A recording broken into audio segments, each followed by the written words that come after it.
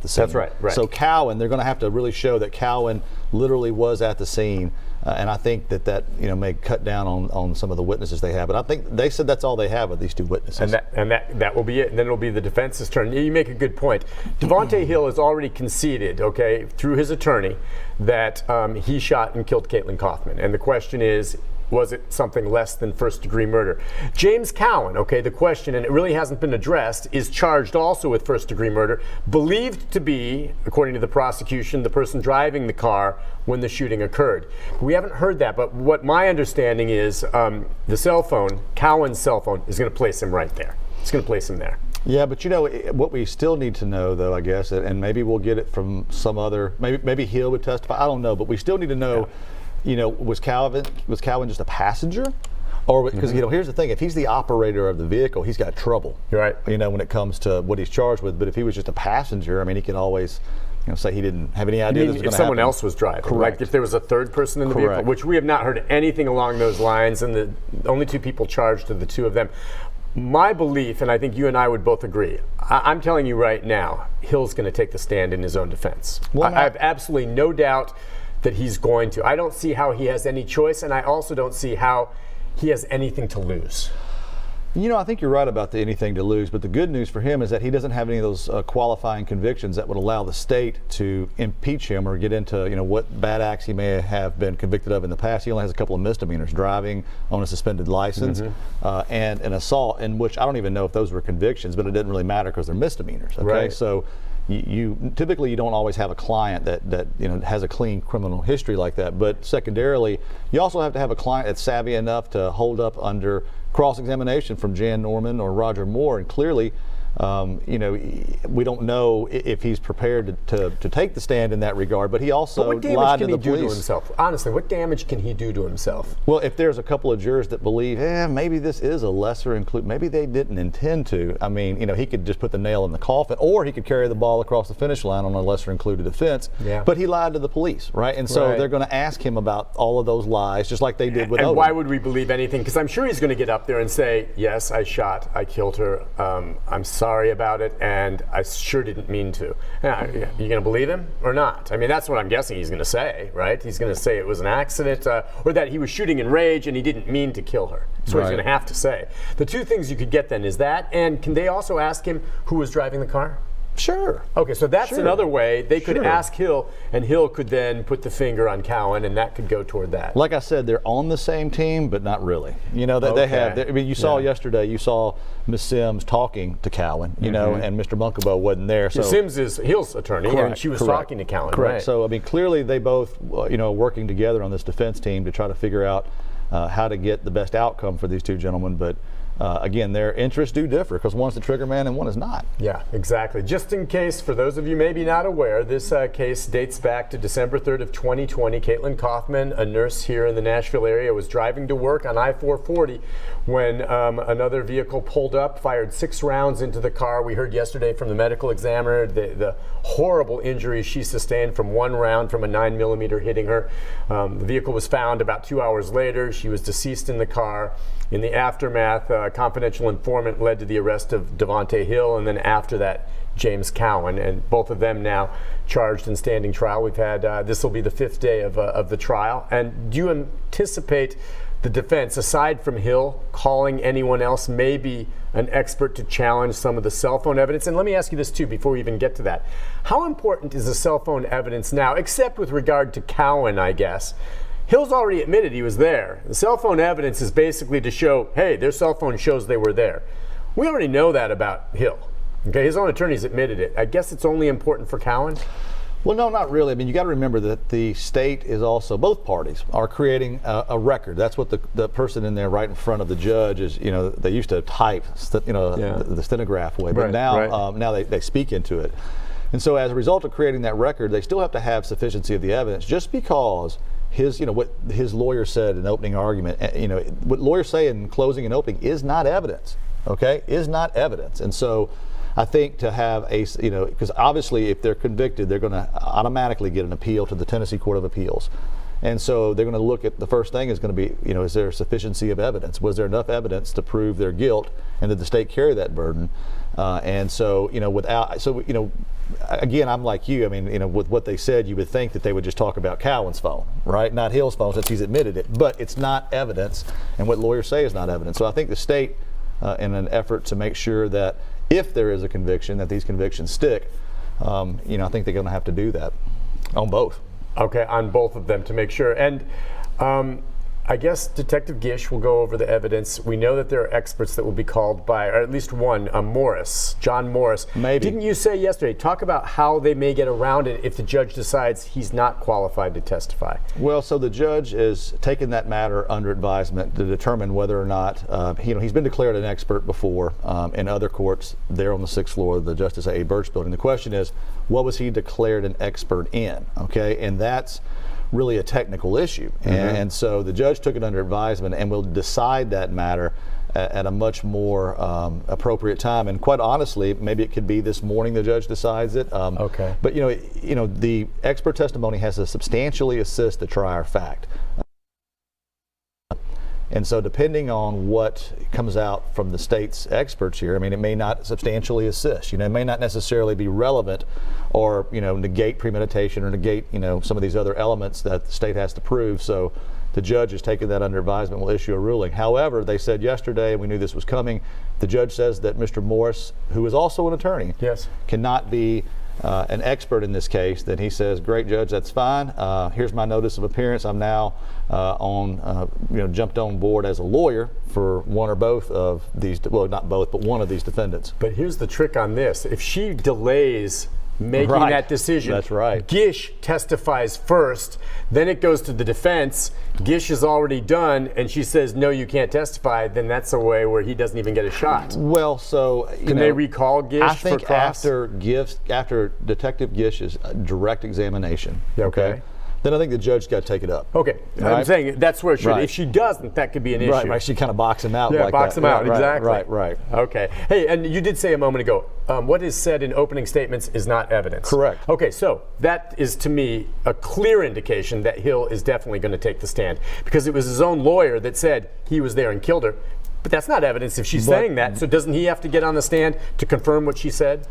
Yes, but also we've got the statement by Mr. Odom yesterday, okay, where Hill says that, tells Odom, I effed up, I screwed up, yeah, right, and made it a road rage case. Didn't say he was the trigger guy, but clearly said that, he has some responsibility here. There is Odom. That was the confidential informant, one of the key witnesses yesterday, and testified for quite some time, kind of laying out what it was he saw, how he obtained the gun, and how he provided the key tip and collected the reward money.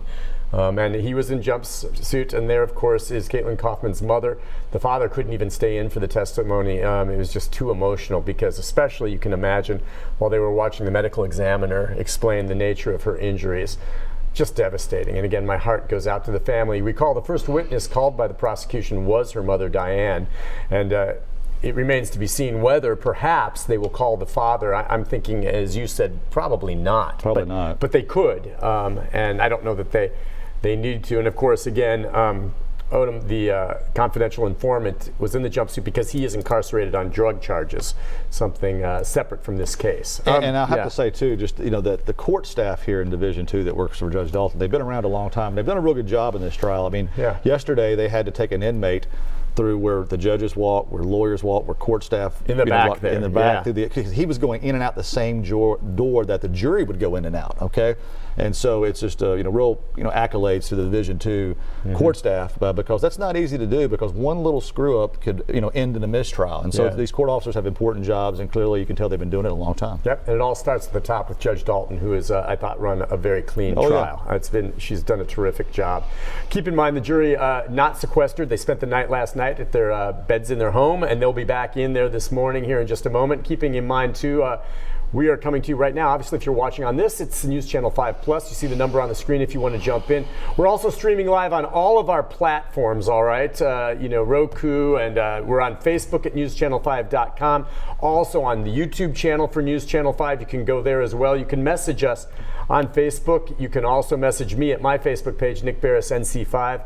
We've got a few phone calls we'll try to run through, and as soon as we get an image in the courtroom, we'll bring it up and take you there as soon as things begin this morning. We'll go to Robert. Robert, good morning. Hi, Robert. Good morning, fellas. Good morning. Hey, in defense of the Hill saying that it's not first degree, there's something that stood out yesterday. Again, of course, he fired 6 shots. They came up beside him. The first one went in the vehicle, hit the passenger side seat.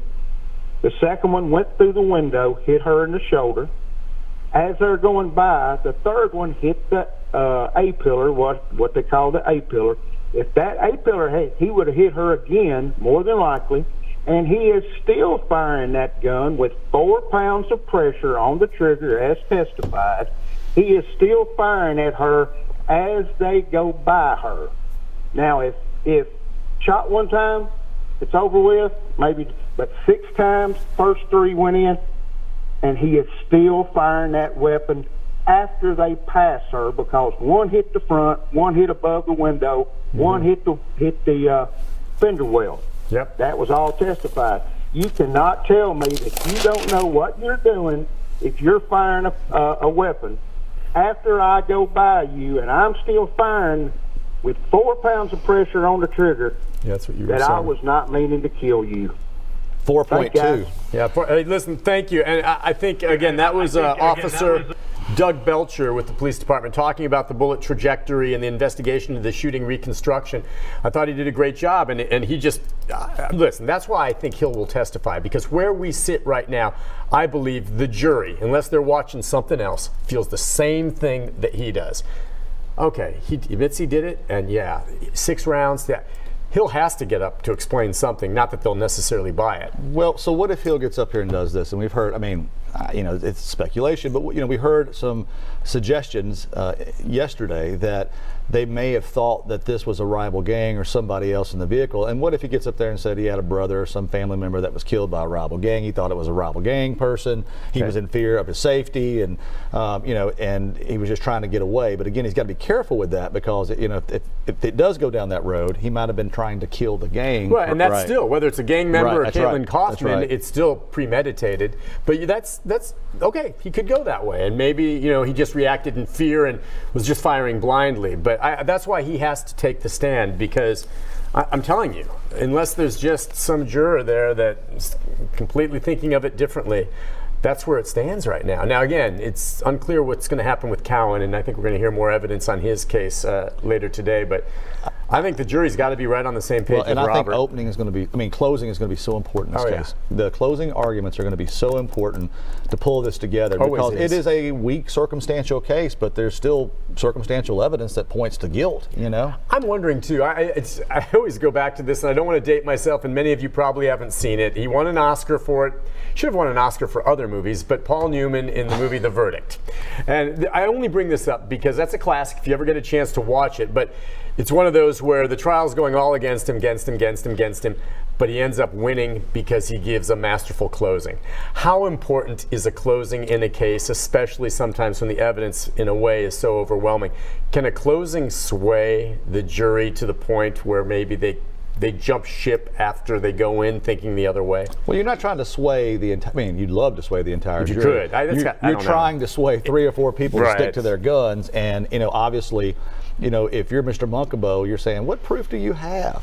Yeah. What proof do you have that my client was actually at this scene? Yeah. None. Right now. I think we're going to hear that in the cell phone stuff. And then I think that you're going to have Ms. Sims talking about the lesser included offense, and then clearly, you're going to have Jan, Norman, and Roger Moore. They're going to split that up, because they get to go twice. The state's got the final word. And, they're going to put it all together on why it is premeditation. And they're going to explain premeditation. They're going to explain the element of intentional. And there's obviously going to be a definition of those, what premeditation is and what intentional is. But they're going to great lengths to show in the premeditation facet the efforts they took to secrete their activity. The fact that they covered it up afterwards. Yeah. The fact they were trying to get rid of the murder weapon. And they want to suggest that this car, this Cadillac, who we don't know who it belongs to actually now. Right. And it did have the plate, by the way, that was burnt was a Florida plate. But maybe but was it there's some kind no of proof rental? in the record of who owned that vehicle. That's right. Okay, but they want to try to say that they set the car on fire. Well, if they were smart enough to set the car on fire, why in the world would they, pawn a gun off to another person that you couldn't? Why wouldn't you just throw the gun in the river? Right? Exactly. I was looking again. We want to remind folks about the jury. The jury of 12 with 2 alternates. They don't know who the alternates are yet. The judge will pull the 2 out at the end of the trial to let you know. But the demographic breakdown of the jury is there are 11 women, all right? And it's, is that an issue? 11 women, what you can read into it, 7 of them are white, 4 of them are black. And then you have 3 white men. My understanding on the age demographic is they skew older, over 50 years of age, based on we don't know the age specifically, but people who have gone into the courtroom and seen them describe them as that. So that's the demographic. It's predominantly female. Well, and they're starting, kind of behind the 8 ball here in this sort of case. I equate it, not quite as bad, but sometimes in these cases, like a child sex case or something like that, whoever's sitting in that chair as the defendant, whether they're guilty or not guilty, I think they start off just, with their stomachs are just churning. They can't stand the thought of anybody doing anything, and they want someone to pay. Well, clearly, this random act of violence, okay? Everybody in Nashville wants somebody to pay, as well as you and I, but we want to make sure it's the right people, right? Yeah, well, that's exactly. You have to get the right person. Let's go to Norman next. Norman, good morning. Hi, Norman. Hey, what I was wondering is why did they wait so long yesterday morning to bring the jury in to the courtroom? Nick, I'm an ex-police officer, and I couldn't understand that, so I want to know why they didn't bring that jury in at the same time that court started. And I'll get off here and thank y'all. What a good program you have. Thank you, sir. Thank you for your call. So, Norman, as a police officer, you would have been in the hallway most of the time when you were testifying at trial, and you really probably didn't know what was going on. But, right. A lot of times the courts have to take up, what can and cannot be said in the presence of the jury. I think yesterday morning, was that a big conversation about Odom and convictions? Yeah, they were kind of getting into that, yeah. And it took a while to talk about what convictions qualify and what don't qualify. But, today, like this morning, they'll have some preliminary matters, and, it just takes a while to make sure everyone's on the same page. And a lot of times, the trial court tries to take care of these issues in advance. That's while these cases are pending for 2-3 years. They try to ferret that out. But as the trial goes, as testimony goes, things change. And so there are preliminary matters, housekeeping matters that the court tries to take up before they call the jury in. I want to say that some people have reported there are some issues with our Roku feed with the coverage of this, something that we're aware of. If you've been watching this trial coverage on Roku, we're aware of it. We're in the process of trying to work it out. Some people not able to see the feed coming in or the stream of this, and hopefully we get that corrected. But no, there's other platforms, including you can go to Facebook right now at newschannel5.com or join us here on the Plus on that. But we are working on it, just to let you know. Appreciate you contacting us. Let's go. I think Carlinda is next. Hi, Carlinda. Yes, good morning. Good morning. All that I gotta say, if whoever did that, that was intentionally. That is not, you don't drive beside a car shooting in and all. You after the driver. They need to give whoever did it the maximum. Okay. They need to give them the maximum. And you believe both the driver and the shooter, obviously, should both be held equally responsible? Yes, I do. And I'm an African American. Yes, I do. Okay, I hear you. All lives matter. Of course, ma'am. And I think a lot of people paid close attention to the shooting reconstruction, the ballistics, and the point and how it was. And so that leads you to believe the driver of the car had to kind of be aware of either, hey, that person just cut us off, let's speed up, and went along with it. And then we know that Hill was sitting there with a 9mm in his lap, rolls down the window and starts shooting. But I mean, don't you think, and didn't you point out, based on that evidence yesterday, I mean, the shots aren't toward the tires. No. They're like where they're aiming toward where a body would be. I mean, I agree with Carlinda. When I saw the bullet holes and saw where they were, they were trying to kill the driver of the vehicle or really trying to hurt him. And this was, and it was more than one shot, clearly. But I mean, if you look, the first shot was in the back, where a person could be sitting, which was just he missed the driver or she, whoever it was that did it. But then the next one was clearly the one that the fatal shot because it hit the window right where her left arm would have been. Then there was another one towards the front driver's side, right there at the molding where the driver's side window and the windshield meet. Okay, and then there was 2 or 3 more in the front, which suggests that they were cut off, as if you believe Mr. Odom, okay? So they sped up to get in front, and as they were going in front, they shot all the way around and continued while they were passing to shoot backwards. Yeah. So I'm just curious. In testimony, they say at least 6 rounds were fired because we know the car was hit 6 times. How many rounds are in a 9mm like that? Is it possible that even more rounds were fired that missed and they never recovered the rounds? That's right. It just depends on the gun, but I mean, you could have as many as potentially 18, 17 in the mag and 1 in the chamber. Okay, I was just wondering. So we know at least 6 because that's what hit the car. Who knows? There may have been more rounds fired. Let's go next to Linda. Good morning, Linda.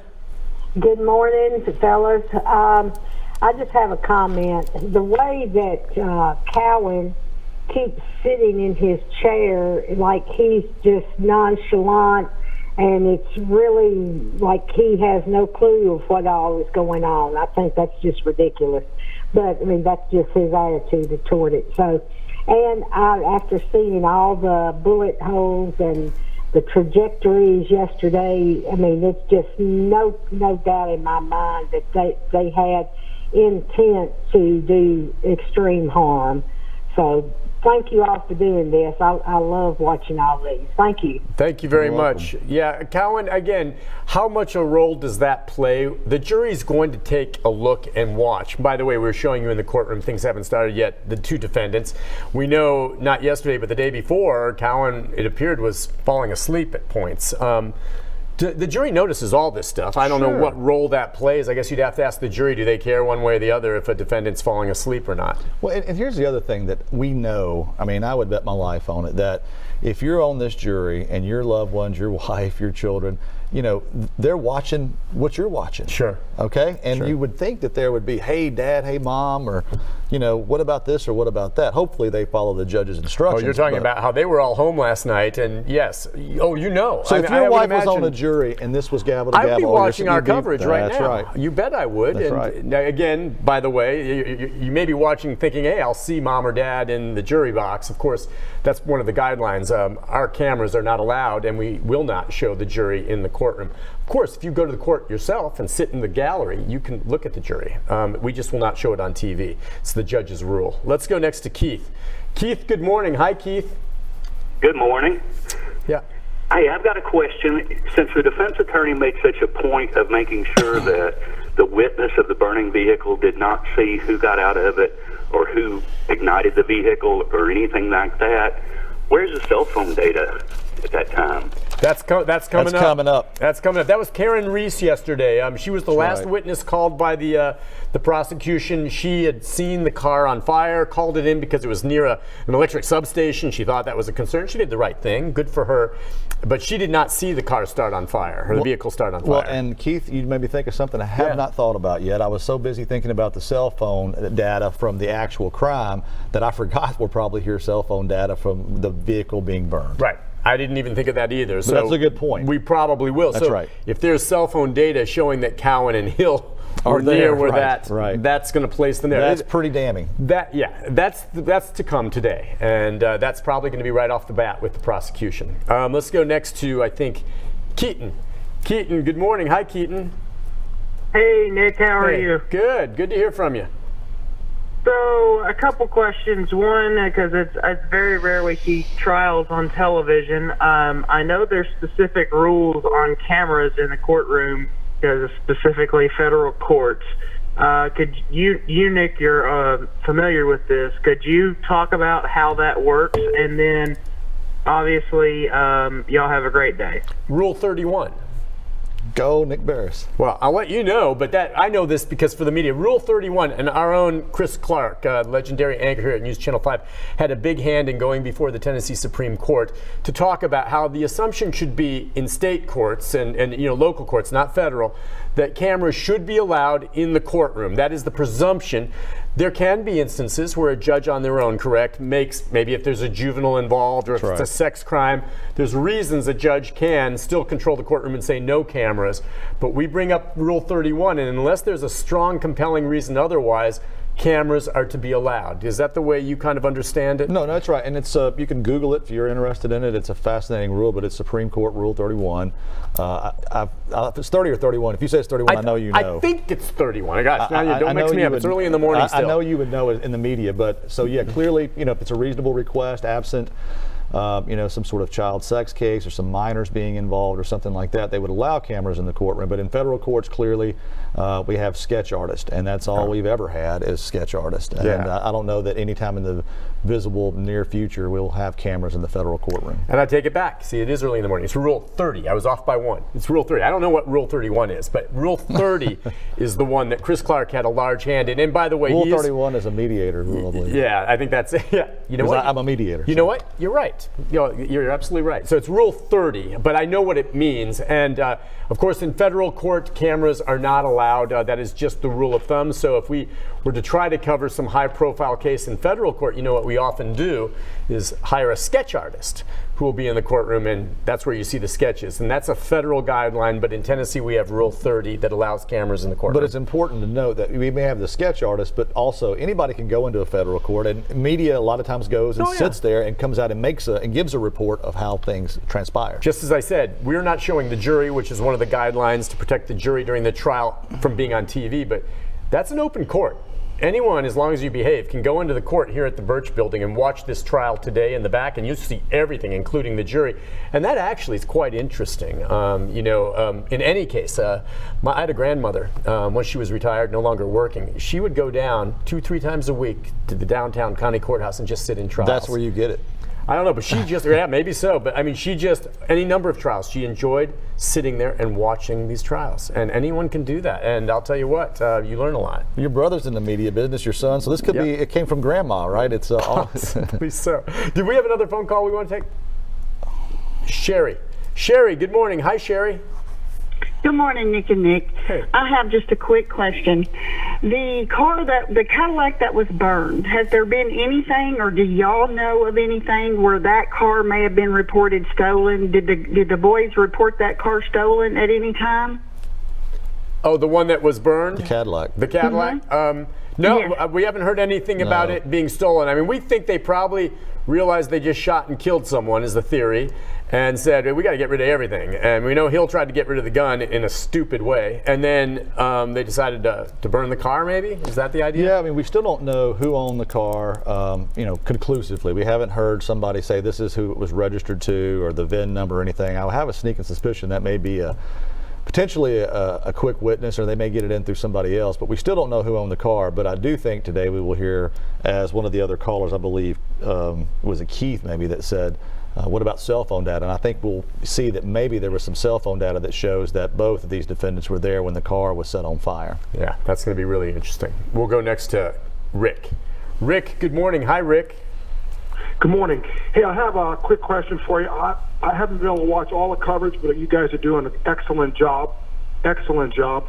Thank you.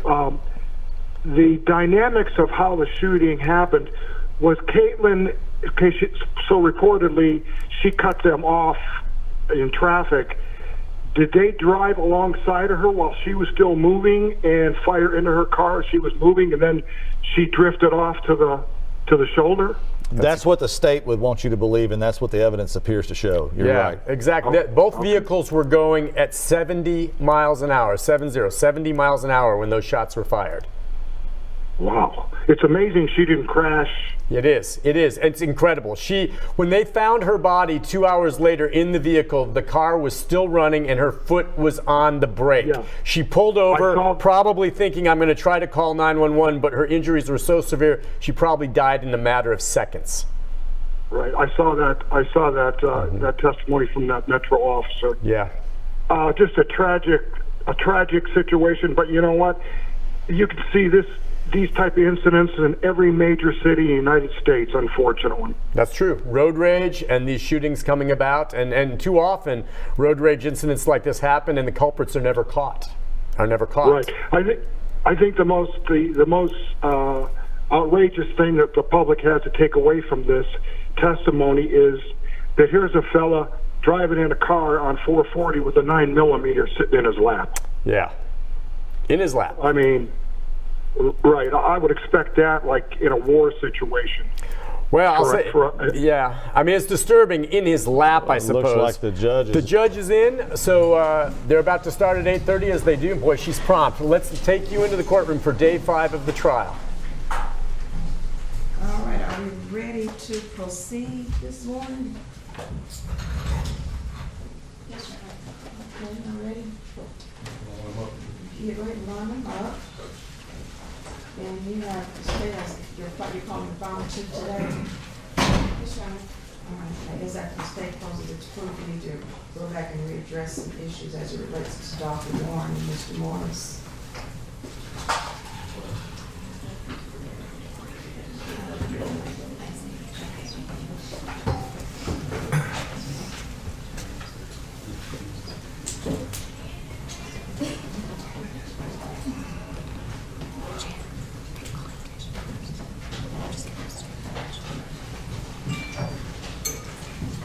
Your Honor, before Mr. Ray comes in, may we approach briefly?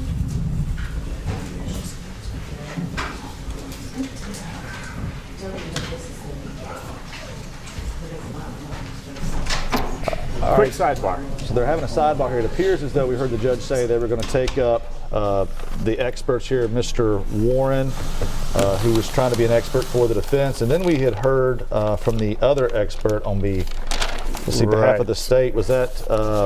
That was the one they were talking Warren. about. Dr. Eric Warren is the one Correct. that the state wants to call, and then Morris is the one that the defense, correct? Correct. And what's at issue here with Mr. Warren is that they agree that he, he's an expert in crime scene processing. He's an expert in firearms and ammo identification.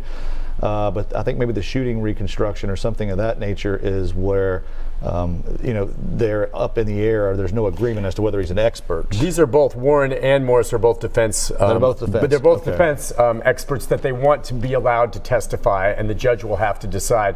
Why was this not decided before the trial with these two? Well, because first of all, it may become a moot point. It may not be relevant at some point. Okay. I mean, when you're sitting here saying we were at the scene, why do we need? If that's what is going to come out in the proof that both of these were at the scene, they're going to admit to that. Okay. Well, we don't know about Cowan, if he will. No, and so right. you made a good point that cell phone video is still very pertinent when it comes to the burning of the vehicle and whether Cowan was there. So I can see why it's still important for this evidence to come in. No, I mean, clearly they want to call them. And of course, the judge got to make a decision about that. And I do think that, Mr. Warren, when we heard from him, he was with the TBI for a number of years. He was the lead investigator. I think he testified on over 20 some odd, murder crime scenes that the TBI investigated. Yep. And so he clearly, has something to offer and can certainly be an expert. And then Mr. Morris, he did a good job testifying. But the question is what is Mr. Morris going to be an expert in, right? And there's a lot of that fancy stuff about cell phones that I've even forgotten. With the big words they were using about the cell phone information. One thing is it looks like the judge has made a ruling, and it looks like they're coming move back forward. now? Yes, sir. Okay, we'll see if they pull on out. I saw the attorneys walking back. All rise. Here comes the jury. Here they come.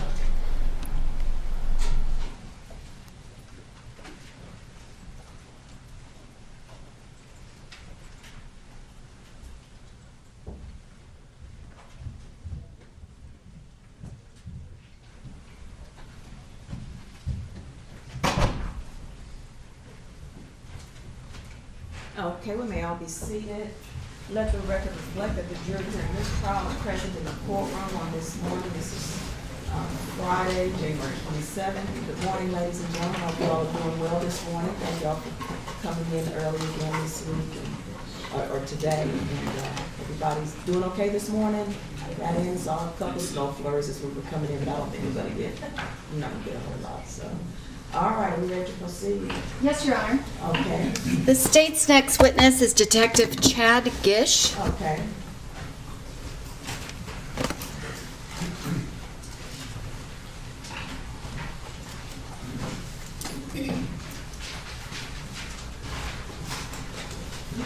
Sir, if you would, raise your right hand, sir. Sure. Do you solemnly swear or affirm that the testimony you give is the truth, the whole truth, and nothing but the truth, so help you God? I do.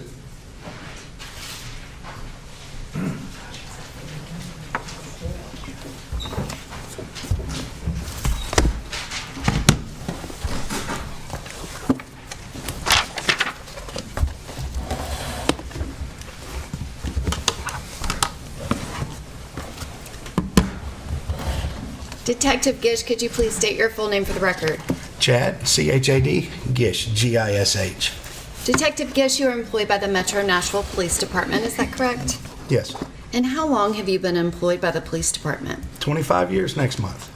And could you describe your positions with the police department kind of over the course of your career? Sure. So I came on the police department in 1998, and I was in patrol. I worked patrol for a few years, and in 2001, I went into a violent crimes unit, armed robberies, where we worked armed robberies and homicides. I worked violent crimes till 2005, and I was transferred into the unit where I'm now set, which is the Surveillance and Investigative Support Unit. So I've been there for right now, 18 years. And we do a lot of things in that unit. You're going to hear a lot of things in the next few hours about what we do in that unit as it relates to cell phone technology. But that is my forte in there, is digital forensics in this unit, and pulling data from electronic devices and preserving that data. And you said that you were in the violent crimes unit, the robbery unit previously. Were you a detective? Yeah, I've been a detective since 2001. And did you actually investigate crimes, maybe not specifically homicides, but robberies, much like Detective Dickerson would be assigned the lead detective on this case? Hundreds. And in your current position, do you work alone or do you work with each detective on each of the cases that they're investigating? No, on homicide cases, I stand along with the detective. So we'll have a lead detective, like Sergeant Dickerson was the lead in this investigation. And then we have a digital forensics detective that will be the lead on that case as well. So I stepped through this case and worked really nonstop with Detective Dickerson the first month, every day, every weekend, 18 hours a day, a lot of these when it first happened. So we knew a lot, and we, I guess you can say, joined forces in our experiences in what we were finding as evidence to further the investigation. And we're going to kind of get into the digital forensics side of it, but as this investigation is ongoing, is Detective Dickerson providing you with specific information about interviews, other phone calls, things that have happened as it relates to your forensic analysis? Constantly. And did you collaborate also with Special Agent Andy Valley of the TBI? I did. And the three of you, were you all kind of collaborating and communicating about different pieces of evidence as it related to your forensic analysis of the mobile devices in this case? It was, and I'll say this about the digital forensics. My part is going to be talking about what we recovered, or what I recovered from the physical phones, right? Detective Valley, or Special Agent Valley, used to be with Metro, with the TBI. Agent Valley will be talking about cell phones and the information that are gained from these cell phones at the tower. A lot of times this information that we can pull from the physical device itself will marry up and corroborate itself with the data coming off of the tower. And we'll see a lot of that over the next several hours as well. Could you describe your background, training, and experience as it relates to digital forensics? Well, in digital forensics, I have over 4,200 hours of training. I teach and present throughout the country. I have several different certifications if you would like me to go in through those. I have certifications with IASIS. I have certification with magnet forensics. I have 2 certifications with SANS, several certifications with the FBI, SCIRS training, computer network investigation training, Macintosh investigations trainings. I have certifications with Celebrite. I have certifications with Oxygen Forensics.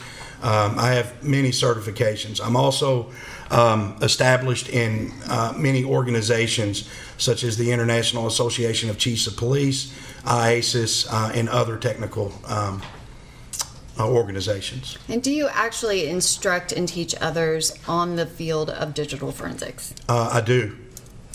And I'm going to ask that the witness be passed the document.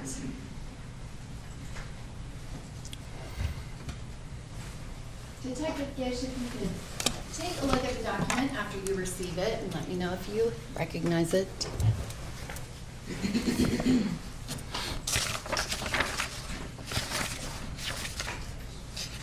Yes, ma'am. And what is that? This is my CV. And is that a comprehensive listing of all of your training and experience and certifications? Yes. As well as your trial testimony too, I believe. Some. I guess, could you describe that then? How many times have you testified in court as an expert in digital forensics? I started keeping track of it, I guess, a few years ago, and I'm up to 50 or 60.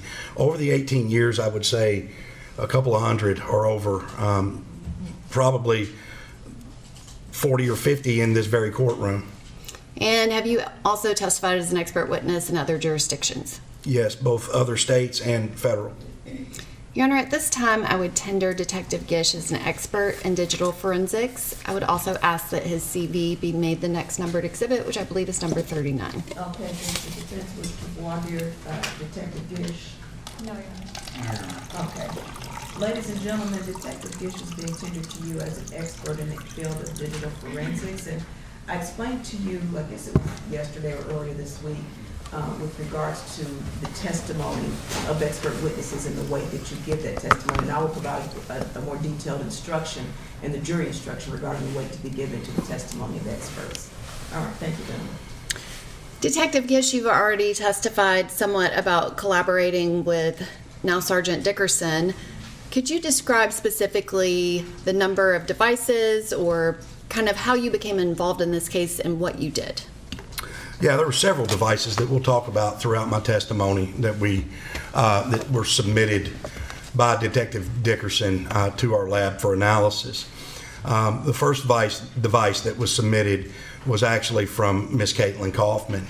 It was an iPhone XR, and I knew about this incident early on after it happened. I'd been in communications with Sergeant Dickerson. He had called me to brief me on what they had on 440, wanted my expertise when it came to digital forensics. And at that point, I knew we had a phone from Miss Kaufman, and I knew it was somewhere in the car, I think in the console plugged in, and it was an iPhone. I knew that much. And so I told Detective Dickerson at the time that iPhones can obviously be in different states, even in different states after they're protected with a PIN code. And these different states are called BFU and AFU, before first unlock and after first unlock. I'm not going to get specifically into all of this technology about what these mean, but for the court's purposes, I think, is we needed the passcode, not to get all of the data, but we needed the passcode to get some data that I've termed as hell data out of the iPhone, health, email, and locations. With the Gray Key device, we can actually recover about 90 to 95% of the data from an iPhone without having the passcode. But this hell data, this health data, email data, and location data, which would be the GPS data, a lot of the data that we're going to talk about today, we have to have the passcode because Apple keeps that protected in another layer of encryption protection. And obviously, Chris and I had worked many, many homicides together, and he knew he was probably going to have to make a tough call to a family member or a friend to try to find this passcode.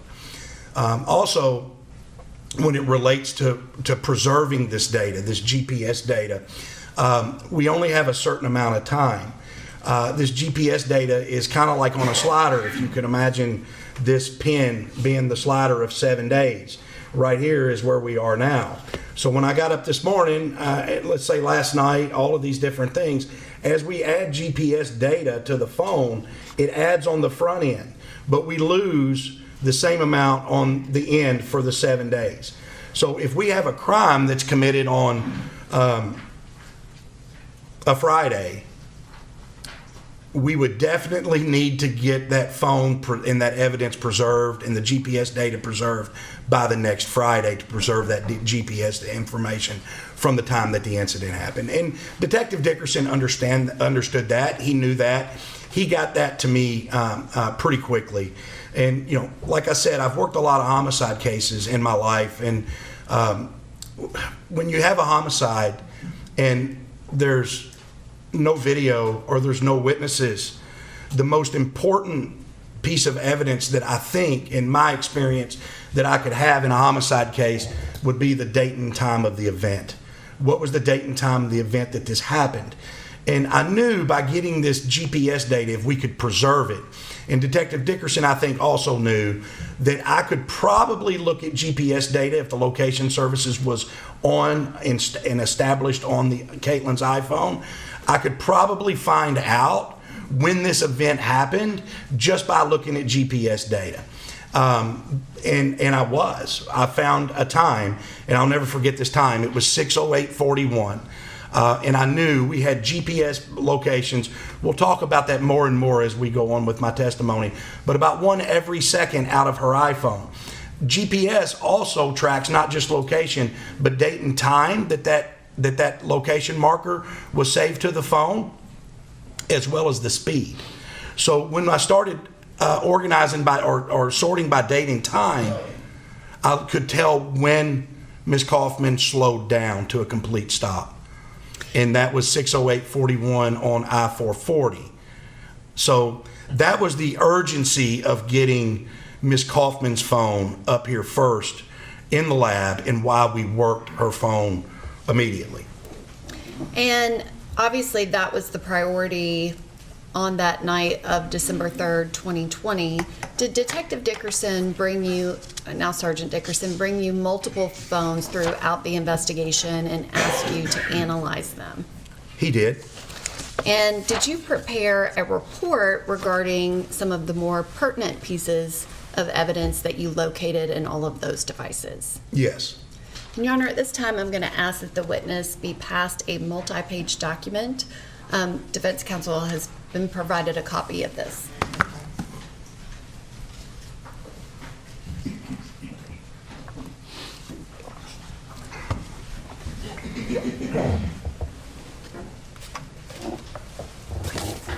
Detective Gish, if you could take a look at the report that was just handed to you and verify that that is the trial exhibit that was created to aid your testimony today.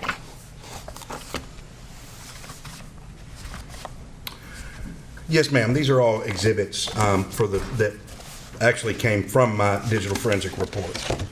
Your Honor, at this time, I would ask that that document be introduced as the next numbered exhibit, number 40. And because we are going to be describing every single page in detail, they have not been labeled A through whatever triple letter that might be. So I would just ask that it be a cumulative exhibit. 40.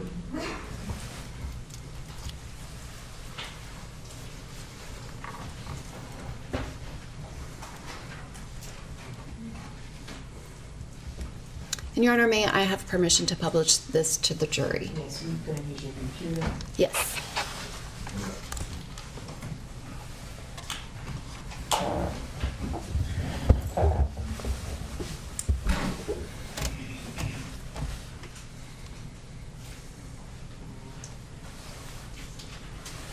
Detective Gish, it looks like your screen is up as well as the large TV is up. Could you describe what is shown on this first page of the trial exhibit, number 40? Yeah, this is the lead title page of my forensic report. It would have the complaint number of the case, which is right here, the 20-745 number, and also our internal tracking number of this case, of the actual phone, which would be that DFL number there, the DFL number. And you've already described that the first device that you received was Caitlyn Kaufman's iPhone, but did you receive another device early on in the investigation? I did. Now, I did speak about Caitlyn's phone having some outstanding GPS data that really gave us some good information to start our investigation with. But going through Ms. Kaufman's phone, there were no odd contacts, there were no fights, there was nothing in there that gave me a reason to believe that she was having any type of altercation with anybody. That was one of the main things to look. You got to remember, at this point, we had no idea who shot and killed Caitlyn Kaufman. And one of the first things that we started looking was at her phone to see if we could identify an acquaintance that may be involved. There was zero. So when Detective Dickerson brought this other phone to me, I knew that there was a witness that had come forward.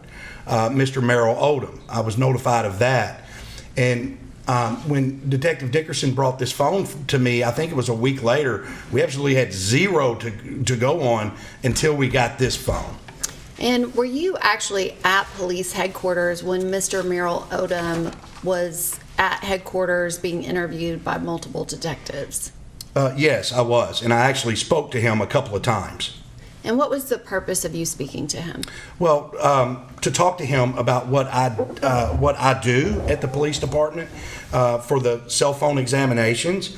He was willing and gave consent to give detectives his phone for a full analysis. And so the first time I talked to him, we got consent to search his phone. I brought his phone to the lab, started analyzing some of the data, or processing the data with Gray Key, pulling the extraction out. I'm not sure if I got all the way through the extraction process with Gray Key, but at some point something changed in that interview.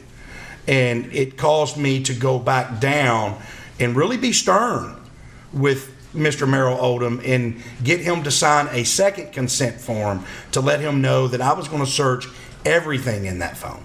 So if he had a prior crime, anything that he committed, I was going to find it in that phone specifically. I told him what I was specifically looking for, that I wanted to see if he was involved in the murder of Caitlyn Kaufman. And he knew, because I was very stern with him about my request. And he signed that consent form quickly, happily. And I started going back and then analyzing the phone. And that's my two interactions with Mr. Merrill Odom. And Mr. Merrill Odom also had an iPhone, is that correct? Yes, he did. And were you able to find that same type of GPS data that you just described you found on Miss Caitlyn Kaufman's phone? I was not. And can you explain why that was? Sure. So, it's simple. Mr. Merrill Odom's phone did not have cell service. It was Wi-Fi only. So he did not have a service like Verizon or Sprint or AT&T. And obviously we can use our phones for other things if it's connected to Wi-Fi. But as you're walking down the street and you're not connected to Wi-Fi, there's no way to get those GPS connections from the satellite to your phone. The Wi-Fi radios and the cell radios, they work in concert with each other, so you're not going to get near the location service locations, the cache locations that you would on a phone that doesn't have service. And can you describe what is shown on page 2 of the trial exhibit number 40? Sure. So I'll go through this. We have the operating system at the very top, which was iOS 13.7. The owner was Jaquez Merrill Odom. We have his Apple ID, which was Reaper God Gucci. It's actually spelled Gucci. I know it's XX, but he spells it with XX instead of CC, but he pronounced it's Gucci. Some more of the pertinent information down here. We have location services enabled, which we can see they are, but there was no cell service on the phone at the time. We have the time zone that the phone was in, which was the local time here in Nashville. We do not have a MNO, a mobile network operator. We do have a last phone number that was used here. We have the passcode that he provided us, and then what type of extraction did we get? So. And for the record, Your Honor, we are referencing the device that was previously introduced as exhibit number 9. Detective Gish, this is page 3 of exhibit 40. Could you describe what is shown here? Sure. So when we pull the data from a phone, let me talk about extractions for just a second. We have to extract that data from a device to be able to view that data. So there are certain tools, and Gray Key by Gray Shift is probably the industry standard tool right now that we use for iPhones and in all purposes, most likely Androids too. We use it for a lot of Androids. And it actually pulls or extracts this entire operating system from the phone, the file system, all of the data. So when you think about text messages and pictures and all of this organization of data, it extracts that data. And then once we get the extraction, we have to import that extracted data, basically a binary file. We extract that data into a forensic platform that can parse and understand this data and understand these databases and present that data in a format that we understand as, you know, humans, not just ones and zeros, but in the way that we understand it. And we use Axiom, the platform Axiom Forensics by Magnet Forensics to do the parsing. And this is the extraction report that was created by Graykey after Mr. Merrill Odom's phone was extracted. And the next image, which is page number 4, can you describe what is shown here? Sure. These are search terms that were found on Mr. Merrill Odom's phone. And the search terms that I have listed here, they start at 12:10 on 2020 and at 2:10 a.m. And 2:26 a.m. here, at 2:10, we see that the search term that the witness is searching for is Diane Kaufman, which I knew at the time that was Caitlyn Kaufman's mother. And these search terms happen, if you look at the date and time from this report, these search terms happen all the way down through really 12:10. And can you describe, when you're talking about a search term, is that the actual typing that the user would enter into either a Google search bar or similar search bar? Yeah, it is. That's exactly correct. If you look over at the very last column, the web page title, it will tell you what web page it was on, and we'll look over here to the very first one. This was a Google search.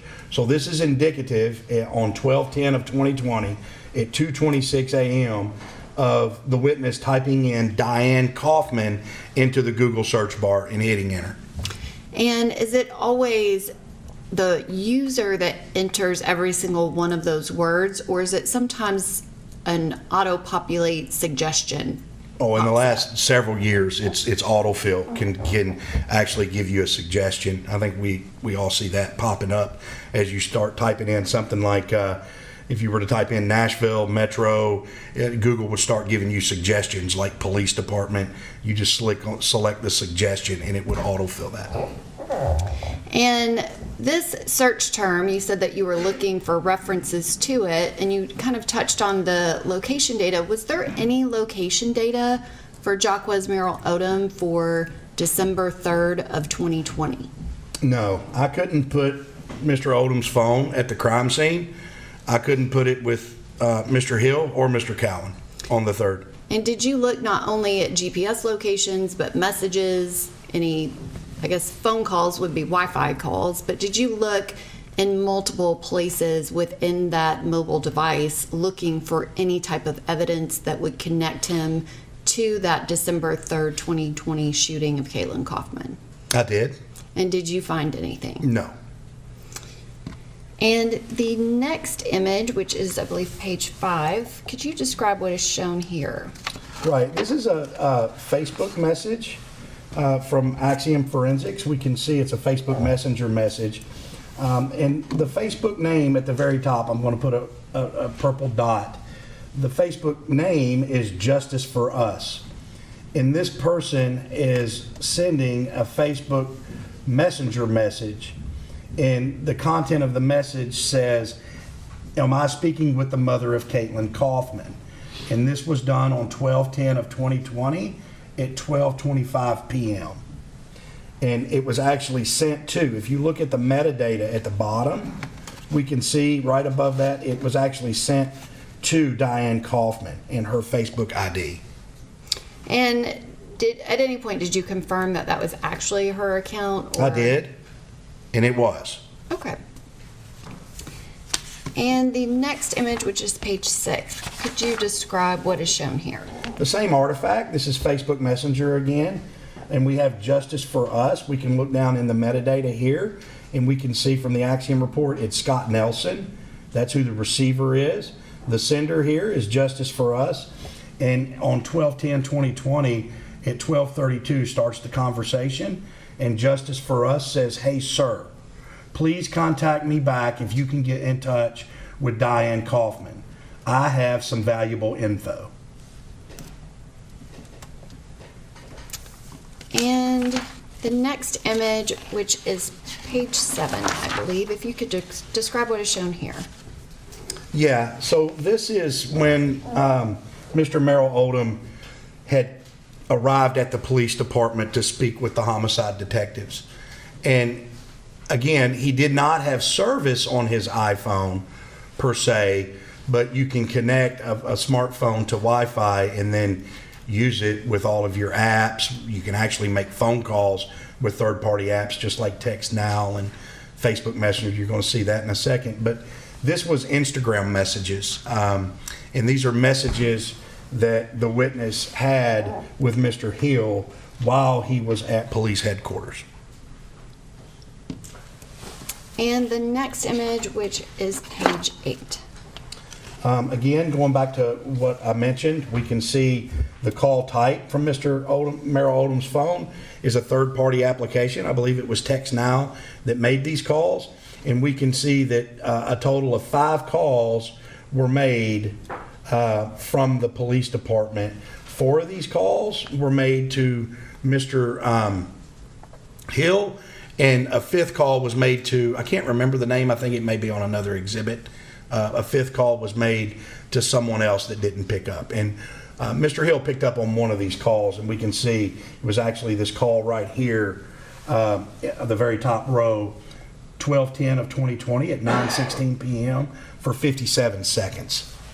And that was to phone number 629-224-7903. Right, and that was Mr. Hill's phone number. And there was a second number that was attempted one time, and that was 615-347-6373. Yes, it was. And the next page, which I believe is 9, could you describe what is shown here? Right, from the previous exhibit, this shows the BG Tech that was Devontae Hill on those 4 phone calls. And then that phone call that was not picked up was this Ocho. That was the name that I couldn't remember, the 6373 number there. And could you describe the date that is marked as the created date and time in this contact list? What does that refer to? Yeah, so Mr. Hill, BG Tech, this would be the first row here. It was the date and time that contact was created on Mr. Merrill Odom's iPhone 7. And we can see, and it may be also when it was updated. I didn't do the testing to figure that out, but at least created or updated was June the 8th of 2020. And was there anything else of evidentiary value located on that device? Not that I could locate. And the next image, which I believe is page 10, and this refers to previously introduced Exhibit 12. Can you describe kind of in the sequence of the investigation when you received this device? Sure. So this was almost a week or a little over a week after Caitlyn was shot and killed. This phone belonged to Devontae Hill. Mr. Merrill Odom came to the police department, I do believe it was on the 10th. Mr. Hill, I believe, was arrested on the 11th. So this phone was collected from the scene or his person during his arrest, and it was brought to our lab by Detective Dickerson and submitted for analysis. And you described the process whereby you obtained consent from Mr. Merrill Odom. What legal process was required for you to do the forensic analysis of this device? This was a search warrant. And can you describe what information you were able to glean from that forensic analysis, but also what information that we're seeing here on this actual screen? Again, this is some of the system info and the personal data that's logged onto that phone. We'll go through some of the more important data that I think is more important. We can see that the phone was an ZTE Blade at the very top here. The operating system was Android. The owner was Devontae Hill. And then we have some Google IDs. This little Tay 56, Tech Nation 98, Baby Tech 98. As we go down, we can see the location services was also enabled on this phone. It was set to the correct local time zone. It was Verizon phone through Track Phone was the virtual operator.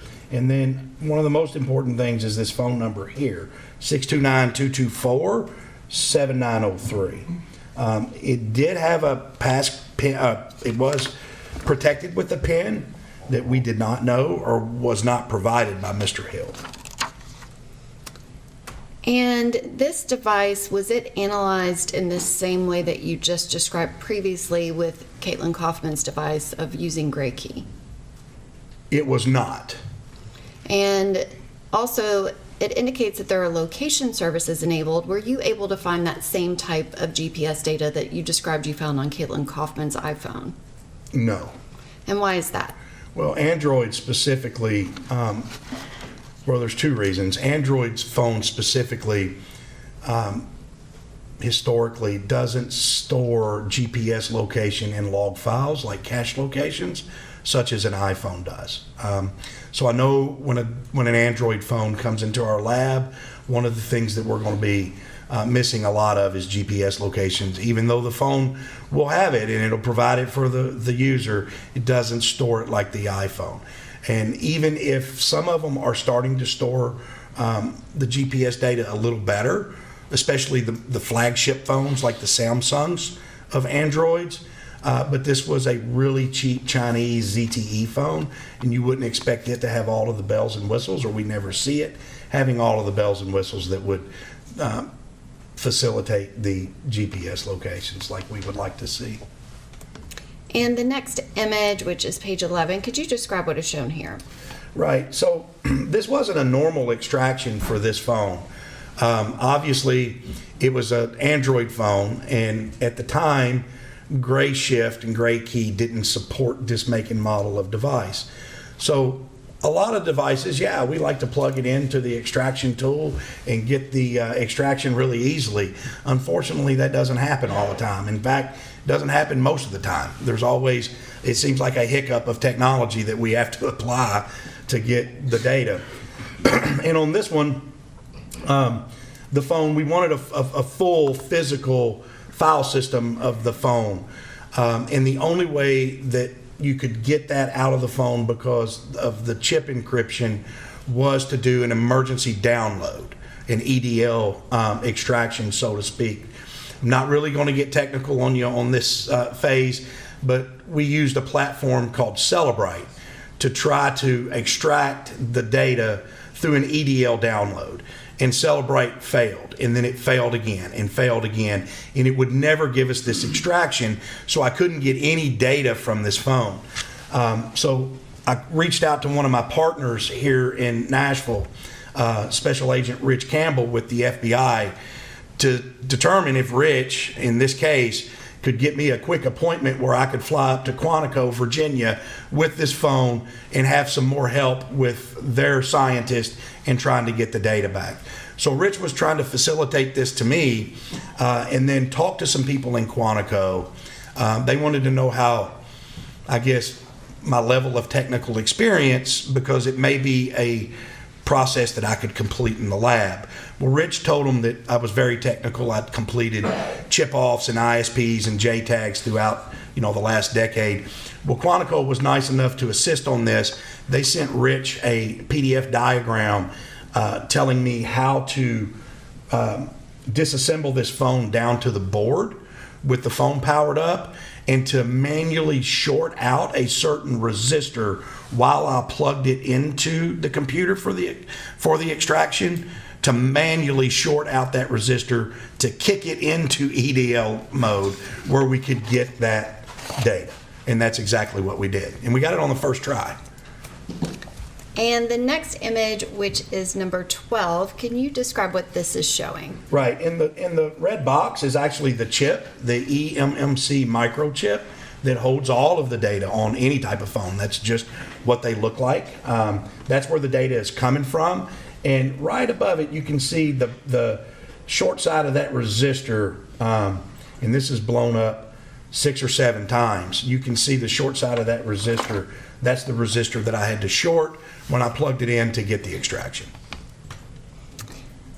And the next image, which I believe is page 13. This is just some of the redundant information that we saw on my cover sheet of the date and time, which is Chicago, and the phone number of Mr. Hill's phone, which was 629-224-7903. And this has a last known use at the bottom. Can you describe what that refers to? Yeah, that would be the last known number that was used on that telephone. Okay. And that is still that 629-224-7903. It is. And the next image, which is page 14, can you describe what is shown here? Again, we'll leave this as the big exhibit just for the court, but again, it's got some personal information of all of these different social media accounts and some of the information about the phone. And I'll go through a couple of them. We can see that the full name at one point through Gmail was Devontae Hill. We have BabyTech98 as Gmail. Another Gmail would be BabyTech98 here. We have the different Facebook accounts that's been associated with the phone. Juwan Williams, Devontae here from Google Pictures. So the nickname on Instagram is bg.babytech. So we're just seeing a lot of information about the user accounts and the social media accounts on Mr. Hill's phone. And so you've clearly identified this as Mr. Hill's phone. When you are doing the analysis of the phone, is there something specific that you're initially looking for? Right. So I knew when I recovered this phone, I had obviously a lot of meetings with Detective Dickerson, and we had a meeting before I started analysis on this phone. After I obviously got the EDL image, that took a while. But one of the things we were looking for was to determine if I could identify a person that Mr. Hill said in his interview that was involved in this crime by Raquan Evans or Quan Evans or Mr. Evans or something. So one of the first things I did on Mr. Hill's phone was just start searching for any variation of Raquan Evans to see if I could find the second suspect. Or identify him as the second suspect, and it was not listed on the phone. On the other hand, I knew during the interview and through other statements from the witness that the nickname of supposedly the other person that was in the car was Duty. So I started searching for that name, Duty, D-O-D-D-I-E, and found it immediately. And the next image, which is page 15, can you describe what is shown here? This would be the Duty contact that I found immediately that Mr. Hill had. And if you take a look at the compilation, we have 20 phone calls and 145 messages between Mr. Hill and this contact. And what is the contact phone number that Mr. Hill had saved in his phone as Duty on that December 11th of 2020? And this is very important to this case because throughout the investigation, we never recovered this phone that has this phone number on it from Mr. Cowan. We recovered 3 other ones, but Andy Valley recovered this number specifically as it relates to Mr. Cowan. And it's 615-477-8664. And the next image, which is page 16, can you describe what is shown here? These are all of the messages between Mr. Hill and Mr. Cowan from 12/1 to 12/10. And so you, I guess, created a search where it was just the communications between the Duty contact of 615-477-8664 and Mr. Hill. Yes, and this was the filtering, right. And so when in the from column over on the right side of the screen, when it says Android UFED image Qualcomm, would that all be Mr. Hill as the person that's sending or calling? It is. That is the physical phone that I'm examining. And so it doesn't actually have his name No, in that column? It does not. But it has the contact. You'll notice in column, the last column here, we can see duty. So if you see the UFED image Qualcomm, that's the name of the contact of the specific phone for Mr. Hill. And you ran this just for a specific date range, kind of just before and after December 3rd, 2020? Yes, if you went back to the previous image, you would see there were actually a total of 20 calls and 145 messages total. This was just for that date range. And the next image, which is page 17, can you describe what is shown here? Yeah, this is, if we look down at 12/3 at 2/11/47. Which, and I guess, just to clarify, this is a zoomed in image of the previous exhibit. Is that correct? It is. So it's still that same kind of filtered contact between Mr. Hill and Mr. Cowan, but zoomed in a little bit specific to that time frame of December 3rd, 2020. Yes, it's zoomed in. And what I want to focus on is right here in the middle where you see this SMS, which is really just a text message. And this message is at 12/3/2020 at 2:11 p.m. And it's a phone number that Mr. Hill sent or messaged duty, 615-393-0612. And note that this is just merely 4 hours before Caitlyn Kaufman is shot and killed. And next to that time, we don't need to go into lengthy explanation, but the UTC -6, could you just generally describe what that means? Yeah, that's the offset of the time zone that we're in Central Time. UTC time, it stands for Coordinated Universal Time, and it's really longitude 0 that runs through Greenwich, England, and we have to have time zones in our world, in our calendars. And as we travel to the west, we go through the different time zones. So -1 would be in the Atlantic Ocean. -2 would probably be in the Azores. By the time you get to the East Coast, we're at -5. And then in Central Time, we're at -6. So it's based off of that prime meridian at the 0 longitude. But just know for facts of the court testimony that -6 is the correct local time of Central Standard Time for Nashville. And that has been converted for all of the data that you analyzed, is that correct? Yes, it has. If you saw a piece of data that said UTC -0, that would mean you would need to subtract the offset of the time zone. But for purposes of this trial, everything's been converted. And the next image, which is page 18, can you describe what is shown here? Right, so these are Facebook messages that came from Mr. Hill's phone. And if you see at 6:29, just less than 30 minutes after Caitlyn is shot and killed, he sends a message, and it's fitting ahead to PA, what's up? And then at 6:35, it's, I'ma come knock on the door. And PA is a acronym for, the way I know it in all my years here, is for Panorama Apartments. And these Facebook messages, these were filtered for that specific time frame of 12/3, and I think it goes through 12/9. Is that correct? That's correct. And are these filtered for just this conversation? Yes, this is a conversation with LaDoria Johnson. And the next image, which is page 19.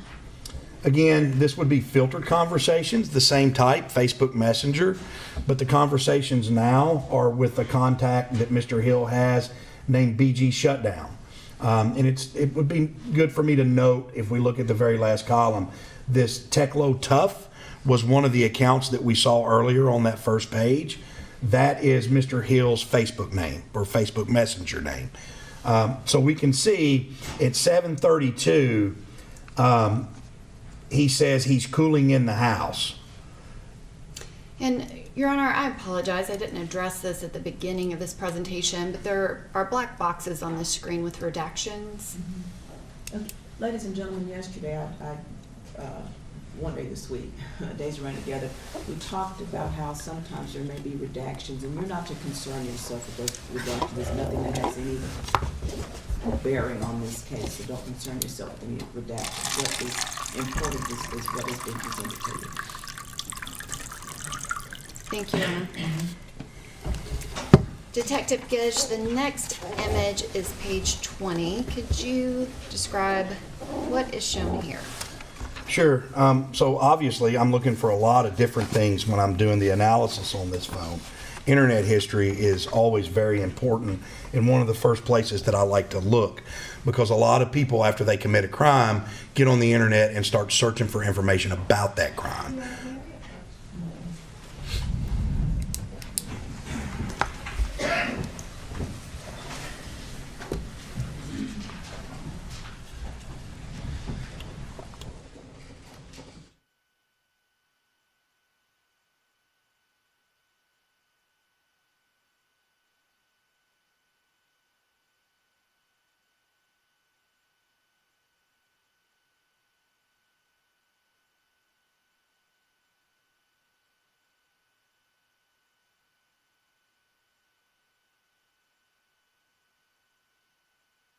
Looks like they are taking a quick sidebar here as we're in the middle of Detective Chad Gish kind of setting the stage, explaining, and then getting into the details of the text messages, Facebook posts, the cell phone, and it's very interesting as we're going through this right now, because this cell phone evidence is going to place, according to the prosecution, both of the defendants at the scene of the crime and beyond.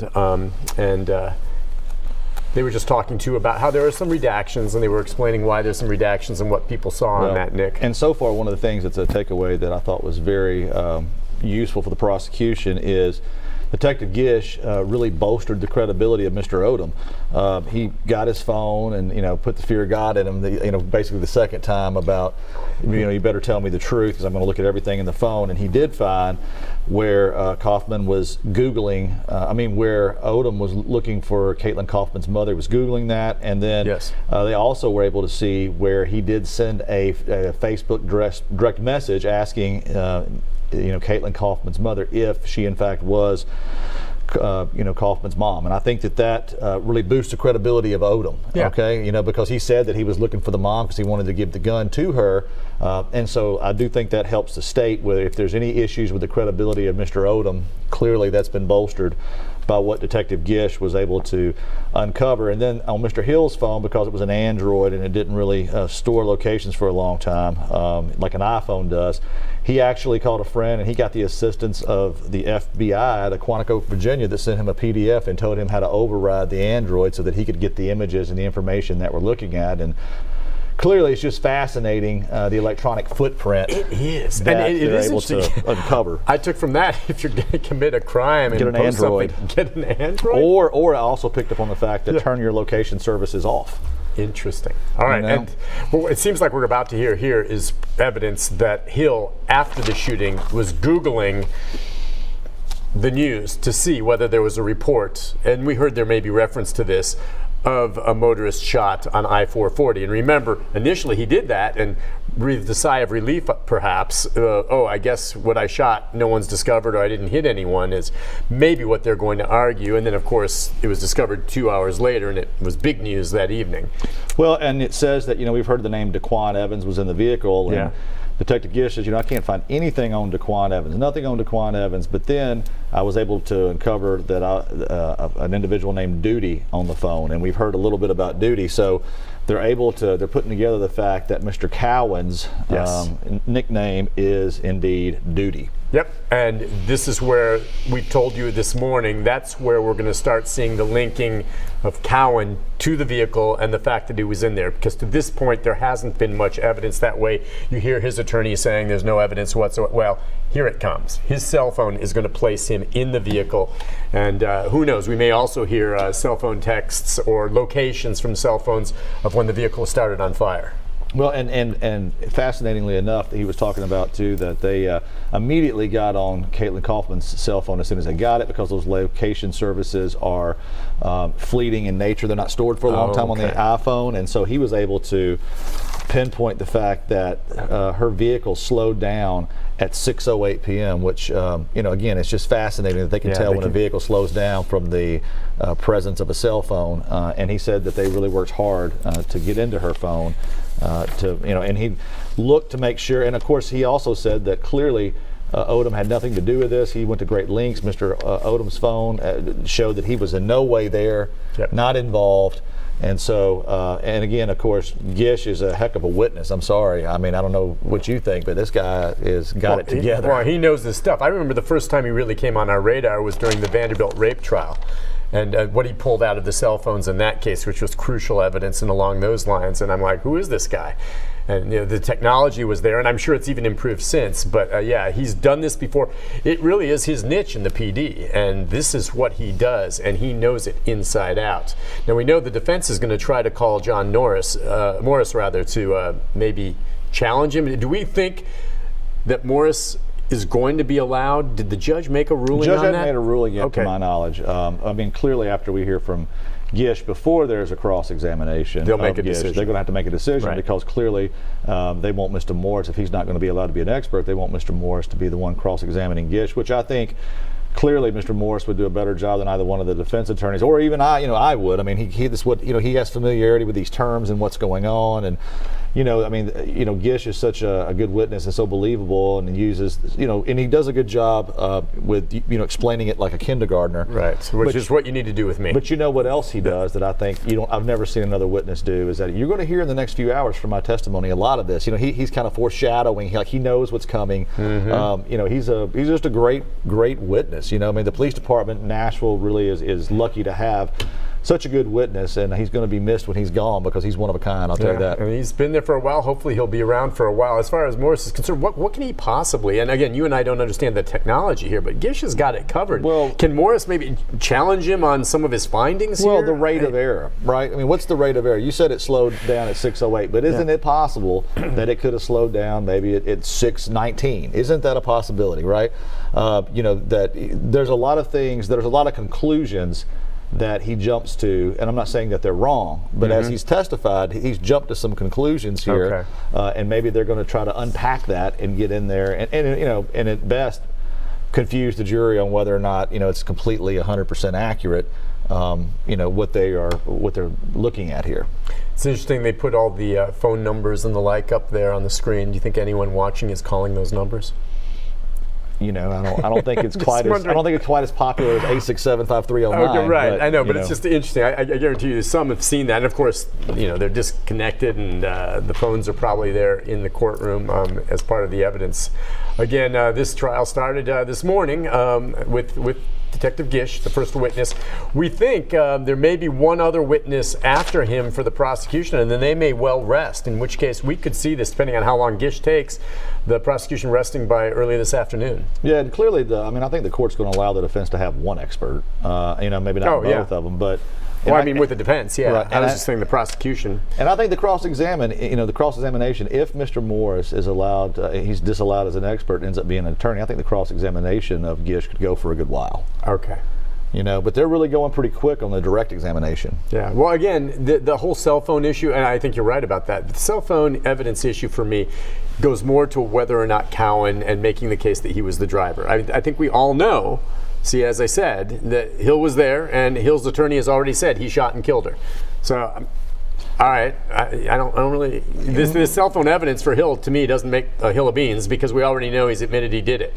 So I guess the importance here for the cell phone video, at least from my perspective, or cell phone rather, evidence, is whether or not it links Cowan to the scene. But what lawyers say in opening and closing is not evidence. So we're going to hear from Hill. Right. We're going to hear from Hill. Right. There is no evidence necessarily in the record that he was the shooter. It's just. But if I'm a juror, I already heard his own attorney say that in openings, and they don't know that. They hear his own attorney say that at the beginning. That's what they're going to talk about in closing. Yeah, but I mean, she said that, and if I'm on that jury and I hear that, I go, okay, well, I can mark him off. We know he was there. What about Cowan? And that's what this evidence will do. At the rate this is going, even though Judge Dalton is a stickler for the time and defers to the jury and keeps the case moving, my prediction is that maybe we go till 6 or 7 tonight and then start closing tomorrow in deliberations.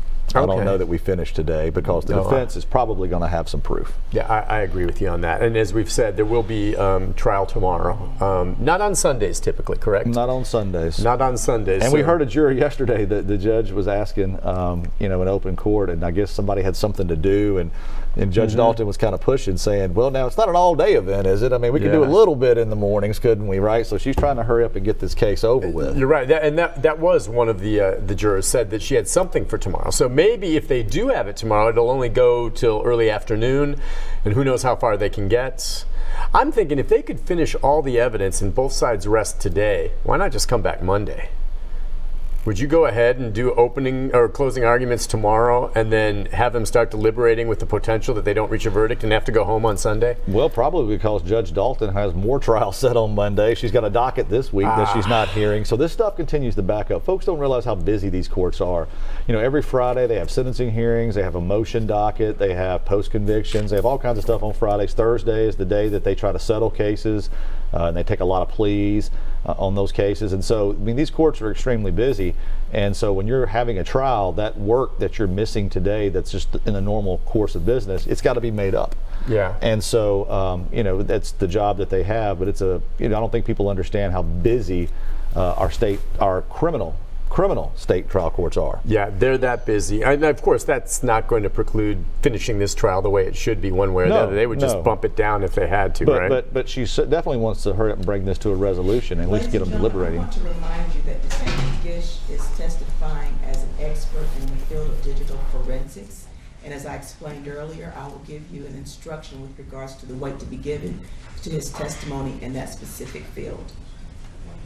Detective Gish, you were explaining that you ran this query related to any internet searches, but also looking at a timeline view of it as it relates to other communications on this device. Did you find anything that was relevant to the time frame of this investigation? I found a lot of things that were relevant in the time frame of this investigation. And can you describe the data that you found?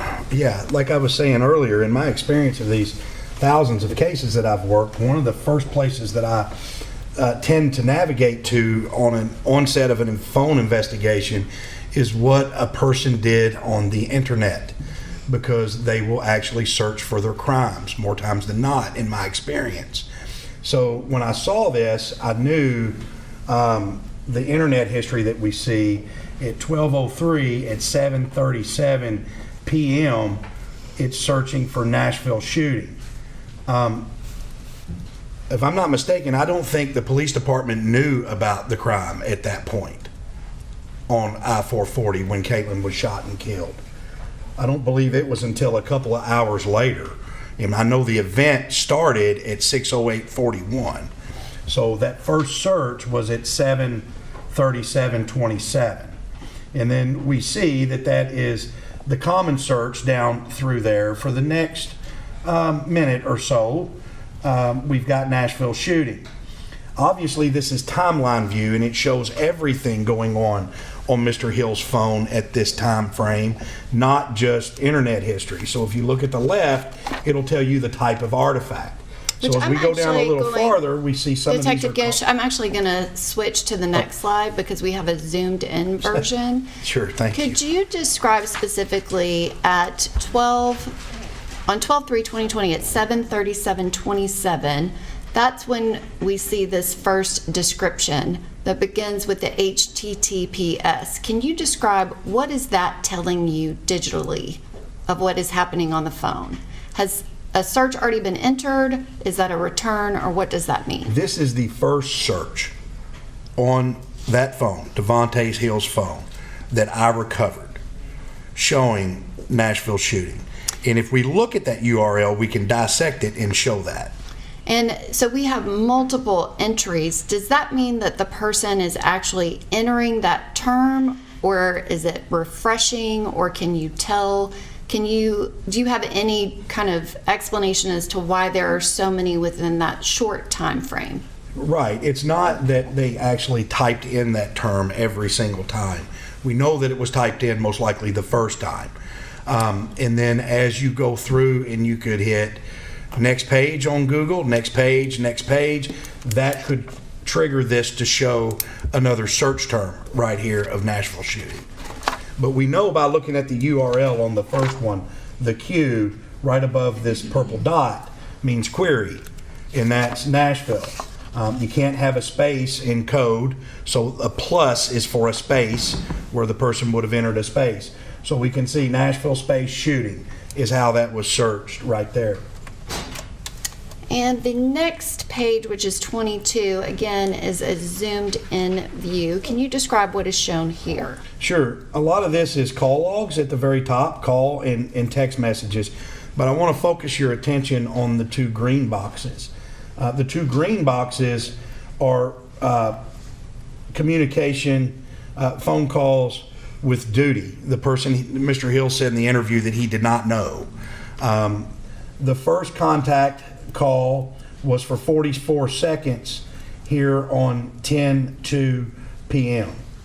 And that was for 44 seconds. And that was an outgoing call from Hill to Mr. Cowan. The second call was an incoming call on the second box where I just put the dot on 12/3/2020 at 11:53 p.m. and that was for 1 minute and 34 seconds. And then if we notice in the final red box right there, the Google Chrome history, I mean, this was less than 4 hours after Caitlyn was shot and killed. Mr. Hill was checking on a pizza order from Papa John's to track his food.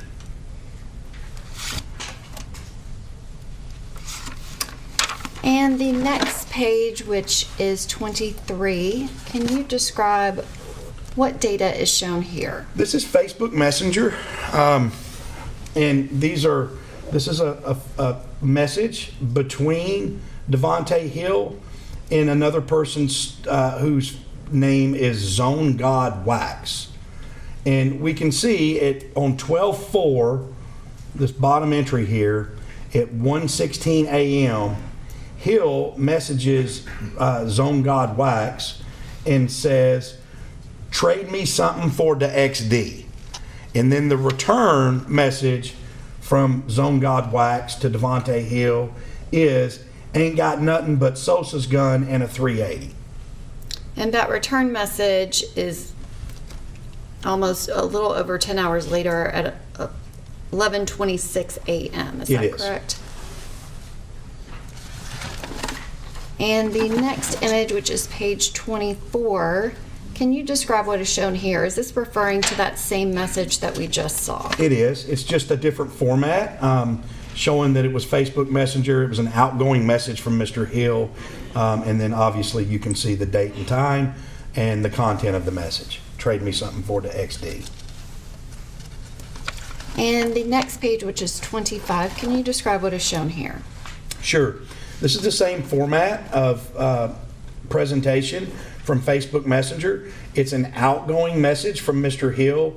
It was sent on 12/4/2020 at 1:43 a.m. and it was to a person named O.G. Walking Lick. And the text is, "Who got some 9 shells?" And the next image, which is page 26, can you describe what is shown here? Facebook Messenger again, an outgoing message from Mr. Hill to a person named King Aaron. And it was at 12/04/2020 at 1:44 a.m. And the text is, "Who got some 9 shells?" And the next image, which is page 27, can you describe what is shown here? Right, so in the middle of the screen we see an entry with a red box of 2 Google Chrome histories. In Fox 17, this was done, well, let me do the date and time first, 12/4/2020, 2:22 a.m. And this is a URL entry where a website was accessed, fox17.com. And then the title of this web page is "Local Nurse Shot and Killed on I-440 West." Right under that, we see access to a Twitter page about 45 seconds later at 2:23 in the morning. And this is the first reference that I was able to find that Mr. Hill actually saw that Caitlyn was a nurse. And you're referencing like a news article that Exactly. referenced that. And the next page, which is 28, can you describe what is shown here? This is, I took that URL and I actually plugged that URL into a computer at the office. So I want to be extremely transparent with the court that although URLs can change, a lot of times the news URLs don't. This image did not come from the phone of Mr. Hill. It came from a test computer after I copied that https://fox.com news. I put it in a test computer at our lab to see the actual web page that he would have pulled up and viewed, and this is that web page.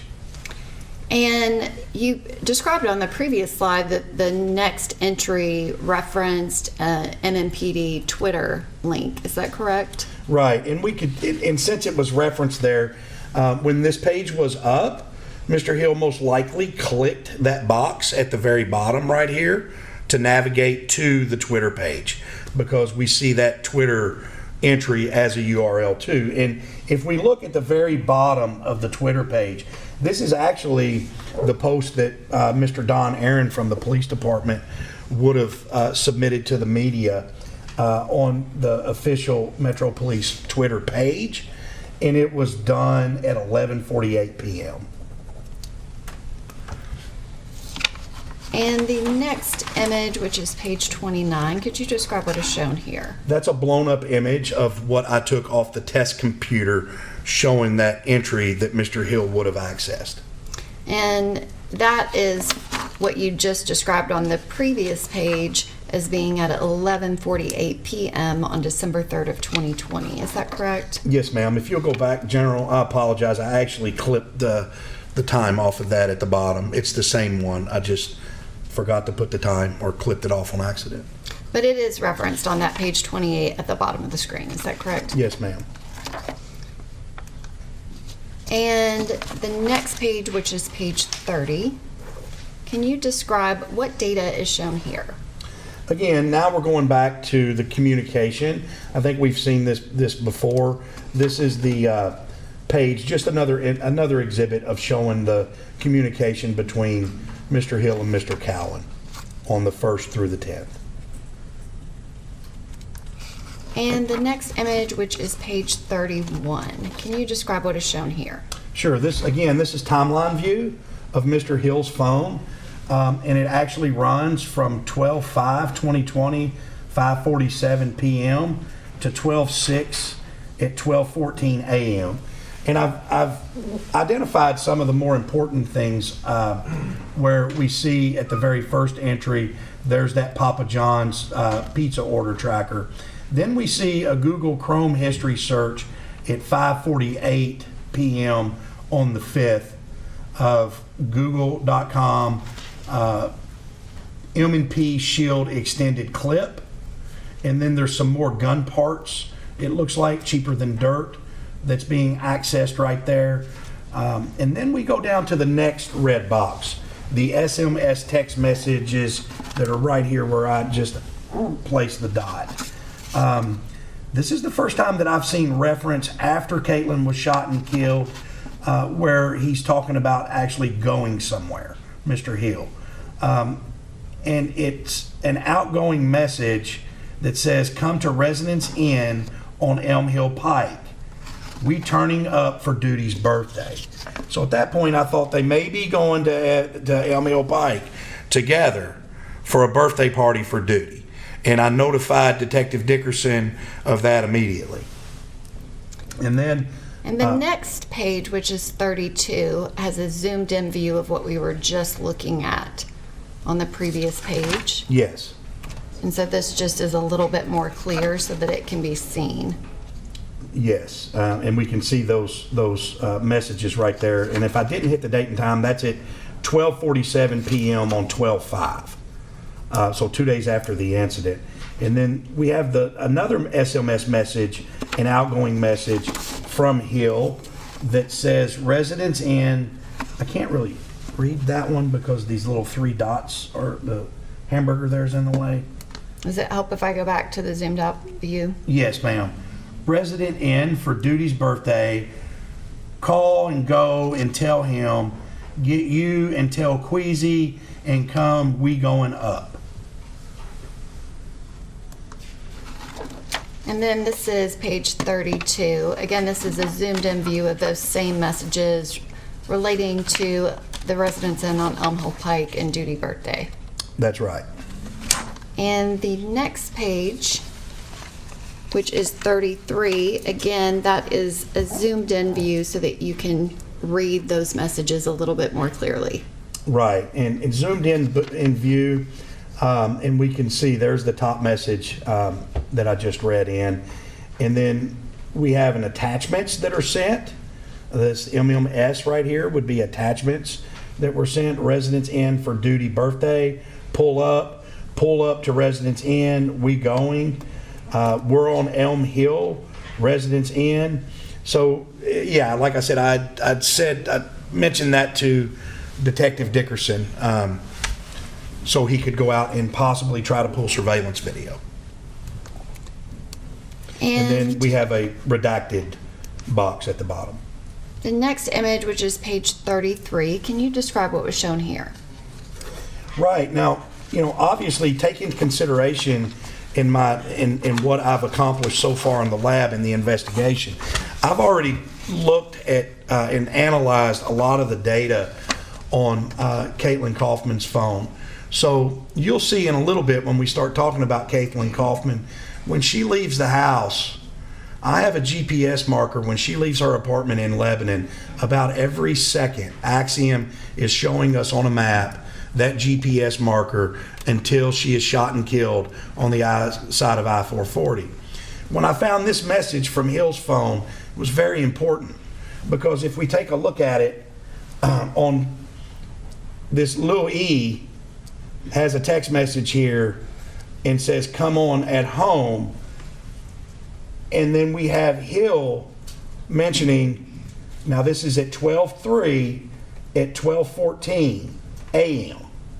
12:14 a.m. Okay, I'm in the car with Duty at Checkers. We fitting to get his food real quick. Again, this is a person that Mr. Hill said he didn't know, but he is with Duty 18 hours before Caitlyn is shot and killed. And the next image, which is page 34, can you describe what is shown here?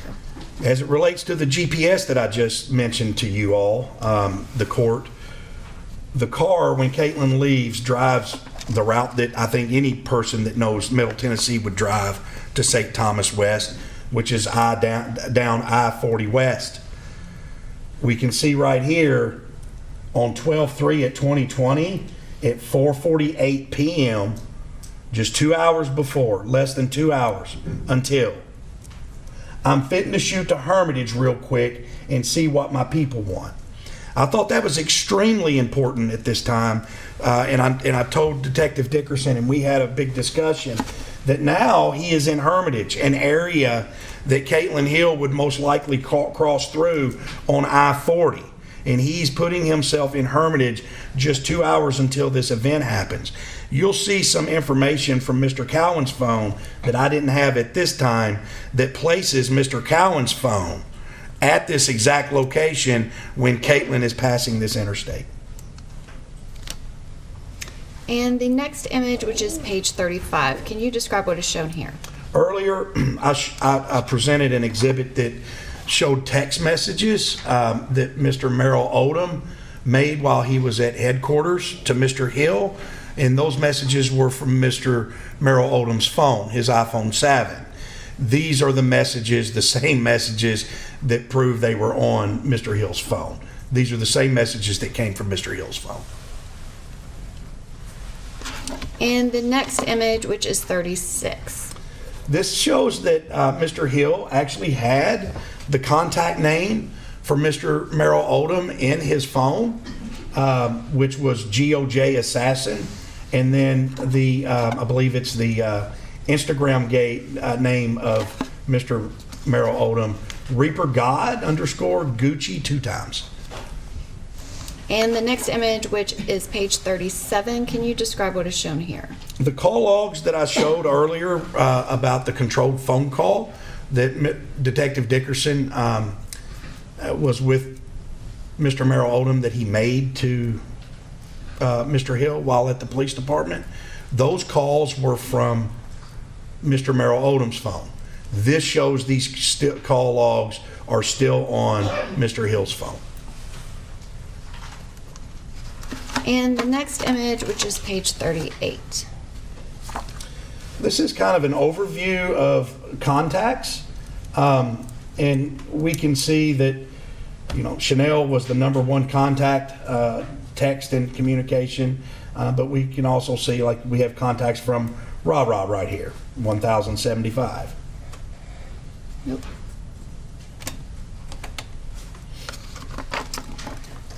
And you completed a full extraction of Mr. Hill's phone, and are those the more relevant portions of the data obtained from his device? Yes, ma'am. And did you also, at some point, receive phones related to Mr. James Cowan? 3 phones. And specifically, I'm going to ask you about what has been previously introduced as Exhibit 21. Can you describe your analysis of this device? And this is page 39. This is a phone that was seized from Mr. Cowan upon his arrest. We'll hit the high points here. It's an Alcatel phone. The phone number is 615-761-7664. And it was a flip phone. It was not a smartphone, which is important. And it indicates that there is an unknown mobile network operator. So what does that tell you, if anything? It tells me that it's track phone, if we look right above here, and was probably had track phone service. That would be more of an Andy Valley question. And the next image, which is page 40, can you describe what is shown here? Right. This is just showing the extraction of that physical phone, the Alcatel. And did this phone have a large amount of GPS data and or other relevant information related to this case? It did not have any GPS data. It was a dumb flip phone, if you will, but it did have some relevant information as it related to the contact list that Mr. Cowan had saved for himself. And I just put page 41 up. Did you, I guess, pull out the entire contact list for that? Right, and it starts right here with 98 Mike. You can see, and then it goes through. And then there should be a contact list that I have a couple of red circles around. And the next page, which is 42. Right. We can see this name down here that says me, number 2. This is that number that Andy Valley will talk about was assigned to James Cowan at the time of the incident, but we never recovered a phone with this number assigned to it. This is the 615-477-8664. And then we have the new number, which is another phone, me new, 615-733 5312, sorry. And the next page, which is 43, is that just a continuation of the entirety of that contact list? Yes, and it ends with Tayball right here. And the next page, which is 44, I think is the very end of the contact list. Right, Yo New would be the very last contact.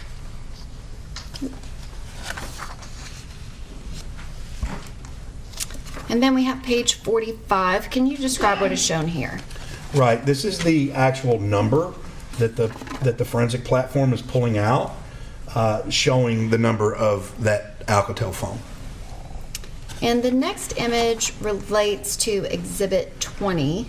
You said that you analyzed 3 separate phones obtained from Mr. Cowan. Can you describe what is shown here and your analysis of Exhibit 20? Sure. Again, we've got the name of the phone, make and model, which is a TCL Revel 4 Plus. It's an Android 10. And then the Google ID we can see is dooskydoo24@gmail.com. And then the second Google ID assigned to that at some point was dlillard6@gmail.com.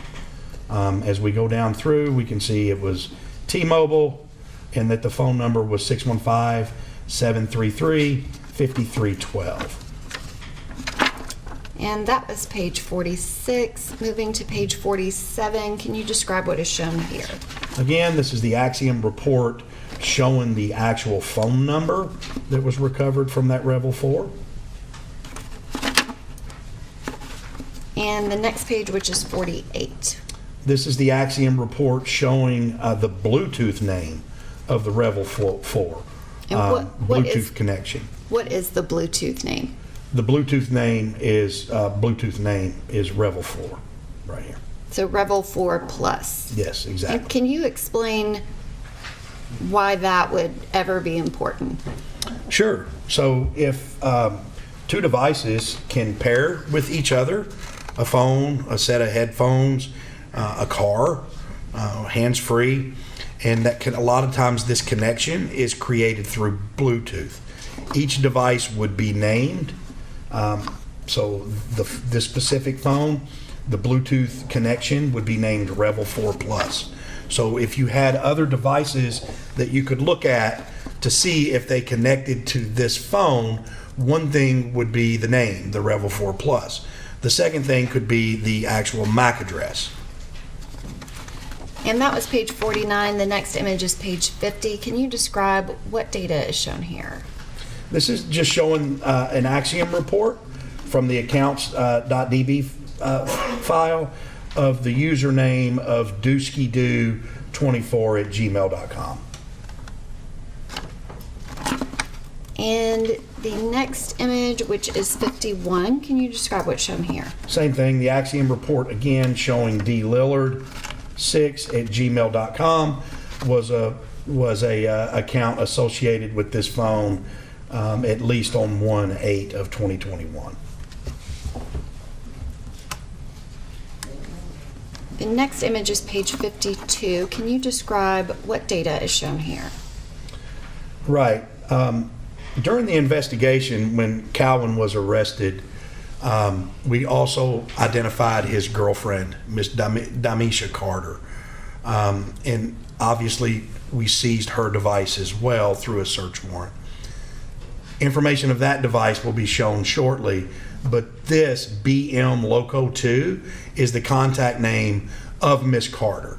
So we're looking at text messages that Mr. Cowan and Miss Carter had from Mr. Cowan's Revel 4 phone. And if you would like me to read this one, I can. Just for the record, there are 4 messages that are listed on this page. They begin January 9th, 2021 at 3:38 and 33 seconds p.m. The next message, same date, 3:40:59. Next message, same date, 3:53:09. Fourth message, same date, 3:53:17. But those are all messages between Mr. Cowan's on this device and Ms. Damisha Carter at 615-734-7072. That's correct.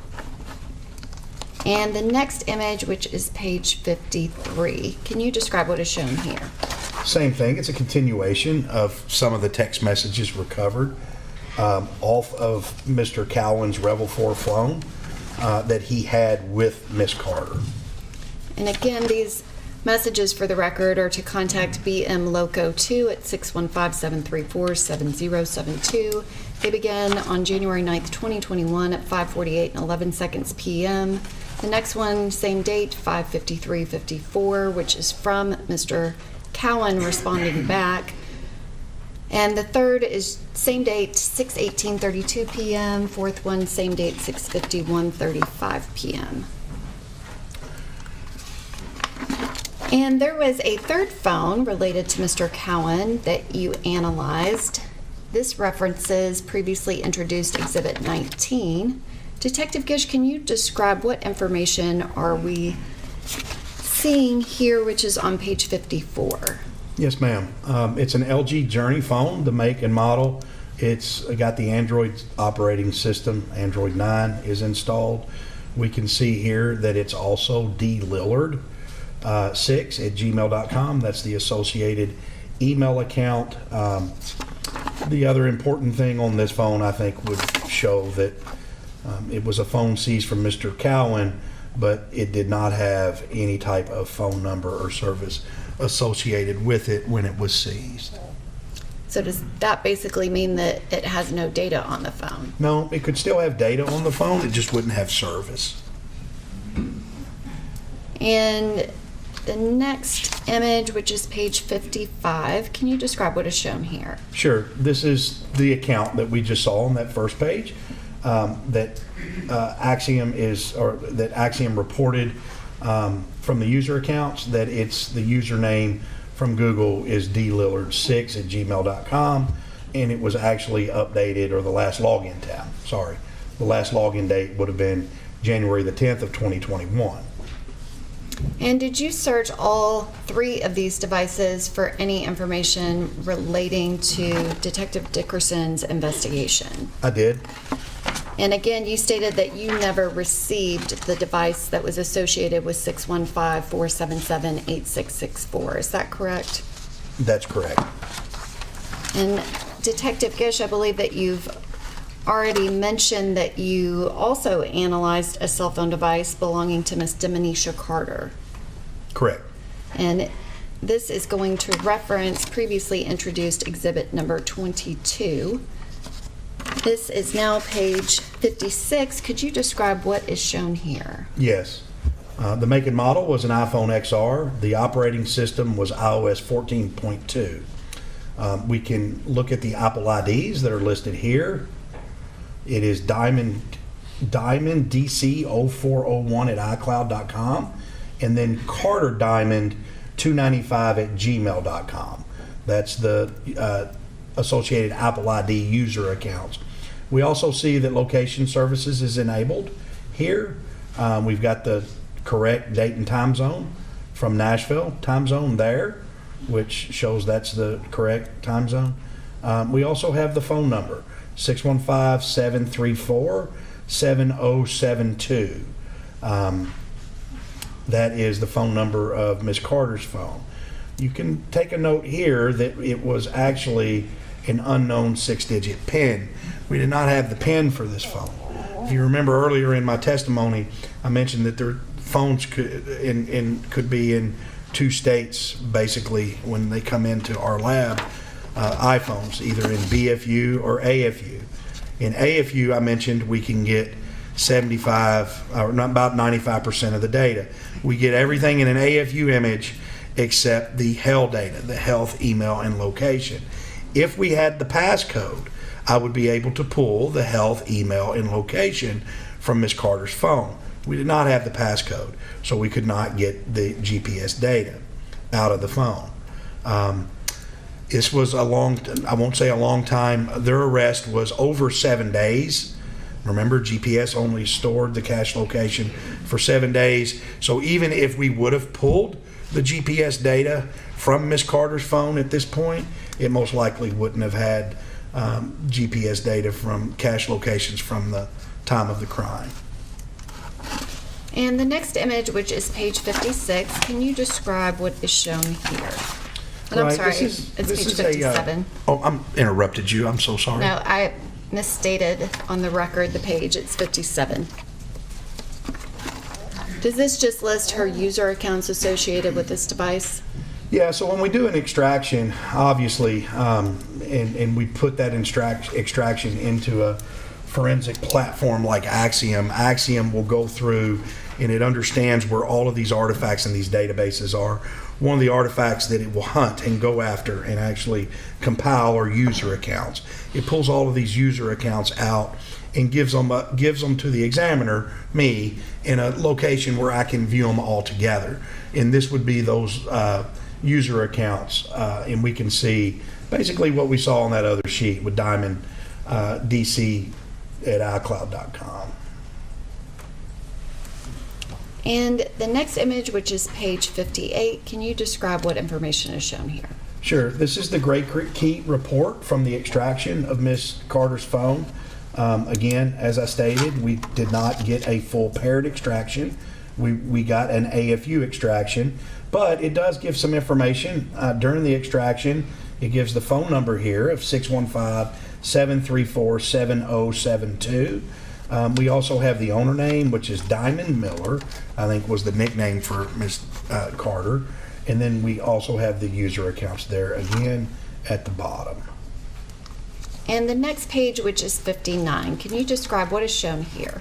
Right. So when we got, this was very, very important to the investigation.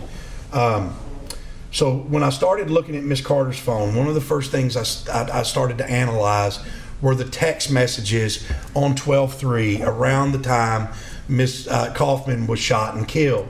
And what I found was text messages from Miss Carter to Mr. Cowan, to that number that Mr. Cowan used at that time, but we did not recover that phone. If you'll notice, these text messages are at 12/3/2020, and the first one is at 6/11/44. This is only 3 minutes after I identified the event happening or starting in Miss Kaufman's phone at 6:08:41. Miss Carter sends him a message that says 115 Woodmont Boulevard. That was new to us at the time. Extremely new. We had no idea about this information. So I called Detective Dickerson in completely. We started looking at this. The second one is, the response is, I'm at the light. So that is a response back from his phone to her, I'm at the light, and that's at 6:20. And then at 6:26, the response from Mr. Cowan to Miss Carter is, I'm outside. And then she says, coming. This is 3 minutes right after Caitlyn is shot and killed, and that is that side of town, very, very close to the location where Caitlyn Kaufman was located. And that last response from Ms. Carter is at 6:29 and 53 seconds p.m. on December 3rd, 2020. Yes, and I will mention here too, at that time we started investigating. Again, this was a collaboration of an investigation between myself, Detective Dickerson, Detective Valley, also Detective Heil, Detective Moyer, Detective High, Sergeant Baird, in our SISU department.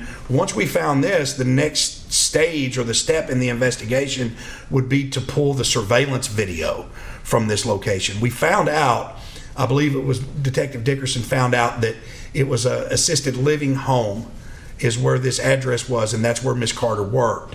So we sent SISU, the team, to that location to recover the video, but it had been so long that the video had been overwritten. And we did that immediately as soon as we found these messages. And so your unit went out looking for surveillance video, but again, you get this phone sometime in January, is that right? Yeah, this was almost a little over a month, I believe. Which you had mentioned previously in your testimony about surveillance video related to the Residence Inn. Was your team able to locate that video? I don't think any, if they did locate it, it wasn't any cameras that were useful. Okay, so you're explaining that they're going out and looking for video, but no video was found that was connected to this. Right. I mean, one thing about digital forensics when we're looking into this is connecting one type of digital evidence can lead us to a different type of digital evidence, right? I mean, the DVRs at these locations, at the mom and pop stores, at the Residence Inn, at 115 Woodmont, at the assisted living facility, that's something that we want to capture really, really quickly and get quick. Sometimes these DVRs are set because they're constantly recording data, and that's a lot of data when you're talking about cameras. If they have the compression set up really high and maybe the resolution low, it just depends. And a lot of places, what we found, 30 to 60 days, that footage is going to be overwritten. And we didn't get lucky in either one of these locations, unfortunately. And the next image is page 60. Can you describe what is shown here? Yes, so once I found that, I started going through the text messages and found that this looked like a common occurrence. The very next day at 5:40, she sends a text message. We get a text message, "I'll be ready at 6:15," and that was on 12/4 at 5:40. Again, here's the 115 Woodmont Boulevard, 10 minutes. And then, "Can you bring me some Waffle House home, please?" And that's also, you referenced the 12/4, but the address that is sent by Ms. Carter was at 6:17 p.m. on December 4th of 2020. And then the response back from Mr. Cowan's device at 615-477-8664 was 10 minutes, and that response was sent on December 4th, 2020 at 6:23 p.m. and 39 seconds. Right.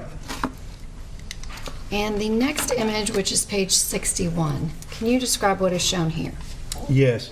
We talked about Bluetooth earlier, about being able to, the name of a Bluetooth and connecting to a specific Bluetooth device that may have another name. Phones also have, especially when we're talking about iPhones, they have a Wi-Fi capabilities in the phone itself.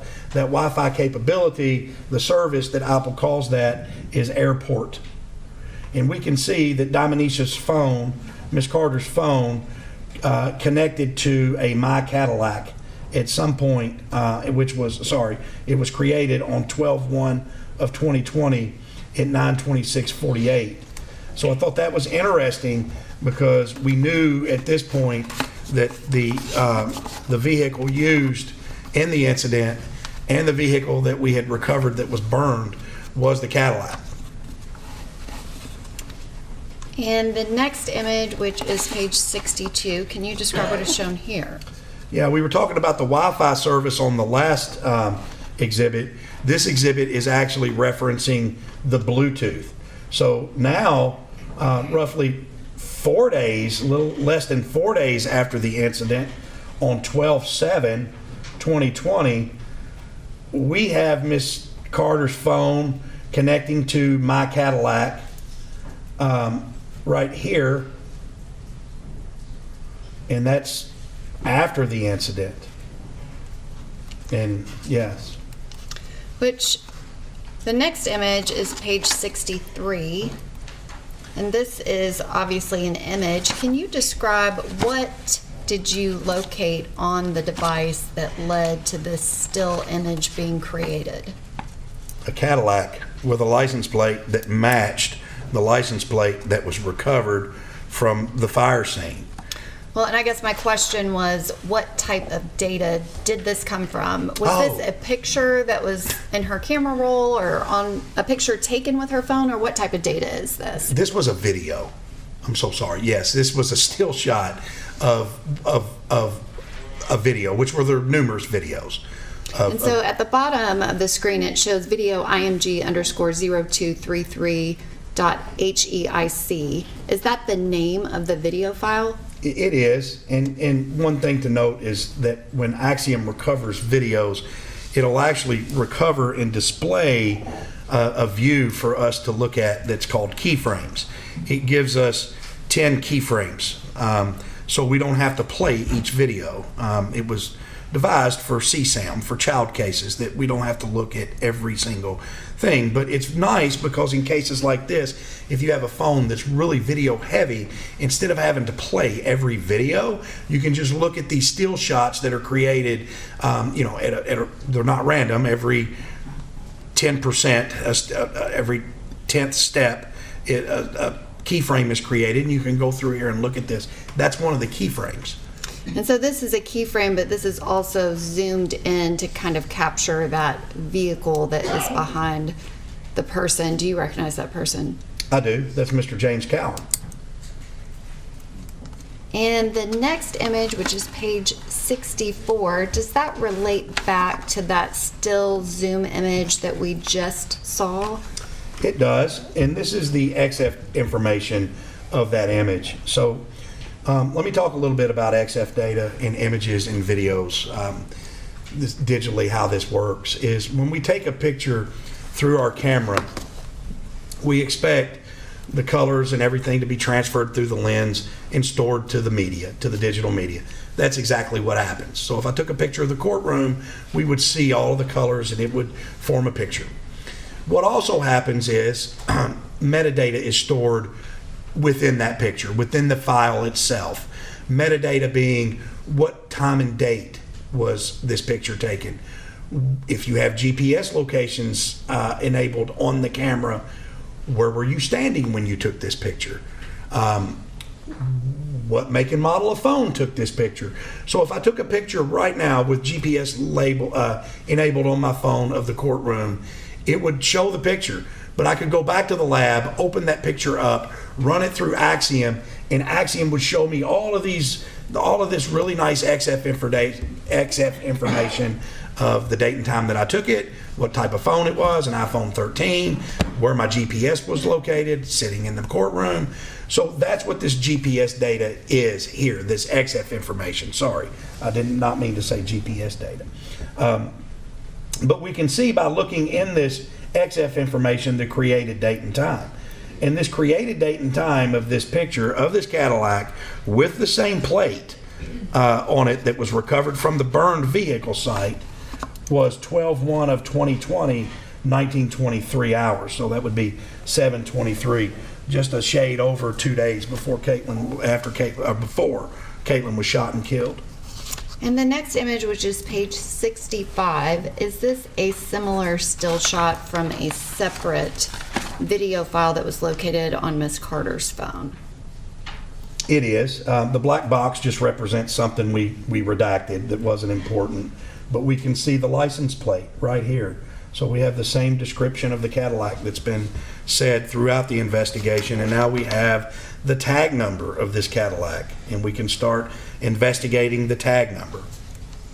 And that was IMG 0237 on page 65. On page 66, is this that same metadata, XIF data related to that video file? It was, and if we notice inside the red box here, in this Axiom report, we can see that it was also on 12/1 at 2020, around the same time, 7/23. And the next image, which is page 67, is this again a zoomed in image of the actual license plate for that Cadillac SUV that is taken from that same video file, IMG_0237? Yes, ma'am. It's Edward Victor Robert, Adam 80, Florida. Move your approach, Sean.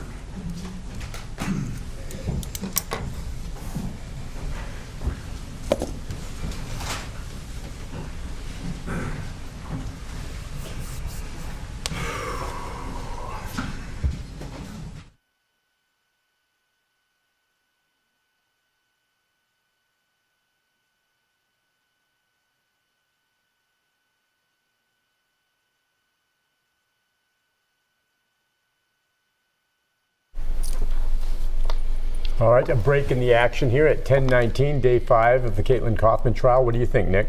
Well, I think they're going through this to show. We're about ready to hear who this vehicle was registered to, if it was a rental car, if it was registered to Mr. Cowan. But clearly, Detective Gish has placed him, Mr. Cowan, that is, in the general vicinity of 440. They were apparently every day about the same time. It looks as though he goes and picks his girlfriend up from 115 Woodmont Boulevard. And I think that's what it's going to show, that he maybe was on the way to pick up his girlfriend that day. Yep, exactly. When this had occurred. They're going to great lengths to show that he was at the scene. And of course, I don't think we've heard anything about GPS on the phones placing him at the scene due to several technical glitches and whether things were activated and were not activated. But again, through circumstantial evidence, they're showing that he very much so could have, been in the scene. He was on the right side of town, let's say. Yes. So this was kind of interesting. And that was at what time that where he's going to pick up his girlfriend? This would have been just a minutes. This would have been, 7 or 8 minutes on the day of, so. Yeah, but earlier in the day, obviously, before the shooting incident, right? Well, no, I think the first text message that they have is, if this happened at 6:08, right, and then at like 6:11 or 6:12, the girlfriend says, I'm ready or something like that. And he says, I'm at the light. So puts him in the general vicinity of West Nashville, 440, Woodmont. Clearly it's not conclusive. Right. But we don't have the cell phone pingings that I thought we would maybe see, as we've seen in other cases. They did have a photo, a still taken from some video that shows him in front of that Florida license plate and that vehicle, linking him to the vehicle. Linking him, well, he's standing in front of the vehicle. Again, we're not there yet, but it looks like Mr. Munkabo, his lawyer has asked for a sidebar, and clearly what's getting ready to come is who this vehicle is registered to. Yep. And I don't know that, obviously there's going to be a potential objection here. I don't know if Detective Gish is necessarily the one who can testify. I mean, was this a rented vehicle? Some people had mentioned that. I had seen some reference to a vehicle being rented out of Florida, but that just doesn't make sense, does it? Was it Hertz, is what I'm hearing from our producer in my ear, again, that he was renting a vehicle from Hertz, but we heard testimony that he had this Cadillac and he was the only one that drove it and was the one, that was what he always went around in. So it just doesn't make sense to me that he's renting a car, but maybe that's what he was doing.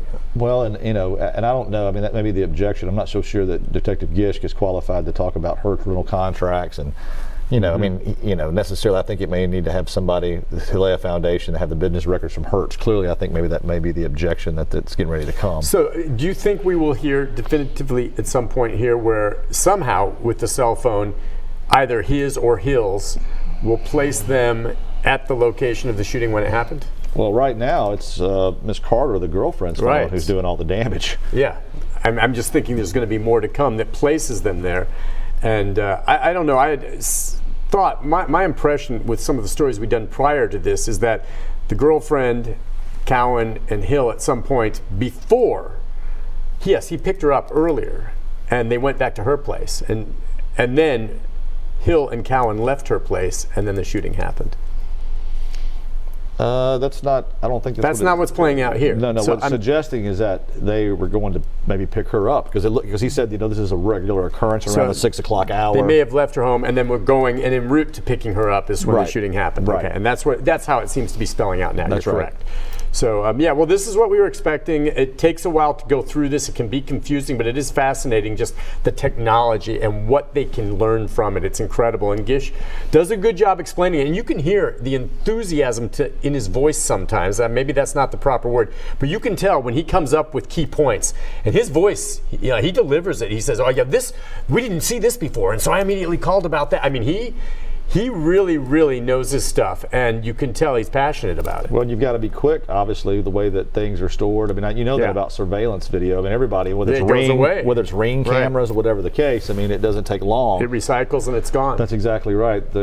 The books there on the judge's bench there, the red books are what's known as jury pattern instructions, and so those are the books that the judge uses to come up with the jury instructions. And so there's jury instructions for all kinds of different crimes, all kinds of different special instructions.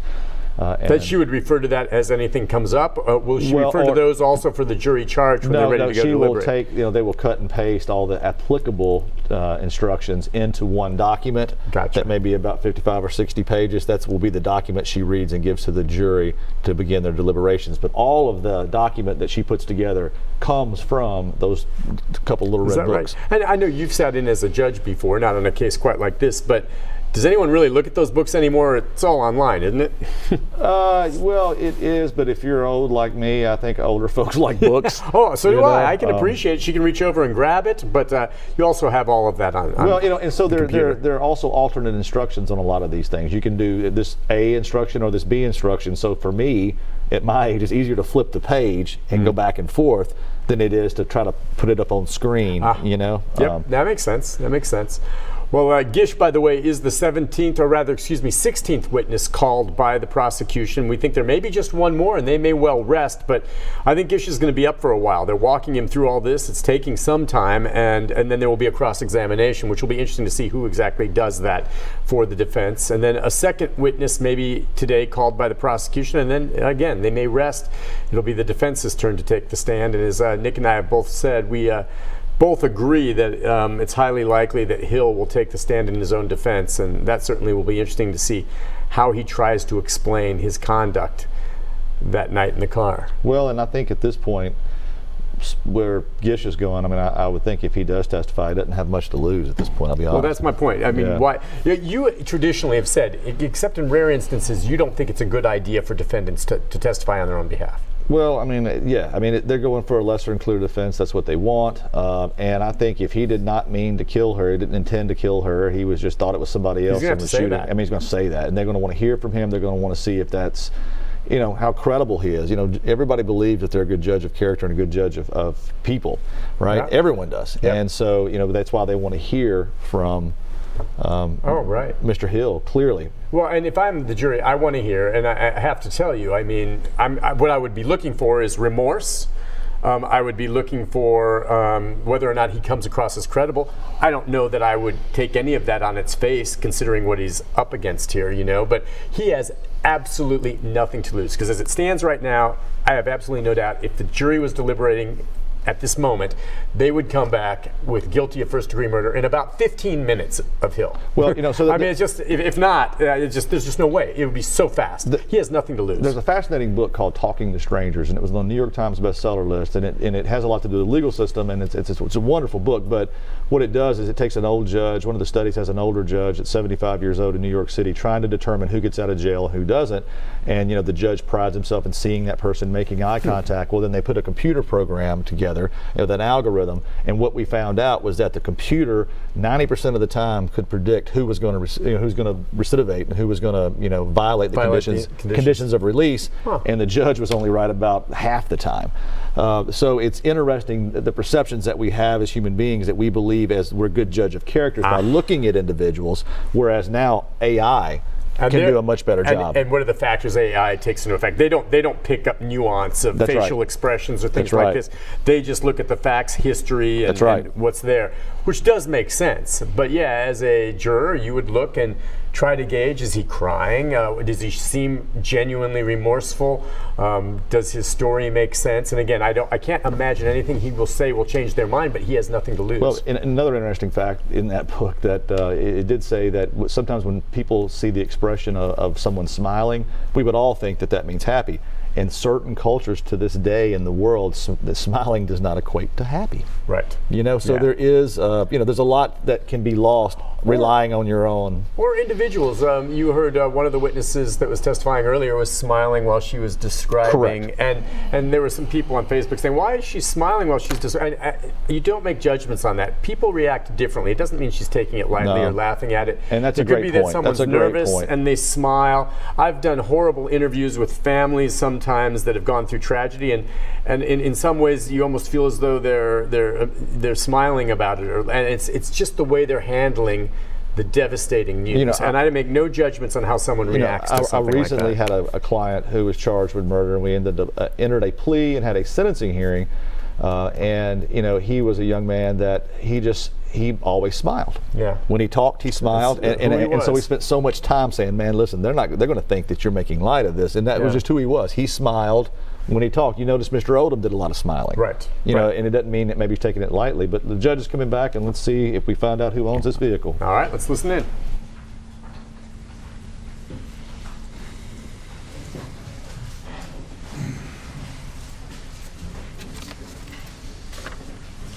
Detective Gish, the next page is page 68. Can you describe what is shown here? Yes, ma'am. So when we had the tag number from the car or the Cadillac, I was collaborating obviously with Detective Dickerson and Special Agent Andy Valley, and an investigation was completed into that tag number, and we found out that the vehicle, the Cadillac, was a rental from Hertz Rental Services. And if you take a look, we can see that where I have it highlighted at the red box at the top, this record is from Hertz. They sent us this information about the Cadillac. It was rented on 11/16/2020, and we can see that it was actually a one-day rental.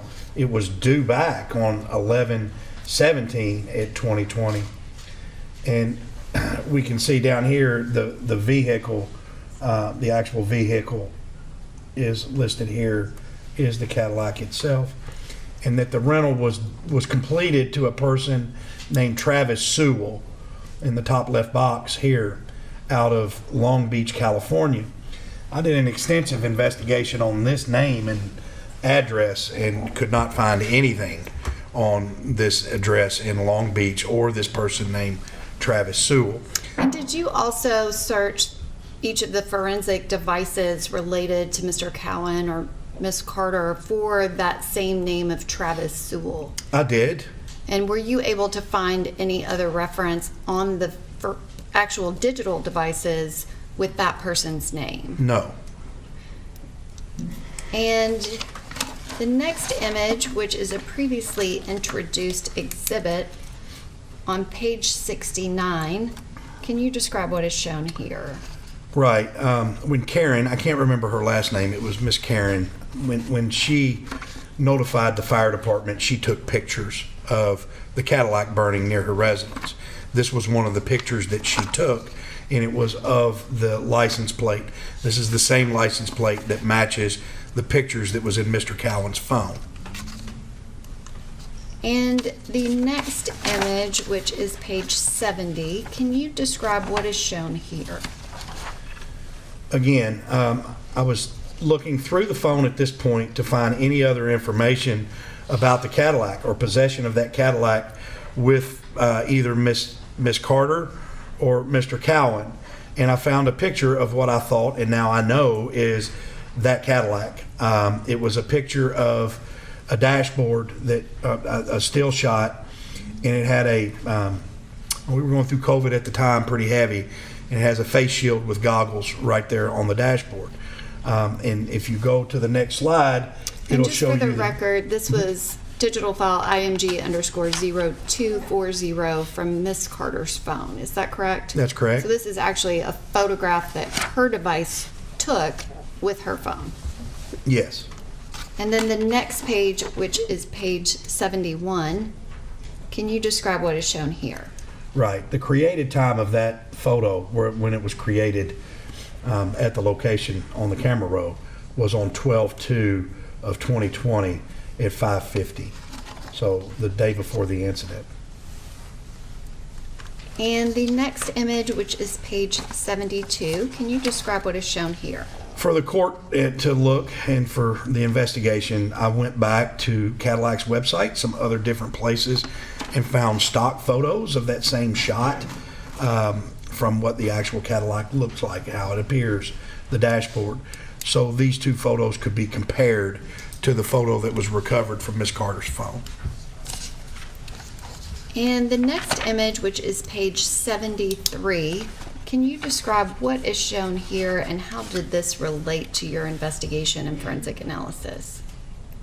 Again, this right here just goes and adds more evidence to the Cadillac belonging to Mr. Cowan.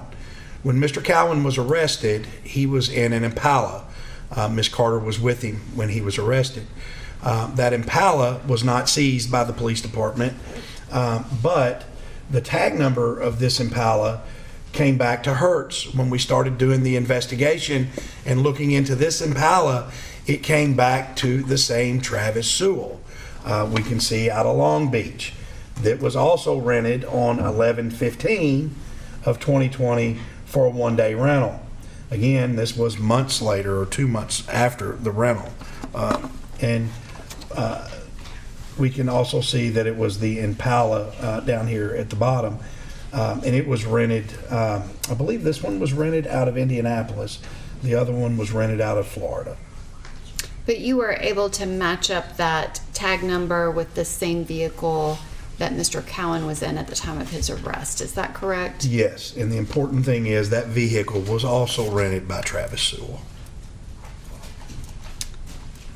And the next image, which is page 74, can you describe what is shown here? Yes, Oriole Avenue is where I believe it was Miss Carter's sister resided. So I went to Oriole Avenue to take some pictures, but I also found a search term of Oriole Avenue in her phone here of 329 Oriole Avenue. And is that, when you say search term, is that if you are searching so that you can get directions to go to a particular address, or? Yeah, if we take a look, and that's where I was going at the bottom, we can look and see that that's actually from the Maps database. So that was most likely completed with either iMaps or Google Maps. But it was mapping themselves, and then we look at the bottom to the Oriole Drive address. And these reports are from Axiom that show that.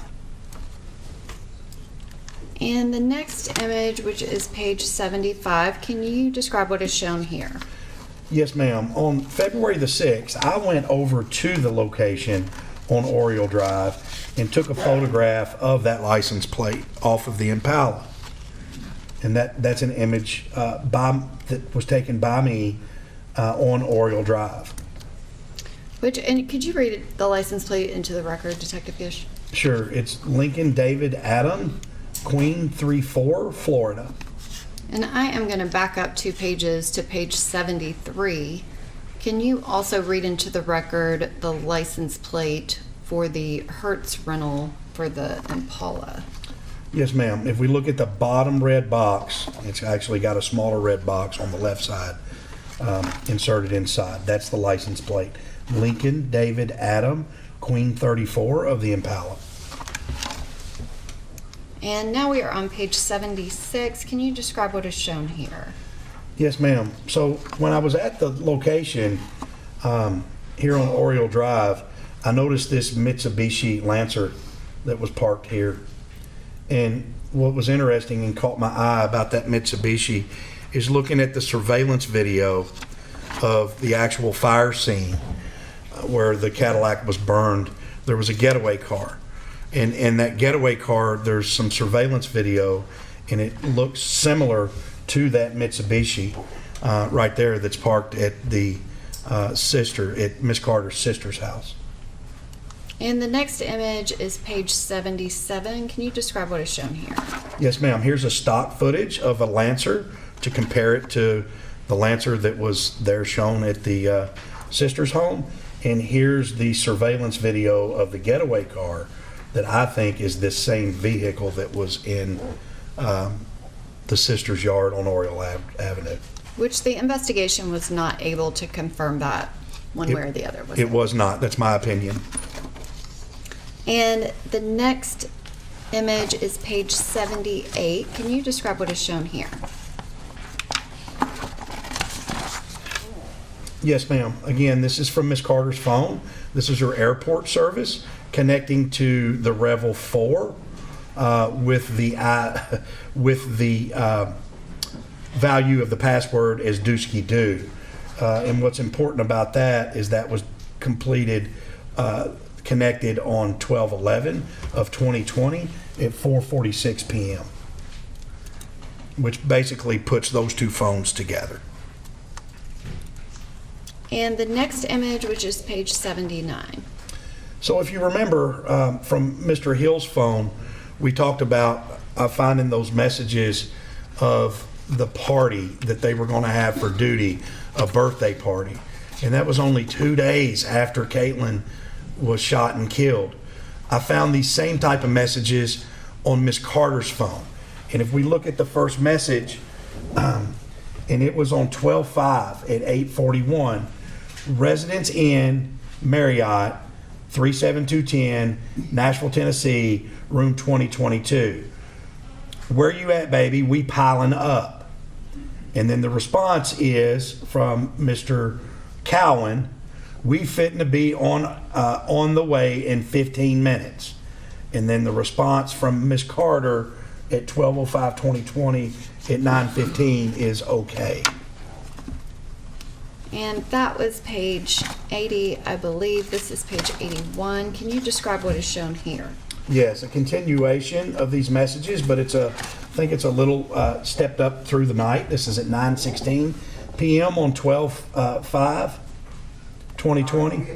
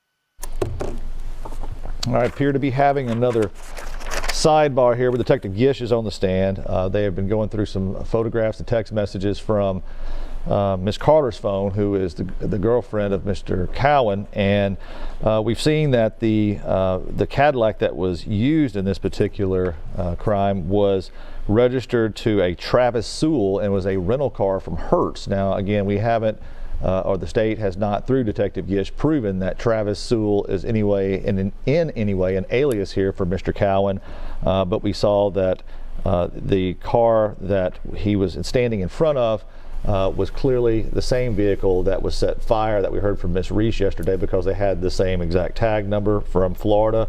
And then there was another vehicle that he was arrested in, which was a Impala, a Chevy Impala, and that also was a Hertz rental vehicle that came back to the name of a Travis Sewell. So we've not gotten to the point of knowing who Mr. Travis Sewell is yet, and now there are some text messages they're talking about from Mr. Cowan to his girlfriend that occurred on December the 11th.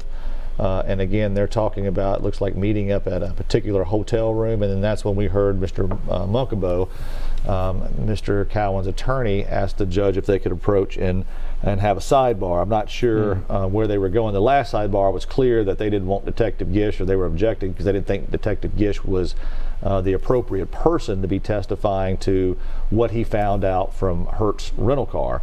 But the judge overruled that objection, and he did get into that. But again, we do not know who Mr. Travis Sewell is. I mean, is the prosecution going to make the point, or try to make the point, that that's an alias that he uses to rent these cars? There's a lot of aliases, but we haven't found this one yet. And he said that he cross-referenced it with everything in Miss Carter's phone, everything in the phone of Mr. Hill, and they didn't find any matches for that name. But one thing that stands out to me, though, is if you ever rented a car, seems like it's a little bit difficult to do that in a fictitious name. You would have to have a fake ID. Some kind of identification. And you would have to have a credit card maybe that matches, depending on the company. Oh, sure. These days, depending on the company, and this is a big one, right? Now, but Hertz, I tell you this, Enterprise is the worst. I mean, they're the ones that are the most strict. Hertz and Budget seem to like to bend the rules a little bit more. So maybe I could use a Nick Barris credit card with a fictitious, it doesn't have to be the same name. Maybe, okay, but I know last time I've rented from Hertz, and yeah, you do have to have everything you just said. It's not like, oh, here you go. No. So I mean, clearly there would have to be a fake ID Okay. to rent the name, or there must be Mr. Travis Sewell could be with them. Is there a possibility, or could they have subpoenaed Miss Carter, his girlfriend? Sure, Why don't we sure. hear from her? Well, I don't know, but it sounds like the Okay, let's take a look. sidebar may be over. It sounds like they're breaking away. We'll, About 2 hours, it's probably a good time for us to take a break at just drink and some water. Exactly. All right. Don't discuss the case during break.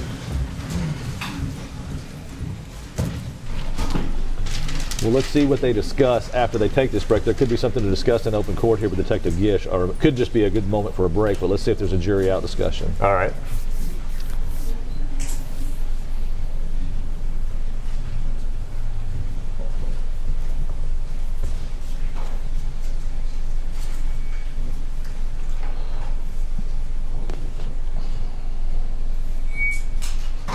Oh, okay, we may be seated. All right, yes. I think the objection is clear. Yes, ma'am, Jerry wanted to respond. Yes, Your Honor. The state's response to the photograph that specifically, ma'am, do you want me to put it up or no? I think these are Mr.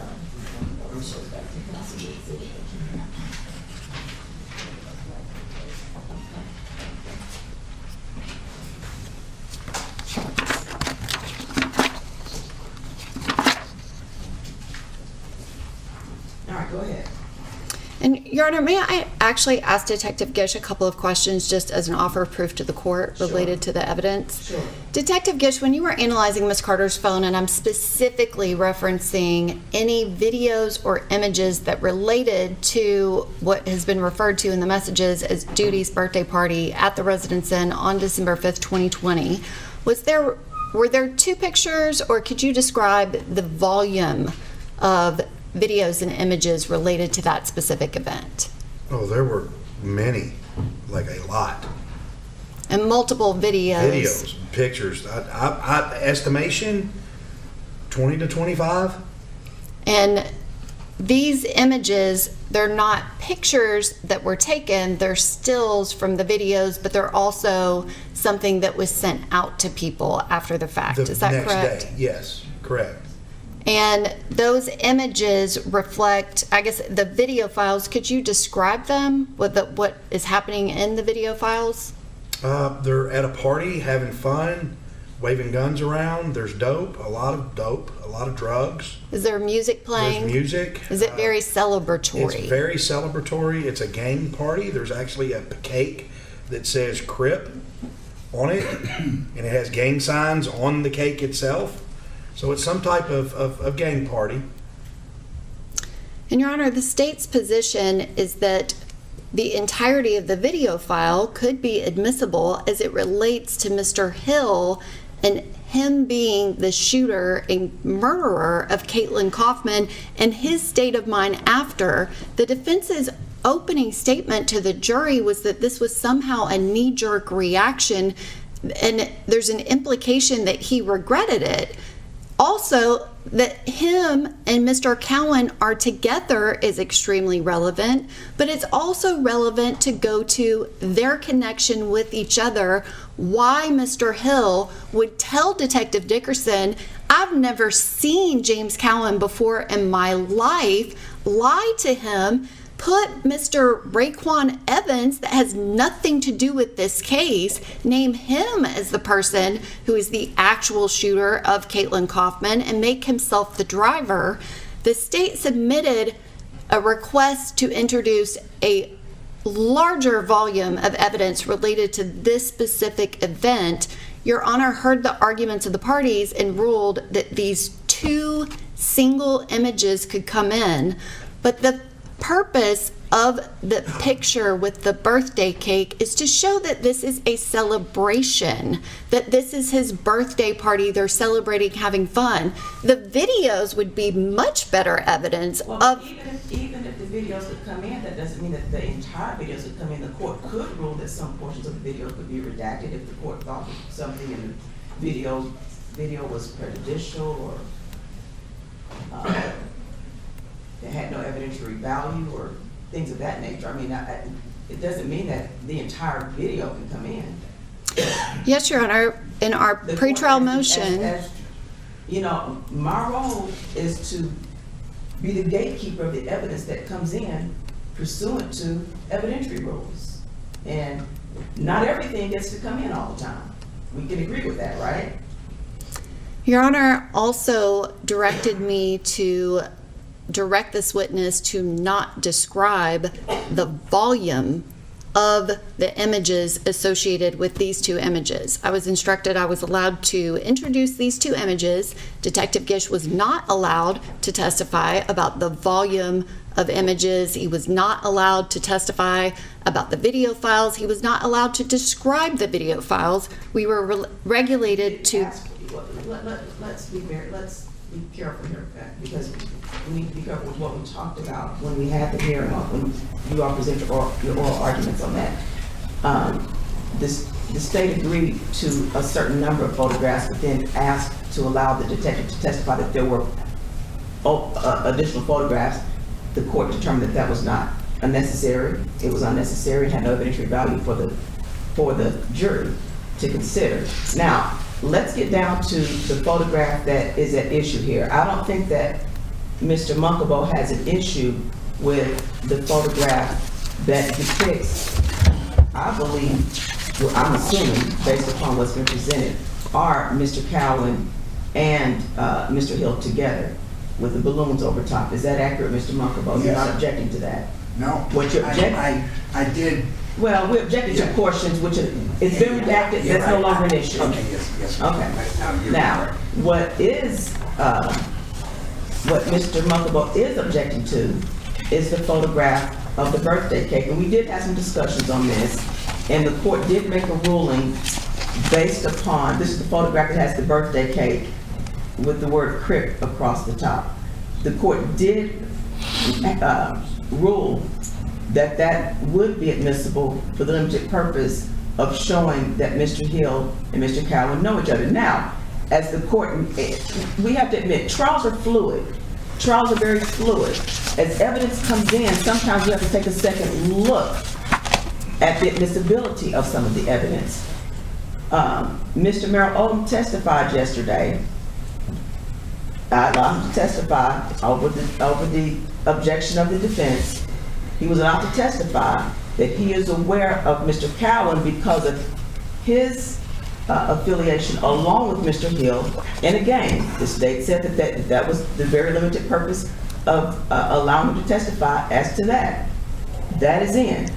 If you look at the picture of the two, and I am assuming that this is all the same birthday, the same event that the individuals are attending, which I'm assuming is a birthday party, based upon the evidence that has come in.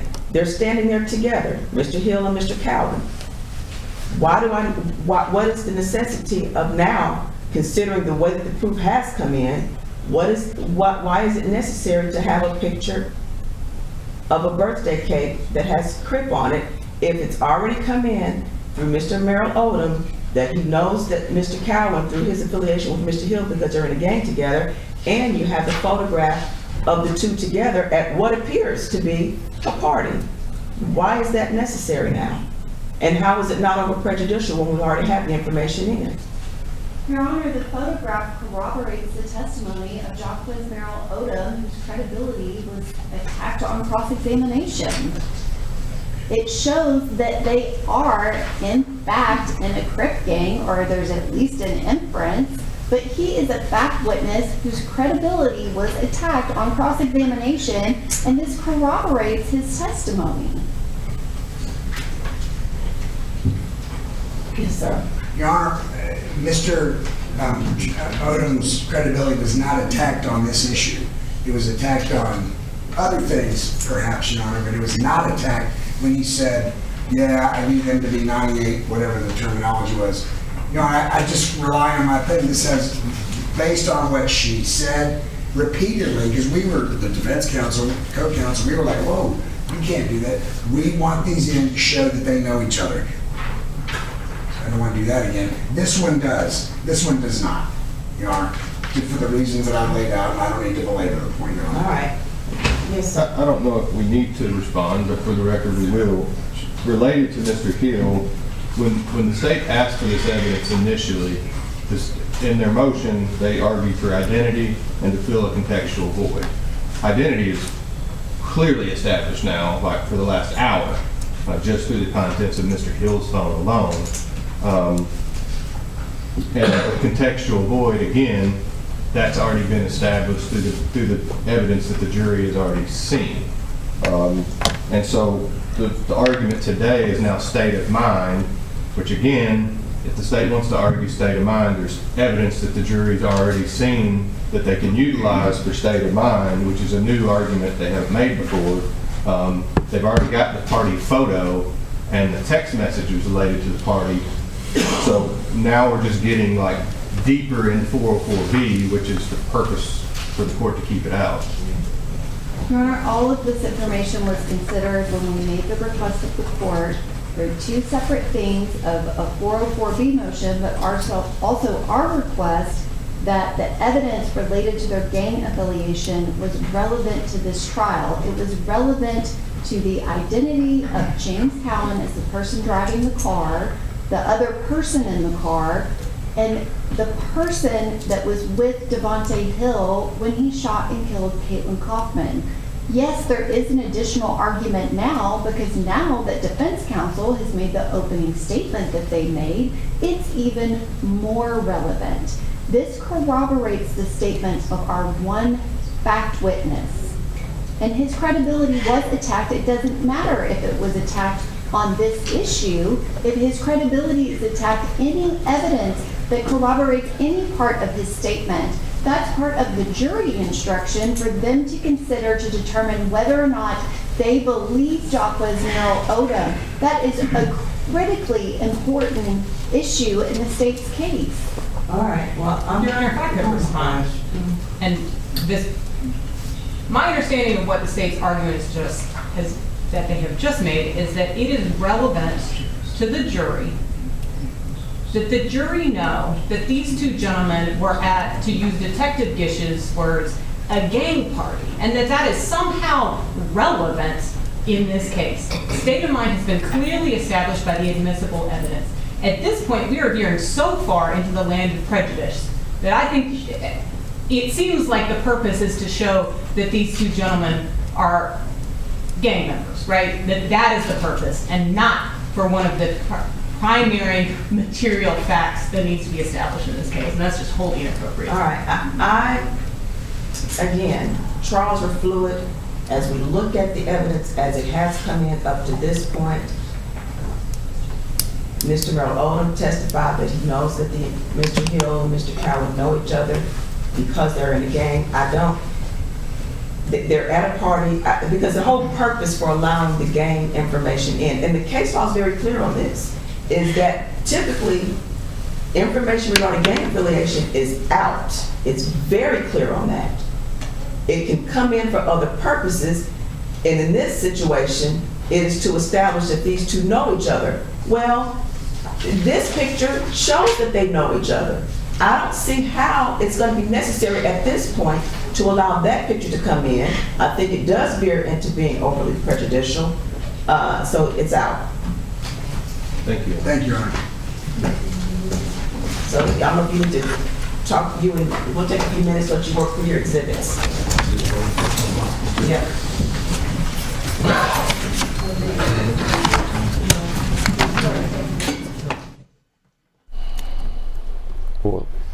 Okay, what you just heard happened, as you see on the screen there, with the jury not in the courtroom, and the debate, Nick, was over whether or not to show those the videos or the photos that they have of that gang party. And I, for one, after listening to both sides, agree with the judge. Yeah, good for Judge Dalton. I mean, that's it was prejudicial. Did you understand the argument from Jan about why she felt that should be coming in? Listen, I mean, good lawyers on both sides will try to get one over and essentially cheat. But that's what good lawyers do, right? They try to stretch everything as far as they can to get as much in as they want to get in, right?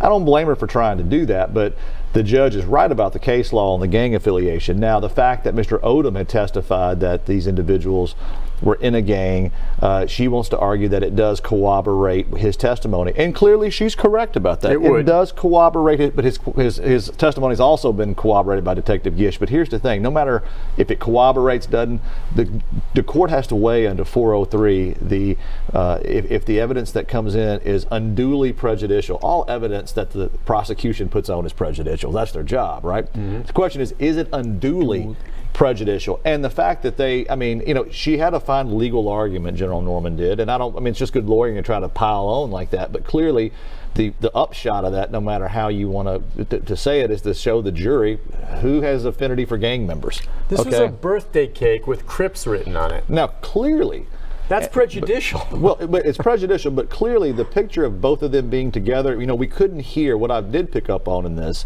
is that we couldn't hear the videotaped interrogation of Mr. Hill because the audio was so poor, but General Norman did say that Hill said that he had never met Mr. Cowan. So that's a horrible picture to come in, that's really going to look bad.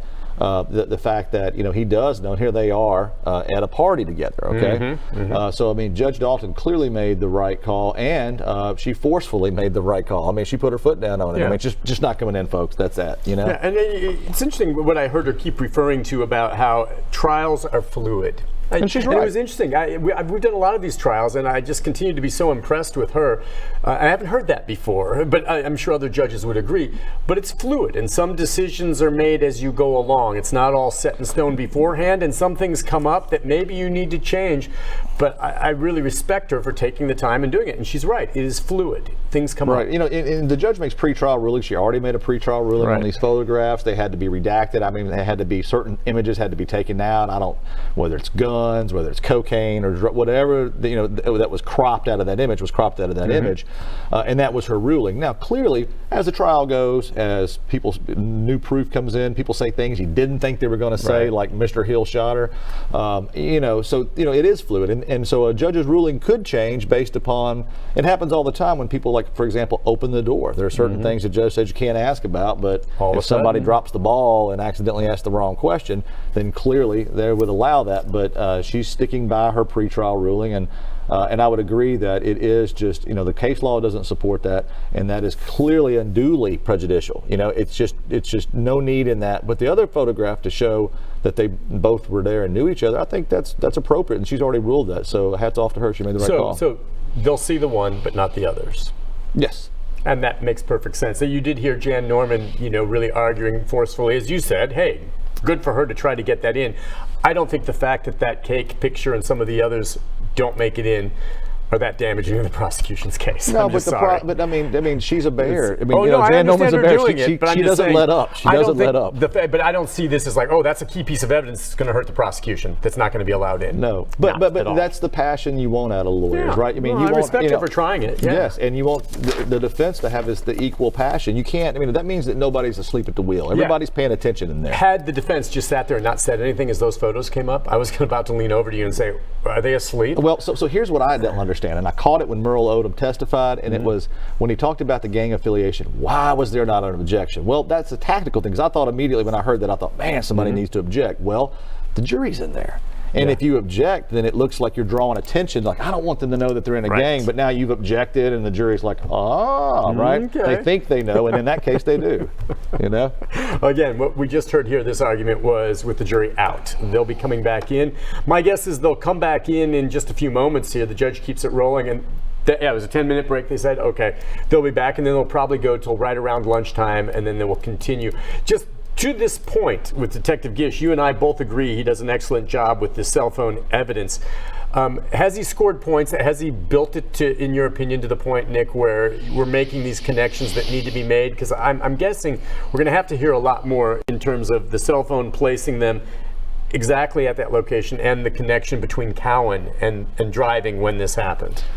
Yeah, they're going to have to do a little bit more, but I think it's important to note, too, though, that depending, and we think Mr. Hill's going to testify, okay? Right. I think that he almost has to with the position he's taken, but depending on what he says, I was upset, I was distraught, I hated that. I was under the influence? Well, potentially, but he could open the door in his testimony to where now the whole video comes in. Right now, the birthday cake, the videos, the steals, and all that stuff, depending on what he says. That's the danger in testifying in your own defense, because you could open the door. I mean, that's exactly what he's going to say. I was upset, and all that stuff. Well, if 2 days later you're at a party with guns, blowing cocaine, I mean, you don't look like you're too upset there, right? So you got to watch it, because Jan Norman's not done. No, you're right. That will be very interesting. We think he will very likely be called by the defense in this case.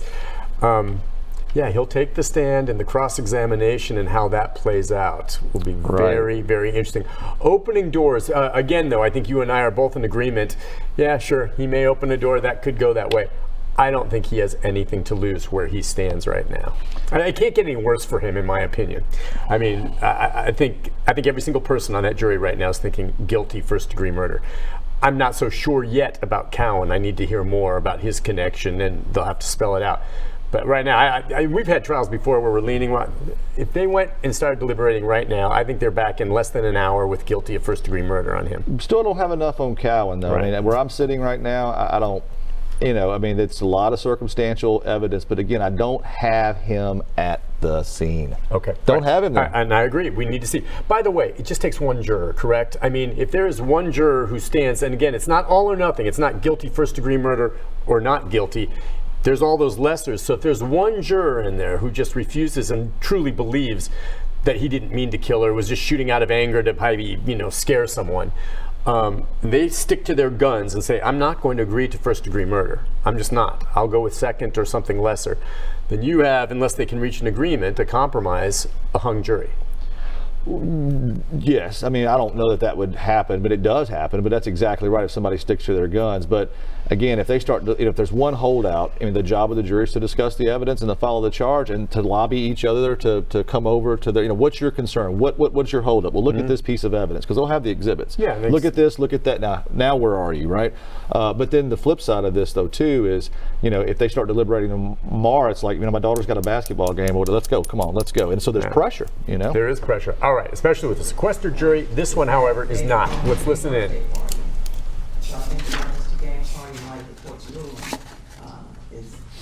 Referencing it as a game party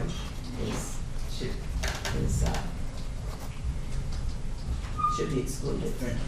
Your Honor, may he say it's an image from a video file of what appeared to be a birthday celebration party? Yes. I don't see why you couldn't do that.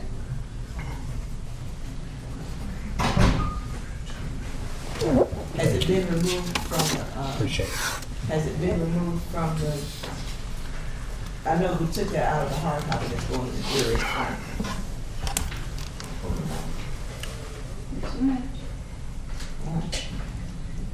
All right, we're ready to line the jury up. Line up.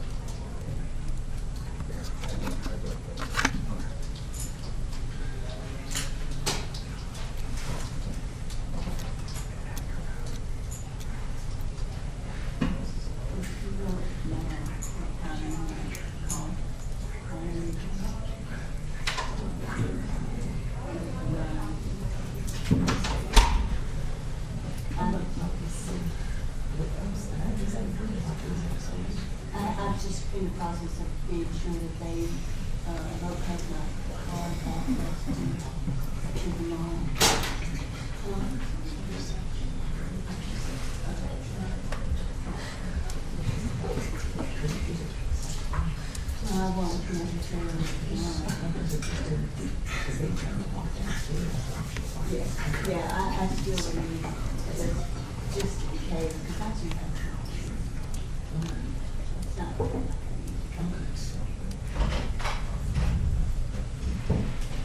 All rise.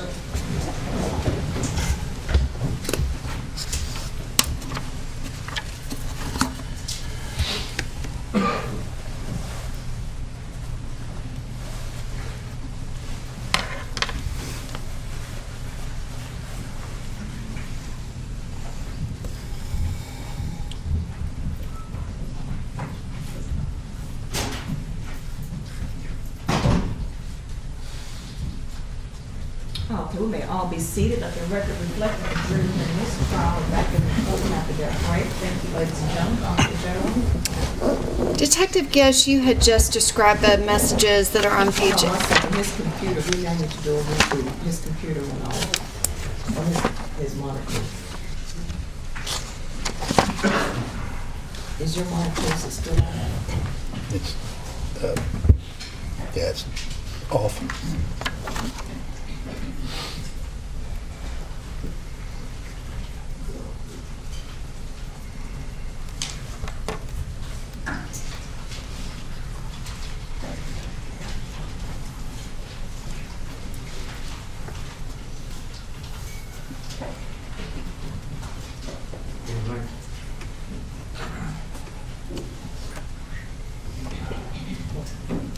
What does that say?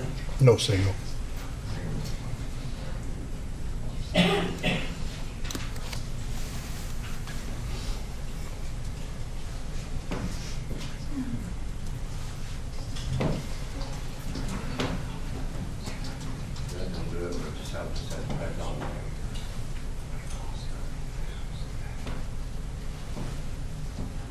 Okay. Detective Gish, we were on page 81 of the exhibit, and you had just gone through these messages from December 5th of 2020, the last one being at 9:50 and 50 seconds. The next page is page 82. Can you describe what is seen here in this MOV image? It is a still shot of a video file of Mr. Cowan and Mr. Hill. And I'm assuming it's that birthday party at the Residence Inn for Mr. Cowan. And is this a still image, or is this part of an actual video file? It's a still image of a video file. And did you view the entire video file? I did. And is that why you referenced that it appeared to be from a birthday party? Yes, with them two together. And the next page is page 83. Can you describe what is shown here? Yes, we have the name of the video under the file name here, and then we have where the video was recovered under the source. This wasn't actually recovered from the camera roll, and we can see the video was most likely taken on the 5th, the day of the party, through the text messages, but the created date of this video was 11:09 a.m. on 12/6. The reason for that is if you go back to one slide to the video, we can see that there is this heart right here that was placed in with some app after the fact, after the video was taken. That is because the video was new, and when that heart was placed in there and then it was resaved to the phone in that app, it would have been saved at 12/6.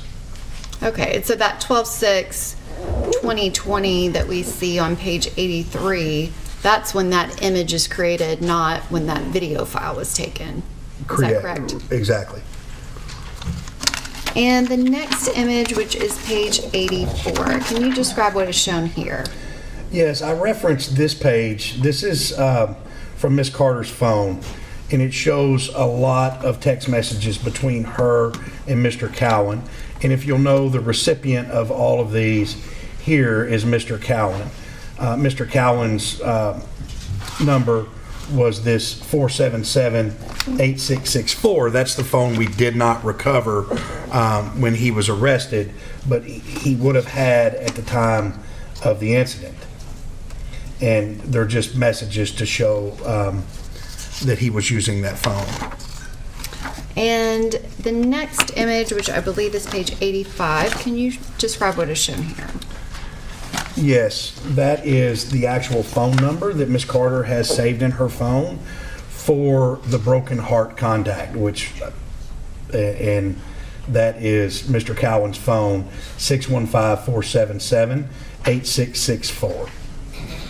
And does that created date or modified date have any relevance? It would be whenever it was most likely modified or created, either one. Hard to say, but either created or modified on 12/9. I mean, if it was created, that whole thing would have been created. The icon or the emoji for the name and the number. If it was modified, then it would have been modified on that date. So if I had you saved in my phone as Detective Gish and then I changed it to say Chad Gish, that would be a modified date. Yes. And the next image, which is page 86, can you describe what is shown here? This is the one of the other phones that Mr. Cowan had in his possession when he was arrested.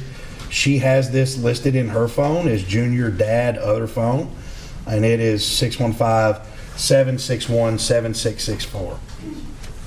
And the date and time it was created was 1/1/21 at 11:42 p.m. And the next image, which is page 87, can you describe what is shown here? Same thing. Another image, phone number for her contact. Another phone that he had, Mr. Cowan had in possession, 615-733-5312.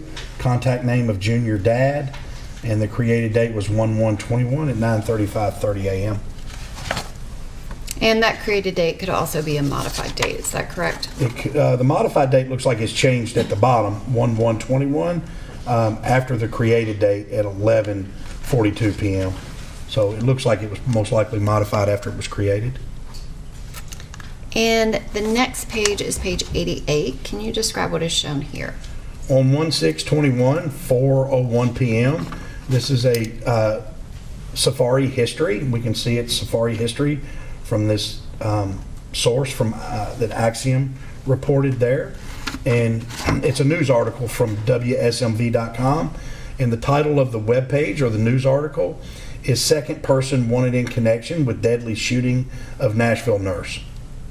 And did that news article, did that reference Mr. Cowan? It did. And you also have previously testified that you analyzed Ms. Caitlyn Kaufman's iPhone. And the next page is related to Exhibit 7 of evidence. This is page 89. Can you describe what is shown here? Right. This is some relevant information of Ms. Kaufman's phone. We can see the make and model is an iPhone XR. The operating system was iOS 14.2. The Google ID here is Caitlyn Kaufman at yahoo.com. We go down a little bit further. Very important. We see that the location services was enabled. We can see the phone number, 724-679-0810. And then really important that we described earlier for the GPS, we have the passcode, which is here. We also extracted this phone with the Gray Key device and then processed it with Axiom. And the next image, which is 90, can you describe what is shown here? This is the Gray Key report from the extraction. A lot of duplicate data that was shown on my title page. We can see here it's Caitlyn Kaufman was the owner. There's her account name, Caitlyn Kaufman at yahoo.com. It was AFU after first unlock, and obviously the phone number. And the next image, which is page 90, can you describe what is shown here? Sure. We can see that the location services is on, listed in the box here, is listed as true, and then that the time zone in the second box reported by Axiom is in the Central Standard Time Zone, and also the phone name, Caitlyn's iPhone. And just to clarify, the page that begins with the artifact information at the top is 91. The next page, which is 92, can you describe what is shown here? Yes, hang on just one second. So I've redacted some of this out of the report right here for the privacy of whosever phone numbers those are. The red box signifies an outgoing phone call made from Caitlyn to her mother, Diane Kaufman, and it was made on 12/3/2020 at 5:44 p.m., and it was for 855 seconds, which is 14.25 minutes, I do believe. So they had a 14-minute phone conversation with Caitlyn and her mother. So that would be 14 minutes and 15 seconds. Yes. And the next page, which is page 93, can you describe what is shown here? It begins with sender at the top. Sure. So I wanted to find out at the point when I started this investigation with Caitlyn's phone. Keep in mind, all I had was Caitlyn's phone. There was no Mr. Merrill Odom. There was no Mr. Hill, Mr. Cowan. We had no idea what was going on other than I couldn't find any odd contacts, any fighting back and forth for any reason to find someone that would want to hurt Caitlyn Kaufman. So one thing I started to do was to determine if she was doing anything on her phone that would have distracted her from driving. And one of the things I wanted to do was look at all of the text messages that she had sent and the phone calls that she had made. And we can see right here, again, this is redacted for privacy of who she was talking to, other family members and friends. But we can see on 12/3 at 7:25 a.m., she sent a text message that said, "Oh boy, it's coming." And then that was her last sent text message. The next text message that she even received was 12/3/2020 at 6:35.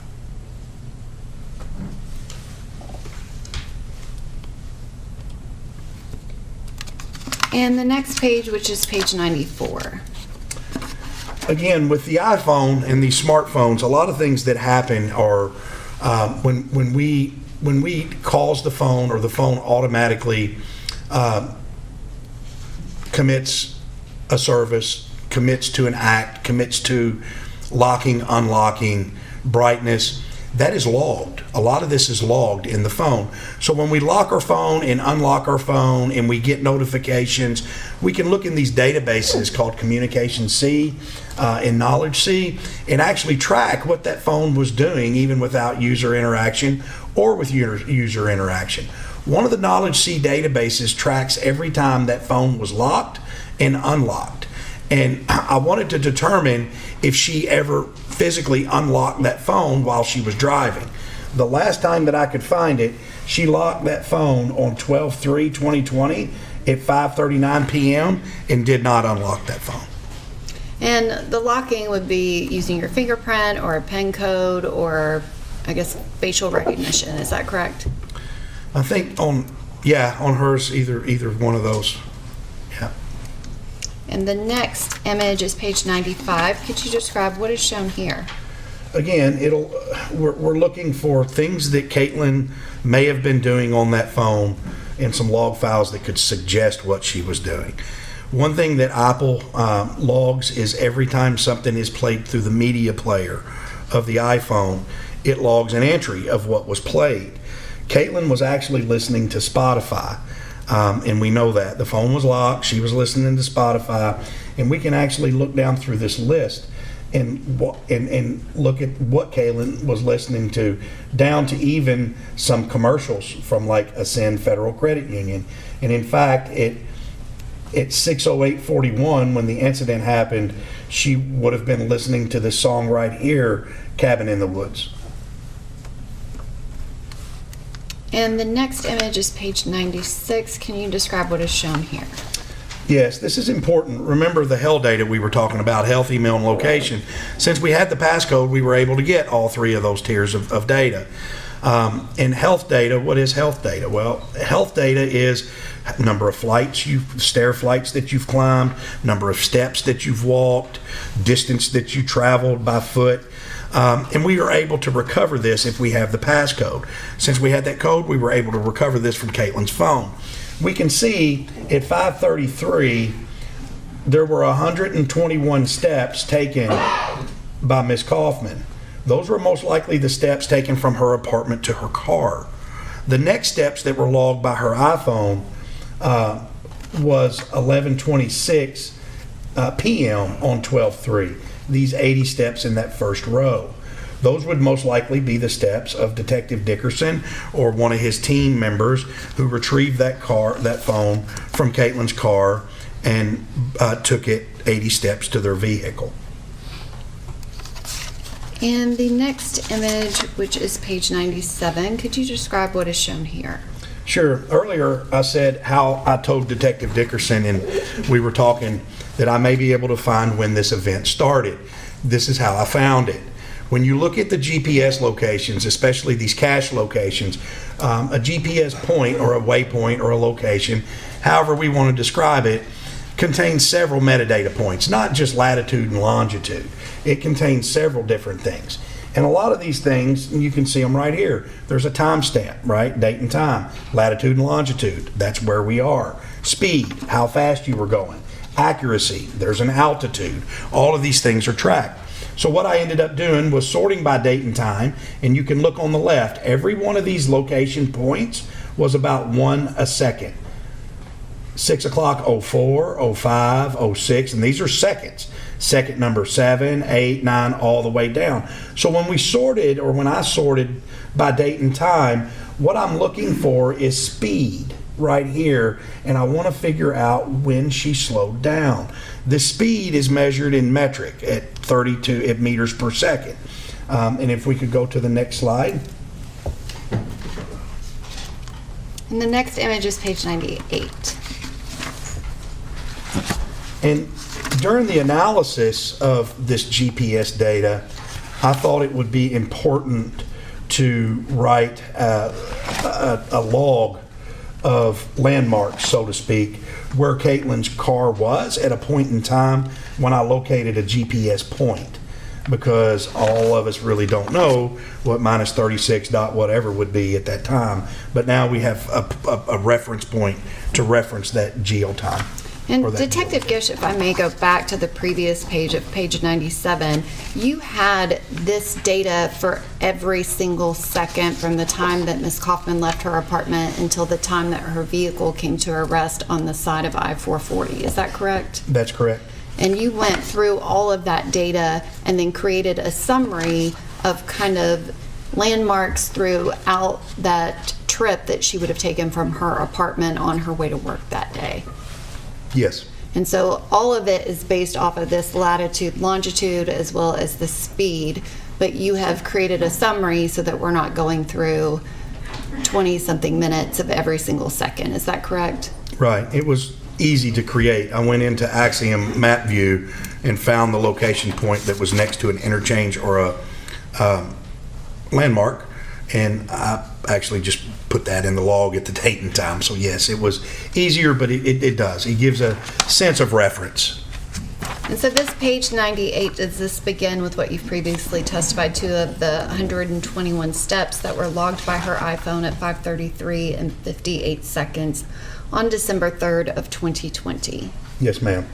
And then you mark intersections and or landmarks from that point up until 5:57:02, which the last one being Old Hickory Boulevard Junction. Yes, ma'am. And the next page, which is page 99, does this continue with those same times from December 3rd of 2020 and locations beginning at 5:57:02 p.m. and ending with 6:05:09 p.m.?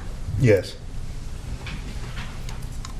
And the next page, which is page 100, the same December 3rd, 2020, beginning at 6:05 and 57 seconds p.m. and ending with 6:08:59 p.m., which that would be the time that Ms.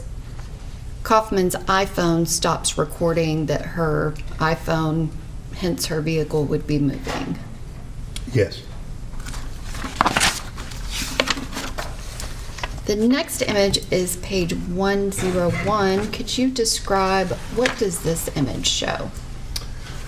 Well, remember, we were just talking about, it recorded a GPS every second until when Caitlyn left her house up until 6:08:59 when her car had stopped. And this is an overview of that map within Axiom's World Map View that details on the very right side at 12:03:20 at 5:41:11. That's when she would have left her apartment on South Hardman Drive in Wilson County. And then the trip would be all the way down I-440 west through Wilson County into Davidson County, into the Hermitage area over by Percy Priest Lake, and then up through the airport area in Nashville. And then she would get to this first interchange right here, which would be I-440 in 24. And then she would get on 24 for just a little bit, and then this second interchange would be I-24 and 440. And then it would travel on 440 across I-65 past the exit and entrance for 21st Avenue and Hillsborough Road, and right to the point of where the vehicle was found, and Caitlyn was found in the vehicle. And just for a technicality, I might have misheard, but this begins at 5:44 and 11 seconds p.m. on December 3rd of 2020 and ends at 6:08 and 56 seconds p.m. on December 3rd, 2020. Yes.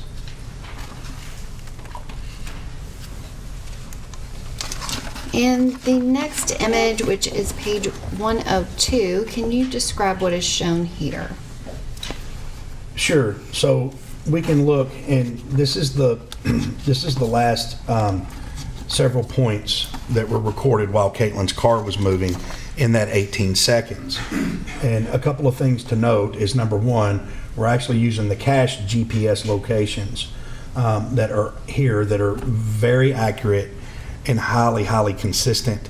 These are the cache locations that are coming from the satellites, and they're making their way through the cell service into the mapping of the phone.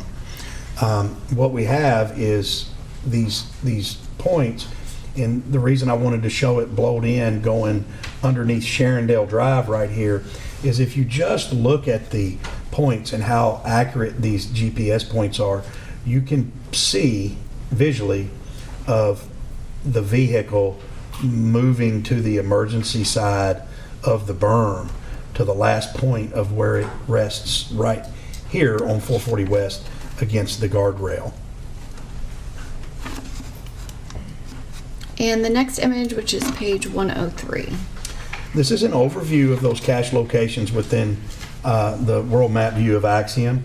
And the arrow here is actually pointing to that location dot where Caitlyn, the location point where Caitlyn starts to slow down. It's 6:08:41. And she starts to slow down here. So at this point, you have the entirety of the 18 seconds until the end of the blue dot at 6:08:59 to show the location points. And also, even zoomed out, you can actually look at this and tell that she's on the right side of 440 when the 6:08:41 occurs, and then she moves over to the emergency lane of where the car was found by the parks officer. And the next image is page 104. Can you describe what is shown here? Yeah, really quick. This just shows the same thing that we were looking at earlier. When I got to that point of 6:08:41, we can see that it's 30 meters per second or 30.2 meters per second right here. There's 6:08:41, which is, let me clear this off, which is right there. We can see that she's going 30.28 meters per second, which I think is around 71 miles an hour, if my calculations are right in my head. And then this is 18 seconds. So we can see Ms. Kaufman slowing down from 30, 28, 27, 26, all the way until she gets to this last point. And that's the exact location, this latitude and longitude are the exact location of where her car came to a rest next to that guardrail. And the next image, which is 105, can you describe this? This is a crime scene diagram, and it's listed to show you where these shell casings were actually found in relation to where the Faro scan was completed. So you saw right back over here near this area is around where 60841 occurred, near this rock wall right here on the side of I-440. And we can see that a shell casing was found right there, and then 2 other shell casings were found right here just east of Sharondale Drive. And then obviously this is where her car came to rest next to the guardrail on I-440 West. And this last image. Again, it just shows you the same overview. I think I actually had it in there twice, and I apologize. And at any point, did you ever drive the same route that Ms. Kaufman drove? On 2 occasions. And approximately how long did that take you? It was exactly the same as hers. I would have to look back, but from the point that she left right here, the first time I drove it was like 18 seconds longer, and the second time I drove it was just a few seconds shorter. It was within 1 minute on both occasions that I drove it. And again, I had her speed to look at and kind of held my speed somewhere between, I believe it was 74 and 71 miles an hour. And that was important because at the time we wanted to see if there was any traffic. It didn't look like it. Not a lot of traffic she was in on her drive to work that day.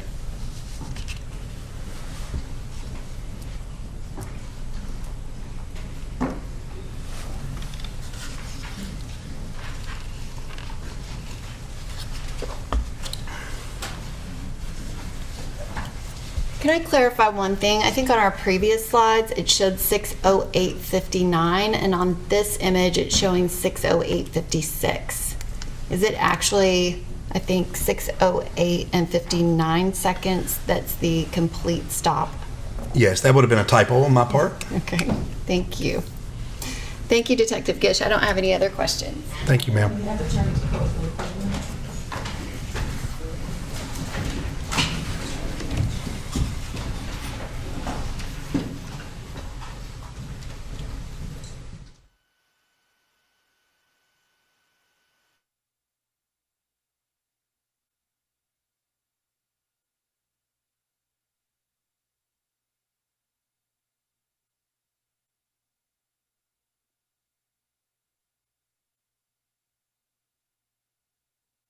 Okay, so the prosecution has finished the questioning. I thought they might go a little bit longer with Detective Gish, but taking a break now to talk. I mean, what do you anticipate here? Maybe they'll take the break for lunch, or I guess maybe that's what the judge is asking. The jury is still in right now.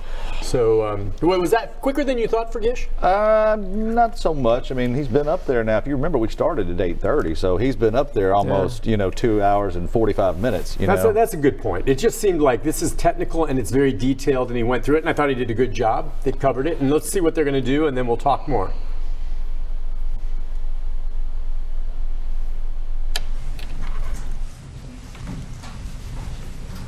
Okay, ladies and gentlemen, we're going to go ahead and break now for lunch. This is a good time for us to break for lunch and before we move into the next phase.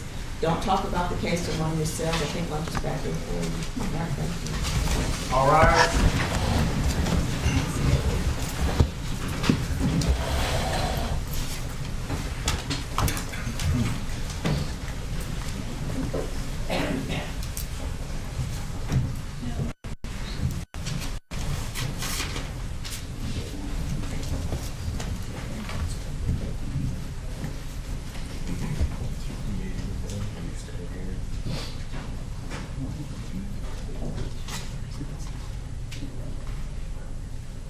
I'll see y'all at 12:40. See you at 12:40, Detective? Yes, Judge. Okay.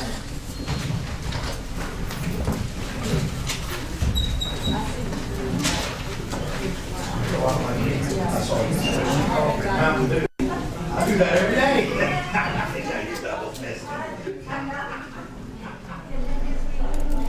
Okay, it looks like they're all going to be taking their lunch break until 12:40. We will be taking your phone calls here in just a moment. We'll get the number up.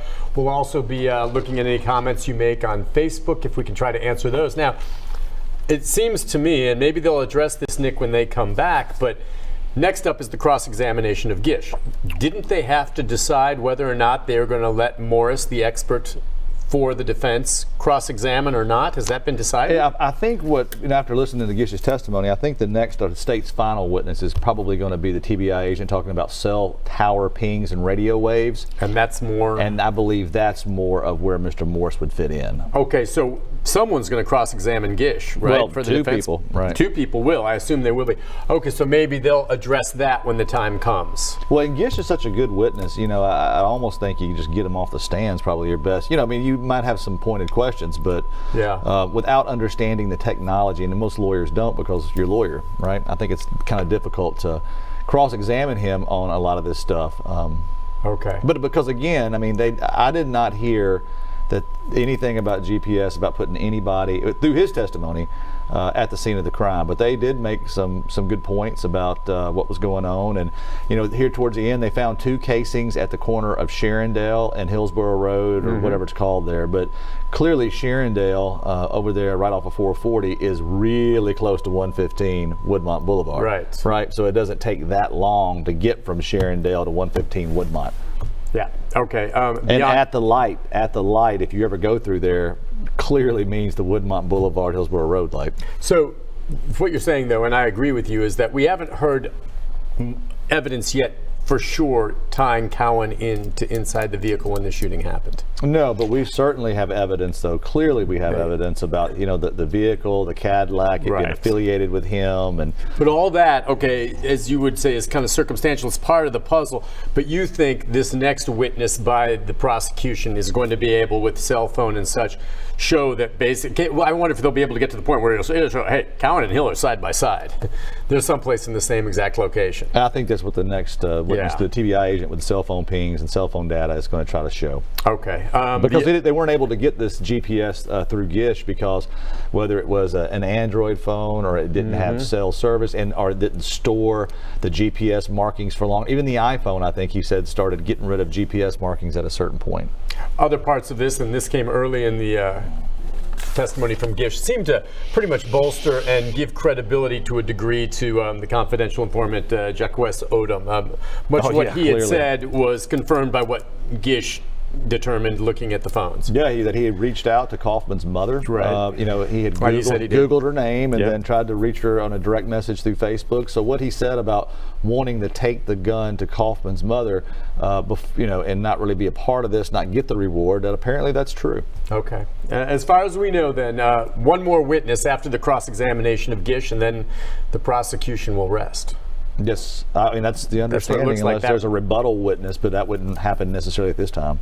And that would have been, the next witness will be there 17th. The number is 737-7587. If you'd like to join in the conversation, you see that number on the screen here. If you also would like to message us on Facebook, we'll take a look at any of those there. We're streaming live on Facebook at newschannel5.com. We're here. We're also, there's a News Channel 5 YouTube page, which is pretty cool. And a lot of people watching that, as I said, folks not only watching here locally, but watching across the country, even overseas as well. So join in the conversation, your take on what we've heard so far, or if you have any other questions about the trial. Remember, this is day 5 of the trial, but when I say that, it's just odd. You think trial's taken 5 days, that's a lot of testimony. No, the first 2 days were spent choosing this jury. So we've had basically 3 days, 2.5 days now of testimony. Well, and something that's important to point out that you always do, because you always get the scoop on things, but and we just the first time we've mentioned this, but this morning you said that the makeup of the jury was 11 women, 7 Caucasian women, 4 African American women, and 3 white men, I believe is what you said. Yep, that's how it breaks down. And the demographic age range is they skew older, over 50 or so. Is that old? No, I said skew older because, I'm old. But do you take much into that? Does the demographic of the jury play much of a role in something like this? The only thing I'm concerned with is I want a jury, okay, and I don't make judgments on how someone feels or believes, but I want a jury to be reflective of the community, of what they're trying. And I think it's important that if that's the case, the jury needs to be diverse. I'm not a big fan of juries from a town that has a lot of diversity. They're either all white or all black or something. It needs to be a mix. If it's not, I see that as a problem because people come with different backgrounds. And I want diversity in a jury. I think those are the fairest juries, and this seems to be diverse. Well, I mean, 70% are Caucasian. I mean, if that's what you call diversity, I don't, you know. Well, I mean, how many did you say? So well, there's 10 Caucasians. Okay. How many women? 11 women? Yeah. Yeah, so it's skewed. There's more Caucasians, there's more women. I don't know what you read into that, but at least there is some diversity on there. You and I have seen juries before where it is all black, or I've seen all white juries. I don't know if I've ever seen an all African American jury. I guess I haven't. Depending on the community, I've seen it not locally, but we've seen all white juries, especially if there's a black defendant. And I'm sorry, that's not cool. No, I mean, it needs to be diverse. And if it's not, I think there's a problem, and the judge needs to step in whenever that happens. Says we got a problem here. We need to do a better job. Well, so you've never seen a judge do that in Davidson County, but you know when those takes guts to do it. That's right. When those 30 people walk into the courtroom and they seem to be skewed one way or the other, the judge said, you know what, send them back downstairs. We're not having a trial. Send them back. You send me somebody that send me at least a half and half or a 60-40 mix. I want some diversity on there, whatever, and it should also be reflective of your community. All right, whatever. Let's go to some phone calls, and we'll take as many as we can during this hour lunch. Rebecca, good afternoon. Go ahead, Rebecca. Yes, hello. Thank you for taking my call, and thank you for allowing us to, the public, to see what's going on. I appreciate you all very much. Thank you. From the very beginning, they said road rage, they cut me off. Why would anybody believe them on that when they didn't tell the truth about anything else? This was gang related, definitely, and I'm gonna hang up. I want y'all to tell me why the law and the court and the police and everybody else involved is afraid of the gangs, and you want to protect them. Thank you. Okay. Well, I don't know that that's the case. First of all, I mean, I understand what you're saying. I mean, yeah, but I don't think police are trying to protect gangs. I think some people are afraid of gangs. How did you take that? Well, I take it the fact that, I guess you watched and you heard the judge say that they're not going to let the picture in reference to about gangs. And of course, and I understand on its face, that's, clearly looks like maybe that, I could see how you perceive that, but we have the rules of evidence. And so, you're entitled to a fair and impartial, you're entitled to a fair trial under the rules of evidence. And so, you can't just pile on. I mean, there are reasons why you can't just automatically start talking about Mr. Cowan's aggravated robbery conviction and his crooks with guns and all this. I mean, you can't just walk in there and start talking about that because we want to make sure that people get a fair trial. And the Tennessee Supreme Court, Tennessee Court of Appeals has made it very clear, absent very narrow circumstances, that you're not supposed to get into this gang affiliation, just for willy-nilly just to pile on. Right, wrong, or indifferent, it's the law, and it's done in an effort to try to ensure that people get a fair trial. Well, and you've taught me that what's to be determined here, you're tried on the crime that you're charged with here. You're not supposed to be tried or, somehow prejudiced by them bringing up past transgressions you have. Now, I know, I've heard from people say, well, Nick, why the heck can't they tell them about how this same guy on trial here committed 4 robberies before and was in jail for assault and all this? He's a bad guy. And I'm like, all true, but he's not being tried on that. It's tried on this one thing. And there are people who can be on a jury and all they need to hear is that he's a gang member, and they'll shut off and not think about anything else he's guilty. Well, I can't remember that's prejudicial. I can't remember the last time I heard of a gang member doing a book drive or toy drive at Christmas. Right. I mean, so clearly that's just, It's instantly you make assumptions about it. So it has to be just on this case. The fact that they may be dirtbags prior to this doesn't come into play unless they open the door. And if they take the stand and testify and say, I'm a good law-abiding citizen, boom. Prosecution then can tear them to shreds with their past arrests. Or if Hill gets on the stand, testifies in his own defense that he has remorse, he's sorry, it really aided him, he just felt bad about it, and he didn't mean to, and I'm sorry. Well, then here's 3 days later with guns and cocaine and having a party with a cake that says Crips. So you got to be careful testifying. And that is really what I thought was coming through there with Jan Norman, calling that she wasn't allowed the cake in, but they show it, and they got in the fact that there was a party and they're celebrating these 2 guys 3 days later. That's going to take a lot out of it. I mean, if I'm a juror and I hear Hill get up on the stand and say, yeah, just like you said, I'm devastated. I couldn't believe this happened. I'm so sorry. Really? You're having a gang birthday party. Yeah, I just look. He's done. Okay, let's go to Morris. Morris, good afternoon. Hey, Nick. Thanks for the job you guys are doing covering this trial. I have a question about, and you may have hit this earlier in the morning, why they haven't pulled the defendant's phones and done the tracking like we saw on Caitlyn. They should be able to put that car right next to Caitlyn for those 30 seconds that matter so much. Don't you think they could pull that meta information and do the same thing they did with Caitlyn's phone? Okay, that's a great question. And what we've seen, well, what Detective Gish has said is that he went through the difference between Androids and iPhones and location services being enabled.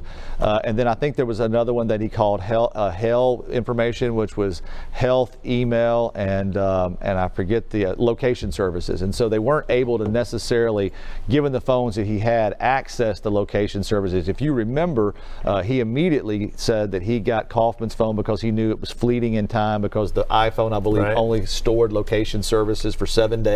So he wanted to make sure that he did that. And actually, to even get into one of the phones Mr. Hill had, he had to go to the FBI and have them in Quantico send him information on necessarily how to override some things. And so every phone's different, every operating system is different in the amount of time. So Detective Gish was unable to access those location services from the phones that he had, and unfortunately that's it. But I think the next witness could talk about cell phone pings, and I think that's what we're going to hear from the TBI, is to try to put them in a proximity or a certain location. Excellent point, Morris. So stay tuned. I mean, that next expert after they're done with Gish, I think we'll have to address that. I think they're going to do more to link him to it. Cowan's going to be brought in.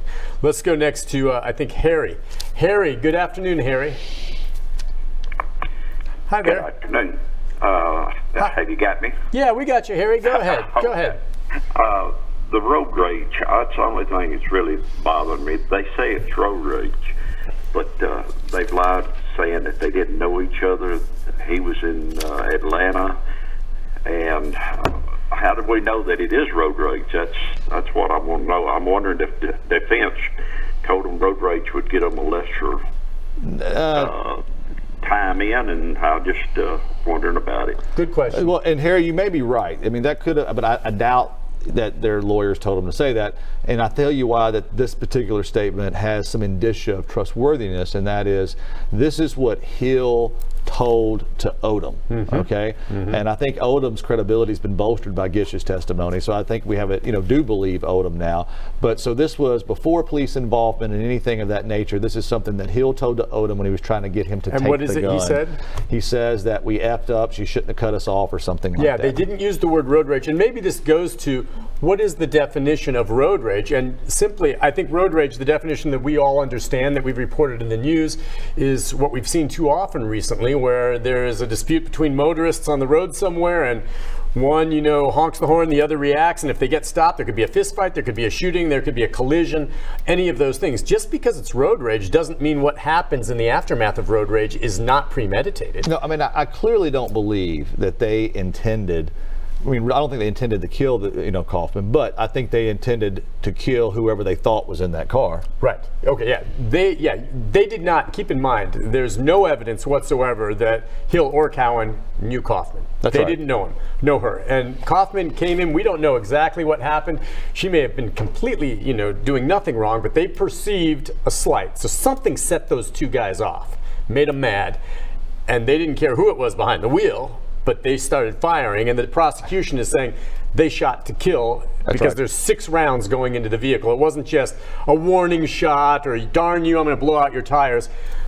The projectile measurements from those experts showed that they pulled up parallel, and they were shooting body height parallel at 70 miles an hour into the car. Well, that's premeditation. And it's going to be interesting to see what necessarily comes from if Hill testifies. I don't think this is going to help him, but what if he says that we were just involved in an altercation, or somebody just killed a family member and I thought they had the similar car, yada yada yada, right? But again, that's not going to help, because at the end of the day, you intended to kill the person driving that car. Point taken. All right, let's go next to, I think we've got T.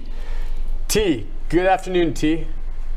Good afternoon, Nick. My name is T. So I have a couple of things that I wanted to say. I think that the judge is absolutely fair.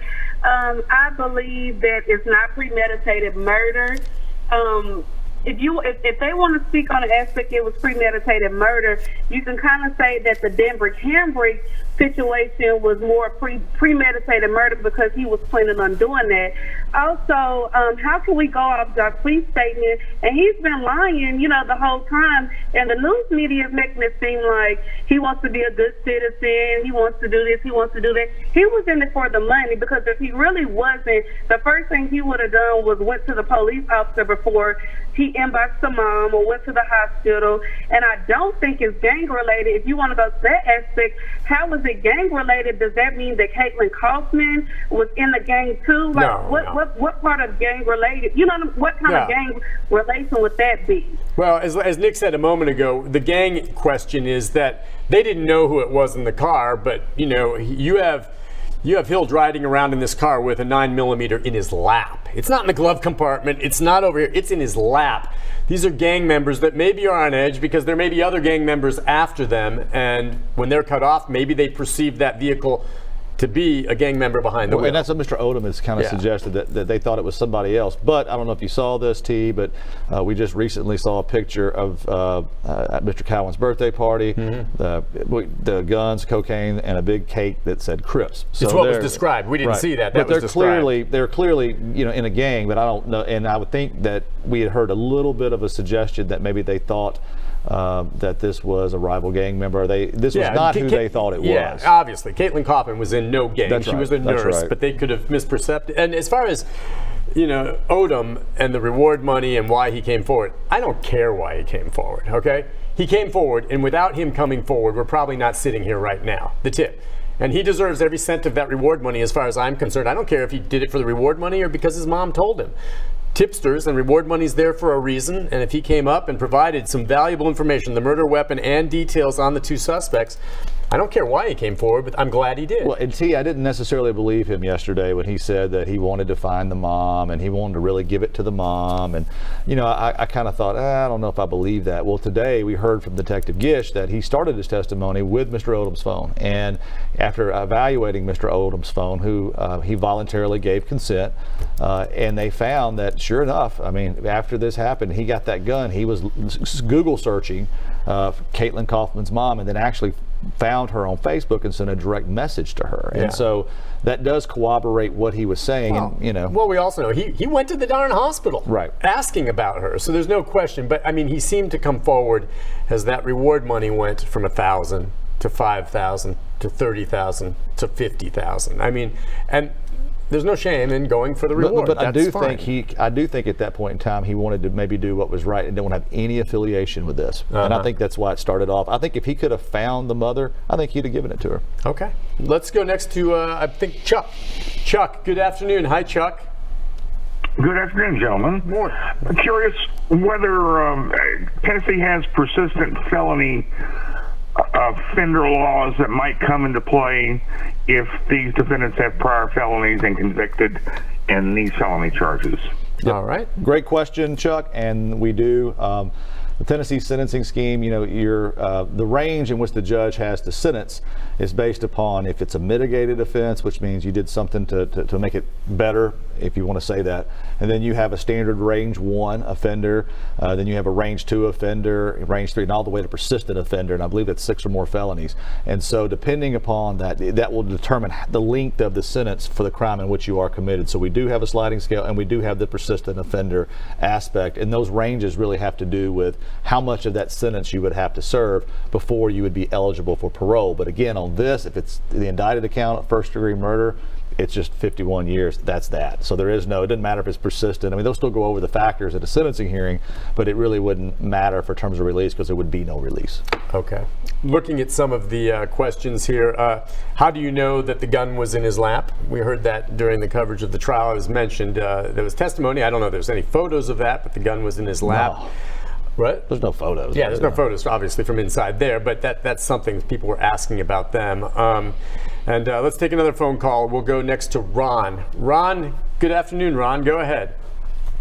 Hey, good afternoon, man. I have two questions. One, can the girlfriend be charged with any crime for this heinous act? Oh, okay. Now, could she? I mean, I think if there was any link to this girlfriend that we've heard about, you're talking about Cowan's girlfriend, she would have been charged by now. I mean, they would have looked at it. So I'm guessing they did. I mean, you wonder if after the fact did she know? She was at work on that day, and I think that she knew. But if they could have put the squeeze on her too to make the others roll, I think they would have done that. As a strategy that they employ all the time. I don't think that she certainly didn't have any involvement in whether or not she knew. We have not seen from any text messages that she actually knew. Okay. That this had happened from any text messages out there at all. Like if she was to help them cover it up or something like that after the fact, that's right. Then she would have been charged. That's right. And you can bet your britches they checked that. They looked for that. But really, her cell phone is the one that Detective Gish has got the majority of the information as to Cowan off of. Star's bringing up the possibility that the two, when they were driving that evening, were under the influence, and because of that, that was part of what drove. And I'm wondering, can you make the difference here? I mean, when you get drunk as a skunk, and I don't know what their condition was, but if you get drunk and you get behind the wheel of a car and kill someone, you're not being charged with first-degree murder. You get drunk as a skunk and you get in a car and someone cuts you off and you shoot them, you are being charged with first-degree murder? Yeah, I mean, it's vehicular homicide if there's no gun involved, okay? Now, whether they're, drunk, they're high, no matter what kind of drugs they're on, and that may be what we hear, it still doesn't negate the requisite mental intent. I mean, they could try to say that they had no idea what they were doing, but again, I think, that's far and away. I think that could just be something the jury would consider in trying to determine whether they intended to kill that individual, they were in their right mind. But then again, it goes both ways too. If you say that, I mean, not many people in the jury can say, I can relate to driving down the road, having blown cocaine, smoking weed, and having a gun in my lap. Yeah, that happened last week, right? I mean, I think that could also hurt you. Someone else asking, look, if it looks as though this evidence was so overwhelming, they had to know this from discovery, why did Hill go to trial? And my easy answer to that is, why not? If the offer is to plead guilty to first-degree murder, what do you have to lose? Yeah, look, Glenn Funk was not giving either of these men a plea deal like, oh, you help us, we'll give you a lighter sentence. That wasn't happening. So no plea deal on the table. You had a choice. Just accept life in prison without parole or go to trial. What would you do? I'm going to take a chance at trial. I mean, you never know. There can be one juror. Maybe they come back with lesser. So the easy answer to that is they are entitled to a trial. And if that were you, would you not insist on the trial? I absolutely would. I mean, you have nothing to lose. Let's go to trial and take my chances there. It's difficult when they offer you, for you, let's say, if you're Mr. Hill and they offer you second-degree murder, plead out of range, different ball 30 game. Years at 100%, then you have something to think about versus going to trial. But it's my understanding that there haven't been any offers in this case. None. No offers. Let's go next to, look, if there was an offer, they'd be idiots not to take it. Let's go to Linda. Linda, good afternoon. Hi, Linda. Good evening, sir. Hey, what's on your mind? If I was Odom, and I knew I was going to be in penitentiary for X number of months yet to go, and I had squealed on 2 Crip members, and I got $50,000 out of the reward money, I'd be afraid that I might have a hit on my head for a while. Hey, amen. I agree with you. You turn against what you think is a friend, but he's a Crip member, and those Crip members, they have connections with prisoners, and things do happen, unfortunately, in prison. Well, I'd be afraid. I'm not. He's in the Davidson County Jail, not a prison right now, and he's charged but not convicted of these drug charges that he's being held on. We saw him in shackles and a jumpsuit. And Darren Hall, I've talked to him personally, the sheriff, who has said, yes, he's in protective custody because, one, he's a very important witness in this case, and because of the nature of him being an informant like this, it makes him a target behind bars. I mean, I immediately thought that, and of course, if you looked at the Facebook comments, I mean, they were like, this guy is really, he does have a price on his head. He does have a number on him. I mean, maybe so. Yeah. And it's unfortunate, but you're right. The gangs do have, a very large reach. And so if I was him, I certainly would be worried about my safety. And here's the thing. If these 2 individuals are, if you get life in prison, if that's your sentence, you've got nothing to lose. What are they going to give you, a 2nd and 3rd life sentence? You're already there, So I do think that, people would try to get even with him because he's been a star witness. He really has been a star witness for the state. Let's go next to Bianca. Bianca, good afternoon. Hi, Bianca. Hi, how you doing? So I had a couple of questions. Sure. So I'm trying to figure out why is Cohen in there when you have no proof that this man did anything? This man wasn't in the car. You have no type of proof, and I just feel like they're trying to throw things on him, and they're trying to put things together just to put him at the scene when they have nothing.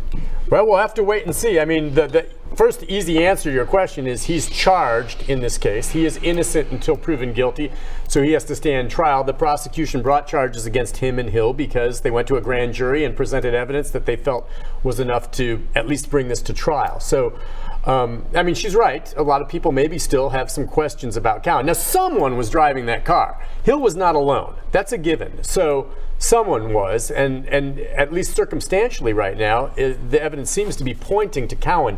But is it enough to get him for first-degree murder? You know, I don't know. We had heard the what was the alias or the Daquan Evans. I mean, we've heard we've heard that Hill kept talking about Daquan Evans being there, Daquan Evans, and then the name on these rental cars is Travis Sewell. Right. So a bunch of aliases. So clearly, but I think that they may have connected the fact that there is no Daquan Evans, but there is a duty, and the duty individual is that of Mr. Cowan. And so, again, I think we're going to hear from the next witness, the TBI, that would hopefully, for the state, that they would place these two individuals at the scene of the crime. What we do have, though, as far as placing them at the scene of the crime, we do have Mr. Hill stating that he's going to pick up his girlfriend at 115 Woodmont Boulevard, and that he normally picks her up around 6 o'clock, from work every day. And of course, according to Detective Gish, at 6:08, Ms. Kaufman's vehicle stops on the side of the road, which is exactly the time that the shooting occurred. And then you have 3 minutes later, you have the girlfriend, Ms. Carter, texting Mr. Hill saying, "I'm ready to go," or whatever, and he says, "I'm at the light." Okay, well, at the light clearly means the light at Woodmont Boulevard, because there are shell casings at the corner of Sharondale and Hillsborough Road. Okay, but doesn't do much for Mr. Calvin. Yeah. So, I mean, I'll say this. Someone was behind the wheel. The prosecution says it was Cowan. Whoever was behind the wheel, I think, played a role in this. I don't think whoever it was just, oh my gosh, Hill just shot someone. They accelerated, they were part of it. So I think whoever was behind the wheel is very likely going to be convicted of the same thing that Hill is. And it's not Daquan Evans. We've established that. And again, keep in mind, Hill we expect to take the stand in his own defense, and it's very possible that he himself will be asked who was driving, and he could say, and again, you have to determine whether you believe him, yeah, it was Cowan. He could do that. So we'll see how that plays out. Let's go next to Ann. Ann, good afternoon. Hi, Ann. Hi. Three things, so I'm going to be real quick. At the very beginning, there was much emphasis put on the number of people that were inside the apartment. This was all at the very beginning. Do we know why no one else that was in that apartment was called to verify who the driver was, since it was being discussed? Secondly, is it not Mr. Cowan that was falling asleep earlier this week? If so, that particular gentleman was handed, I believe, Detective Gish's stack, and has not stopped going through that packet of papers since he was given it, which is the only time this whole week I've ever seen him with his eyes open. But he has been going through that paperwork nonstop, wide awake this entire morning. And lastly, with that Cadillac, it is a new enough model, there should be a box. And Hertz, if they have a vehicle that has not turned in, is going to have the information on that box. We'll know who it was if anybody is allowed to testify about what Hertz said. So I did miss about 30 minutes this morning. Do we know?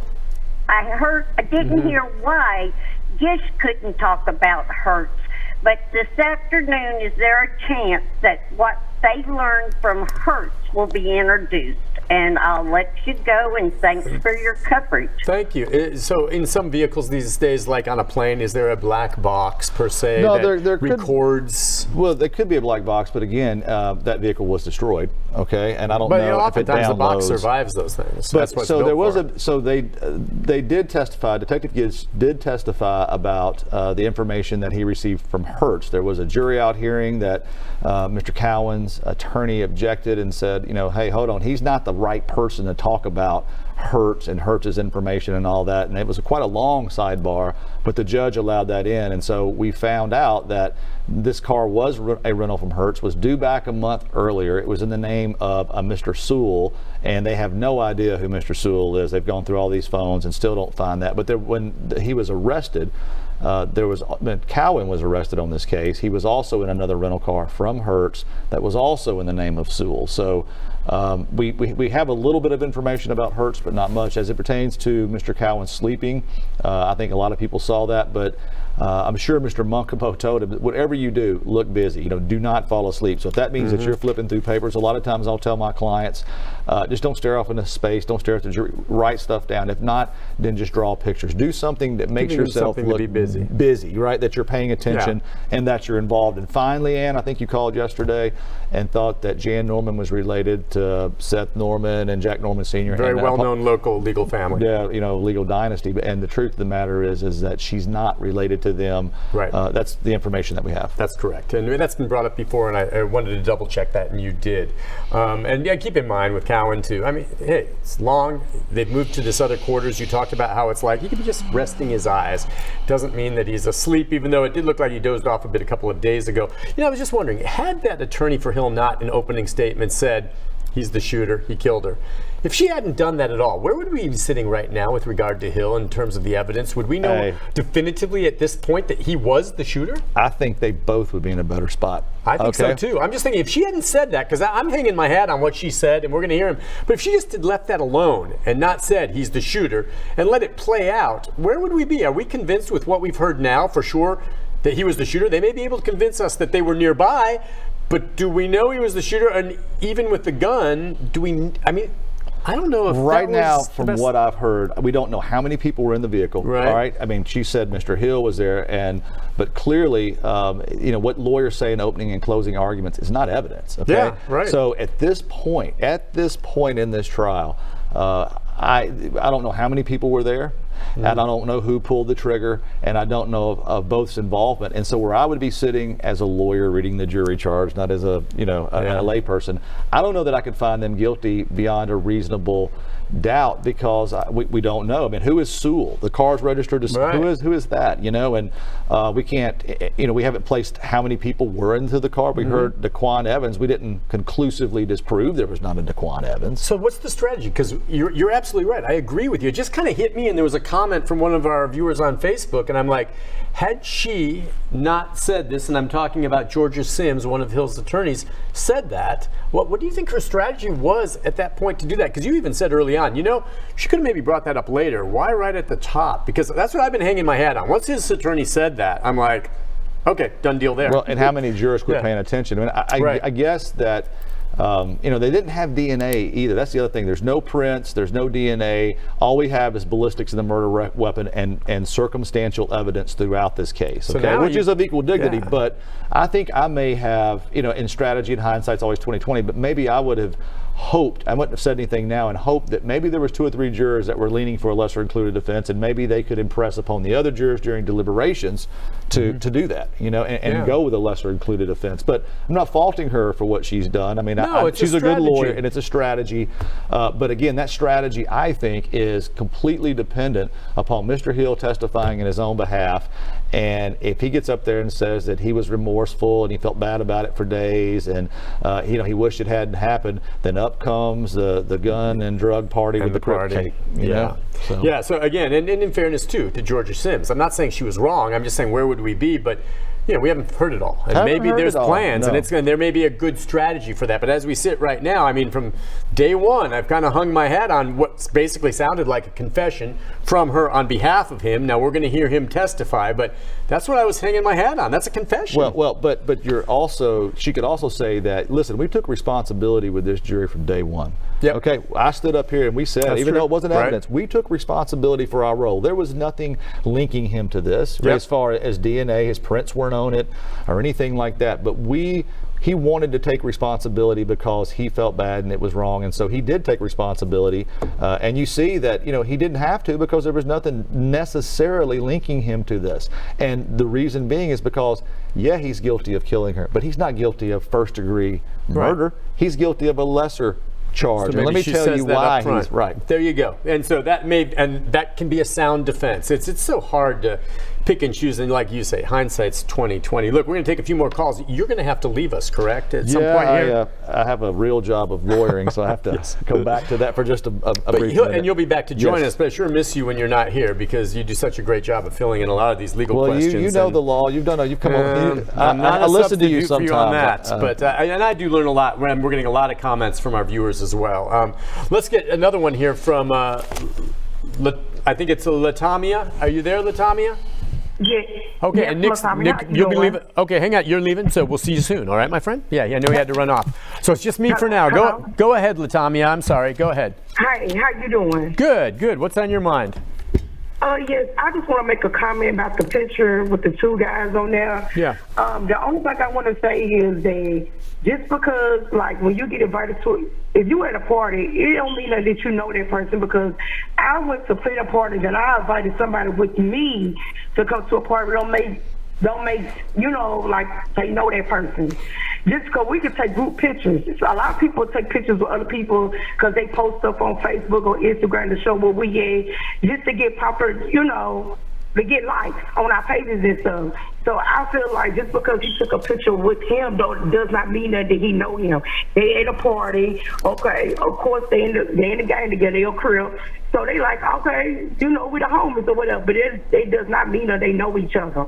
Okay, so, fair enough. I mean, there's going to be other things that link the two of them, but you're not wrong, simply because they're in a photo together. I think, though I'll say this, I think you don't know definitively, but I'm not prone, well, I guess sometimes I am, but part of that's the nature of the business I'm in, but I'm not prone to just posing for pictures with strangers. So the assumption is you're at a party, it's someone you all know, you're getting together, you're all part of the same gang, and you know them. And I'm not saying it's possible, absolutely, but I think it's more likely they do know someone. And so you got to ask the jury, what are they going to think? They see the two of them posing, smiling together. Does that mean they're total strangers, or does that mean they know each other? And I think most people would say the odds are they know each other. But it's not definitive, and so you're not wrong on that front. You don't know for sure, just from that photo alone. So fair point. Let's go next to Buddy. Buddy, good afternoon. Hi, Buddy. Hey. How y'all doing? Good. What's on your mind? I might be looking in the wrong direction, but could that shooting possibly be a gang commitment? I've heard of that happening before, where you go out and pick somebody at random. And this is something else too. Don't Hertz install GPS tracking on those rentals? It's possible. We're going to hopefully hear more details, and if there is some GPS and other cell phone from the last witness that will be called, we believe the last witness for the defense or for the prosecution, will maybe go on that. And it's been brought up again. Nick and I talked about it, the possibility, since they were gang members, that, and there was testimony, by the way, that Hill was driving in the vehicle in the passenger seat with the 9mm in his lap. And so, well, why? That's kind of like, easy access, ready to react if you need to. Were they looking for someone to shoot to some type of gang initiation? We don't know that there's any evidence of that. Did they think the individual who cut them off might have been a rival gang member and they were going after them? Clearly, Caitlyn Kaufman is not a gang member, so they made a mistake there if that was the case. The fact that you bring it up, Buddy, means it's something that I've learned the jury might be considering. So certainly the prosecution's gone to pains to try to highlight the fact that both of these suspects in this case are gang members. So maybe people move with that. Maybe we'll hear more of that in closing arguments. Let's go next to Sean, I believe. Good afternoon, Sean. Hi, hello. Thank you for having me. Sure. I have a comment. Okay. I'm listening intently to the testimony, but I also am watching someone who's on trial for murder. And I'm watching his body language. And I think that plays in factor as much as any of the testimony. He is showing, it seems like he's very cocky, if you will, sitting back in his chair kind of low and things like that. I hope the jury is paying attention to that body language as much as I am.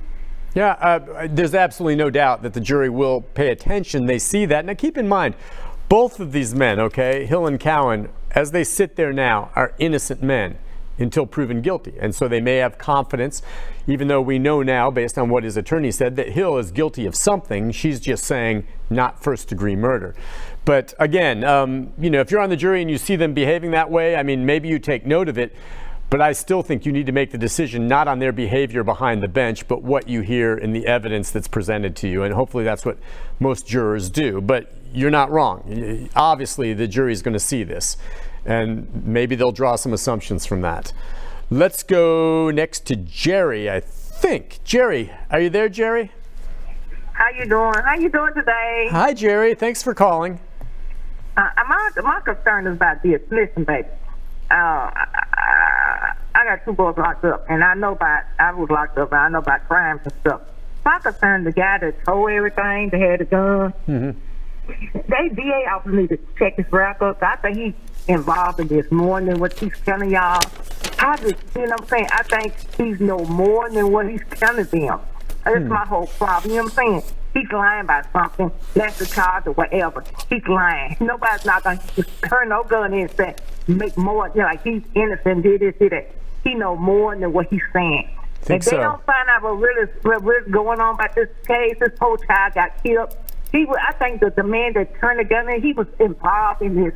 This whole child got killed for no reason at all this time of morning. This girl didn't need to die like this. This is so sad. But I think the guy that turned the gun in and stuff, they need to check him out more often. Okay. And if they don't, there's gonna be a hung jury. You know what I'm saying? And he's gonna get by. He's gonna get by because he knows more than what they saying. They need to check him out. He's lying about something. Okay. Listen, I'll say this, and we've kind of touched on it. I mean, trust me, the prosecution did check on these things, and we've heard corroboration. She's referring to the confidential informant, Jacques Morel Odom, all right? And you would have thought early on, when this case first broke and we heard about a confidential informant who turned in the gun, a lot of people thought, well, yeah, they've arrested these 2 suspects, but gosh, he's the one who had the gun. Maybe he's the killer and he's pinning it on them. Obvious, possible, conclusion. Well, you don't think the police thought of that? As we've heard from Odom, I mean, and again, thank goodness for him and his tips, whether he took it because his mom told him to or because of the reward money, I don't care. His tips made a difference. You heard, the testimony, this morning from Gish, where everything he said checked out. He, with police in his presence, called Hill.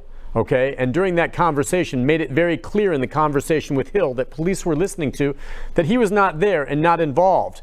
The only involvement he had that dragged him into this case was that he knew Hill, and Hill said, I need to get rid of this gun. And so they traded guns.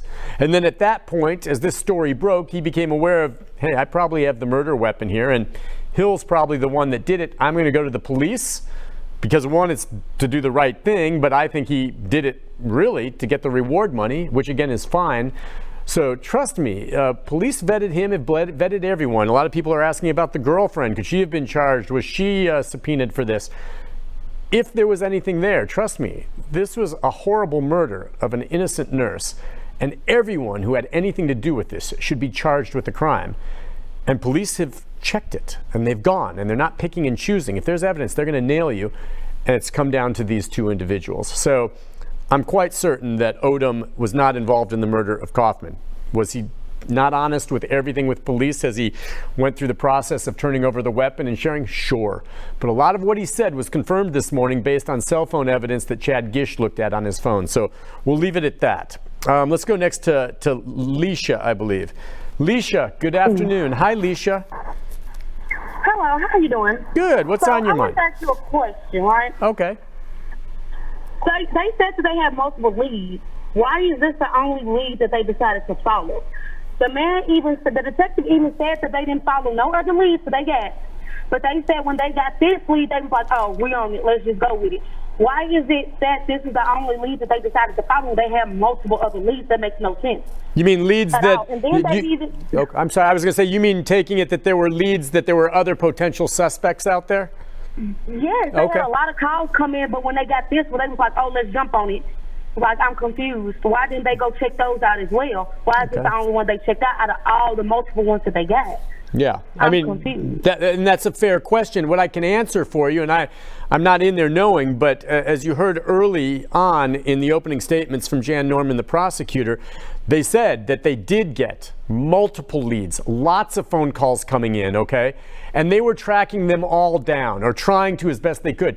The leads really started coming in once that reward money got up to about $50,000. And keep in mind, among others, the call came in once Odom went to the hospital to track down Caitlyn Kaufman's mother, couldn't make contact, and was told that he needs to call the police with that. Don't go to the mom with it. She's not here right now or not available. Okay, so he does that, and that call comes in, and it's right there with all these other tips. And one of the detectives, took that one as they're tracking down these other ones and says, well, I'll go talk to this fella.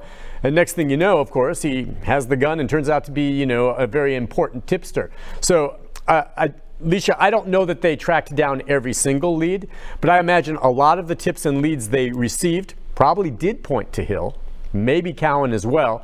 And Odom was the most important of them because he, of course, had the murder weapon. So there were a lot of leads, and I think they track. On a case like this, trust me, they're tracking them all down, and this is where we came. It's not like they said, oh, we've got this guy, let's drop all the other leads. I think they looked into this, and I think they checked and ran down a lot of them. I can't say they ran them all down, but I feel confident that if there were others involved and there was evidence to prove it, they'd be standing trial as well. All right, the nature of this case, the high-profile nature of it, there was a lot of pressure on law enforcement to make sure they get everyone. And if more evidence surfaced that there was a third person involved or something along those lines, you can bet there will be more charges. Reminder, they're in lunch break, probably for another 15-20 minutes. They'll be back as the prosecution continues. We'll hear more witness testimony, primarily, I think, Gish under cross-examination from the defense, and then one more from the prosecution, at which point I think they might rest. Then we'll get the defense, and from what I understand and believe, I think Devontae Hill is going to testify on his own behalf. The number, 737-7587. If you want to call in, we're going to get to your calls. We just had a couple of lines open up, your thoughts, comments, or questions. We're also streaming on all of our platforms. Okay, that's a YouTube channel for News Channel 5. We also are on Facebook, okay, at newschannel5.com. And keep in mind, you can always message me personally on my Facebook page. I invite you to do that, and I'll correspond with you. Mine is Nick Barris NC5. Nick Barris NC5 on Facebook. Take note of that. And during the coverage, when they're in the court, you can message me, or for anything else for that matter. That's my news page. Let's take the next call. Is Joyce. Joyce, good afternoon. Hi, Joyce. Hi, how you doing? Good. What's on your mind? I've got some comments. I think from the get-go, I can't remember his name, the one they brought in from jail. I think his intentions all along was the reward money. Okay. Because most people are like that when there's reward money offered. And then I know he asked the detective there in the garage at the hospital how much was the reward money. And at that time, I think it was up to like $15,000. But then it gradually got up to $50,000. That's right. And then another point, I think, is that when he took that gun to do something with it for the other one, that's where he brought himself in the middle of everything. So I think he should be a part of the situation too. Well, he would be. Now we're getting, I don't want to get too off track here. All right, first of all, as far as the reward money, people keep bringing that up. Can someone please tell me what's wrong with providing a tip and collecting the reward money? Reward money is being freely offered. You provide a tip that helps solve a case, you get the reward money. I see no problem in that, because without the reward money, oftentimes, you don't get the tip that breaks the case. So whether he took the money or gave the tip for the money, or he gave the tip because he thought it was the right thing to do, I don't care. and you shouldn't either. He has every right to that money. He brought the tip, okay, for better or for worse. As far as the gun, no. All right, clearly when Hill came to him and said, I've got to get rid of this gun, if Odom has a brain in his head, he knows there's something wrong with that gun. Now, he's trading a gun that's less valued back to Hill, okay, a Smith & Wesson, for that 9mm, all right? He takes it, and he knows there's something with it. Now, had he taken that murder weapon and somehow disposed of it, really thrown it in the river or something, and then later it was tracked to him that he did that, heck yeah, he'd be charged. But at the time, he didn't know it was the weapon used to kill Caitlyn Kaufman, but he became aware of it then, and then he did the right thing by contacting police and turning it over to them. There's nothing criminal there. You tell me. Joyce, what's criminal about him taking the gun from this guy? He didn't get rid of it like he said he would. He gave it to law enforcement. So there's no crime committed by Odom here. He provided a tip and he deserved the reward. I'm tired of people saying, oh, well, you're taking reward money for that tip. Who cares? I give a tip, I'm entitled to that reward. I'll take it. I might end up giving it to the victim's family, but I'm entitled to that money. To say otherwise, the fact that there's reward money, it's all around there. Why do people begrudge people, collecting money for providing tips? I don't get that. Reward money's fine by me. Let's go next to Ricky. Ricky, what's on your mind? Hi, Caitlyn is a relative of mine, and I just wanted to let Meryl Odom know how appreciative everybody is, and if it wasn't for him, I don't know that we would be here today. And I just wanted to tell him thank you. Listen, I'm so sorry for your loss, and I can't tell you how much I appreciate you calling in. I'm just curious, from the family's perspective, you're related to Caitlyn. I guess you're not in town here. Are you in Pennsylvania? I'm in Pennsylvania. Yeah, and I'm so sorry. This is horrible, and my heart goes out to your family. And I see her parents in the courtroom and other family members, and It's amazing to me the strength they have to even sit through that. Have you been in touch with them at all since this, and how are they holding up? I'd rather just maybe not talk about that, just to keep some privacy. But I understand. The whole thing's it's been heartbreaking, and I just wanted Meryl Odom to know that I don't think that we would be here today if it wasn't for him, and I really want to say thank you to him. Thank you for calling, Ricky. I appreciate it. Yeah, You're welcome. Thank you. I do. It was interesting, and again, I appreciate her respecting their privacy. We've seen them in the courtroom. I myself was wondering, when people are bringing this up about Odom and kind of attacking him, what the parents think. And no one wants to disturb the parents at this very difficult time, so we weren't going to ask them that. But I was thinking, I wonder what they would say about Odom. And I'm assuming maybe that they would agree with Ricky. So here, you just heard it there, folks, all right? Everyone's like, what about Odom? The family of Caitlyn Kaufman are grateful that Odom, whether it was because it was the right thing to do or the reward, came forward with this. Or we may not be sitting there having this trial right now, okay? So, and I thank you, Ricky, very much. That had to be a difficult call for you to make, but now it's good to hear from someone who's a family member watching from Pennsylvania, where Caitlyn was from, at least sharing that they are appreciative of what Odom did. So please, everyone, keep that in mind, and let's keep the focus right now on the suspects, okay, who are charged with the crime, and not Odom, who is not charged in this case.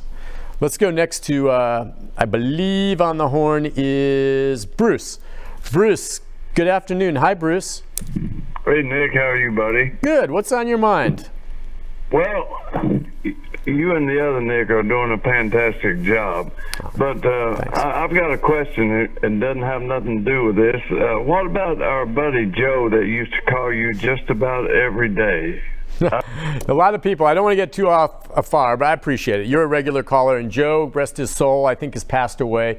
I have a show on this program on the station, this cable called Morning Line, and we have regulars, and Joe was someone who would call for years, and we all become friends on that. But Joe has passed away. He moved away from the area and passed away, and we'll leave it at that. Thank you for remembering him, though. Joe was a good person.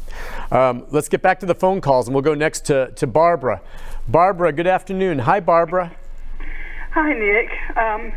I just want to say thank you for answering all of the messages. I messaged you, and I really appreciate it. I think you were doing you and attorney, the other Nick, doing an outstanding job.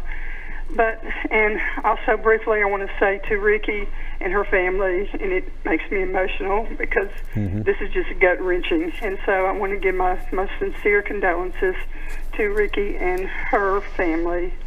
This is just heartbreaking. But I do have a question regarding the GPS. Does Devontae Hill's phone, they confiscated his phone, does it have GPS on there that could, and if I missed this, I apologize for asking this question, but does he have GPS on his, is there GPS on his phone that would put him in the exact location at the exact time that this horrific crime took place? And maybe one of our viewers will have the definitive, and I know Nick would. He just stepped away and will be back.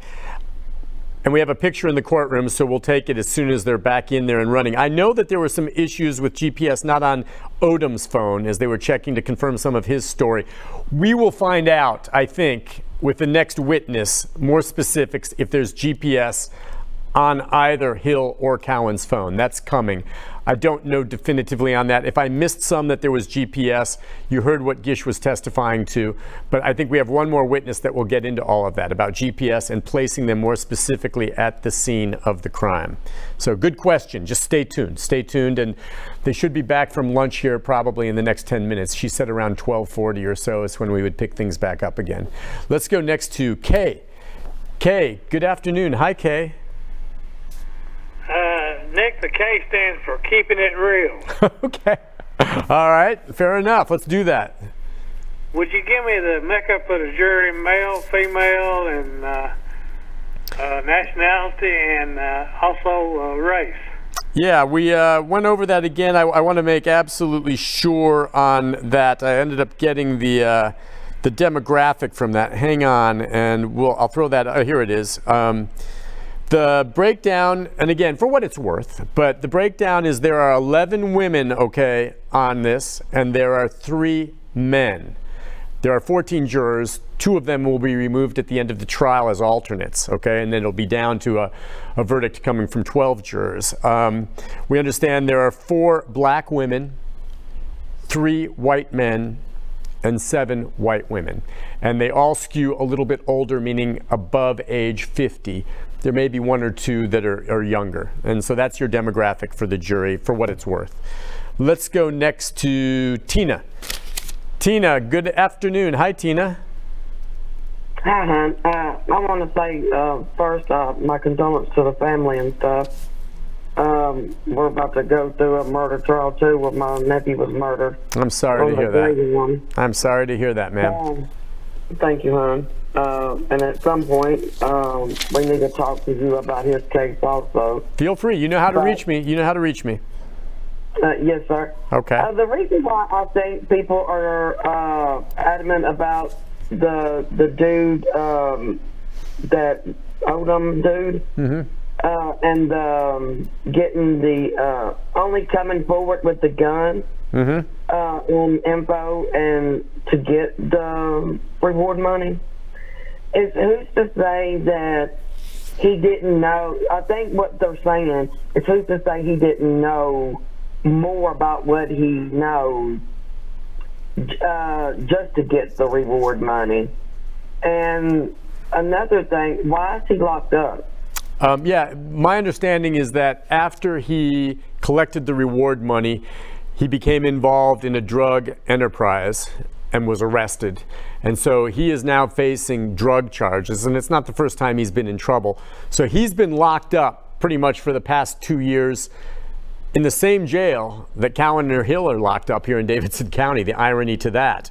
And as a result, of course, they're not together. He's in some protective custody, but he's been locked up and he's still waiting for his drug case to be adjudicated. It hasn't happened, but he's locked up on drug charges. And those came after he collected the reward. So let's go next to Larry. Larry, good morning. Hi, Larry, or good afternoon now. Hi, Larry.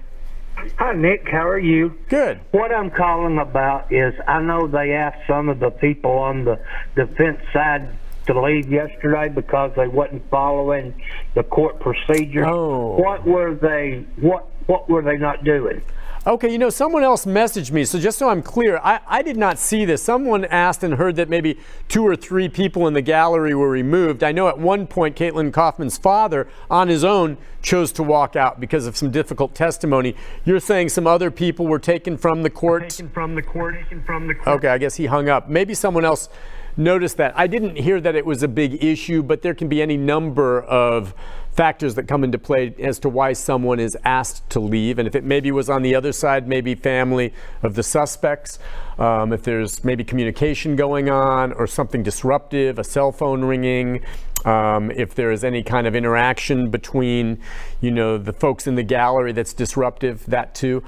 I don't know. I didn't see that happening, and someone can message me if they saw that. But that's what it could be, something minor. We have not heard of anyone being charged, and this is an emotional case.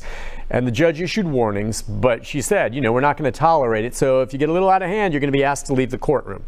You settle down and promise not to do it again, you're allowed back in. That's how it'll play. But there's no indication that anyone's been held in contempt or been arrested for doing something inappropriate in the courtroom. So I just don't know the details on all that. But I didn't see it. Certainly could have happened. Let's go next to Jerry. Jerry, good afternoon. Hi, Jerry. Hello, how are you? Good. What's on your mind? I just want to congratulate Odom for doing what he did. Okay.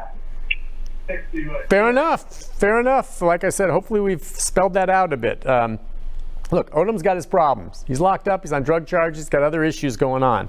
But what he did here, without his tip, they don't have the case where it's at right now. Pretty important. And you heard it from Caitlyn Kaufman's own family, how appreciative they are. So please keep that in mind. Let's go next to Ricky. Ricky, go ahead. Hi, Ricky. Hey, how's it going? Good. What's on your mind? Yeah, I want to make a statement concerning Odom.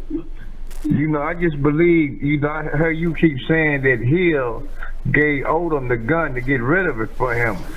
But we don't know that for a fact. That's what he said happened. Mm-hmm. But we haven't heard his point of view what really happened. I believe he had the gun all the time. They wasn't going to get rid of the gun until he played it to the 50,000. You know, who's there to say that Hill gave him the gun? Hill might not never gave him the gun. So you're saying he had the gun all the time. Okay, so you're thinking, so you're trying to say you think Odom might be the killer. Odom could be. Well, no. I mean, and I'm sure they vetted that.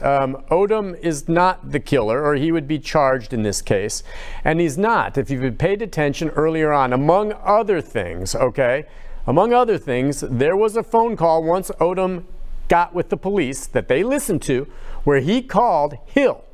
And in that conversation, to make it very clear to police who suspected the same thing you did, that maybe he was involved, you heard Hill and their interaction in their conversation talking about the trade of the phone and talking about how Odom was not with him at any point during any type of shooting or anything along those lines. So that clears him from Hill himself. And keep in mind, too, we already have been told by Hill's own attorney that he is the shooter and that he killed Caitlyn Kaufman, and we're likely going to hear him testify. So there is absolutely no evidence that Odom was involved in what happened to Caitlyn Kaufman until after the fact when he obtained the weapon. So please just stop. He's not charged. They looked at it. Cops aren't dummies in this case. They looked at it. If there was something linking him to what happened to Kaufman, he would be charged. There's plenty of pieces here that indicate he was not. Okay? Not charged. Odom, not charged. Got it? Okay, let's go next to, let's see, is it Joe on 7? Joe, are you there, Joe? Yes. Hey, what you just said was about Hill. I'm saying this right here. It's no defense for Hill because it's already known fact he shot his own family. So why is there even a defense for him? Everything should be focused really on Cowell. What did he do and what he played in? Well, okay, that's fine. And you're going back to some juvie stuff that maybe involved Hill, but you're right. Where we sit here right now, I think we know that we're going to have to hear from Hill, and that seems his own lawyer has confirmed he was involved. There still has to, I think, for many of you, to hear more evidence with regard to Cowan's involvement. I think maybe we can all agree there was someone else driving the car, okay? A car that seems very similar to the type that Cowan was driving, okay? Clearly, it appears that Hill and Cowan knew each other, at least casually, but I think they were good friends. And so we're waiting to see. So someone was driving the car. The question is, can they get enough cell phone data to come back with, yes, confirmed he was in the vehicle with him? And I think that's what we're going to hear in our remaining witness from the prosecution. But keep in mind, this jury, is trying them both. They're both charged with first-degree murder. But if the jury is convinced that Hill was the killer, they can come back with one verdict for him, and they could come back with a different verdict for Cowan, okay? And Cowan's own attorney saying that he did nothing wrong. No gun, no weapon, something like that. So didn't shoot anyone. So we'll see how this plays out. The evidence phase is not over yet, but I think we'd all agree we need to hear a little bit more to tie in Cowan. Cowan's attorney did not get up at the beginning and say, yes, my client was involved, the way Hill's attorney did. So there's more to come. So just stay tuned. But you're right. It's right to reserve judgment on Cowan right now. It's not hard and fast that he was behind the wheel, though that's certainly the case the prosecution's trying to make. Let's go next to Robert. Robert, what's on your mind, Robert? Hey, good afternoon, Nick. How are you? Good. What's on your mind? Hey, I just got a quick comment for you.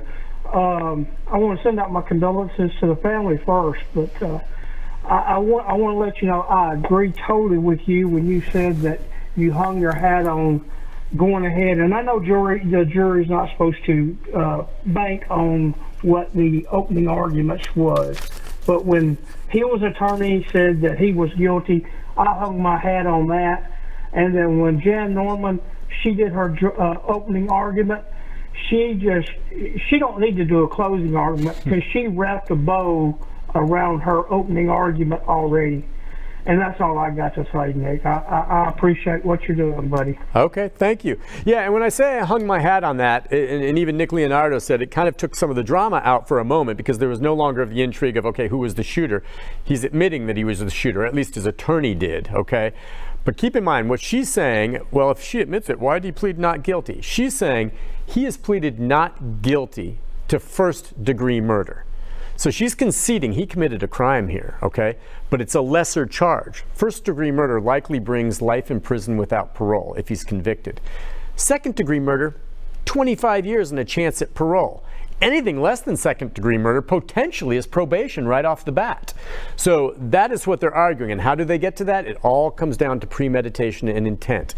If the jury believes that Hill just acted in a fit of passion, just reflex because he was angry and scared, just fired these weapons and didn't mean to kill her, it's not first-degree murder. But the jury, if they think, hey, he thought he was cut off, he was mad, they accelerated, pulled up next to it, and he fired not once but 6 times into this vehicle, that sounds like premeditation to me, then he's going to get nailed for first-degree murder. And that's where I think they're leaning.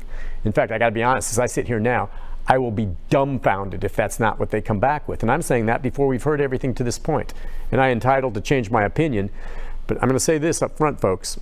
I have seen some other cases where I believe the jury came back with what in my opinion, was the wrong verdict.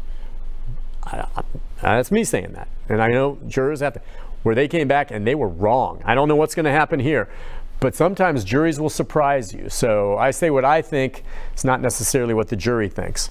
Let's go next to Debbie. Debbie, good afternoon. Hi, Debbie. Hey, Nick. How are you doing? Good. How are you? Good. I'm really, just intrigued by so many things on this trial. And one of the things that I'm impressed with is Ms. Karen Reese, who was an outstanding citizen for going and photographing that burning car on all 4 sides, plus the license plate. And I'm not sure why law enforcement or fire department didn't have those photos. Because had to cut you off because they're back in court and we don't want to miss it. I appreciate your call, but let's take you back into the courtroom, see where we stand. I want you to everyone to be cooperative in that effort. My staff gives people instructions as they enter this courtroom for a reason.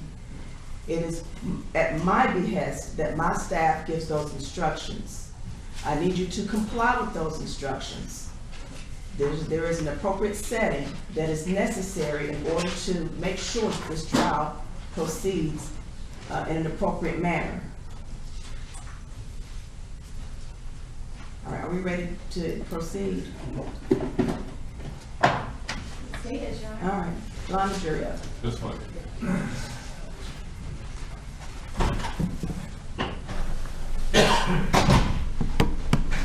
Real quick, they're bringing in the jury, but clearly there's been some problems with the gallery being disrupted because you just heard the judge say you are to comply with the instructions in the court. In other words, if you don't, you're going to be removed. So we don't know what it all was, but clearly some of our viewers picked up on it, and some folks in the gallery were not abiding, and the judge has now just reiterated, you abide by our rules or my court officer will remove you.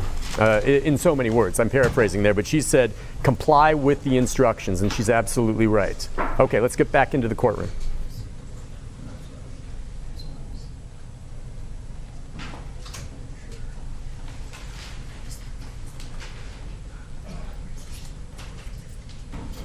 Before we bring the jury in, I do vote.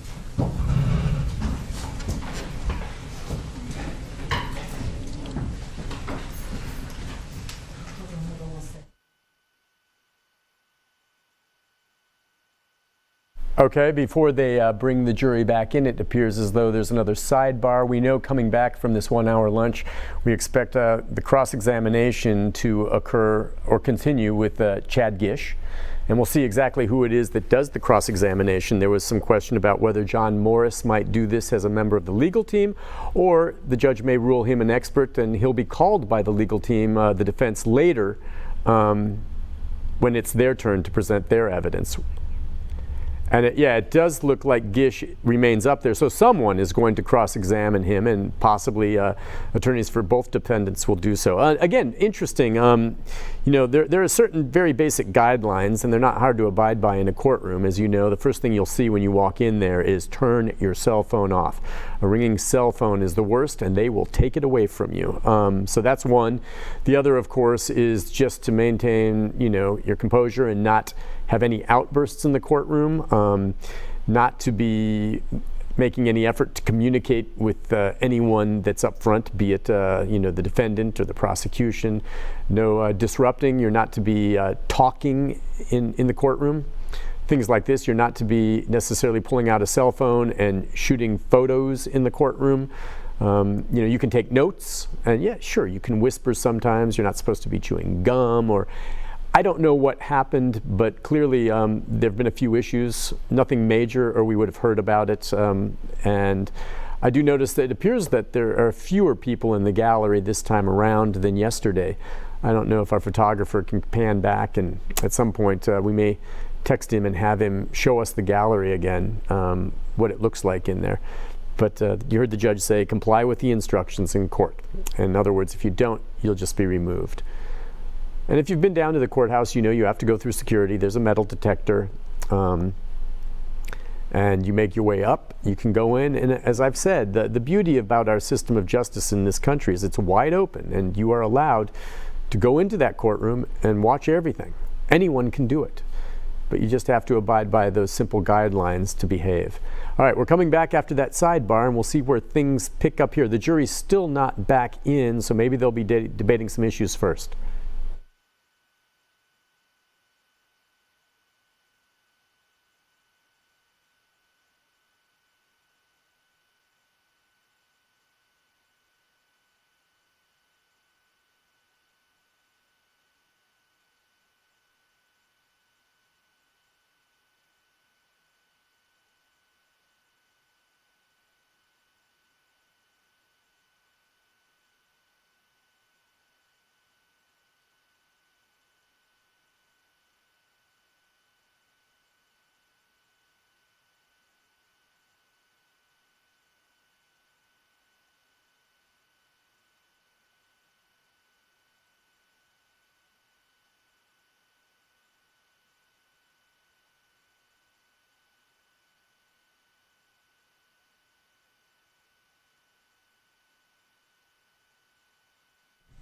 I expect every person in this courtroom to comply with the instructions of the court officers as you enter the courtroom.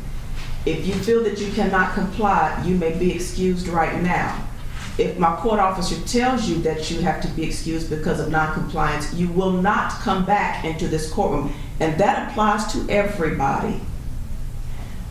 Turn your cell phones off. Put your cell phones away. There is no cell phone use of any manner in this courtroom. If the court officers see your cell phones, you will be excused from this courtroom. You will not be allowed to come back in for the remainder of these proceedings. If you have any problems with any of the rules, these are my rules, and you can leave. And that applies to everybody across the board.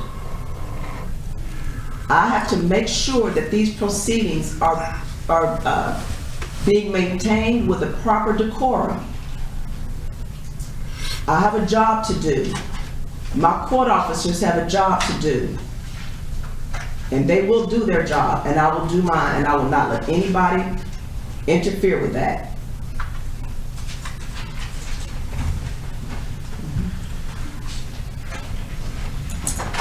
This one.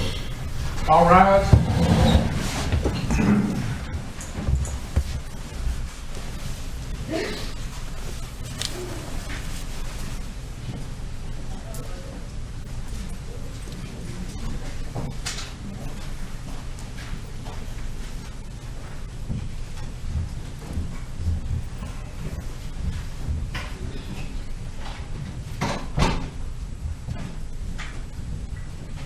All right, may all be seated. Let the record reflect that the jury's back in the courtroom after lunch. Good afternoon, ladies and gentlemen.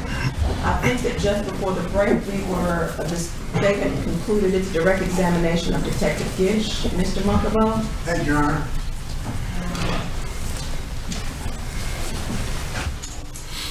Good afternoon, Detective. Good afternoon.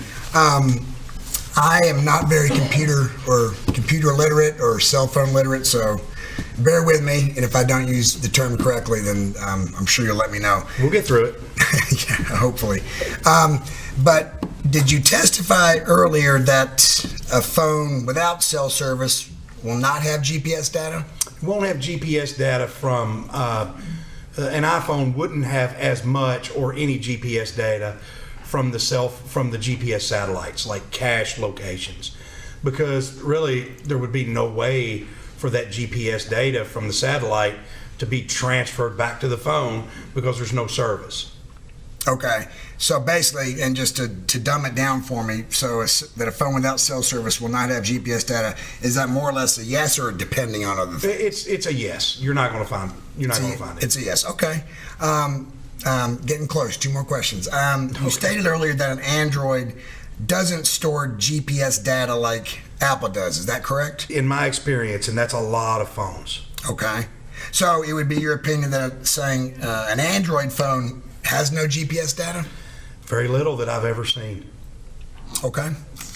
Lastly, Detective, and correct me if I'm wrong, did you testify that based on your data and interpretation that Ms.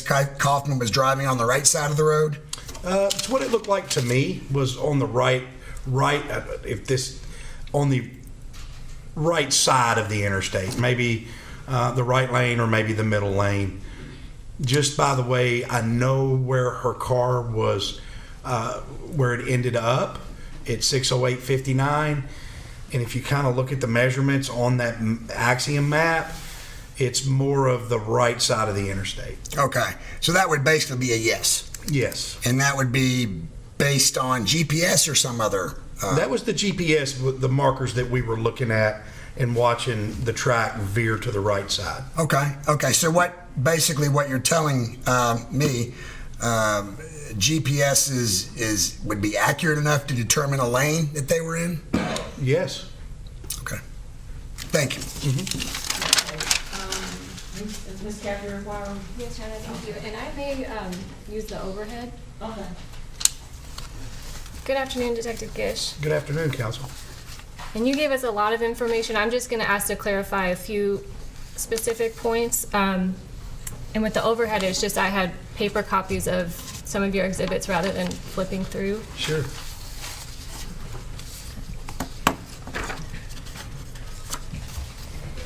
And I believe you had testified of all of the devices that you were tasked with looking through, the only one that you were able to pull GPS data from for December 3rd was Ms. Kaufman's phone, correct? Yes. Okay. And in the first phone that we spoke about in your testimony today was the phone belonging to Mr. Merrill Odom? Yes. And I'm going to put on the screen now. Is that showing? This is his Google search history, is that right? Yes. And is it accurate then to show that at 2:46:39 a.m. on December 10th, that he was searching for cash rewards, Caitlyn Kaufman cash rewards? Yes, it is, right where I placed the purple dot. Okay. And that further down on that same date at 12:44:23 p.m., he again is searching for Caitlyn Kaufman cash reward? Yes. And that search is repeated 1, 2, 3, 4, 5, 6, 7, 8 times? Yes. If I didn't read each one of these for sake of time, but just like the one where General Norman was asked the question, it doesn't mean that he went to that each specific time. I want to make that clear to the jury. It could have been he could have paged forward, or he could have closed out his app, reopened his app. It was still there, but yes. Okay, so it definitely could have the first 2 times. Okay, and it could have refreshed his search or gone to another page. That's right, ma'am. Okay. Yes. Thank you. And then again, a little further down, now at 3:28 p.m., again, we have a separate, this would have been a new search then because it's different wording, cash That's correct. reward for killer of Caitlyn Kaufman. Yes, ma'am. Okay. But again, the next line down might not necessarily be a new search, but again, could have been a refresh of the original entry. That's right.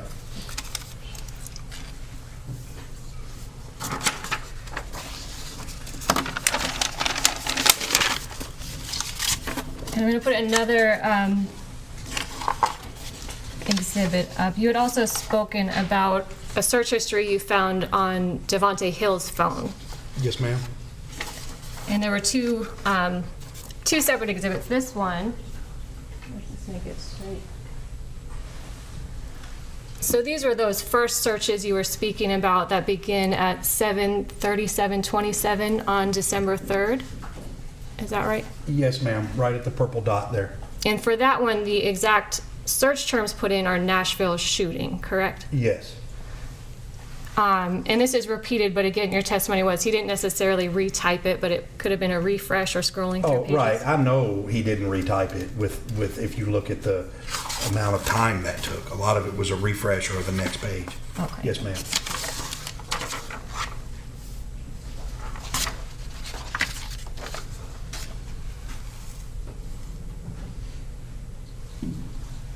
So moving ahead here to 2:22:24 a.m. and that is the first time that you could see that he actually accessed a news article related to the incident, correct? Yes, and I think I testified too. That was the first time that I'd found a reference to him searching anything or knew that the person was a nurse. Okay. And to the same point then, this is the first time that you were able to see that he knew any details about on his phone of who the person was at all, correct? Right. And the first time he would have been able to read on his phone what happened to that person.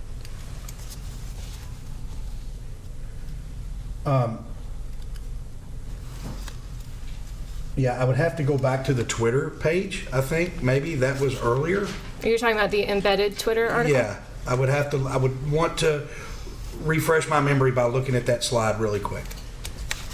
Are you talking about the one right below that Fox 17 line? Oh, yeah, there it is. Yes, ma'am, I'm sorry. Yes, that would be the first time, yes. Okay, so the first time that he would have seen that a nurse was shot and killed on the freeway in the news article. That's right. Okay. And I don't believe it was in the slides you showed today, but you were able to also find that after seeing this first news article, he continued to search out other news articles related to the incident, correct? Yes.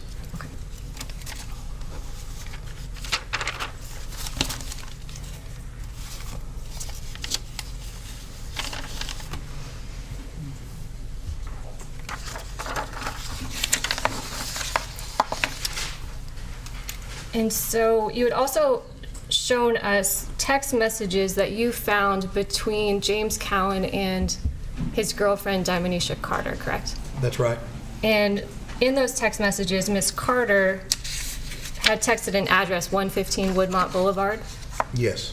that you were later able to determine was her place of employment? You Yes, determined that's where she worked? Detective Dickerson was able to confirm that, but I gave that location to him, yes. Understood. 115 Woodmont Boulevard is right off of West End, correct? Yes, it would be, in relation to where the incident happened, it would have been the next exit and then a left turn going west. Okay. And it's also fairly close to St. Thomas West. It is very close. Okay. Yes. So, and I believe you testified, I just wanted to clarify, you were able to determine that Mr. Cowan regularly went to that address. Was that right? That was a common occurrence, I believe, is what you said? It was at least 12-3 and 12-4. Okay.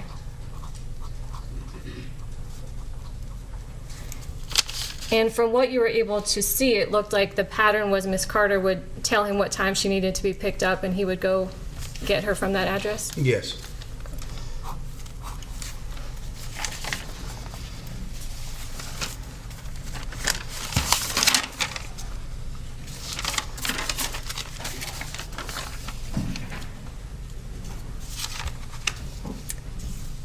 And then the final device you had talked to us about was Miss Kaufman's own phone. Yes, ma'am. And so I wanted to, and I believe you were just speaking with Mr. Munkabo. You said that the best that you could determine was that she was in one of the righter-most lanes. So you can't pinpoint exactly which lane she's in throughout her drive, correct? No, GPS, depending on how many satellites is connected to the specific device, is going to determine the confidence of where that point lays. The confidence, I believe, I'm not even going to, it was really close to like the lowest confidence that we can get, 4 or 5 meters. Unfortunately, the mapping will not zoom in that close, but just out of my experience, I can say that she was most likely in the right lanes. And is that, so on this sheet, which was another one of the exhibits you had, there's multiple columns, latitude, Right. longitude, speed. Is accuracy? Yes, that's it. The confidence, right. So the accuracy. So again, this is meters. So if we look at it, I mean, you have plus or minus 4 meters on either side of that point, right? So assuming that the point is correct, which it could be as well, the plus or minus would be the 4 meters on either side. So just in the validation testing that I've completed in the past, other cases that I've investigated, I'm pretty confident she was in the right lanes on I-440. Okay. And 4 meters, and again, I'm not a math person, but that would be around 12 feet? Yes. Okay. And the lanes on the highway are each about 12 feet. Yes, ma'am. Okay.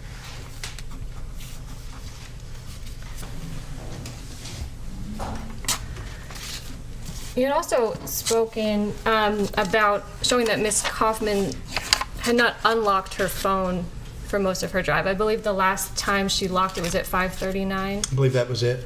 Okay. But a person can use their phone hands-free even when it's locked, correct? And she was listening to Spotify. Okay. And had also placed that outgoing call to her mother. It could, yes, ma'am. Okay. Yes.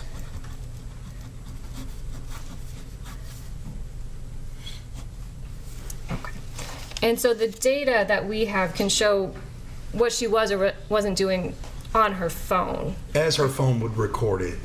I can't sit up here and say it would absolutely record everything that she was doing or not doing on her phone, or what her phone was actually, what services it was using or running or activating. But I can say that I did not find any services or activity on that phone to suggest that she was physically using her phone. Right. And of course, they couldn't show us what she was doing unrelated to her phone inside the car. Correct? No, ma'am. Okay. Those are all my questions. Thank you. Thank you, ma'am. Is there anything to redirect? I just have one question, Your Honor. Ms. Kapp asked you a question about whether or not, based on the GPS data from Ms. Kaufman's phone, you believe she was in the right lane of traffic, and it's my understanding your response was the right lanes. Yeah, I don't want to say a specific lane. But I think if we look at that map and we can look how much she veered over to the right to where the guardrail was, where her car came to a rest, if she was in one of there's still a whole lot of left lane left right there. So that's why I'm saying probably on one of the right 2 lanes right there. I think it's 4 lanes through there. I think it would be the right 2 lanes. Thank you, Detective Gish. You're welcome, ma'am. Thank you so much. Watch them just stepping down. Thank you, Judge. Unless anyone intends to recall Detective Gish, I'm going to release him from the subpoena. That's fine. Thank you, Judge. You won't be hesitating. I was hesitating, Your Honor. I think that procedurally we might need him for another portion. I'll be here. Yes, I Thank you, will Judge. not release you from the Thank you, subpoena. Judge. Okay. He doesn't necessarily need to be under subpoena, but I would like for him to stay. All right. Okay. Is the state ready to call your next witness? And Your Honor, because we would be calling him for another purpose, may Detective Gish remain in the courtroom? Just, it's Special Agent Andy Valley's testimony, and I think he can. he will never testify about the same These procedures are, I think he can. Go ahead. Yes, you can stay. The state's next witness is Special Agent Andy Valley with the TBI.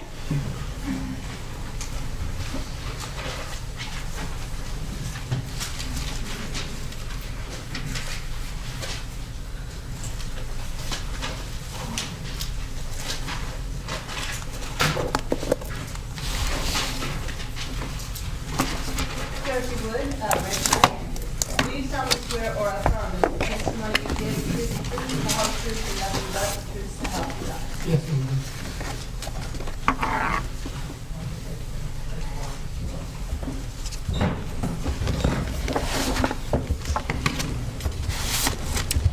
Special Agent Valley, could you please state your full name for the record? Andrew Valley, V-A-L-L-E-E. And are you employed by the Tennessee Bureau of Investigation? Yes, ma'am. How long have you been employed there? Since 2014. And what is your current position at the TBI? I'm a special agent in the Criminal Investigation Division assigned to the Cellular Analysis Survey Team, also known as the CAS team. And can you explain a little bit about what that means to be part of the Cellular Analysis Surveillance Team? We handle dealing with communications detail records, looking at the data that is included in those from cell phone network carriers, also electronic surveillance such as wiretaps, pen registers, and also going out and conducting drive tests and other radio frequency type cases. And prior to being in that current position, what was your position before that? I was with the Metro Nashville Police Department. And what was your position at MMPD? I was a detective. And how long were you in that position? I started in 2006 up until I went to TBI. And while you were a detective at the Metro Nashville Police Department, did you also do work with cellular records or carrier records, commonly known as call detail records? Yes, ma'am, I did. And was all of that work related to utilizing those records in a criminal investigation? Yes, ma'am. And can you describe your training that you have had from the time that you were a Metro Nashville police detective, utilizing these carrier records up until this point in your career at the TBI? Yes, ma'am. I've been through numerous trainings over the years. I have been to the Federal Law Enforcement Training Center. I've been to the some of the FBI CAST training, which is specific to this technology. I've been to vendor-specific training and vendor-specific tool training, as well as the training for the equipment that we utilize, along with the TBI's electronic surveillance certification to be able to conduct those type of investigations, and a multitude of other ones as well over the years. And can you describe the distinction between what you do with carrier records and the cellular analysis or the analysis of the cellular network versus what a mobile forensics examiner would do? So the easiest way to tell the difference between these two is digital forensics, like what Detective Gish does, is having the physical device itself and pulling the data off of that device. On my side, I'm concentrating solely on the network side, such as from Verizon, T-Mobile, AT&T, carriers like that. And so you don't actually need a physical device to do analysis for a particular phone number if it has cellular service. That is correct. And in your job as a special agent at the TBI, are you working with what is known as historical call detail records as well as working with records for what might be referred to as a live ping? That's correct, both sets of records. And could you describe for the jury and distinguish between those two things? So historical records would be anything from 1 minute ago backwards, everything that would be stored on the systems.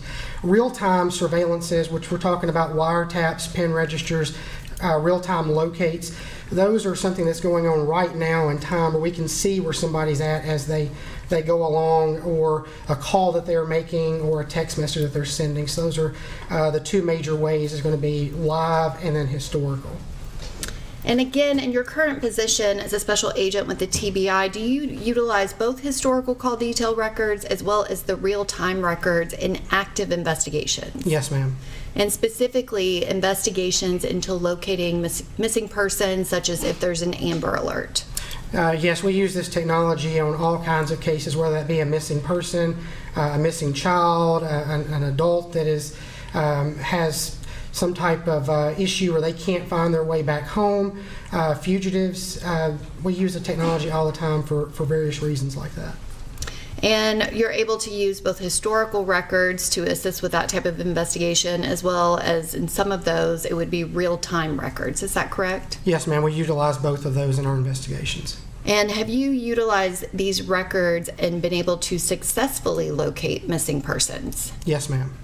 And is that part of your experience in training and knowing how accurate the analysis is that you're doing as to whether or not you're actually able to find the person that you're looking for? Absolutely. And I have a document that I would like to be handed to this witness.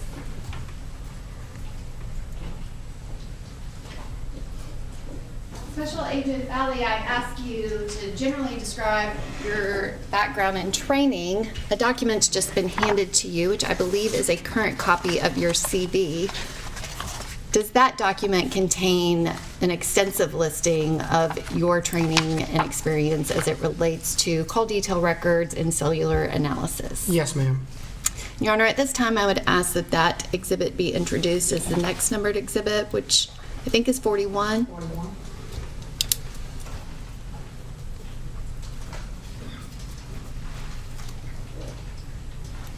Agent Valley, do you also have experience in teaching others in how to analyze carrier records and the analysis of a cellular network? Yes, ma'am. I teach nationwide on various aspects of cellular training, cellular analysis, and propagation, how to properly look at records, all of the stuff that I do. Which you just referenced propagation. Do you have specific training in radio wave propagation? Yes, ma'am. And cell systems engineering? Yes, ma'am. And I think you already mentioned that you had training in specialized tool training, vendor-specific training, and do you have carrier-specific engineer training? Yes, ma'am. And also training in system load balancing algorithms? Yes, ma'am. And can you explain what that last one means? So system load balancing would be obviously the cell carriers want us to have the best possible coverage that we can without dropping or losing a call. So if a cell site becomes overwhelmed, such as, let's say there's some type of big event downtown on 2nd Avenue and it overloads the cell sector that would normally be covering 2nd Avenue, it may then switch that load off to another nearby antenna that has coverage in that area as well. We refer to that as load balancing. And is there kind of an industry-specific category of data that is referred to as ranging data? Yes, ma'am. And what is ranging data? Ranging data specifically refers to different technologies it's all the same technology, but it's referred to by different names of different carriers, such as Verizon calls it RTT, Sprint called it PCMD, T-Mobile calls it timing advance or TDOA. Those all refer to the distance that a device is from the cellular tower to be able to determine a generalized area that device was within the sector. And so when you're doing an analysis, are you typically analyzing both the cell phone tower locations as well as the individual ranging data that might be available from the specific carrier. Yes, ma'am, they're used in conjunction with each other. And then can you explain to the jury what the Gladiator Autonomous Receiver is? I think it's referred to as GAR. Yes, that's a piece of equipment that we have to conduct drive tests. We'll go out and drive around with this piece of equipment. That will allow us to take measurements of the various cell sectors as we drive around to determine the coverage area of those particular sectors. And I guess, can you explain the Gladiator Autonomous Receiver and what information it's giving you as compared to the information that you're receiving from historical records? So the historical records in the past will only give us a sector, a theoretical sector pointing in a direction with very sharp lines, versus when we're using the equipment to go out and map it, we will get a very odd shape because of the way that RF travels, and we'll be able to tell how far out those signals go versus just theoretically mapping out a sector based on the azimuth and beam width. And your job at the TBI as a special agent, do you use this type of technology and perform this analysis periodically, or how often do you use this and perform this cellular analysis? I utilize the technology every day. I don't conduct drive tests every day. It's as they come up. But I would say that we do quite a few without getting into specific numbers. And is the Gladiator Autonomous Receiver, is that also another way to be able to tell how accurate the information that you're getting from historical records? Yes, ma'am. It helps us validate if things are like they were from the theoretical side, mapping out from the carrier, so we're able to validate those records to make sure that they are correct, or if there's any anomalies or issues, we can determine that with the GAR system. And Your Honor, at this time, I would proffer Special Agent Valley as an expert in cellular communications data and the analysis of that data. Okay, does the defense wish to voir dire Special Agent Valley? We do not question his expertise. Okay. Ladies and gentlemen, so Special Agent Valley has been tendered to you as an expert in the field of cellular communication data. And maybe the analysis of cellular communication data. Analysis of cellular communication data. As I explained to you previously with previous experts, I will give you an instruction with regards to the way given to this testimony. Let's take a really short break. All right.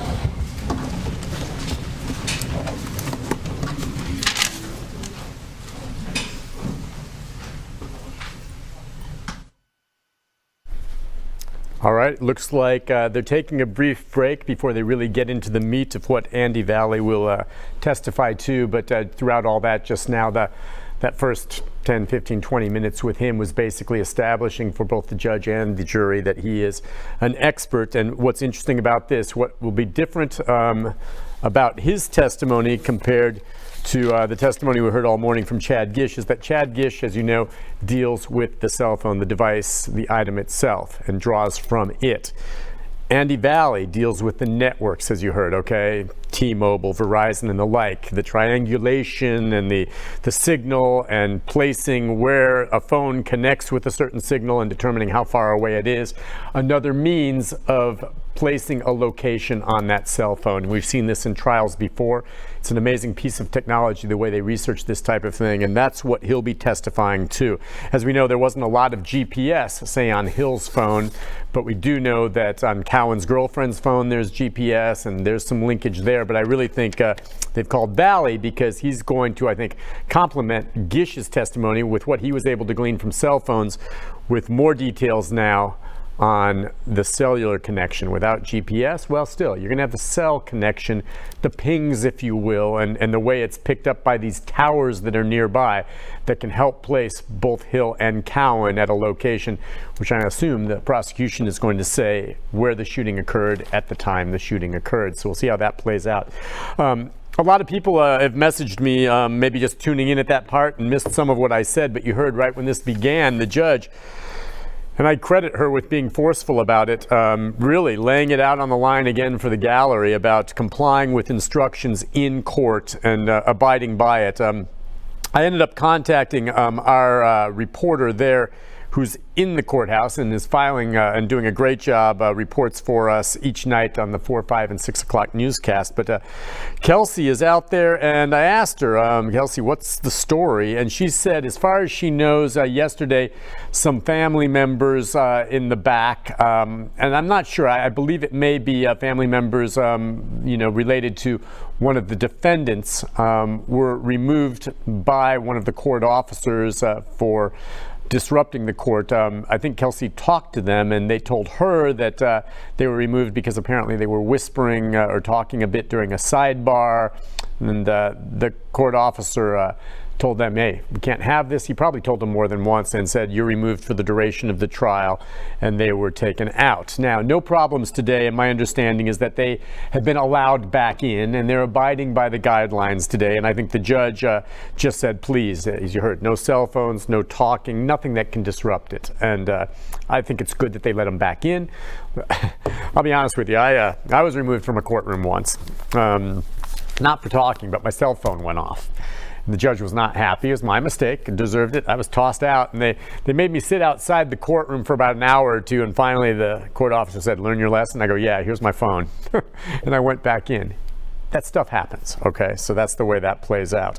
Also had another question from someone. If you've been watching closely, you've been able to observe the legal teams that are in action here, okay? And you notice that it appears as though Hill has 2 or 3 attorneys at least. Cowan has 1, and the prosecution has 2 at least, okay, between Roger Moore and Jan Norman. How this shakes out and the way it's explained to me, Nick not here with me, but in non-capital cases, non-death penalty cases, and this is to explain how it's fair. I mean, you're like, why does one have 1 and other have 2? That's not fair. The defendant is appointed an attorney, okay? We know these defendants are appointed an attorney, okay? They're entitled to 1 appointed attorney. A second attorney can come on board but would not get paid, all right? So Cowan was appointed 1 attorney, and that's who he has. And if there was a second one, that second one would not get paid. Now, the public defender's office has more than 1. The public defender's office is representing Hill. All right. And the public defender's office has more attorneys in that office, so they've dedicated more than 1 attorney to Hill. Cowan's attorney is a private attorney who has been appointed to do this. All right. And you understand why. The public defender's office can't have their team of lawyers representing both of these defendants on the same trial, so they had to do that. That's the way that plays out. And again, the prosecution has, a full office of prosecutors, and they can decide as many as they want. But oftentimes I've seen it, and you can raise the question. There's a public defender sitting there up against, oftentimes, one public defender against a staff from the DA's office. Is it always fair?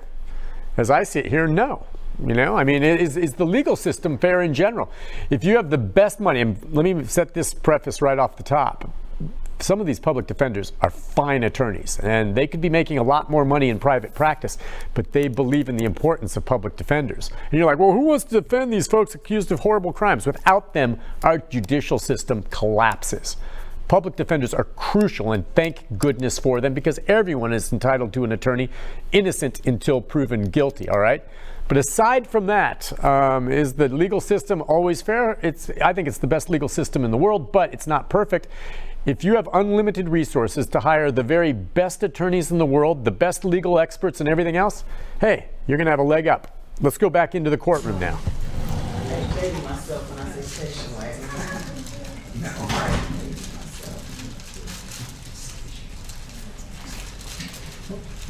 Sorry about that.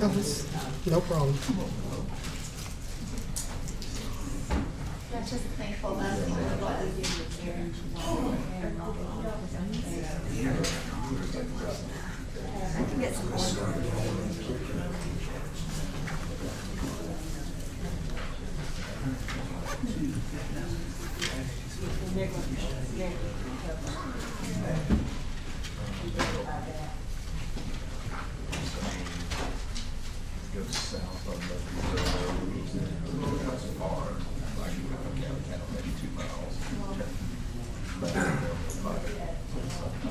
Maybe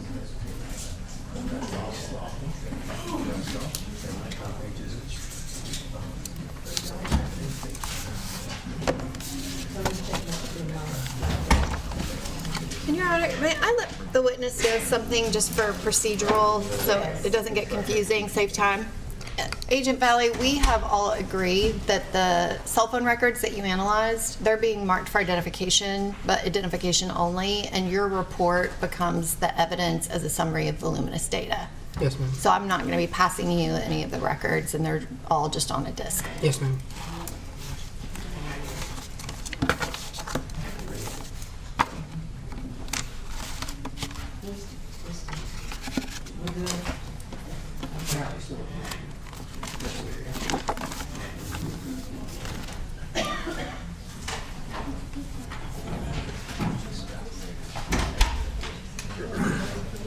All right.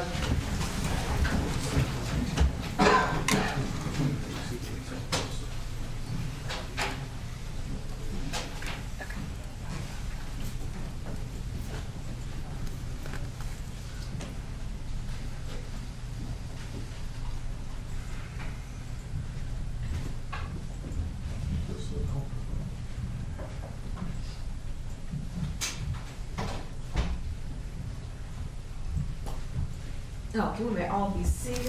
Okay, the next the jury here is brought back in the courtroom. Okay. General? Special Agent Valley, at some point were you contacted by the Metro Nashville Police Department and asked to assist with the investigation into the homicide of Caitlyn Kaufman? Yes, ma'am. And do you recall exactly when that occurred? No, ma'am. I'm sorry, I don't. Was it sometime within the first week of her homicide? It was very close to it. It was not very far out. I just don't recall the exact date. And when you were asked to assist, can you describe kind of how that assistance works, especially when you're assisting another agency and it is not specifically an active TBI investigation?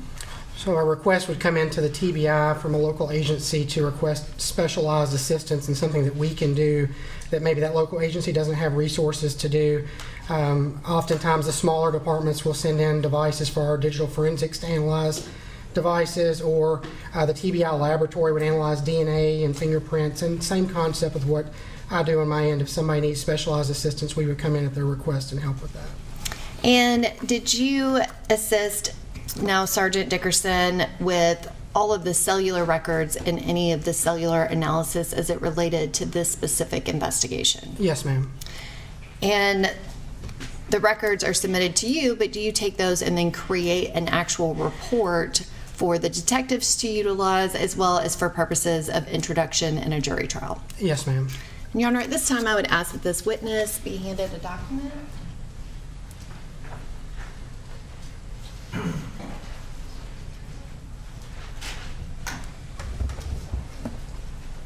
Thank you, sir.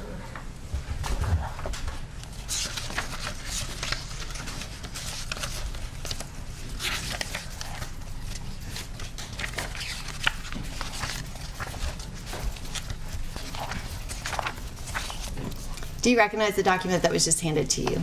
Yes, ma'am. And is that the report that you created specifically to be introduced during this trial? Yes, ma'am. Your Honor, at this time I would ask that that report be introduced as the next numbered exhibit. 42.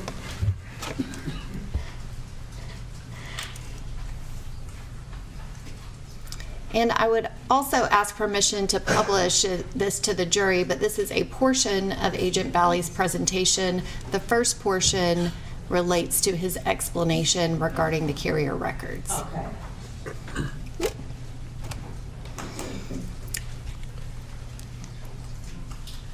Agent Valley, it usually takes a second to appear on your screen. Okay.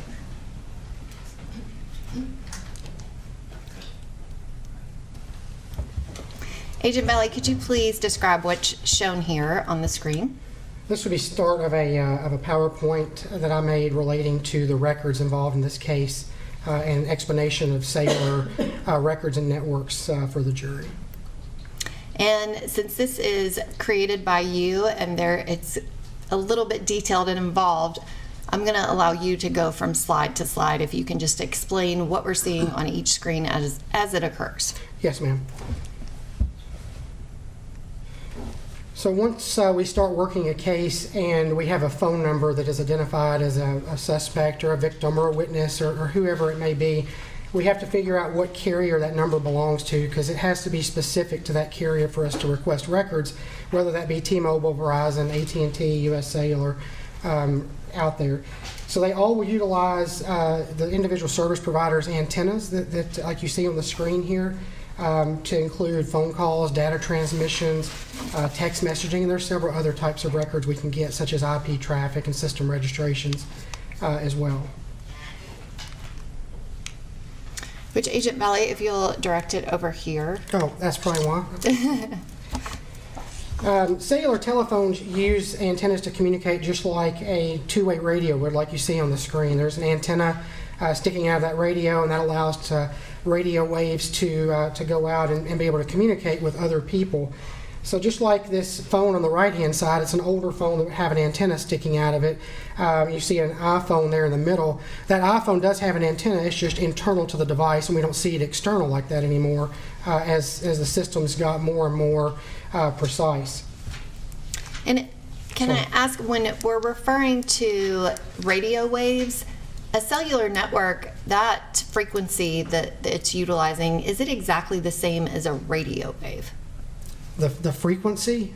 Yes. Versus the wave. We have waves that occur, and those waves determine what frequency band that it would be on. And so if somebody has training just in radio waves, would they necessarily understand how to analyze a cellular network in these carrier records? The records themselves have a lot of issues and anomalies that come with those, and we have to be able to interpret those accurately. So it's also the propagation, but it's also knowing the carrier record side and how those are inputted and how we analyze those properly. Thank you. Wireless communications occur back and forth between the cell phone and the system's antennas. So in this particular example, we may not know exactly where the handset is at, but we do know exactly where the cell site is, as you see on the right-hand side of the screen. And because we know generally where that cell site is at, we can tell generally where a handset was based on that.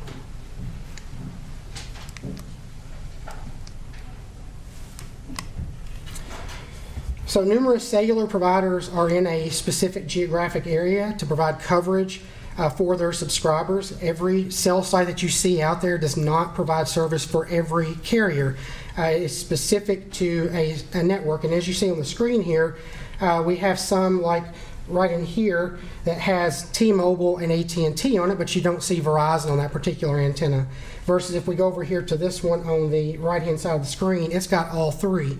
So we can't just look and know that there is a cell tower somewhere and that's the one that's actually servicing the this particular cell site.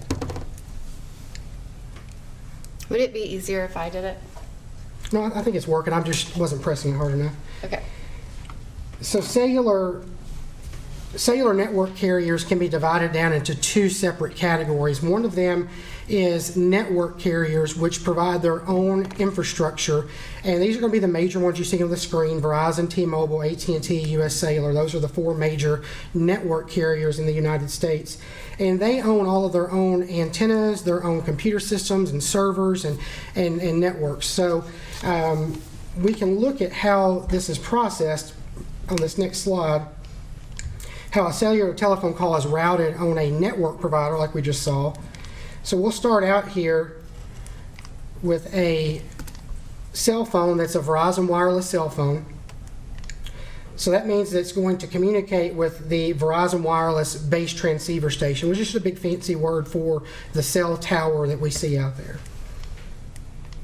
And then that's going to be routed to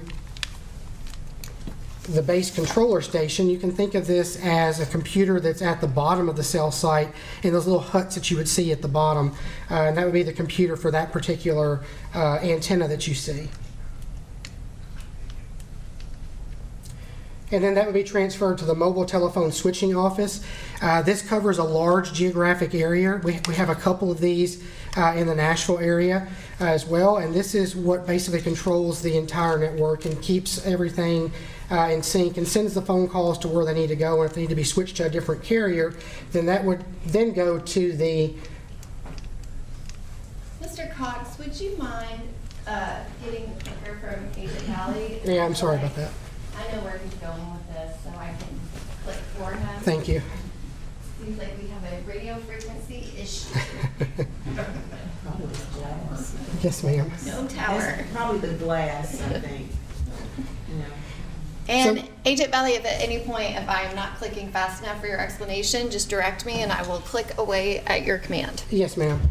So because this caller is a Verizon wireless caller and they're wanting to go to a different cellular network because the person they're calling is on AT&T or T-Mobile, we have to go through the gateway MTSO, which basically takes it out of the Verizon's internal network and then takes it out into the public switched telephone network, which is typically going to be AT&T landline systems and fiber. So then we do the exact same thing in reverse. On the AT&T wireless side, we go through the gateway, we go through the switch, and then eventually as it goes to the base controller station at the bottom of the cell site, and the phone would ring on the other end. And this happens very, very quickly, but that's all the steps that it would go through in order to be able to make a call from one carrier to another. And so are you getting different types of data from each of these steps where a call is routed using different portions of this in a cellular network? So the data that we're looking at is going to come from this area right here on the sender side and this right here on the receiver side. So those would be coming from the switch on most circumstances is where they would be stored at. And you went over some of the major carriers, which there are also some minor carriers. Can you describe the difference? Yeah, so there is a distinct difference between the mobile network operators, which we think of as Verizon, T-Mobile, AT&T, US Cellular, versus mobile virtual network operators. And what that means is that these companies operate in a virtual world. They do not own their own infrastructure. You know, TracFone does not have any cell sites. They do not have any switches. They don't have any of that stuff. They utilize the main carrier's systems to be able to do that. So, for example, if Straight Talk wanted to purchase 1 million minutes for its customers, they would then resell those minutes to their customers, and they would utilize Verizon's network in that hypothetical right there. And so most of the MVNOs are going to only have your data such as toll records, who called who, things like that, but it's not going to have cell site or location information. We would get that from the network carrier that's handling that particular transaction.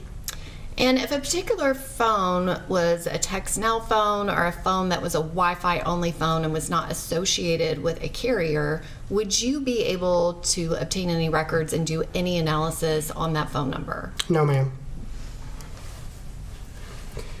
So we can go through this really quickly. This is just the same thing you just saw, except when we get to right here at the switch. In this particular example, it was a Cricket caller who utilized the AT&T cell site. And whenever it got to the switch for AT&T, it reaches out and talks to Cricket's servers and says, hey, does this person have enough time to complete this call? Or do they have enough data available to complete this internet search? Cricket would say, yes, it does.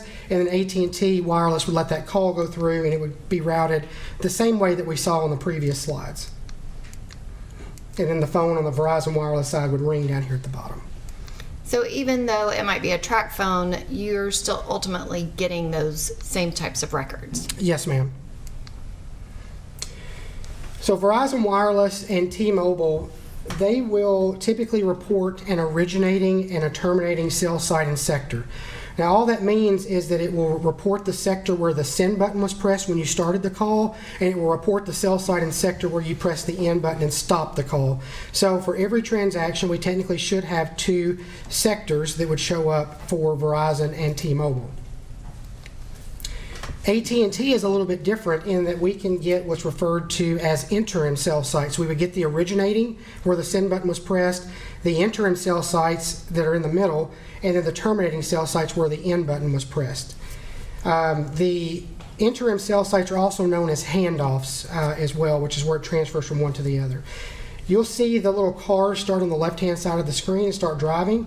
So they now hit the send button. That's going to connect to that originating, and as you drive along, you will connect to each of these cell sites, referred to as interim cell sites in the middle, and then hit the end button down here at the bottom. So if this was a Verizon or T-Mobile caller, even though they connected to all these ones in blue in the middle to complete that call, we can't get them. They don't have them to provide us. But AT&T does keep them, so we would see everything you see on the screen. And so depending on what type of carrier you have, the records that are going to be returned are going to be somewhat different. Yes, ma'am. And can you describe what's shown here, which appears to be AT&T call detail records? Yes, these are some example records that, if you just start clicking through there, it will tell us the start time of the call and local time, and some of them are in UTC time. It also tells us the originating number, which is the person that started that particular call, the terminating number, which is the person who received the call, and the number dialed. So this column can tell us additional information. It's going to be the same number that we find in the originating or terminating, but it would have additional information, like if you pressed *67 in front of it, or a number to block your identity on your phone, that would show up in the number dialed exactly what was dialed into the phone. So that's the difference between those three columns. And then we have a description out here which tells us if it is mobile to mobile, mobile to landline, if it was an originating or a terminating, so if it's incoming or outcoming, those little codes out there would tell us that information. They also will tell us the seizure time and the elapsed time. So the seizure time, as it says there, is the amount of time it took the network to process the event. We ignore that column. That is not a time that shows how long somebody was on the phone. That is the elapsed time column. So we always pay attention to that particular column called elapsed time. And then finally, it will tell us the cell site location of the actual antenna that this device connected to complete this transaction. This is a set of example CDRs where we have a crime that occurs on May 1st, 2010 at 10:08 in the morning. So we would take these records and we would go through there, and we found this one at line item number 5 right there. And as we zoom in on this, it shows us the lack, go to the next one there. So we would take those two numbers that we just got off the previous slide and come over here to this, which is the cell site list. So what you just saw on the previous slide is your target's records. That would be your victim, witness, suspect, or whoever's records that we have of who they called, the dates and times, and what cell site they connected to. But that number that we saw on the previous slide, just example 123, sector number 1, that doesn't mean anything to you or me without looking at an additional set of records, which is referred to as the cell site list. And think of this as the master list of every cell site and sector that is out there. So now we can take those numbers from our target's records, come to this list, and we can find that lack and see it. So those two numbers at the top right here are from our target's records, and you can see right here in red where we found the one that matches that. So it now tells us the latitude and the longitude of the cell site, not the phone, but the cell site itself. And it also tells us it's in the Nashville switch, so we know it's in this general geographic area of Middle Tennessee. And can you explain what the azimuth and the beam width, what those two columns? So the azimuth is going to always be the center of the sector. So whenever it tells you 270 degrees, that is when you're looking at 0 at the top, all the way back around to 360 being at the top. 270 would be directly to the west if you're looking at that, and so we would know it's pointing in that general direction. And then the beam width tells us how wide that sector is, which is how we get that triangle shape that you'll see on some of the slides coming up. It'll be a better example of that shortly. So you're actually using this data directly from the cell phone carrier about a particular antenna to do your analysis? Yes, ma'am. These records that we were looking at here all come directly from the cell carrier, the respective one that we're working with. And can you describe what is shown here, which appears to be T-Mobile records? Yes, ma'am. These are going to be example T-Mobile records. They also tell us the date and time that a transaction occurred, how long that communication event occurred in seconds. And then it will also tell us what type of call and direction that it was, whether it was incoming or outgoing. It also has completion or service code. So this will tell us additional information about if there was an abnormal completion, if there was an abnormal release or latch on. All of that would come up in the service codes there as well. They also tell us the calling number like we saw with AT&T, as well as the dialed and called number. So what two numbers are talking to each other is what we're getting there. And then we have the destination number that the call was routed to. And we also get the originating cell site and sector, so this would be where the send button was pressed. And then we have the terminating cell site and sector, which is where the end button was pressed as well. And this appears to be Verizon records. Yes, ma'am. These are example Verizon records, which would include the start time, and it's going to be in local time to the left. Sometimes, as you see right down here, on that one it says GMT -0. That would be in UTC. Verizon, for some reason, likes to flip-flop back and forth. It'll be central time in one line item, and then go to UTC. So we have to convert those properly and make sure that they are all in local time.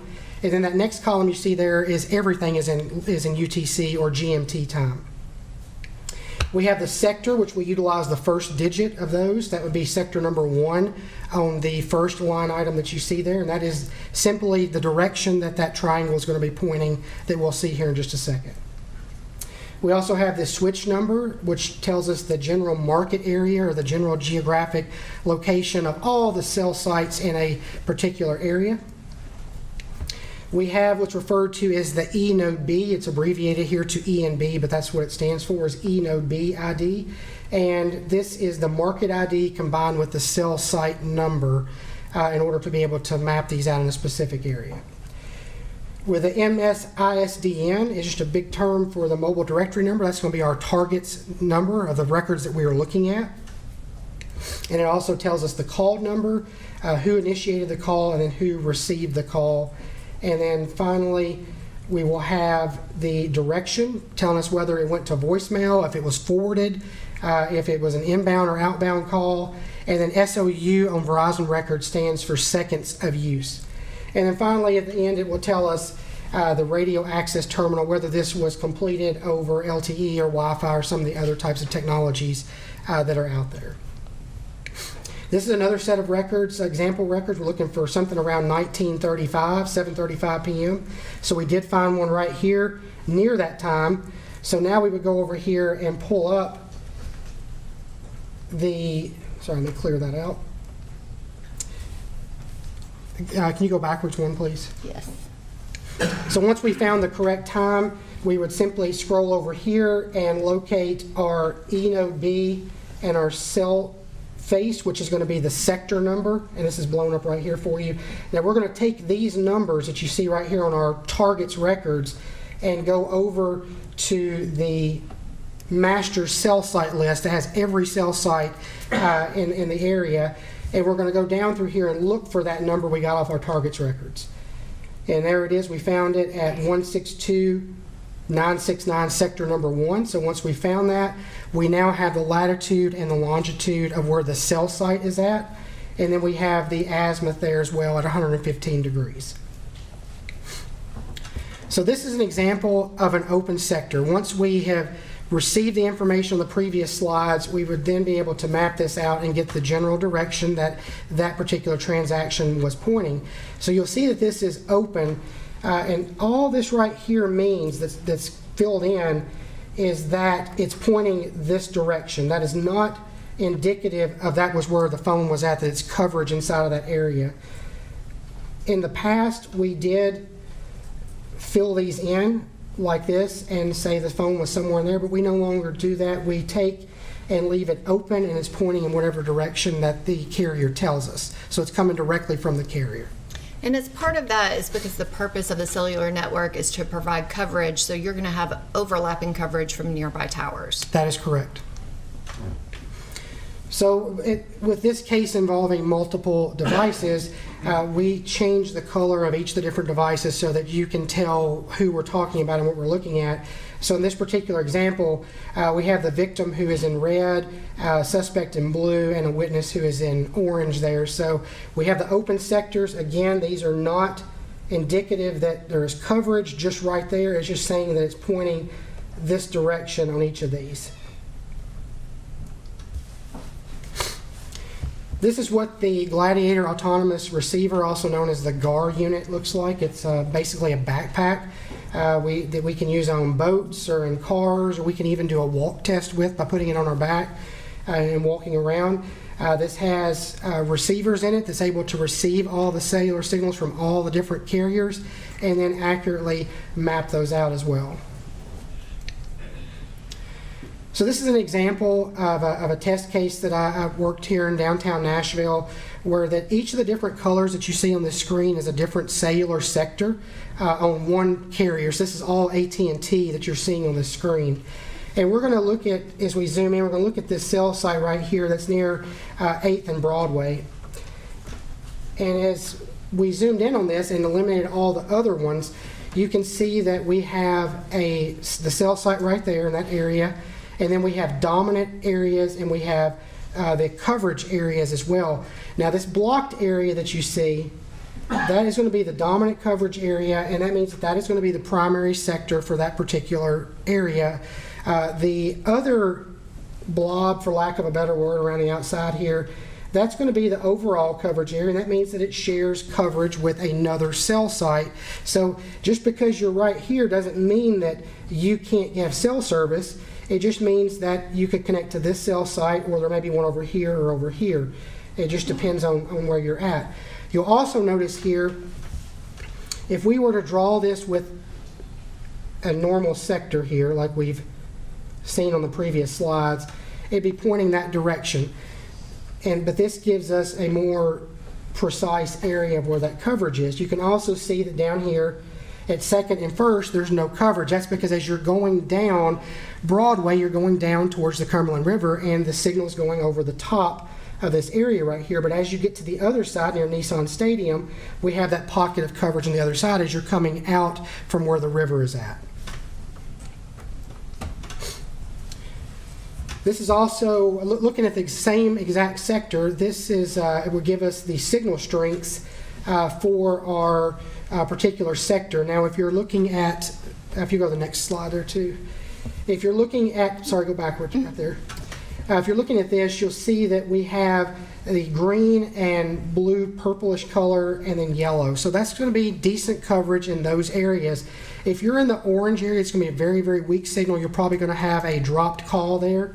And then the red coverage area simply means that our equipment is so sensitive that it can pick it up, but you would not be able to make a call on this sector. That doesn't mean that if you're right here that you couldn't make a phone call there. It just means that another cell site and sector would be handling that outside of this coverage area.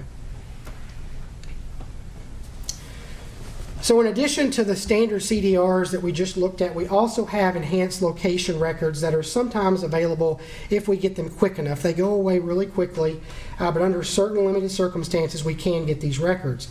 These are referred to as ranging data, round trip delay, timing advance, or time distance of arrival, also known as TDOA.